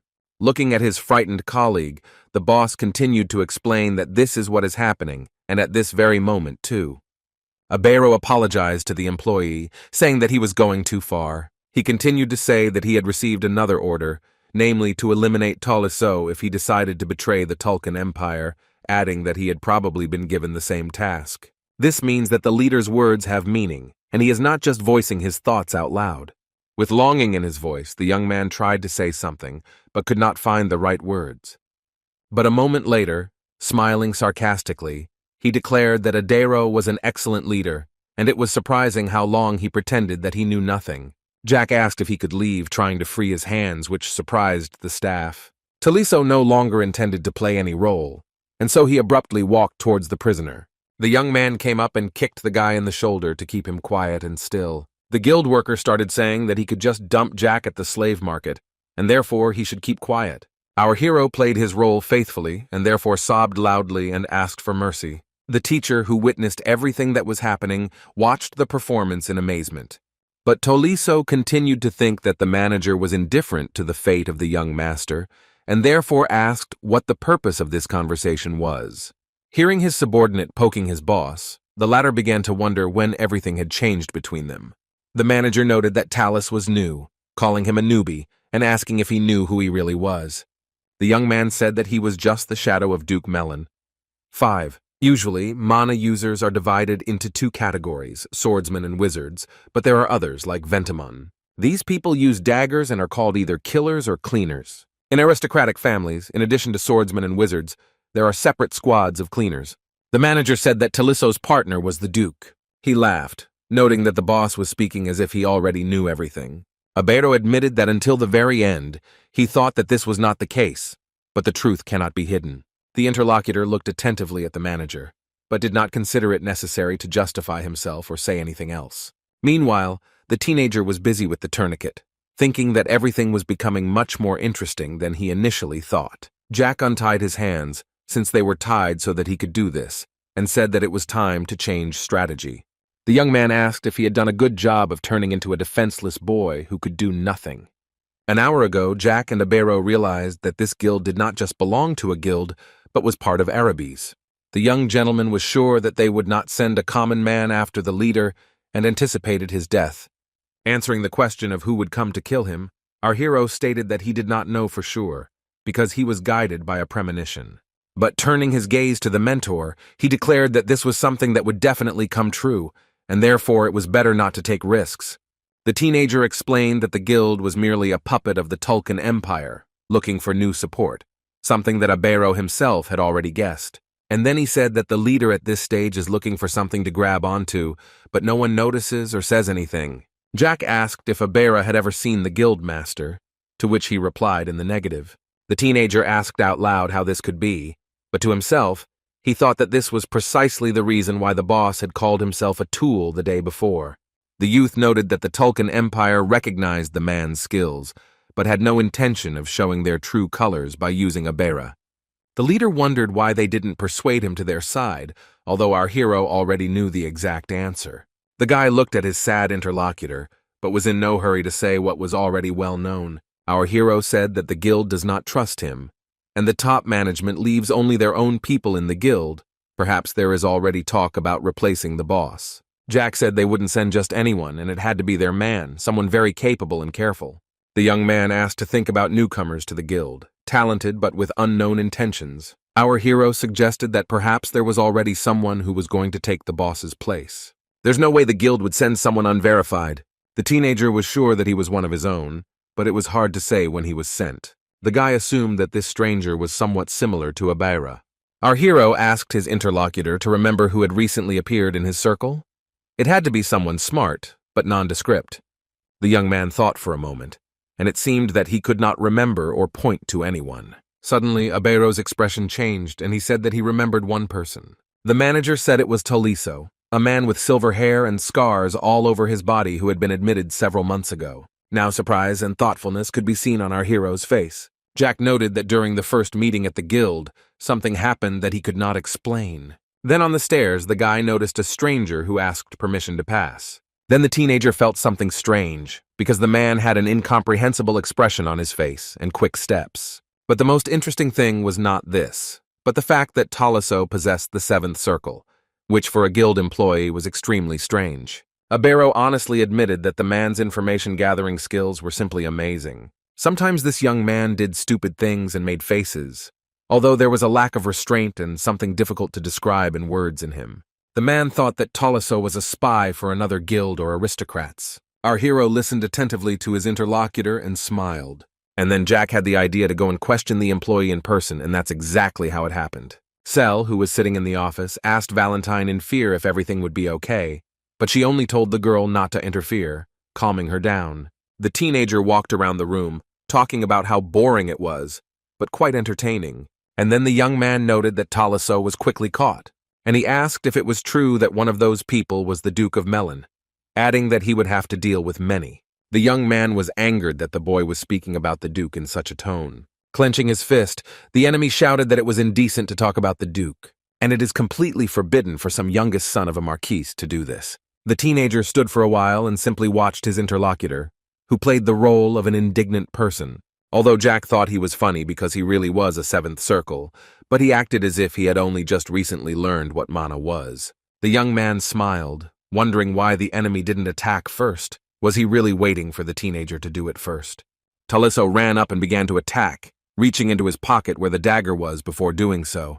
The opponent was convinced that with just a few clever moves, he could easily defeat the guy. Only a moment passed, and the guild member's blade was already near our hero's neck. Jack dodged the blow and jokingly said that he was afraid of the young man, in order to anger him even more. The man began to swing harder, but still could not hit the young owner. The teenager, remembering his past life, skillfully maneuvered, doing everything possible to deceive his opponent. The young man noted that he was thrilled when he learned that the murder was his calling, and a moment later he added that the main thing in this matter was not to hold back. The teenager was interested in how far the young man would go. Taliso asked who the boy was and tried to understand the 14-year-old's fearlessness. Jack asked him if he would believe the truth, since it was hard to accept. Rising above the guy again, the young man shouted that he was talking nonsense. The man wanted to hit our hero, but he grabbed him by the hand and even knocked the dagger away from him. The ill-wisher was clearly not happy with this turn of events, but did everything possible to restore his lost positions. Taliso found it quite difficult because the teenager was doing the almost impossible. The young man told him to look at himself because he was nervous at the thought of death. The young man bared his teeth because he did not want to agree with what the ordinary student was saying. The man suddenly hit and pushed Jack, who did not understand how this could happen. Our hero opened the shield with mana and told Taliso to give it his all because it was interesting. A moment later, the guy who had flown towards the wall pushed off and flew in the opposite direction, straight towards the ill-wisher. The man couldn't understand how Jack appeared next to him because a second ago he was far away. Realizing that the young man's hand was very close, the guild member noted to himself that he was in danger. Taliso wanted to parry the blow, but he didn't have time. Jack hit him so hard that he started bleeding. The young man was clearly unhappy that the rules of the game had changed abruptly, but he could do nothing about it.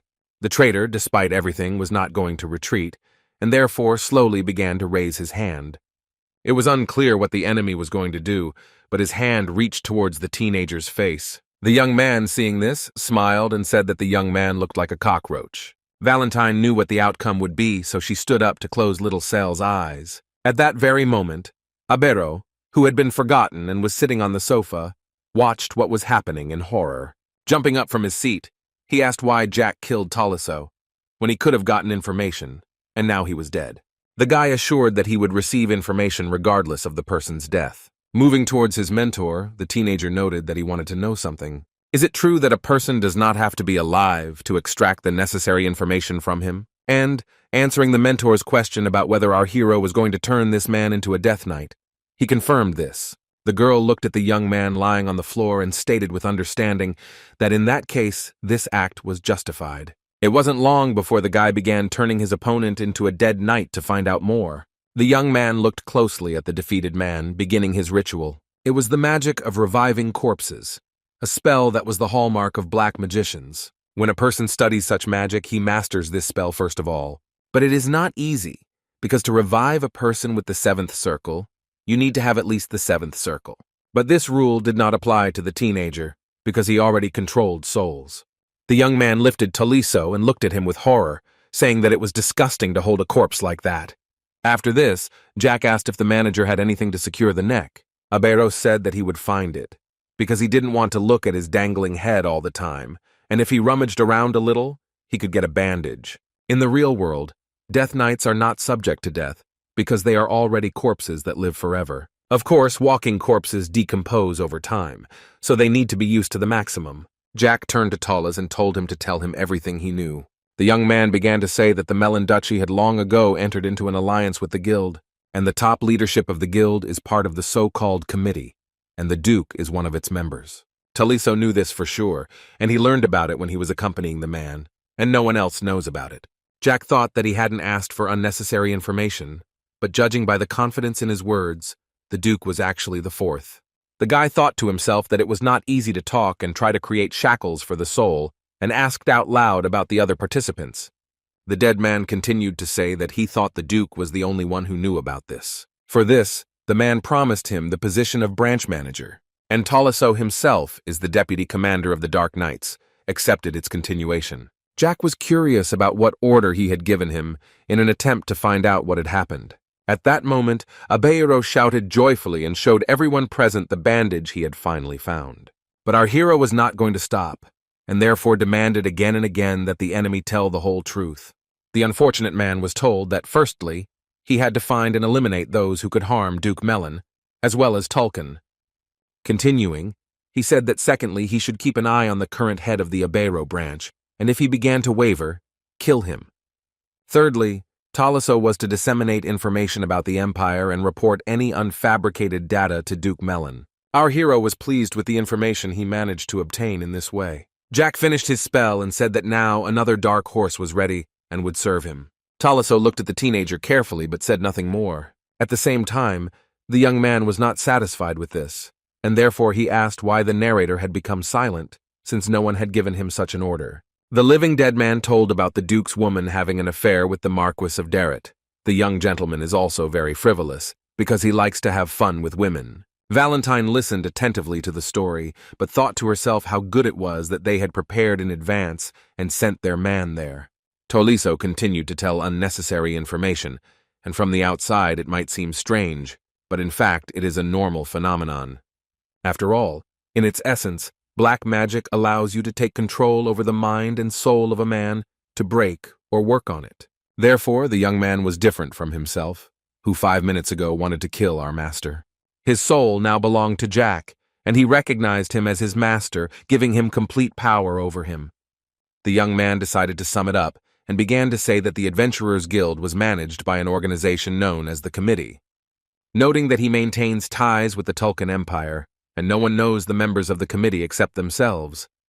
And it was clear that this was a branch of an organization with committees located, most likely, in different countries. Duke Melon is the fourth in importance. There are 3 more that our hero guessed about, although he understood that the information was not so valuable. Suddenly Jack turned his attention to the leader and wondered why he was silent, and therefore he was very surprised and even scared. The guild leader was actually beside himself, either from the information he had received or from what he had seen. And so the teenager decided to explain that he wanted the man to see for himself what our hero really was like, and then make his decision.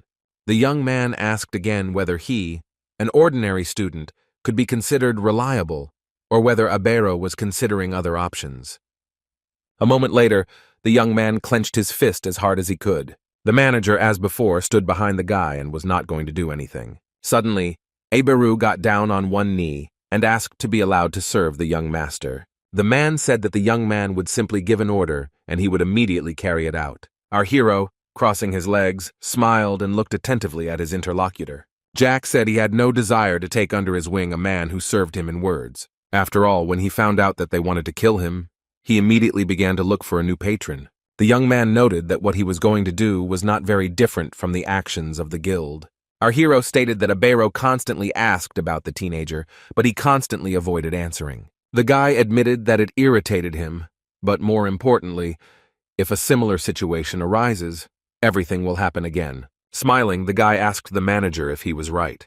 The interlocutor leaned even lower and declared that the young man had said everything as it really was. Jack knew what the next step would be. Not because of the information he had, but because of what would happen in the future. The current emperor of Tulkin is ill and will die in 4 years due to deteriorating health. After this, a full-scale battle for the throne will begin. Soon the hardliners will win and the current crown prince will become emperor and a continental war will begin.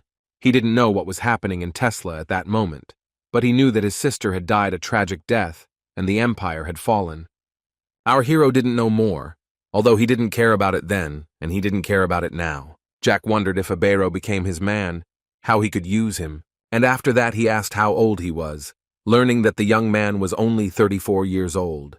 Smiling, the young man stated the fact that his interlocutor was still young, adding that he had a lot ahead of him. Jack began to ask him if he had a wife or a lover, again hearing the answer that he did not. When asked what plans Abero has for his life, the man honestly replied that he wants to live happily ever after. The interlocutor asked why the teenager was asking such strange questions, and then he answered the question with a question and asked if the young man wanted to know what the interview was for. Looking at his watch, the young man asked if he knew anything about time travel. Abero only knew about what had been passed down from mouth to mouth for many generations. Our hero reached out to the leader, noting that in this case the conversation would be short. Placing his hand on the guild member's shoulder, the young man quickly said that he was the one who had returned. Jack told Heir that he had returned from the future and would now make one exception and tell him what it would be like. Looking around the room, the guy thought about what would be the best place to start. The teenager began to tell that he killed everyone who hid behind the name of the Tulkun Empire. The same fate befell all the dragons that got on his nerves. But this is not the entire list, since there were also inhabitants of the demonic forest, with the exception of orcs and harpies. In reality, they all became free because the adult Jack destroyed the dragons. But after the young man gave freedom to all the magical creatures, they united with the Empire against him and pointed all their swords at him. It seemed that these creatures had forgotten the past and turned against their own savior. Of course, the man of that time wanted to somehow resolve the situation. Jack explained that he killed everyone, but spared the lives of the orcs and harpies who helped him. After this story, the guy got many different scary nicknames. Abero watched the storyteller in amazement. He was definitely scared, but it's hard to say whether he believed it. At the same time, the teenager smiled, thinking to himself that the reaction was just as he thought. The young man began to say that he was embarrassed to talk about it, shaking his head in different directions. And then he added that perhaps the population of the Western continent had been halved because of him, although he decided not to go into details. But the reason was not in the interlocutor, but in the mentor, who could misunderstand all these stories. And indeed, Valentine looked intently at her student, although she said nothing. The young master decided to say just in case that if the man wanted to leave this place, then let him leave. Our hero stated that he would not pursue Abero to kill him, hearing him ask what would happen if rumors spread. Since Jack had told the manager his secret, he knew that this was the first time he had ever been in such a situation. In response to the question, the young man said that he could bet that he would not spread rumors. Heir knew that this child or this man was different from anyone he had ever met, and all because he is one of those who challenges common sense. The young man was surprised that the group of assassins of Duke Melon and the vice captain, who had the 7th circle, were killed by some kid. The most interesting thing is that there were no particular problems with this. Everything was as easy as breaking a branch. In addition, the young man easily revived the one he had previously destroyed. The guy understood that it was black magic. He had to read about it in memoirs and time travel. As for the Tulkun Empire, Jack was sure that his interlocutor was not lying, at least his intuition told him so. The teenager sat there, clenching his fist, but was not going to do anything special. The leader knew that this man would become king, and he believed him because he had no reason not to. Abero placed his hands on the floor, but was in no hurry to say anything. The young man bowed at the feet of his master and asked him to give him an order, because he would serve him. The teenager sat and looked at his interlocutor in surprise. The young man blushed and began to smile, although he was in no hurry to break the silence. Jack told the manager to get up because what was this all about? And he was very ashamed that he was doing this because he was not a fan of worship. The teenager started yelling again for Abero to stop what he was doing, and so he just stood up. And to back up his words with some actions, our hero extended his hand to his interlocutor. The man asked how he should address Jack now, but Jack said he could call him whatever he wanted. Bowing, Abero stated that in that case he would call the boy young master or master, but it all depended on the circumstances. Our hero noted to himself that it would be strange if a young man started calling him master in public. The guy emphasized that he would leave the master for later, and ordered to help make the living dead man's head straight. A moment later, the men began this activity. I understand that it is better to finish it as soon as possible. Having changed the environment, the leader began to share the information he had. There was quite a lot of it, as the young man had expected. As Jack looked through the records, he realized that everything he had been given was valuable. It was written about the purpose of illegal drug business and the subjugation of monsters, as well as about hunting dragons. The business turnover was estimated at several million gold. As he prospered, Dietrich took out loans of several thousand, which were obtained for the role of a puppet boss. Our hero said out loud that everything was as no one could have even imagined. After this, Abero began to recount rumors about how the Tulkun Empire had conducted experiments on dragons, to which the young man nodded understandingly and thought to himself that it was he who had dealt with the offenders. Seeing that the guy was in a great mood, the young man decided to ask our hero about something else. The man asked if it was known how the future that Jack knew was formed, or if he saw it in the form of events that had already happened. Returning in time, he knows the future, but only the teenager spent 10 years in a cave with a mentor. And when I came out, there was complete devastation. The Tulkun Empire had already united the continent. Our hero understood that he could not answer the question directly, and therefore, with a business-like air, he stated that this could be looked at from different angles. And he added that the only thing that is known is the details of the processes that took place after the fall of the empire. Abero decided to himself that he needed to examine the situation from all sides. And so the husband gave Jack a bunch of papers, although he did not understand why. The young man said that he would first state his assumptions. Pointing to the map, the man began to say that this was a new internal logistics route. Our hero just smiled and noted that for now everything was clear to him. Pointing to some objects, Abero asked his interlocutor if he knew whose territory these were. Jack replied that the territories there were those of the Marquis of Derrit, the Marquis of Herman, and the Duke of Melon, and that they were all connected.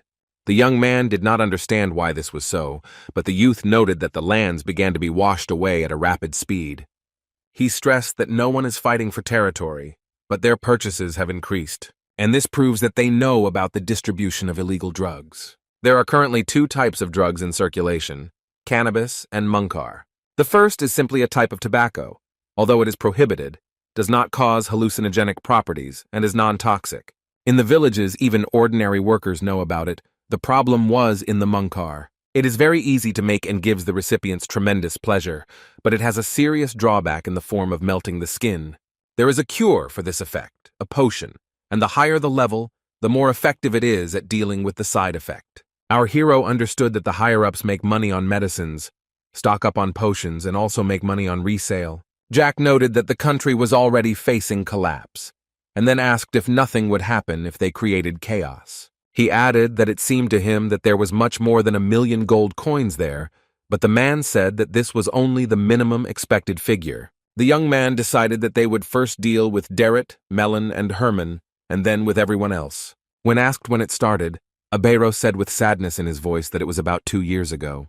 The distribution of these drugs first began among common people, and those who consumed them out of curiosity remained silent, as they feared punishment. Users spent all their savings to buy more potions. Jack said that the more he thought about it, the worse the whole situation seemed. Abero remembers that 2 years ago, a quality potion cost only 20 gold, and now it costs almost 40. Putting some documents on the table, the teenager stated that this should be enough, since the distribution most likely began from the imperial palace.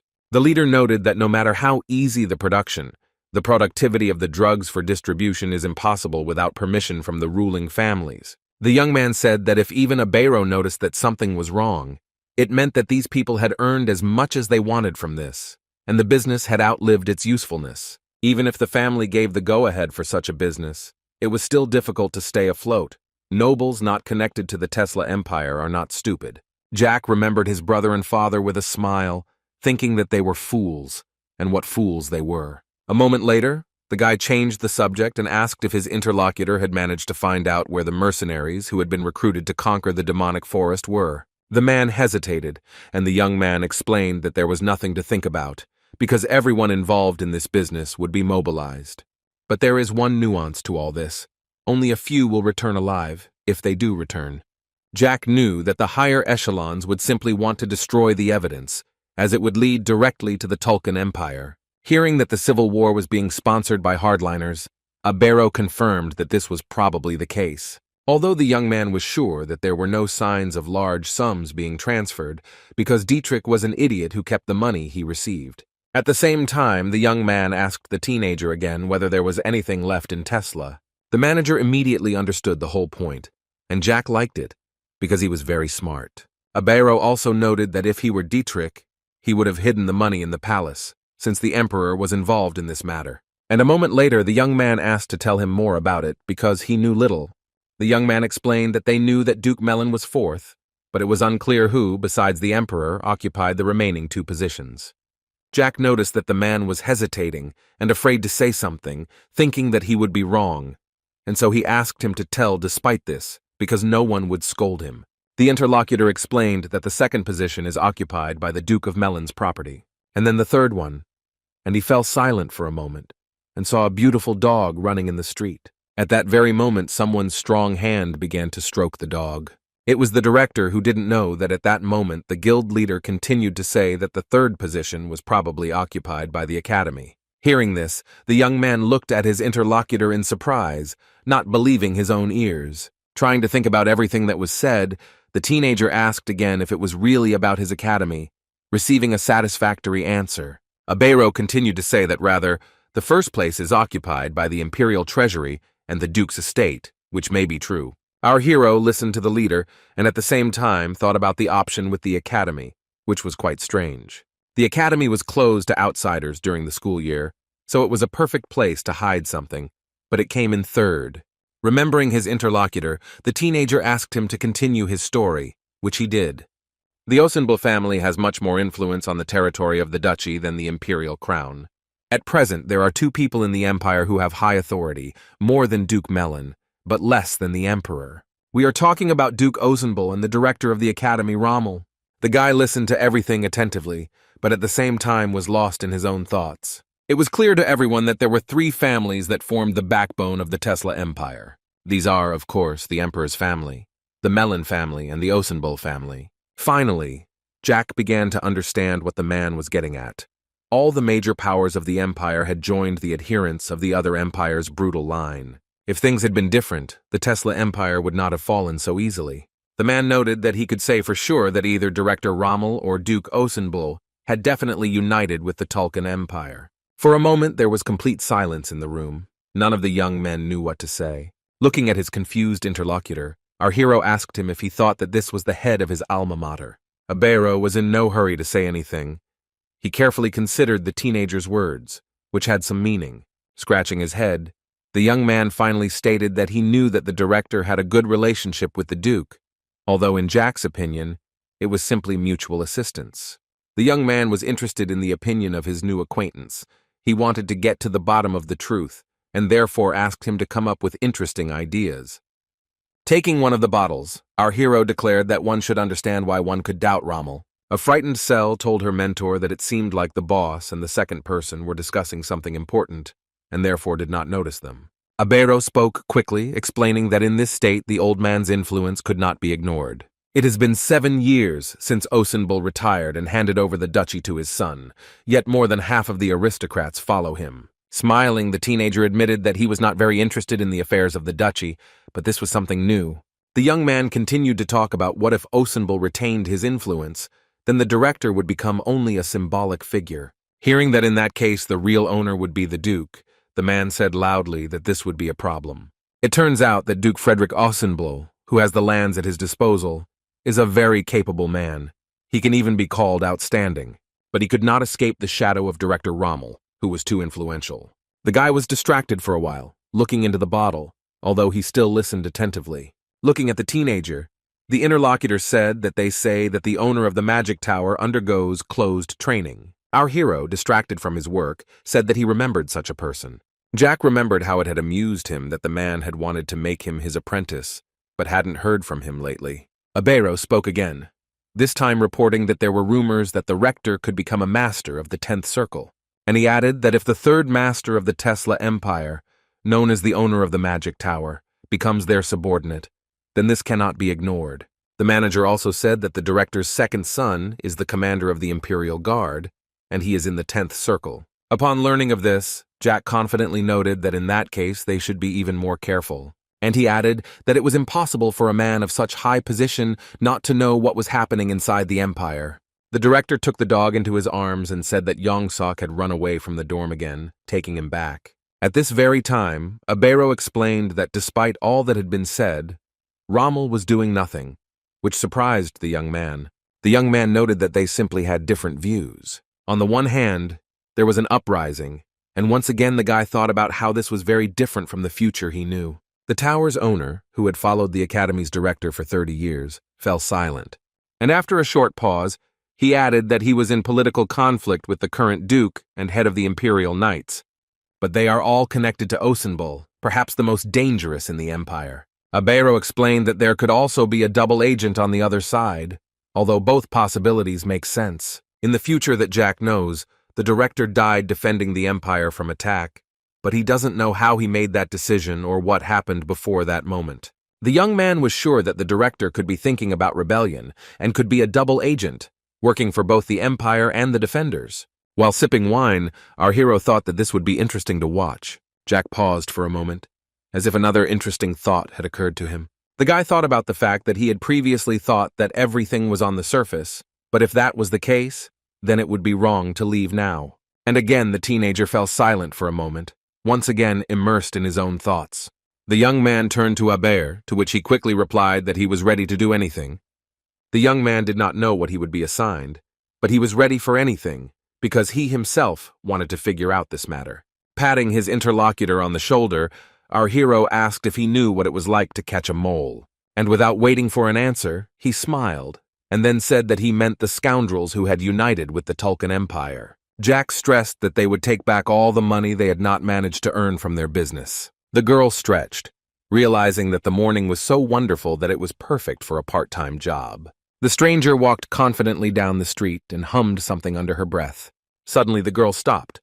Her attention was drawn to people who were discussing something very loudly. They talked about the rumors about the Duchess of Melon's relationship with the Marquis of Dareth. One of the gossips loudly shouted that most likely the Duchess was no longer attracted to her husband. Although others disputed this, noting that the family's history goes back 400 years, the Duke is simply not in the best shape right now. The girl was very surprised by these stories. She could not even imagine that such a thing could happen. Running away and hearing fragments of phrases, the stranger thought about how one could say such low things about a noble family. The girl didn't understand what was happening in the city on such a beautiful day. She thought about what was happening. Everyone knew that the Duke was one of the pillars of the empire, and who could spread such terrible rumors at such a moment. When she reached her workplace, the girl breathed a sigh of relief. But wherever she went, these rumors were discussed everywhere.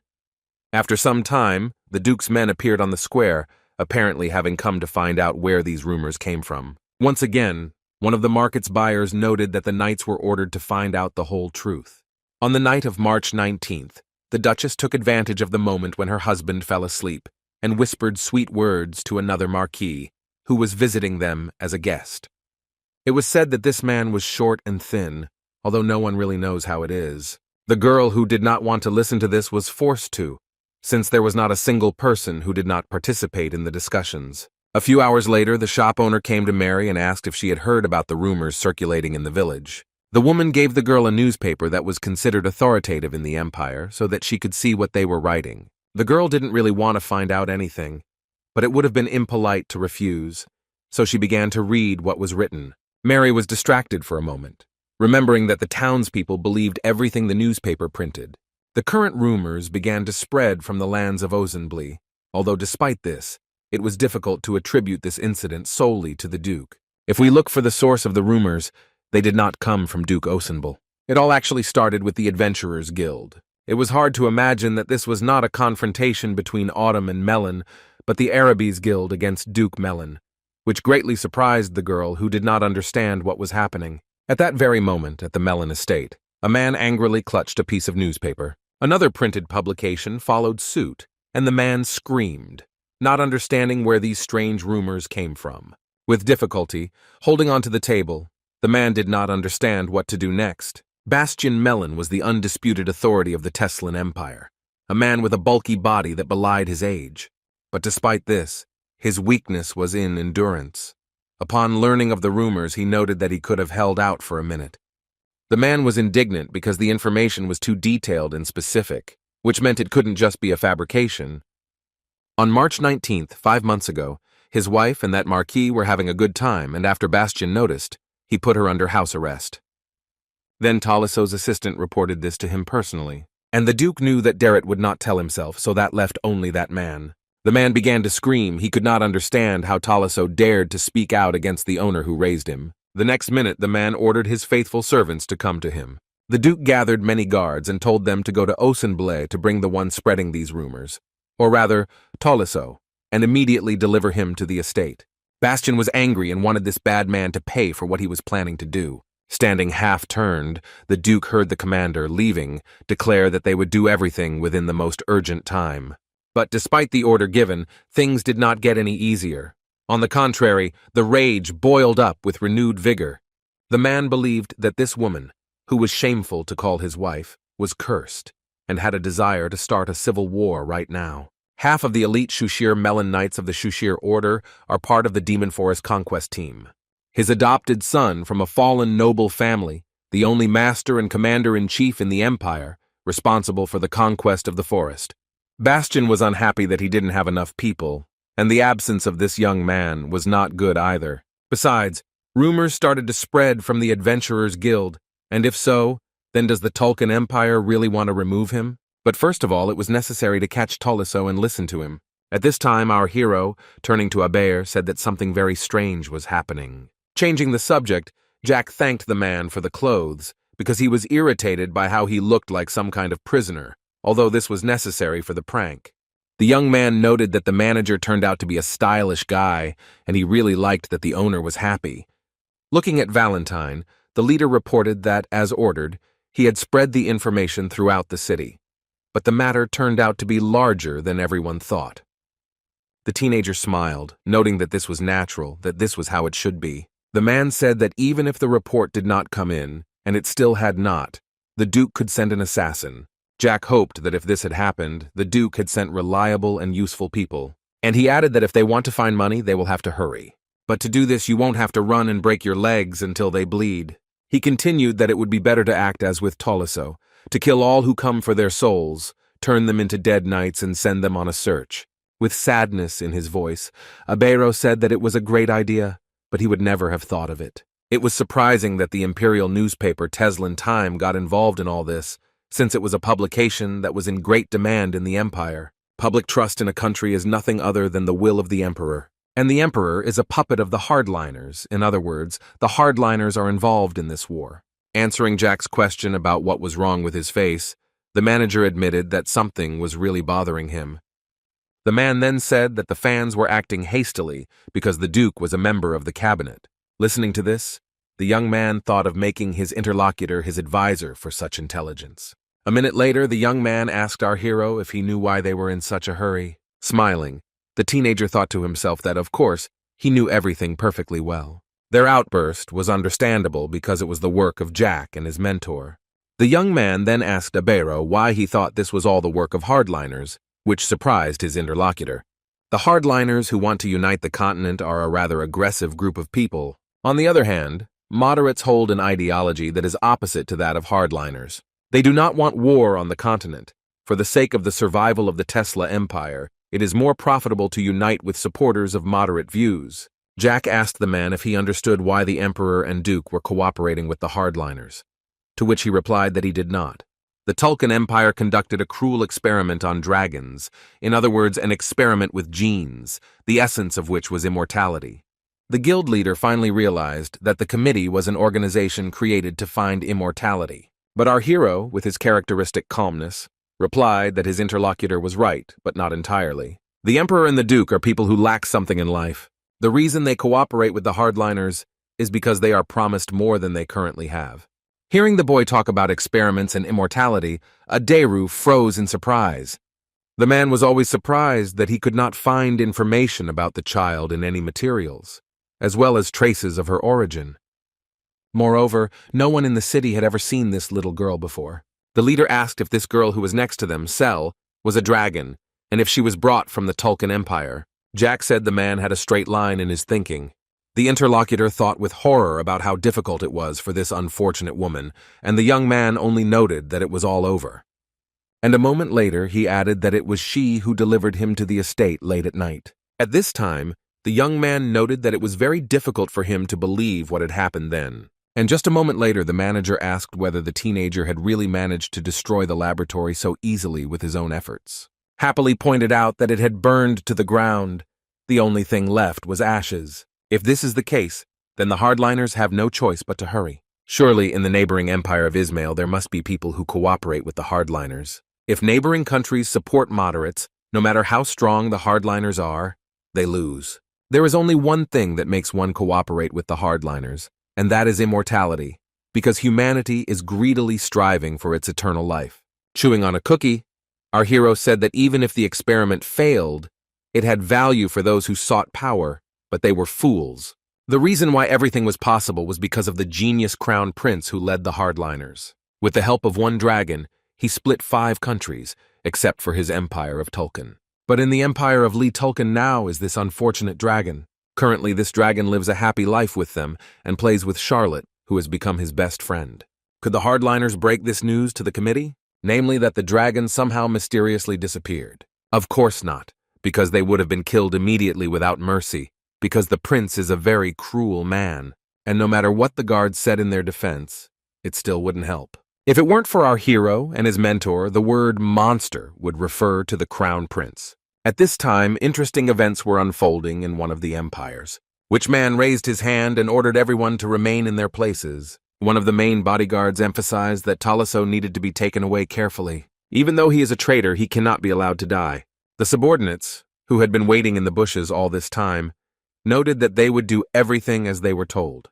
The unknown man explained that from now on they were on the territory of the Duchy of Osenbla. Jack mused that the dragon was lost, leaving the hardliners with 2 options: find another one or use the committee and then get rid of it. Today, the Crown Prince revealed his plans in the Teslin Time newspaper, and based on them, he wants to get rid of the committee. The guild manager explained that because of this, civil war would break out not only in their empire, but in other countries as well. And a minute later, he added that the matter was taking on a definitely different scale. These events could be compared to dominoes. When a civil war begins in an empire, one domino falls, and then other dominoes of the country follow. Our heroes have brought to light the disgrace of the Duke of Melon, but few know what consequences will arise after this. It is impossible to predict the outcome. In theory, the situation could turn either towards peace or towards a protracted war. There is one person, though, who knows more than anyone else, and that is Jack, who knows the future. This is the battle that took place between him and the Crown Prince. The Crown Prince had already made his move, after which the young man made his. And what was important was that the teenager knew this man very well, but he did not know him.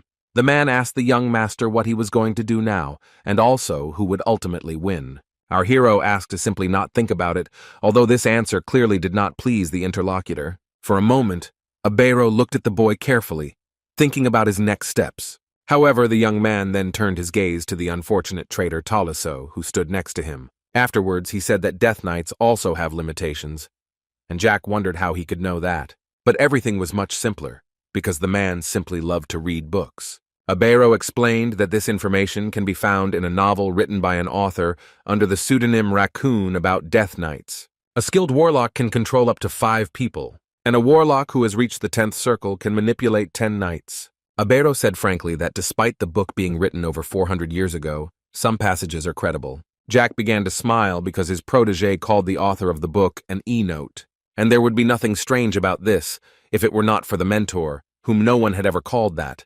But who was that very author?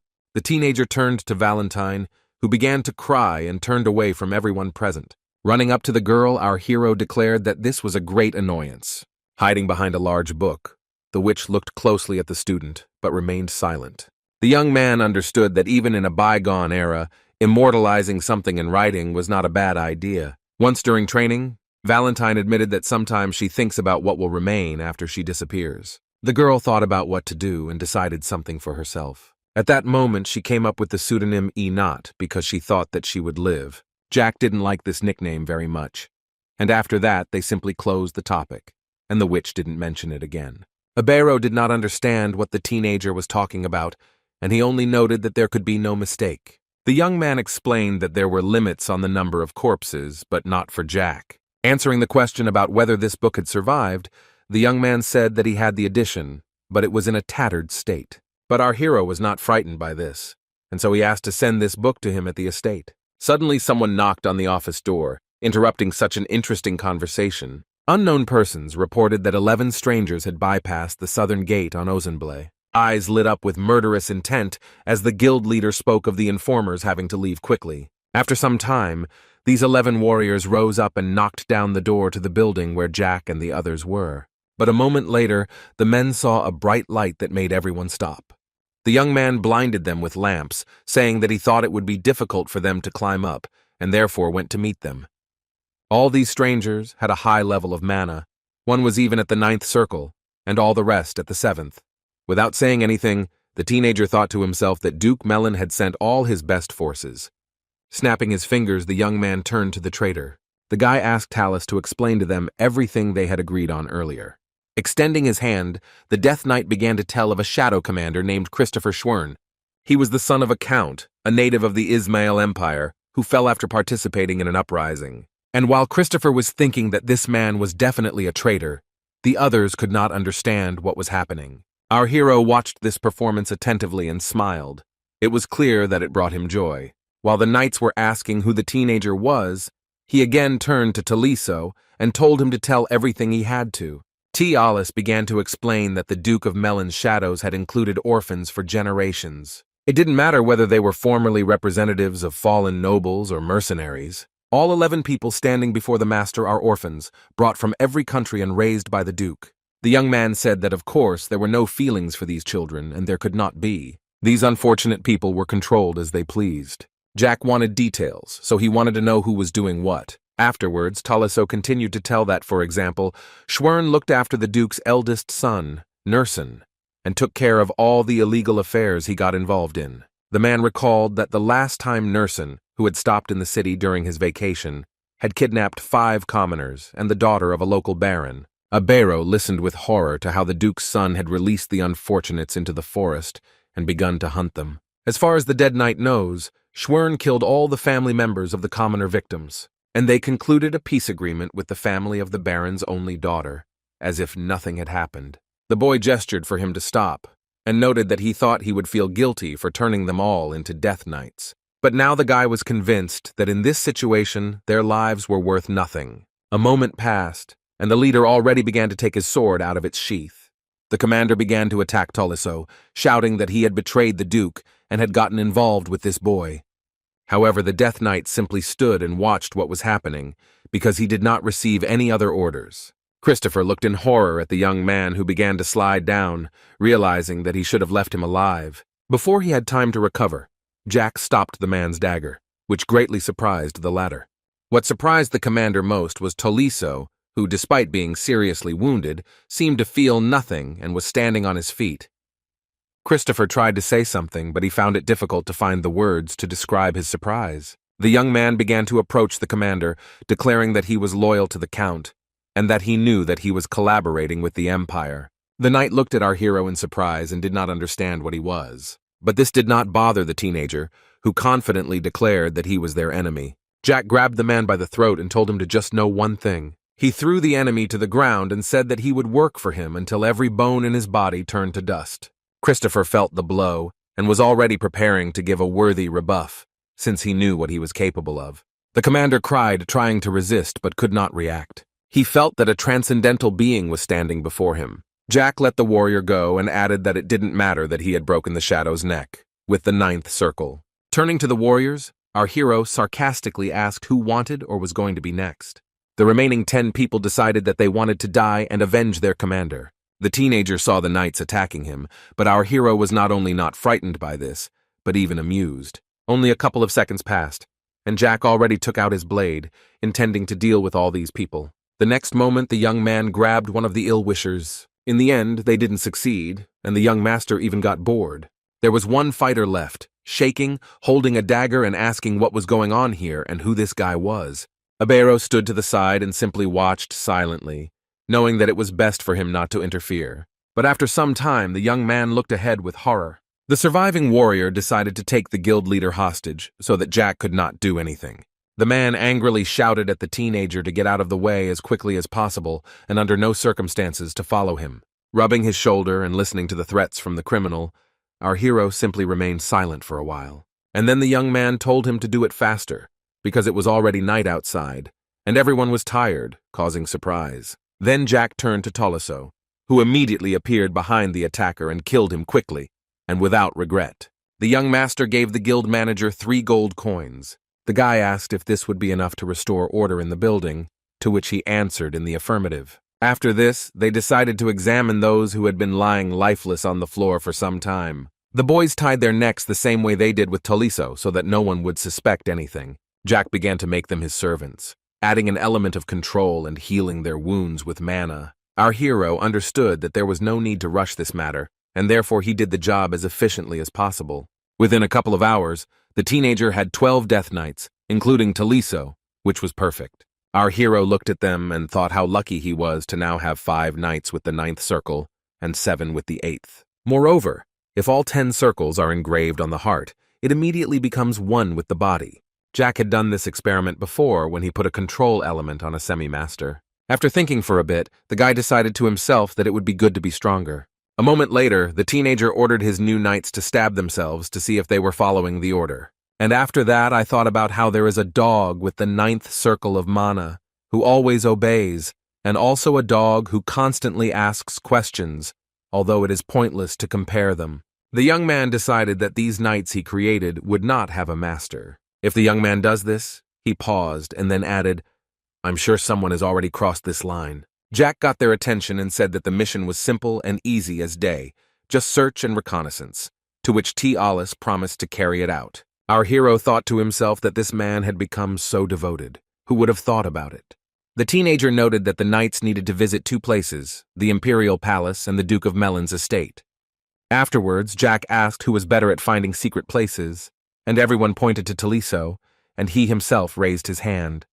Then the young man threw a small bundle to the young man. He said with a grin that the guy was the core of the mission, and he continued to say that he must find a place where several million gold coins are kept. The young master ordered everyone else to help their commander so that he could focus only on the task. The teenager was silent for a moment, and then said that there was one more important point. The guy emphasized that when he saw the place and the object, he should give a signal to the others and tear the scroll in half. Jack once again noted that the paper needed to be torn in the very center of the room. The magic scroll that Jack gave to Toliso has a teleportation formula. It will be possible to move objects, including corpses, with its help. The teenager said that if the knight could not find what he needed, he should tear up the scroll in the warehouse of the Imperial Palace. Jack called the 2 knights from the 9th circle and told them to come closer. When they did as ordered, our hero whispered something in their ear. Abero looked at all this, but did not understand why the young master did not speak about it openly, because in front of him there were simply puppets, and so the guild leader lowered his gaze and simply stood to the side. But this did not last long, because a moment later the young man turned to him. Abero quickly approached our hero and handed him the scrolls that were discussed earlier. Jack continued to explain everything clearly, so that everyone could give their best and achieve the goal by working together. Looking at one of the knights, the young man asked again if he understood what he wanted to say.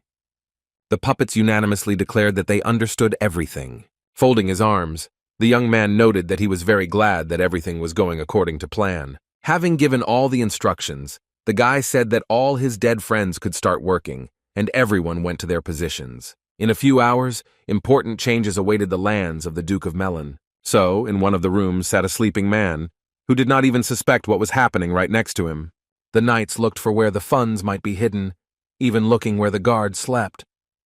What was surprising was that our hero's warriors were trying to find something on the roof. At that very time, a guard stood in front of the Duke's estate, yawning and wondering when his watch would end.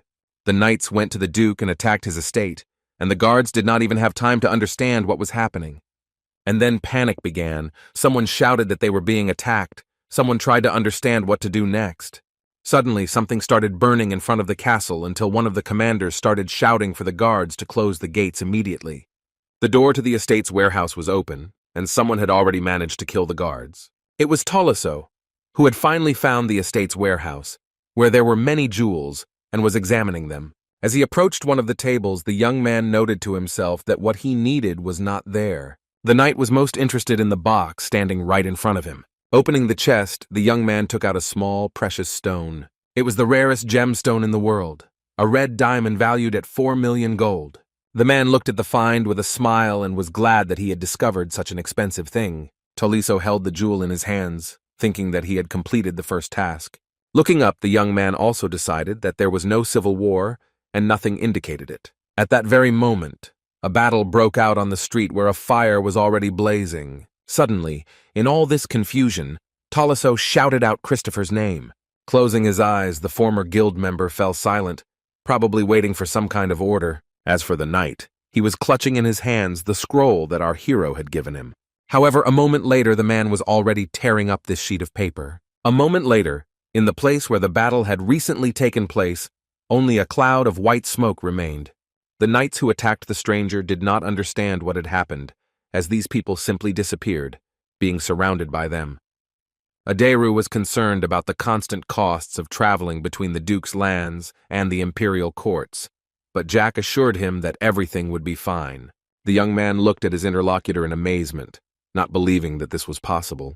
However, our hero once again stated that everything was under control. The youth explained that while creating magic circles to collect mana, he cast a special circle that would activate when the knight's body's mana ran out. The teenager added that their life is not so long, but this does not bother many people. At this moment, something was wrong in the Teslin castle, where they were shouting that they were being attacked. Everyone began to worry, deciding that if this was teleportation magic, they had to cordon off the palace and find the thieves. One of the commanders immediately ordered that some of the guards be sent to the palace hall. At the speed of light, the dead knights began to attack everyone, killing everyone in their path to achieve their goal. It seemed like chaos was happening everywhere. No one understood who the attackers were. Jack's subordinates knew their task, and therefore carried out only it. Suddenly a knight came out of the castle and said how the enemy could step with dirty feet on sacred territory, although courage deserves praise. The guard threatened to deal with them right here and now, because it was Douglas Osen, the head of the knightly guard. The opponent looked at this man, who was not going to hesitate. And Christopher understood that he would not win in a long fight, so all he could do was play for time until Tolisso gave the signal. Tolisso, in turn, went to look for the place where the treasures, weapons, and valuables were kept. Approaching one of the display cases, the young man noticed a grimoire there. It was valuable, but it was not what was needed. A moment later, the former guild worker was crawling across the floor, wanting to find something on it. At that moment, the man himself did not know what he was looking for, but he was sure that he was on the right track. The next moment, the knight noticed something that caught his attention. Tolisso sniffed and noticed multicolored slabs, some of which seemed lighter and others darker. The young man smiled slyly and said that he had found what he needed. The knight reached out to one of the slabs and pressed lightly on it. The next moment, there was a roar and a column of smoke appeared, making it difficult to see anything. Looking at the door, the young man noted to himself that, as expected, there was a secret passage there. The man cautiously walked inside and began to descend down the long spiral staircase. When the dead knight went down there, he saw a lot of gold. The guy decided that these bars were definitely real, and one was worth about 1,000 gold. Looking around, the young man decided that this treasury contained approximately 10 million gold coins. Then he noticed the chests and was sure that what he needed was there. Tolisso had no fear and could not have any, but he slowly opened the drawers. The knight's eyes widened at what he saw, because these were also riches. Tolisso saw the red glint from the diamonds and signaled to the others that it was time to retreat. Although at that time, a life-or-death battle was taking place on the street, while some were attacking, others were doing everything they could to defend themselves. The knights, as one, having heard the signal, noted for themselves that they had received the command, which meant they needed to act. At that very moment, the men shouted that their mission was accomplished, and therefore it was time to retreat. However, Douglas did not want to let them go so easily, directing magical energy into the sky, but it hit Christopher. Although a moment later the commander-in-chief froze in place, because he noticed something unusual. And Christopher, who had absorbed the energy of the 10th Circle Sword into his body, thought that he had become useless. The other dead knights worriedly asked Captain Christopher if he was okay and tried to take him with them. The guards understood that it was impossible to leave a man in the castle, and besides, no such order had been received. The man defending the palace asked again who the enemy were and what their goal was, realizing that this was their last mission. The man said he was not the type to ask twice or wait a long time for an answer. The king, watching everything that was happening from above, stood silently. The assistant, turning to him, asked him to return back into the building because it might be dangerous here. And all the ruler did was raise his hand and give some kind of sign. The subordinate, bowing his head, noted that he would carry out any order that followed. The guards watched everything that was happening closely, but did not leave their positions. Already many knights near the castle, ready to attack at any moment to protect the king. The situation was such that Christopher would not have been able to escape with such a wound. However, everything went according to Jack's carefully worked-out plan. The young man said that when Taliso gave the signal, the three should separate, which they did. The men saw a sword being pointed at them, but they continued to sit motionless in their places. The knight defending the castle said that the enemy was already surrounded, and that those who escaped would definitely be captured. If they want to die in peace, they must tell the whole truth. Christopher looked closely at the leader, but as before, remained silent. During the preparation of the operation, Jack emphasized that when their work was done, they would not die as corpses, and this will be a blessing for them, and let them shout with all their might. As the young man had said, the warriors began to shout, praising the Tulkun Empire as loudly as possible. The knight standing above did not understand what the enemy was saying. The king's assistant was the most indignant of all, saying that it was a real blasphemy to lead an empire, not knowing what else to say in such a situation. However, the commander-in-chief was surprised by something else, the light that suddenly began to surround the warriors. It seemed as if a circle of mana began to envelop the enemies and pull them inward. The next second, the knight realized that there was no one left in the place where the opponents were sitting. Everyone suddenly seemed to have dissolved. And all the other actions took place in the estate where Jack lived. Tolisso moved all the wealth to the estate, and he was surprised that there were more ingots than he expected. Taking one of them in his hands, Abero noted that it looked like the emperor was also actively preparing for a civil war. Smiling as always, the teenager asked if his interlocutor now understood everything, noting that it was now 6 a.m. and the matter had been completed in 16 hours. Our hero stated that the total wealth was approximately 20 million gold. There were a lot of elixirs in the chests, 500 of the highest quality and about 2,000 of the highest. Considering the volume, these funds were prepared for a civil war, although there were also the emperor's personal reserves, which he lost due to his stupidity. The boy silently thanked the great Emperor Tesla for his own stupidity. In addition, the chests contained jewels from the Melon estate, and in one day Jack became the richest man on the continent. Sitting on the ingots, the teenager said that everyone would now be extremely scared, but not him. Abero, sitting on his knees and writing something down, noted that there was no point in searching the academy, because it was unlikely that a civil war would break out there. And he continued to speak, no matter how much Emperor Tesla supported the hardliners. In such a situation, he fell silent. But the guy continued his idea, saying that he would think that he had simply been screwed. The emperor was willing to sacrifice his citizens and soldiers to please the Tulkun Empire, but the empire sent mercenaries to him, and the funds for the civil war disappeared. He will probably think that in Tulkun they are treating him like an idiot. In such a situation, the emperor will not be able to unite with his hardliners, and other countries will learn about the incident. All the aristocrats on the committee, as well as the nobles from other empires, would have doubts, and eventually, Jack would remain silent. The guild leader was struck by a sudden inspiration, because he realized that the guy had been able to predict everything, and had thought out the plan down to the last detail. The young man confirmed this, and Abero noted that he had not expected anything else from the young gentleman anyway. Looking at Valentine, who was carefully examining the ingot, the men continued to talk about how they should see the results of their work. According to the original scenario, the hardliners were planning a civil war in the Teslan Empire. However, now they will not be able to start a war because there is no money and trust is completely undermined, which means there are two possible developments. Either they will unite or they will be at odds. Given the current situation, Abero decided that there was a high probability that events would develop according to the first scenario. The teenager thought for a moment and then said that they should do the following.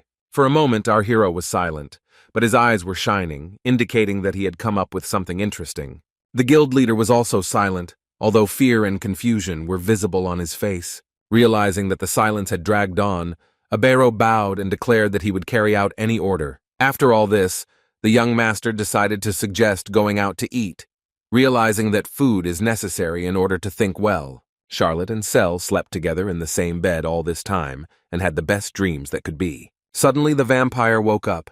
It seemed that something was bothering her. Opening her eyes, Cell took a deep breath because something was wrong with her too. The girls looked at each other and realized that they were able to feel something was wrong. They felt that in the basement of the villa they noticed the movement of a large amount of magical mana, filling the space with a mysterious force. Charlotte assumed it was the boss, and since he had been busy the last few days, They thought they would take him something to drink to keep him going. Sel asked again if it was possible to do this, to which the second girl replied that of course it was, since there were no problems or obstacles in this. The vampire tried to give her friend a choice of what dress to wear, because she was ready to share her favorite thing with her. As Jack walked out into the street, the mentor said that he was brilliant in many ways. Who would have thought that in such a short time he would be able to put an entire continent in order? Valentine noted that not only does the guy skillfully use mana, he is also an excellent tactician. With a grin in his voice, Jack asked if it was possible for a student of a great raccoon master to be ordinary. But before the teenager could finish speaking, he noticed something that surprised him greatly. The guy noticed the girls walking towards him and thought that they should still be sleeping instead of bringing him juice. Our hero picked up the juice, hearing the little girls say that the vitamin drink would perk him up. Jack praised them and said that it was wonderful, which the girls really liked and were happy to hear his praise and support. And this was true, because the teenager drank the fruit juice with great pleasure. And while the guy was talking about how delicious it was, Valentine noted that her mentor even drank very well. Jack began to apologize for waking the girls, but they assured him that they usually wake up at this time and do not experience any problems. The girlfriends looked very funny, because Sel was almost falling asleep on the go, which the young man also noticed, and this touched him very much. The young master offered everyone a snack, and those gathered were very happy that they would finally be served food. A moment later, everyone gathered was already walking along the alley, heading towards the house. On the way, they met Thanos, whom Jack called out loudly when he saw that he was actively training, sparing no effort. The young man turned around, clearly not expecting to see not only the young man, but everyone else so early. Our hero grabbed his friend's hand, hinting that he should finally throw down his sword. The guy took him by the hand and led him along so that he could rest and eat with them, restoring his energy. Thanos kept telling him that he needed to train, but Jack ignored it, and finally the boy agreed to his offer. The teenager was laughing, he was in a good mood, and therefore was going to share it with everyone gathered. Thanos was glad that they were treating him so well, but he was still a little embarrassed. Meanwhile, in the Tesla castle, the king was screaming with anger, because he did not understand why everyone did this, if he did everything that was told to him. The ruler's screams could be heard throughout the castle, which was a bad sign. The king remembered that his vault had been robbed, and that they had also tried to kill him. Moreover, the cries of glory of the Tulkun Empire sounded quite sincere. The ruler pounded his fists on the table, realizing that he could do nothing in the current situation. The man stated that because of some incomprehensible bandit knights, everything he had planned for himself had failed. There was an ideal plan, according to which it was necessary to organize a civil war, to use a punitive detachment to destroy those who were obstructing the committee. Then the man thought that his comrades initially did not want to share their immortality, and that is why they arranged all these events for their own interests. The ruler grabbed the hourglass, swung it, and shouted again how dare they treat him so dishonorably. The item fell with a crash onto the beautiful carpet. A man came to the door at the sound of the roar coming from the king's office, and it was the prince who had important business. It was Agaris Teslin, the heir, watching everything, wondering what to do next in light of the new events in the castle. At this moment, the knight-in-chief asked the crown prince if everything was okay with him, and upon hearing a negative answer, he answered no. The boy believed that his father was a greedy old man who thought too small and only longed for eternal life without thinking about others. Smiling, the young man once again emphasized that this is the current emperor, Teslana. Although the very next moment the prince turned to the chief of the guard and ordered him to contact someone. And he added that he should report everything to his elder brother, or rather to the duke. The prince decided that it was time to overthrow his father from the throne and take control of the empire, changing everything for the better. The young man walked confidently towards the large door. The knight, who had been standing behind the young master all this time, also secretly rejoiced at the upcoming changes. At last he had waited for the moment when the Duchy of Osenbul would become the pillar of the empire and provide strength to the new government. In the province, there was a fine restaurant called Mistelntain, famous for its extraordinary atmosphere. What is known about this place is that it was opened by a veteran, and the chef traveled for 10 years to different countries, gaining culinary experience. Despite the popularity of this place, there was no one there that morning except our heroes. Jack told everyone that he rented the place for 2 hours.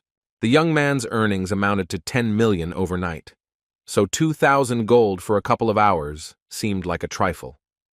Answering the vampire's question about something interesting happening, the guy honestly said that it was flowing like a river. Charlotte really appreciated the chef's work because the dishes were delicious. Jack wanted to tell the girls everything, but he understood that children shouldn't know how hard it is to earn this money, so as not to traumatize their psyche. Our hero explained to Charlotte that he was very busy yesterday, so he couldn't pay attention to her, and asked how things were at the academy. She, in turn, said that they had a sparring match, and the girl defeated 5 people, and the fencing teacher called her a genius, which made her very happy. The little girl noted that she really enjoys studying and also communicating with others. Our hero noticed that Charlotte really enjoys studying and learning new things. And a moment later, the girl was already asking her boss what a parachute meant. She told me that her teacher called it a parachute, but she had no idea what it meant. After class, Charlotte personally approached the teacher to ask about the meaning of this word, but for some reason, he got angry. Jack knew that in the past, a popular tactic was to have soldiers magically lift themselves into the air using parachutes. However, after 5 years, this product was forgotten because it was useless and ineffective. Now, parachute is used as slang to say that a person is powerless or incapable of doing something. The young man smiled, but to himself he thought firstly, what kind of person could come up with such a thing, and secondly, why Charlotte was useless. Jack decided to ask again who this teacher was, because he behaved incorrectly, and the girl answered that his name was Leonhardt. Crossing his arms, our hero decided that he would definitely remember. But despite this, Charlotte found it very easy to study at the academy. She even made new friends with whom she spent time. However, strange rumors reached her, which the girl commented on sadly. Many people say that the guy doesn't know how to do anything, and she didn't like that. The teacher sitting behind him simply laughed at this. But when he returned, she pretended nothing had happened and remained silent. However, the teenager noticed this and stated that he heard Valentine making fun of it. The guy said with displeasure that she always did this and did it when she heard something like this. A minute later, our hero lowered his eyes and looked sadly somewhere at the floor. The young man asked everyone if he looked like an idiot now, although that was exactly how he had been before. The girls began to say that the teenager did not look like a fool at all. They believed it, seeing his intelligence and merits. The guild leader remarked that if the young master was a fool, then the word genius should be erased from the dictionary. The teenager, noticing Abera, thought that the longer he looked at this man, the more he liked him. Since time was almost up, Jack decided to introduce everyone to each other, since so much time had already passed. While our hero was talking about the guild leader, the guests were finishing what was left on the table. Thanos, as he was leaving, remembered that there was a delicious fruit juice sold nearby, after which Charlotte said that they should leave quickly to try it. Looking after the departing boys, Abero began to say something. Jack said that when the children were around, he could not speak openly, and said that there was one job that needed to be done. Our hero noted that there was a special task that the guild leader could handle perfectly. The young man looked attentively at his interlocutor and excitedly asked what they were talking about. The young man told him to go to the lands of the Marquise of Ballantier. It seemed that Abero did not understand why the young master needed this. The man asked if the Duke wanted the title, although he understood that even if they gave it to him, he would not take it. Our hero raised his hand up and was already getting ready to say something. Now the Adventurers Guild investigates rumors about Duke Melon, which means the story of Tolisso and then the leader may emerge. It won't be difficult at all to tie up 2 men. The interlocutor stated that this will certainly be the case once the top is installed, and he added that he had no more time for business in Osenblo, today or tomorrow, and at that he was silent. Jack noticed that the man was very smart, analyzed the situation well, and kept all the information in his head. And he added that the director, as the author of The Raccoon, but to this, Abero quietly said that he understood that part of the novel was poorly written. And again the young man thought before telling the main part of the plan. Jack said that when he comes to his family and runs into a butler named Ron, the guy should understand that he is a servant, but he remains a 9th circle magician. The young man reminded that first they needed to find Ron, then he would tell them what to do. In the Marquis Ballantier's estate, the butler was sweeping the floor and sneezing, thinking that he probably had a cold. Ron looked at the sky, and I thought that everything would be fine with the young owner. Jack was sure that Abero was very smart, and even if he gave a simple order, he would go to the Marquis and sort everything out on the spot. Our hero noted that it was very important to convey one message to the butler. For a moment, thinking about the warriors, the teenager fell silent again. Then the guy said that if the Iron Blood Knights who went into the forest returned on the Marquis's orders, their leader must be destroyed. Abero asked again if he understood correctly that he needed to kill the head of the knights, and received an affirmative answer. The young lord explained that he was the one who would kill Ron in the future, and he didn't want that to happen again, so he needed to eliminate him beforehand. And again falling silent, the guy noted that now they would move on to the main thing. Jack indicated that he would give the money he received in the morning to the guild manager. This is necessary so that he can unite all the organizations on the Marquis' lands. The teenager said that those who threaten local residents and those who collect tolls must be destroyed, starting with the bandits and swindlers associated with the Marquis and ending with the parasites among the entourage. Smiling slightly, the young man declared that everyone was subject to destruction. The gentleman gave 4 months for all this, so that the leader could take the Marquis's lands into his own hands. Our hero began to ask whether the young man could handle this task, saying that an ordinary person could not cope. Abero noticed that it was a compliment, and said that of course he would do everything as needed. Jack stated that the young man could take all but 2 of the Death Knights to assist him, in order to use them to their full potential. The teenager explained that the manager had 8 hours to get ready, and therefore, if he wanted to take something or someone with him, he could do so. Our hero turned away and walked away, leaving his interlocutor sitting on the sofa. Before leaving, Jack also asked the man to spread a rumor that there were supposedly traces of a large-scale battle in the former capital of the Gunnar Empire. There are hundreds of corpses and 1 supposed dragon. The young man was sure that when the crown prince heard this news, he would simply lose consciousness, and all the nobility of Tolkien would be confused. Looking at the surprised young man, the young man noted that all this needed to be embellished so that the gossip would spread as quickly as possible. Abairu understood that Jack wanted to drive a wedge between the committee and the hardliners to make them doubt each other. Our hero added that as soon as he was ready, he should immediately return to the estate. At this very time, Charlotte and Sel were animatedly talking about something, although the latter was worried, which was red on her face. Thanos watched as the girls happily drank orange juice and simply talked to each other, but he realized that it was time for him to go and train. The blonde understood that he had already spent a lot of time on breakfast, and therefore he needed to train even longer and harder. The boy entered the magic circle again to fight the adult Jack and hold out as long as possible. Time after time, when the blonde went there, he was determined and already thought that now he could win.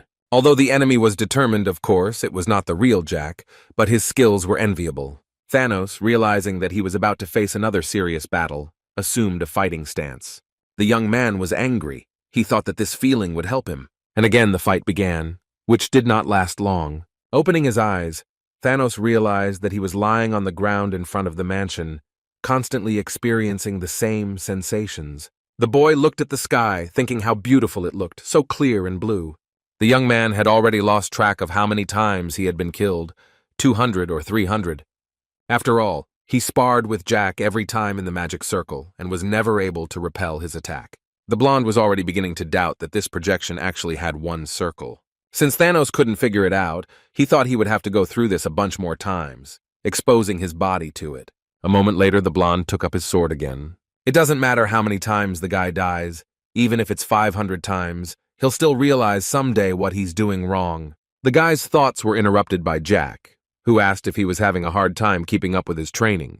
The blonde turned around and greeted the young gentleman again, not expecting to see him. Our hero noted to himself that this man was truly amazing. It was clear that Thanos was very different from Charlotte and Sel. It might seem like he was the most ordinary, but this is not true, because stubbornness is his strong point, and depending on the type of training, the results will differ. There was only one issue. The guy's character was much softer than Jack's, and therefore he didn't understand what to do with it. However, this didn't anger the teenager at all. He understood that everyone was different. The next moment, the guy just smiled. The teenager noted that this year the young man will turn 17, which means that he will become a complete adult. Thanos looked closely at his interlocutor, who said that this was very good. Suddenly, Jack asked to give him everything he had, adding that only this time he would help him. After some time, the blonde handed the young man a small blue bag and said that this was what the young man asked for. This was the money he had managed to put aside for the academy, and he hoped it would be enough. For a moment, there was complete silence in the room. In Jack's opinion, the guy was like a white, clean sheet of paper on which you could write anything. The only nuance is that the word effort is written on the edge. Taking some container in his hands, the young man began to bring it closer. It was paint that the young man needed to complete an important task. Jack declared that it was not enough, so he would take and write another word himself. The young gentleman told the man to follow him and not fall behind, which he did. Leaving the room, our hero noticed Valentine there, who stated that her student should stop. Taking his mentor in his arms, the young man continued on his way, simultaneously calming the girl. However, the next moment the men froze, were sitting tied up in the basement while Tall the Fox protected them and the jewels from these people.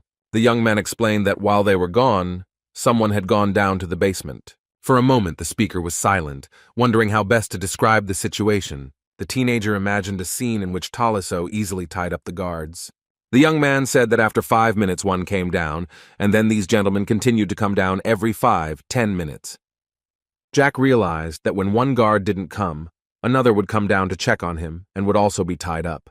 And this happened to all 5. The dead knight noted that since the youth had not given the order to kill, they simply tied them up and awaited further instructions. The guy thought to himself that he hadn't expected this, but out loud, turning to his guards, he asked why they needed to visit the basement. Jack smiled and waited for them to tell him something. One of the 5 musketeers began to scream because he did not understand how it happened that the cellar had been empty the day before, and then such a large sum of money had appeared in one evening. Our hero looked at the narrator in surprise, thinking that they were not as simple as he had previously thought. The young man understood that he had no intention of being friends with them. 2 weeks had passed, and he didn't even remember the names of these people. Jack continued to say that it sounded pretty cocky, although the guy didn't mind giving an explanation. The guard noted that this was the Duke's villa, and the young man had only taken it for use, which Jack did not like at all. A minute later, our hero grabbed his interlocutor by the throat and asked again whether he had really taken the estate for temporary use. The young master said that this was now his home, having been given to him after eliminating a spy in the Tulkun Empire. The teenager laughed and wondered if it was true that everyone was disappointed that things had turned out this way. For a while, our hero was silent, giving everyone gathered the opportunity to think about what was said. And then he added, why would a person like a security guard have such information? The guy said he didn't know things would turn out this way, but the current situation wasn't particularly bad. After this, he turned to Thanos and asked if it was true that he was loyal to him. The frightened young man said in a trembling voice that, of course it was so. The young man asked what they would do with these bad guys in that case. Jack asked. He probably found it strange too, and was probably wondering where all that money in the basement came from. Besides this, it must be interesting to know who the unknown knights are. And then he added whether the picture with such money and people doesn't evoke an unpleasant feeling in the chest. Jack began to explain that yesterday he had raided the Duke of Melon's estate and the Imperial Palace, then set off an explosion and stole funds that the Empire planned to use for the Civil War.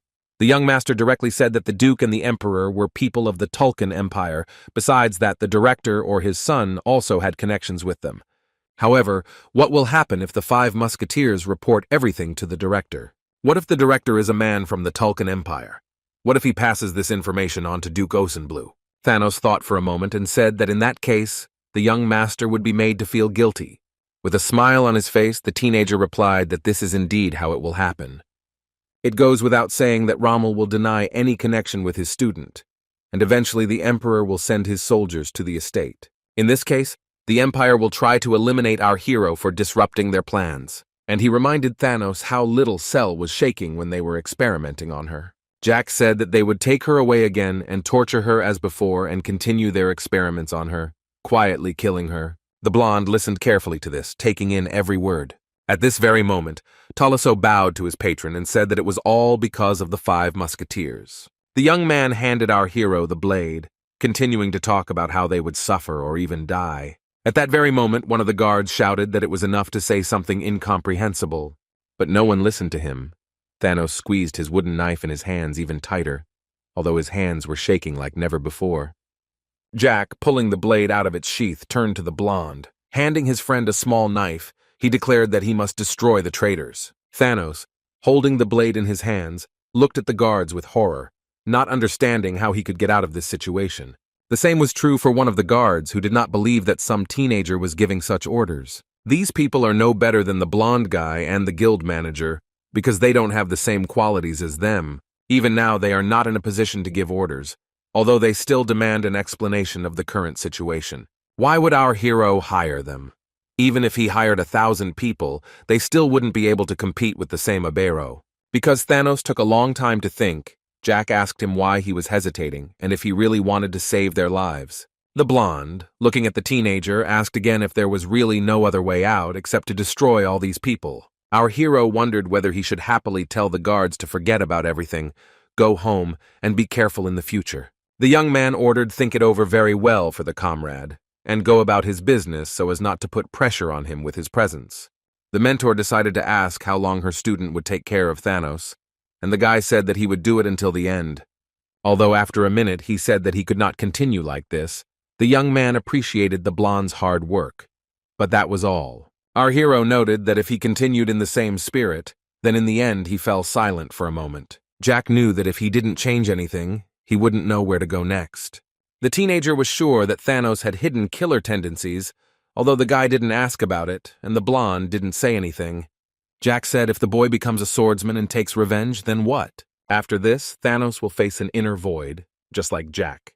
Looking at his mentor, the teenager emphasized that he hoped that this person would not become like him. Valentine emphasized that her student wants to instill a sense of responsibility in Thanos, knowing that he sees a better future for him. The young man replied that she understood him and that he liked it, because a witch could guess an intention in just a few words. If Thanos doesn't kill these 5 now, then everyone will be in danger in the future. Considering that he is not used to killing, he will remember this day for the rest of his life. Valentine asked how they could prepare for what was to come and still deal with Thanos' problems, hearing her apprentice say that she knew everything herself. When Jack accepted the blonde, it seemed to him that he was completely inexperienced. But the more our hero looked at him, the more he wanted to raise the boy and accept him into the family, like Cell and Charlotte. But this guy is afraid to get attached and doesn't get close to anyone, but considers himself a burden and unnecessary.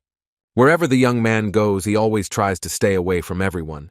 The blonde pretends as if others or himself do not exist. There was one case when a girl started offering an apple, and he blushed and moved away from her, as if she were a monster, although it was good-natured Charlotte, wanting to do something nice for the guy. The young man understands that he may have chosen too cruel a method, but in this way he will be able to instill in the blonde a sense of belonging and responsibility. And after a short pause, he added that if Thanos stops developing, our hero will push him in this. Such is the role of the master. The mentor said that the young man should not put everything on his shoulders, after which he began to say that he could not have imagined that he would hear a compliment from the great writer Raccoon. At this very time, in the dungeon, one of the guards noted that he knew a lot about the blonde. He said that he knew that several bad things had happened in his past, and the director did not devote time to him, and then suddenly asked if Thanos wanted him to personally stab the man in the back and offer to make a deal. The guy stated that the fate of their country was in the hands of the blonde, and if the matter was resolved, he would be given what he asked for. The prisoner continued to talk about how he looked weak, but despite this, he could do a lot. Smiling sarcastically, the guard asked if they could help each other, playing on their pity. Our hero's comrade was thinking about how to kill these people. Thanos remembered that he had already taken the lives of animals during his internship at the academy, killed goblins, but he had not yet touched people. However, the young man did not understand what he should do. He hesitated not for this reason, but because the young master gave him a chance and accepted him as his own. It was Jack who gave the blonde the opportunity to become much stronger and more resilient, to believe in himself. Although Thanos still hasn't figured out if he can consider the young master and the girls a family, which he almost didn't have. For a moment, the young man turned his back to everyone gathered. The blonde remembered Charlotte's smile, which was always kind to everyone. An image of Cell, the one who had to endure a lot, appeared before Thanos. Finally, the guy remembered Jack, who protected him from many things in this life. The young man noticed a moment later the wooden sword that lay at his feet, and then he looked at the blade in his hand and thought that he himself was the master's sword. And now he finally made up his mind, because Charlotte and Cell are members of his family, whom he must protect and give them a future. Thanos looked at his opponents carefully, thinking that one day he would look his true enemies in the face. The guard looked closely at the blonde man, continuing to shout that he would give him as much money as he wanted. But it seemed that the young man was interested in this, because there was determination in him. The blonde began to kill the guards without regret, proving his loyalty and courage. The guard saw what was happening, but did not give up, hoping that he would be able to get through to Thanos.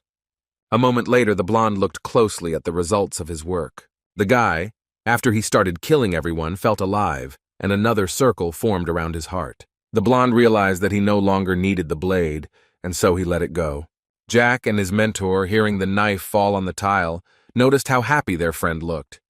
The guys decided not to touch the guy for a while so that he could collect his thoughts. However, after a short period of time, the blonde turned to our hero. Thanos, in turn, simply leaned over and thanked him for the experience because it helped him a lot. The teenager walked up to his friend and placed his hand on his head as if he were a little boy. And then the young man ordered 2L Fox to put all the bodies in a corner, which he obediently began to do, because it could not be otherwise. The next moment, our hero began to take something out of his inside pocket. Jack threw the money out of Thanos' bag because he wanted to make an artifact, the so-called spatial pocket. The teacher looked closely at her student, realizing that he was the most talented of all she knew. The young man placed the bag on the floor and said that there were 2 types of subspace pockets. The first type of this allows you to retrieve items from a specific location. For example, you can put your hand in your wallet and pull out items from the basement. This is a common type of artifact, with about 100 of them on the continent. Among the disadvantages, it can be noted that a certain place exists in reality and there is a high risk of theft. Therefore, a second type of such pockets appeared. It is a subspace created with the help of soul energy and uses it for storage. In this case, you don't have to worry about theft because all the items are stored only in this bag, but only transcendence can create such things. Jack smiled and thought that before there was only one such artifact on the entire continent, but now there were 2. A moment later, our hero sat down on the floor and began to perform special manipulations.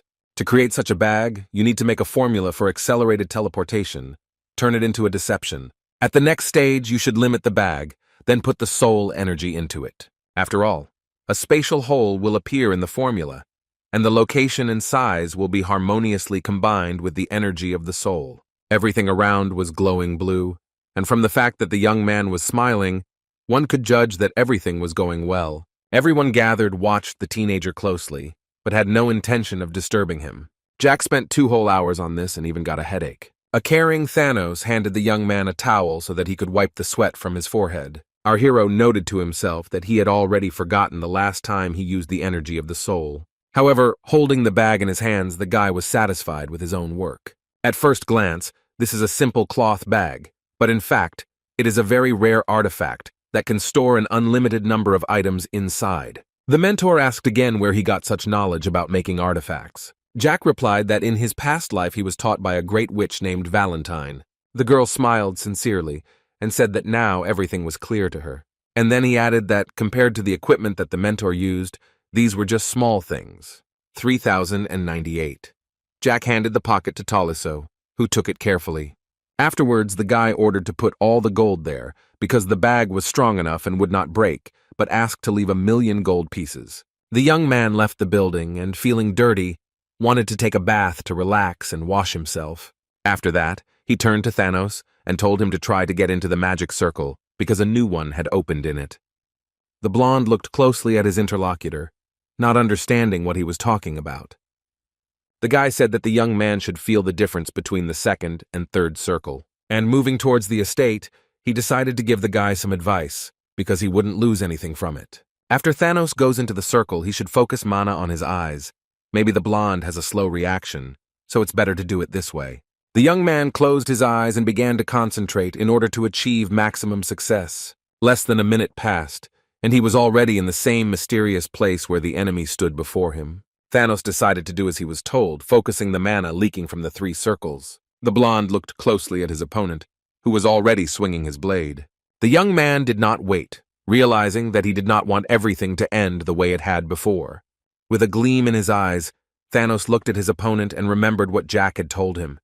It helped. The guy felt a completely new power for himself. However, the next moment the blonde saw his opponent point the tip of the blade at him. But Thanos did not give up, thinking that this made sense, since the ill-wisher concentrated all his mana in his hands. The guy saw how his opponent first concentrated his strength on his limbs and then on his legs, although he had not even suspected that this was possible before. Physical mana users most often distribute it throughout their entire body. The reason was that this method is very effective.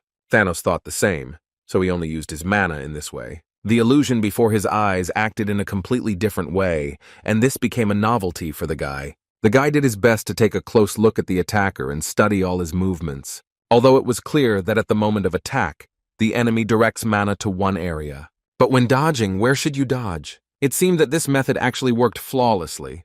With a confidence he had never had before, Thanos thought that this was an incredible method. But could it be called an advantage of the circle? Although he finally realized that his opponent was not really very skilled yet, and he had the task of defeating him, because it was important. And the battle began again, but this time the blonde also had a strong point, which was knowledge. The enemy looked closely at the blonde. Something was visible in his eyes that had not been there before. The young men began to fight, realizing that the fight was completely different. It wasn't long before Thanos already had a cut, but it wasn't scary. The main thing was that he managed to get into the projection, remaining alive with a scratch on his ear. The blonde began to smile. He thought to himself that for the first time in many weeks of training, he had achieved a long-awaited victory. But then he let go of the sword, for he realized that his goal was indeed to defeat his opponent, but not his master. The young man addressed his rival as the master, but could say nothing more. Thanos tried to get closer to help somehow. The blonde man extended his hand and tried to say something to the gentleman, although he did not answer him. Looked at his opponent in horror, and Jack's illusion did not appreciate this, and the sword entered the blonde's heart, because it was not the real owner, but only his copy. Thanos realized that he didn't know this guy at all. The guy thought about who this man was, where he got his power from, how he was able to get such power. But the most interesting thing was how this child managed to level up so well, and once again he thought about the fact that he knows nothing. Thanos screamed, but he was not going to give up despite the less than favorable situation. The young man looked closely at his opponent. He, in turn, despite the fact that he was just an illusion, also assessed the young man. Thanos only now realized how hard Jack's gaze was no matter where he looked. He seemed to be a child on the outside, but in his soul he was a true and fearless warrior. The most important thing was that it was impossible to understand what was read in the look, obsession, or madness. As he began a new attack, the blonde thought that it was a will of steel. Until now, the blonde had not had this feeling, so he could not grow, even if he constantly repeated the same thing. Taking all his strength into his fist, the guy was able to leave the illusion without a head, finally defeating him.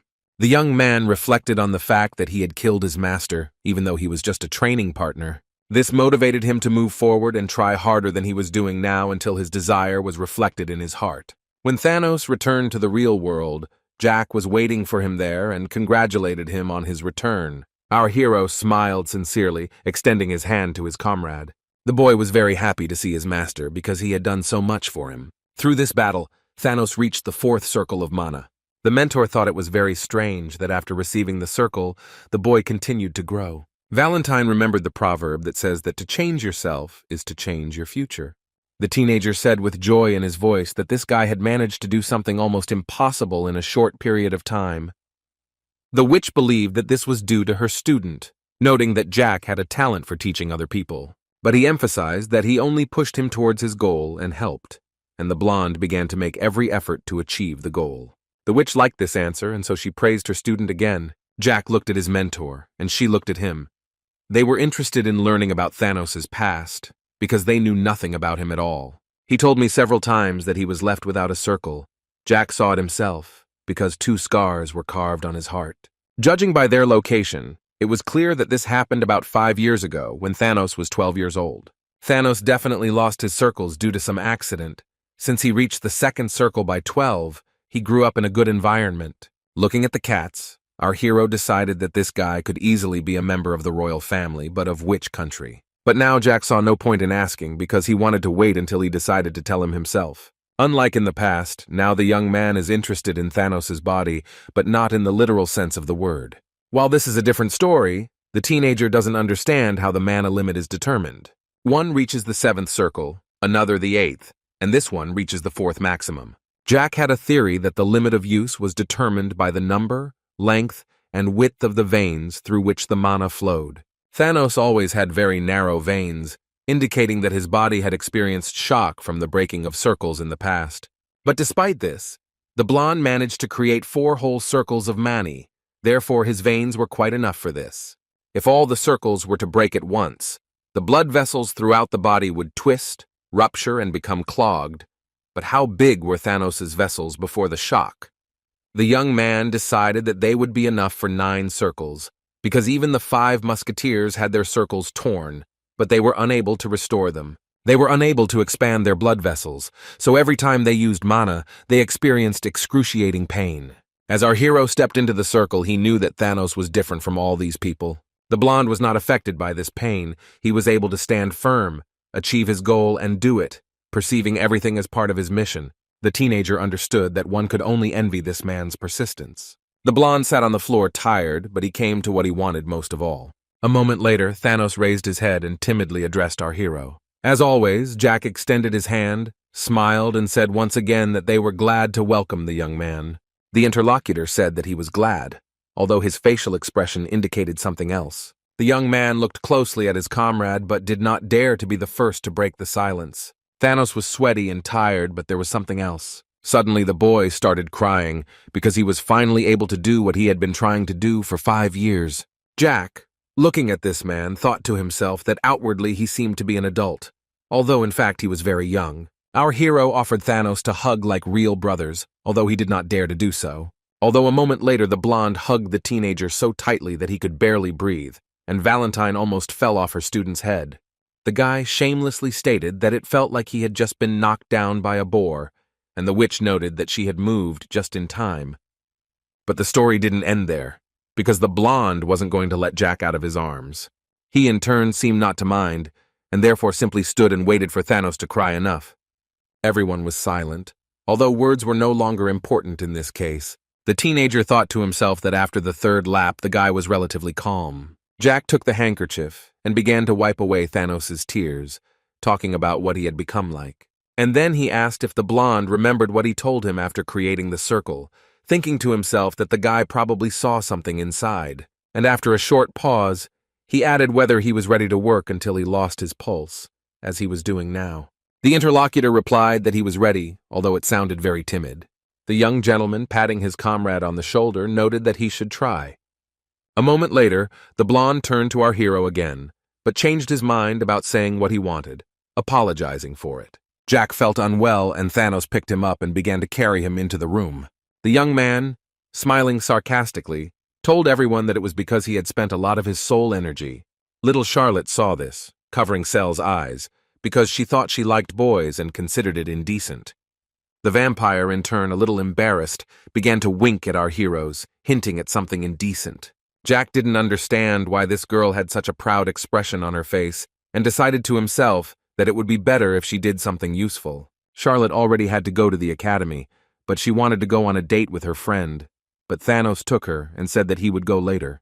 Jack watched them all as they walked to school, and said that it was time for them to go about their business. Sel looked at the guy carefully, but it seemed that she did not understand what he wanted to say. However, the teenager noted that he just wanted to show the little girl something. The boys went down to the basement, although the little girl did not understand why they should go there, because she was very worried about this place. Despite the darkness, the little girl managed to see that there was something lying on the floor in the room. The Death Knights threw the corpses into the corner of the room as they were ordered. But Jack didn't like that it wasn't done very neatly. He thought that he should have asked them to fold it more beautifully. Sel watched everything that was happening carefully, but remained silent. But a moment later, looking at this picture, the little dragon smiled, because she liked it, because she did not like people. The young man simply couldn't believe his eyes that she was smiling. Although after a short period of time all the emotions disappeared from Sel's face, only indifference was visible on it. At that moment, Tolisso turned to our hero, noting that the young man had come to see them again. Pointing to the gold bars that still had traces of blood on them, the knight asked if this was normal. But the young man was not interested in this, but in the girl standing next to him. The guy knew that if Charlotte were here, upon seeing the corpses, she would simply scream in fear, because that was the reaction a child should have. But this did not apply to Sel, who was not like her friend. She looked at them as if they were just a piece of trash lying on the street and smiled. The girl was attracted by the large number of jewels, because they sparkled very brightly, and dragons love such things. When she noticed that Jack just froze and didn't say anything, she ran up to him. asking what happened. The little girl looked at our hero with an innocent look, waiting for his answer. Jack was wondering what to do with her now. Maybe he could retrain her somehow or take her to a psychologist. The girl was very different from other children, because she was abandoned by her parents. She was tortured, and how naive do you have to be to expect normal behavior from her? In fact, she is who she is, just like Charlotte and Thanos, because they are all very special in their own way. The teenager, Cell, and the teacher finally reached the school, and the little girl was amazed that her friend was studying in such a big and beautiful place. But the guy couldn't think about it. Drinking the elixir, our hero noted that the headache still hadn't gone away, although a moment later someone very close said that, as expected, the young man's efforts had paid off. Jack noticed Thanos talking to an older man who praised him for the fact that the blonde was able to get 2 whole circles in one day. The young man did not understand who this person was, because he had 8 laps, although perhaps the guy was a senior instructor or something like that. The guys who were standing nearby also praised Thanos, noting that he was very persistent and capable. Jack looked at his friend and was very glad that it finally happened. The work paid off, opening up great prospects for the blonde. It seemed that the Thanos of yesterday and the Thanos of today were now completely different personalities. The young man was glowing with happiness. He was so pleased with himself. Once upon a time there was a man, apparently from the Ismail Empire, who managed to pump up 2 circles at once, from the 6th to the 8th, in one night. This story spread across the continent, and now he is considered a genius, and now Thanos is the same. There came a point when everyone wanted to talk to the guy, except for those who stood in the corner and were jealous. Suddenly the blonde man was distracted from the conversation and became embarrassed. At the same time, the teenager stood with folded arms and looked at the spectacle. When Thanos noticed Jack, he wanted to tell him something, but the boy simply waved and told him to read his lips and have fun. There was no need to worry about Thanos, which meant there was one less problem. The young man decided to visit Charlotte, who said that she had made friends and then wanted to stay at the academy. Moreover, she began to smile brighter than the blonde. But only later does our hero learn how inflated his expectations were. The classmate didn't like the girl, and at every opportunity they made fun of her and bullied her. The guy didn't understand how he could have failed to notice such obvious things all this time, namely that behind this smile there are hidden unresolved problems. A couple of days ago, an interesting conversation took place between the girls at the estate at night. Someone knocked on one of the rooms, but quietly, so as not to wake up the other household members. Charlotte looked into the room and asked if the girl had finished washing. The vampire said that the boss was probably very late today, and the interlocutor suggested that they carefully examine the house. Suddenly, Cell asked about Thanos, who continued to train in the magic circle. The girl explained that the day before he also returned when it was already past midnight. Cell said that he was having a really hard time, and Charlotte confirmed that he was probably a workaholic and wanted to achieve his goal. After this, the vampire girl suggested to her friend that she go first, while she warmed up some milk in the kitchen. Only a few minutes had passed, and the little girl was already running somewhere very quickly. Trying to catch her breath, the little girl was very happy about something. Charlotte spent all the pocket money her boss gave her on a present she bought on the way home. She was sure that she would like it very much and went into the kitchen to pick it up and give it to him, in the room that was holding a bracelet in its teeth, which the girl didn't like at all, because she didn't expect that. The animal looked closely at the baby, but stood where it had been before. Charlotte was horrified by the sight she saw, and so she screamed as loudly as she could. She tried in every way to take the bracelet from Nabi, but she didn't understand anything because the cat was agile and fast. While the little girl was asking the animal to give her the decoration, the fluffy beauty ran out into the corridor. Cell, who was in the bedroom, noted to herself that it was very noisy downstairs, not understanding what had happened there. Charlotte continued to run after the cat even down the corridor, because she did not understand why she decided to steal the bracelet. The girl was so preoccupied with her goal that she didn't notice the carpet that had gotten crooked. This caused the little girl to trip and fall to the floor with a thud, sprawling out at full length. This was noticed by one of the guards, who asked if everything was okay with the girl and if she needed help. The vampire, in turn, simply asked if he had seen a cat, although the man only noted that one 4-legged creature had been causing a lot of trouble lately. When she found out that the cat had run ahead down the corridor, she ran as fast as she could to catch up with the disobedient thief. At that moment it seemed that no one and nothing could stop the vampire. The girl stopped for a moment, but only to look around. Charlotte listened to every rustle, realizing that she could not give herself away. A moment later, the girl noticed an animal that opened the door slightly and headed into one of the rooms. Literally kicking the door down, the blonde screamed that she had finally found the one she was looking for. Inside looked at the girl with fear, standing with a knife, and next to him was a cat, watching the man's movements. But before the boys could do anything, the animal jumped halfway across the kitchen and escaped through the window. Charlotte was not going to give up, and so she followed her because she did not want to give up the bracelet that she bought with the last of her money. The furry creature walked along the tiles, realizing that he had managed to escape from the room. The cat was smart, and therefore looked for a place where she could hide from her pursuer. Charlotte didn't waste any time either, and within a second she had practically grabbed her bracelet. However, the animal jumped so that it ended up on top of a sun lounger standing in the yard. The little girl understood that she couldn't climb that high, and therefore she was angry both at herself and at the fluffy one. The girl decided to use mana to jump high and take what was hers, saying that she would not be bullied. Charlotte concentrated and was about to carry out her plan, and it seems she almost succeeded because the girl grabbed her decoration. The girl screamed triumphantly that she had finally caught it, but suddenly she began to fall with the bracelet breaking, scattering into a pile of small beads. The vampire fell and began to cry, because she did not understand why everything was not working out the way she needed. The little girl had not yet come to her senses, but she heard someone calling her loudly. CL came to the noise, because she was interested in who was running so loudly around the yard, and asked if everything was okay with her friend. Afterwards, already in the room, the interlocutor calmed her friend down and said that not everything was so bad. Now they had 2 necklaces, and there was no point in worrying. Charlotte began to justify herself, saying that she wanted to give something more sophisticated. But Cell remembered the playful cat, noting that the animal had helped them a lot. The next moment, the little girl noted that she was very happy. With a good-natured look, Cell declared that she now had the family she had dreamed of so much. The girlfriends hugged each other, discussing that they would always wear these pendants. It was already late when Thanos entered the room. He decided to himself that the beauties were probably asleep. Walking a little further, the blonde smiled slightly. The guy looked attentively at the girls, who were sleeping sweetly, hugging each other. The night was cool, so the young man came closer and pulled the blanket over his comrades. Thanos knew the little girls wouldn't hear him, but he still wished them a good night. The guy looked at the nightstand where 2 small pendants lay and walked away. After meeting Jack, Charlotte's life changed significantly. He was an amazing boy, almost impossible to figure out.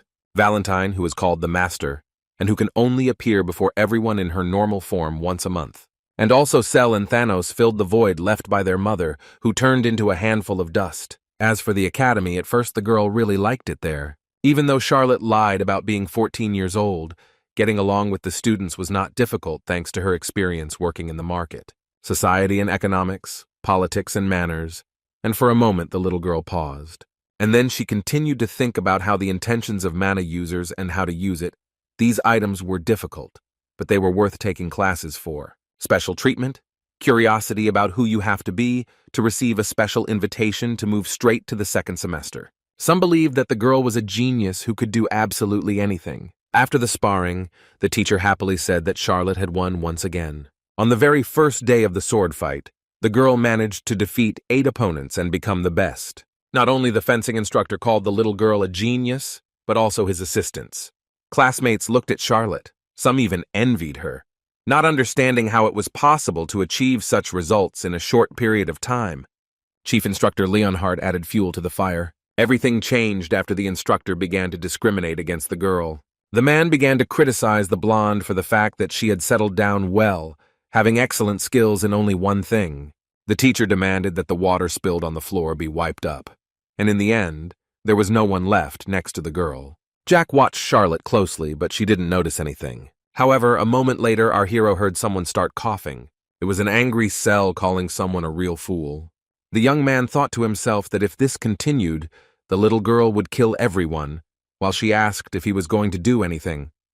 The guy suggested that the girl wait a little to observe everything. Stroking Cell on the head, the teenager saw that the little girl was unhappy about something again, and so he asked what was wrong again. Our heroine began to scream and get indignant, indicating that she did not understand and was therefore simply angry. The guy knew that the girls even sleep hugging each other in the same bed. They would do everything for each other. They are special friends and family members. Looking at his teacher, the teenager decided, good. that they don't behave like ordinary children. While the young man thought that his charges were sincere, Cell complained that the guy had tousled her hair. Our hero said that Charlotte hadn't told them what was happening to her, and so it was best to wait. Cell was unhappy with this decision but did not argue, noting that the boss knew better what would be best. Moving along the alley, or rather, trying to catch up with Cell, Jack thought about how he had asked her to be patient, but he himself did not understand how long it would last. However, the teenager didn't have time to think about it, because suddenly he saw someone he didn't expect at all. It was Heir, who bowed and explained that there was not much work left to do. The man standing next to him said he was glad to meet him, and then stated that his name was Philip.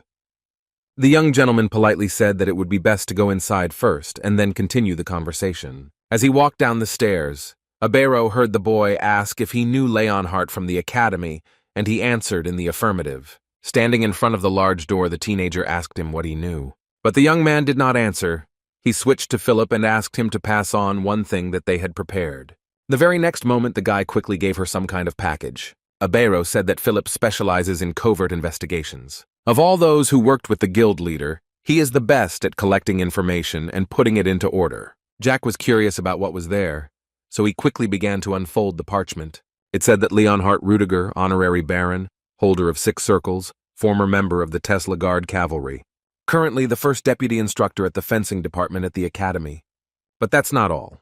Because then, personal information of all the teachers in the educational institution was provided. Jack glanced through the personal data and smiled. He was glad that he could find out everything about everyone. The young man thought to himself that Heir was indeed a very capable young man. Who would have thought that while all the members of the friendly family were attending the academy, this man would collect all the information in advance? Despite the fact that Leonhardt came from a common people, he was knighted for his services and served for about 15 years. At the age of 37, he was appointed assistant instructor at the academy. What is interesting is that this man was one of the Empire's intelligence agents, and despite having a wife and children, during his 4 years as an assistant instructor, he deliberately became close to 8 students. He threatened most of them with knighthoods, scholarships, or grades. All the students came from lower classes and had relatively outstanding appearance. In addition, he took bribes for introducing people to noble families. But he was not the only one. There were plenty of such people in the establishment. Jack asked if wearing a badge and molesting children was considered work these days, hearing Heir remark that things had changed. Sent by aristocrats, they wage a fierce battle to attract students to teaching positions. The young man said that he had one guess and nothing more. It lies in the fact that Leonhardt considers Charlotte to be a person from the director's side, and since he is an outstanding person, he tries to keep her under control, because he fears that the reputation of the Duchy of Osenbul will become higher than that of the Imperial Palace.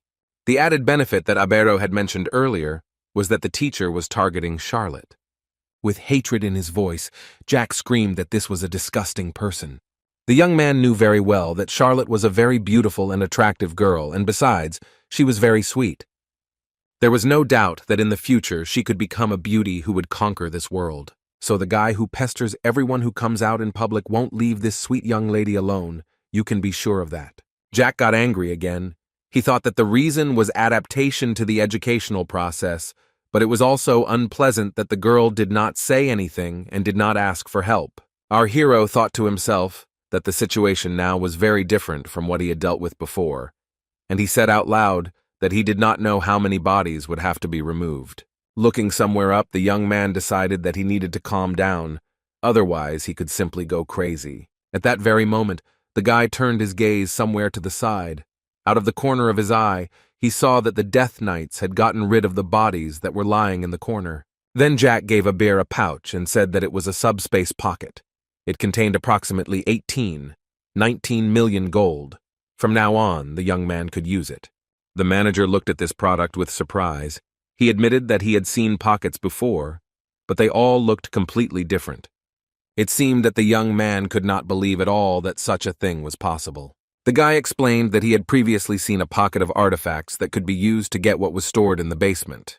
Holding the small bag in his hands, Heir had a hard time realizing that all those gold bars that had recently been stored in the cellar were now in his hands. Jack heard his interlocutor state that he had heard that there was only one such pocket on the continent, and he added that he had created it himself. And again, the interlocutor was very surprised, although the teenager noted that there was nothing strange about this. It was his doing. Looking at the boy, Abero noted that who would have thought that the young man knew how to create artifacts, especially a high-level subspace pocket. And in a more joyful voice, he added that since the young gentleman himself had made it, everything was quite logical. The manager didn't explain what he meant, but it wasn't necessary, because he knew perfectly well that Jack came from the future. Our hero, in turn, also did not want to reveal the details, because then he would have to tell about his whole life. And so for some time the men looked at each other attentively and simply smiled, which caused surprise among the unwitting spectators. A moment later, pointing to the chests, the teenager said that there were no potions inside. If they were needed, Abero should tell him about it in advance. After a short pause, the young man noted that there was one more thing he wanted to discuss. The boy was interested in information about the rumors he had asked to be spread, and it turned out that upon hearing them, the crown prince fainted, and the nobility of Tolkien became confused. The manager reported that they acted strictly according to plan. This means that within 5 days this news will be heard not only by the townspeople, but also by the nobles of the 5 kingdoms, including the Tolkien Empire. In addition, Abero decided to involve a third family of marquises in the case, so that the rumors would spread among those for whom they were intended. Grabbing his interlocutor by the coat, the young man said that he would send death knights along with the young man, who would protect 2 people with him. However, we are talking about staying on the lands of Ballantier, where a girl named Elizabeth lives. There is also a young man, Ron, who, or rather his life and safety, must also be closely monitored. Jack shouted with anger in his voice that he didn't care about the death of the others, but these 2 must be protected at any cost. And in a quieter voice he continued, even if someone's life is at stake, these are first and foremost. Already on his way out, the guild leader assured the teenager that he would do everything possible. A few hours later, Jack was supposed to meet Thanos and Charlotte for lunch, asking them not to eat in the academy cafeteria, where the food was disgusting. While reading the documents handed to a bear, the young man heard the guys behind him shouting that they were already back. Turning to them, the teenager asked if they had arrived safely. Charlotte leaned over the guy and asked what he was reading, but Jack said it was a ledger. A moment later, our hero looked closely at Thanos, who was also standing right in front of him. This man was as serious as ever. He was silent, and it was clear that he was not going to start the conversation first. Our hero decided to himself that this face spoke for itself, namely that the blonde had noticed something. The young man clearly noticed the situation Charlotte was in, said out loud, which made everyone freeze, and suggested starting dinner. As usual, there were a variety of dishes on the table, so the meal could be enjoyed to the fullest. After finishing his meal, Thanos declared that lunchtime was over and that they should head back to the academy, which the girl immediately picked up on. But Jack did not let her go. He stopped his ward and asked her to stay for a while. Our hero sat with his eyes closed and Charlotte stood sadly next to him, not understanding what had happened. The guy knew that when a girl has a hard time, she has a habit of keeping everything to herself as much as possible. It must have developed a long time ago. The young man began to say that he tried to wait, but nothing came of it, and he could not stand it any longer, and said that it would take only 3 days. The girl didn't understand anything, and so our hero explained that the baby had not drunk his blood for such a long time. After a short pause, he added that the blonde's skin had become dull, her eyes had lost their sparkle, and her hair had become unattractive and faded. In a word, almost everything had changed. Jack explained that it seemed like the others hadn't noticed all these changes yet. The teenager began to talk about how he regularly did what he was supposed to do. Namely, he left his blood in the kitchen, but its volume did not decrease. Hearing the vampire apologize, the guy said that it was unnecessary because she had done nothing wrong. And without any preamble, he openly said that a little earlier he had dropped by the academy. The surprising thing is that Thanos, who was always lonely and kept to himself, has now settled in well and made some interesting friends. But with Charlotte, it's a completely different story. Everything is different with her. The girl folded her hands in front of her and stood silently, not understanding what she should say. The little girl's eyes showed horror and amazement. She waited for the boss to at least say something, but he was in no hurry to start a conversation. Time seemed to drag on forever, so Charlotte closed her eyes slightly. The little girl, lowering her head even further, began to mumble something, but the young man in a menacing tone told her not to let him wipe his feet on her. Suddenly, the vampire was amazed and asked again what the teenager meant. Our hero looked at the girl sadly and began to talk about different opinions.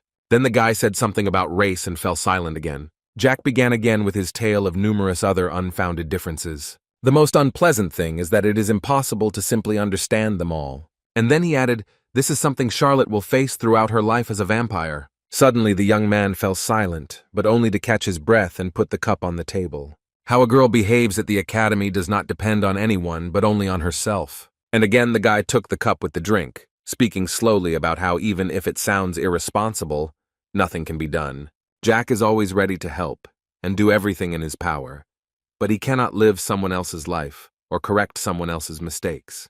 The little girl cried and tried to say something, but the teenager did not listen to her, continuing to note that she had to live her own life. Lowering his voice a little, the young man said that Charlotte should remember one important thing. This nuance lies in what the guy already said earlier, namely that a girl should not allow all sorts of idiots to humiliate her and make a laughing stock of herself. No matter what such fools will do behind your back, you should never lose heart. Shifting from foot to foot, the little girl asked if the boss were in her place, what he would do in this situation. Looking closely at his interlocutor, our hero declared that it was obvious, of course. He would have killed everyone who mocked him. Realizing that the girl might misinterpret this, the young man retreated, explaining that he would rub all bad people's faces in the dirt. Charlotte, relaxing a little, admitted that this was the very reason she had not wanted to drink blood all these days. The little girl laughed, saying that she didn't expect any other answer from her boss. Suddenly, the girl became serious and sad again. Our heroine explained that when she drinks blood, she feels that something is happening to her. The vampire felt like she was doing something completely wrong. Jack listened attentively to his interlocutor, but it seemed that he did not fully understand what she meant. And again, holding the cup in his hand, our hero was distracted by his own thoughts, deciding that the whole reason was Cell. The guy didn't say anything out loud, but he stood up and started taking off his sweater, causing Charlotte to be truly horrified. The little girl was indignant and shouted at her boss, who had already managed to throw the sweater aside. Baring his shoulder, Jack asked why the girl was so surprised, since the young man was only offering her something to eat, as had happened many times before. The teenager stroked his charge's hair, realizing that she was so excited that she probably didn't understand anything. Give the girl your blood, the interlocutor noted that she need not worry. At this moment, Cell is not nearby, and therefore no one is watching. The baby bit Jack's shoulder, starting to drink his blood, either because of hunger or for other reasons. But something was wrong with Charlotte. The guy thought to himself that during this time the vampire had somehow grown taller, and out loud he said that she should eat her fill and not worry about anything. While our hero was nearby, she was protected. The teenager decided that the baby was very hungry and was glad that she could eat her fill. Although suddenly something went wrong, something that surprised our hero. Valentine, who was sitting opposite, watched her student carefully. The boy asked his teacher what happened and why she was looking at him so strangely, but the girl remained silent. Although a moment later the witch raised her hand and pointed her index finger. Valentine wanted to hint something to Jack, pointing at Charlotte, although he did not understand anything. Finally, the guy noticed that the girl's eyes had turned red. Yes, they were beautiful, but a little scary. Jack, who had seen a lot in his life, was amazed at what was starting to happen. For some reason, the vampire became very angry. Unlike Cell, this little girl doesn't want to kill people, but something has changed in her. The young man pushed his charge away from him a little, saying that that was enough. However, the little girl grabbed the teenager's hand and was about to resist him. Charlotte growled. She looked at her interlocutor with hatred. If the girl could, she would kill him.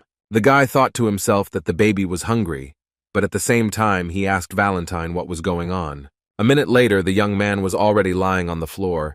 He could not understand what had happened to him. Jack opened his eyes slightly to really assess the situation and understand how he should proceed. But at that moment, Charlotte pounced on the teenager again and knocked him to the floor. It seemed that the little girl could not get enough to eat, but it should not be like that. And so the young man shouted, trying to somehow reason with her. In Charlotte's red eyes, I could read hatred and something else, just as dangerous and unpleasant. The girl started growling again, showing that she was now in charge here. The teenager gradually backed away because he no longer knew what this girl was capable of. Jack was lying on the floor because the vampire had pushed him to the floor to start drinking the boy's blood again. Several ribs during the fall. Grabbing the girl by the jacket, the guy tried to take her off himself. At the same time, he shouted for Charlotte to finally pull herself together, which she could do. Somehow our hero managed to push the girl aside and look her in the face to tell her once again that enough was enough. The girl rose to her feet with difficulty, and it seemed as if she was having difficulty keeping her balance. These few seconds allowed Jack to get to his feet, who noted that this unpleasant joke had gotten out of control. With the same anger and hatred, the interlocutor said that this was very strange.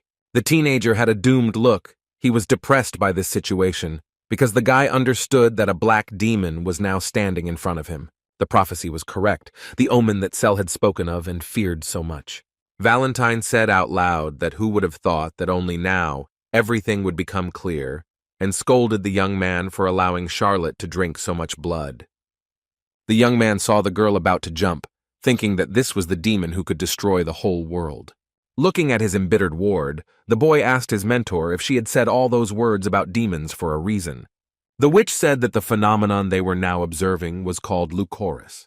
In the distant past, it was named after the flower Leucorus radiata. Our hero understood that it was becoming increasingly difficult for the girl to resist. At the moment, its strength corresponds to the third or even fourth circle. The boy remembered that the Leucorus phenomenon occurs when an ancient vampire king gives his blood to the next generation. Jack didn't understand if this wasn't something that happened during the succession to the throne, but Valentine said she wanted to explain something. It turns out that by drinking blood, a vampire absorbs the power contained in it. In other words, it is more of an absorption of forces than their restoration.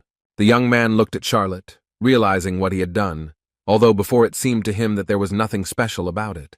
The king of ancient vampires who use soul energy passes on information about it to the next one, and then he continues to feed it with his blood so that it learns to use it on its own. If they continue to drink blood which contains soul energy, they go crazy. Later, it became a symbol of succession to the throne. Unfortunately, Charlotte recognized Jack's blood ties, and his blood fell silent. And after a pause, she added that she recognized the blood of the king, who uses the energy of the soul. Our hero is still growing, and as they grow older, they will become stronger, so the girl will experience Leucorus every time she drinks blood. Valentine noted that it might not be that bad from a developmental standpoint, but if not him, then who could stop the baby in this state? The witch said that suddenly the young man would not be around, and the Leucorus would activate in the middle of the crowd. A vampire awakened by blood will go mad from a strong desire to kill and thirst for blood. In desperation, Jack screamed, "How can this problem be solved? Because if everything continued, the guy would not be able to restrain the girl." Valentine said that there are two solutions. One is the most fatal, which is death. But there is also a second one. You just have to accept it and wait until the Leucorus goes away on its own. And she added that a new test awaits the teenager. This is another difficult moment that her student from the future that did not exist must go through. The mentor continued to talk about the young man taking responsibility for everything that happens. There is one rational and real way out, and that is to leave Charlotte. Our hero thought it was like the mentor being abandoned in the past, like the wrath of a witch who should never be irritated. The teenager threateningly declared that he was completely different, and therefore would never abandon his people in trouble. If he gave his word, he would keep it. When asked by Thanos what Cell would do at the academy, she said that she wanted to go to the institution with her friend. Suddenly, the girl's attention was drawn to Jack and Charlotte. She was surprised by the picture she saw. Our heroes only had time to understand that the guy fell to the ground with a crash, although it didn't look like training. The guys started shouting in unison. The blonde asked what could have happened while they were gone. Jack quickly stood up and ordered everyone present to return back immediately. The boy and girl were standing behind the teenager, who was also slowly backing away, but they did not understand what had happened. For a moment, the teenager froze and carefully watched the situation, but nothing happened. It seemed as if time stood still for a moment. Everyone present turned their attention to Charlotte, who was sitting on the ground, a little further away from them. Thanos said that he would show this appearance to the children and the teaching staff, and they would immediately be so scared that they would never want to joke again. Having come to their senses a little, the guys again began to ask what had happened, but Cell was the first to say that in front of them was a demon painted black. Pulling his torn shirt over his bloody shoulder, Jack tried to calm the youth. The guy told them not to worry, but at the same time he used the healing magic of the fifth circle. Having recovered a little, the teenager once again turned his attention to the girl. And then he announced that their Charlotte was going through puberty.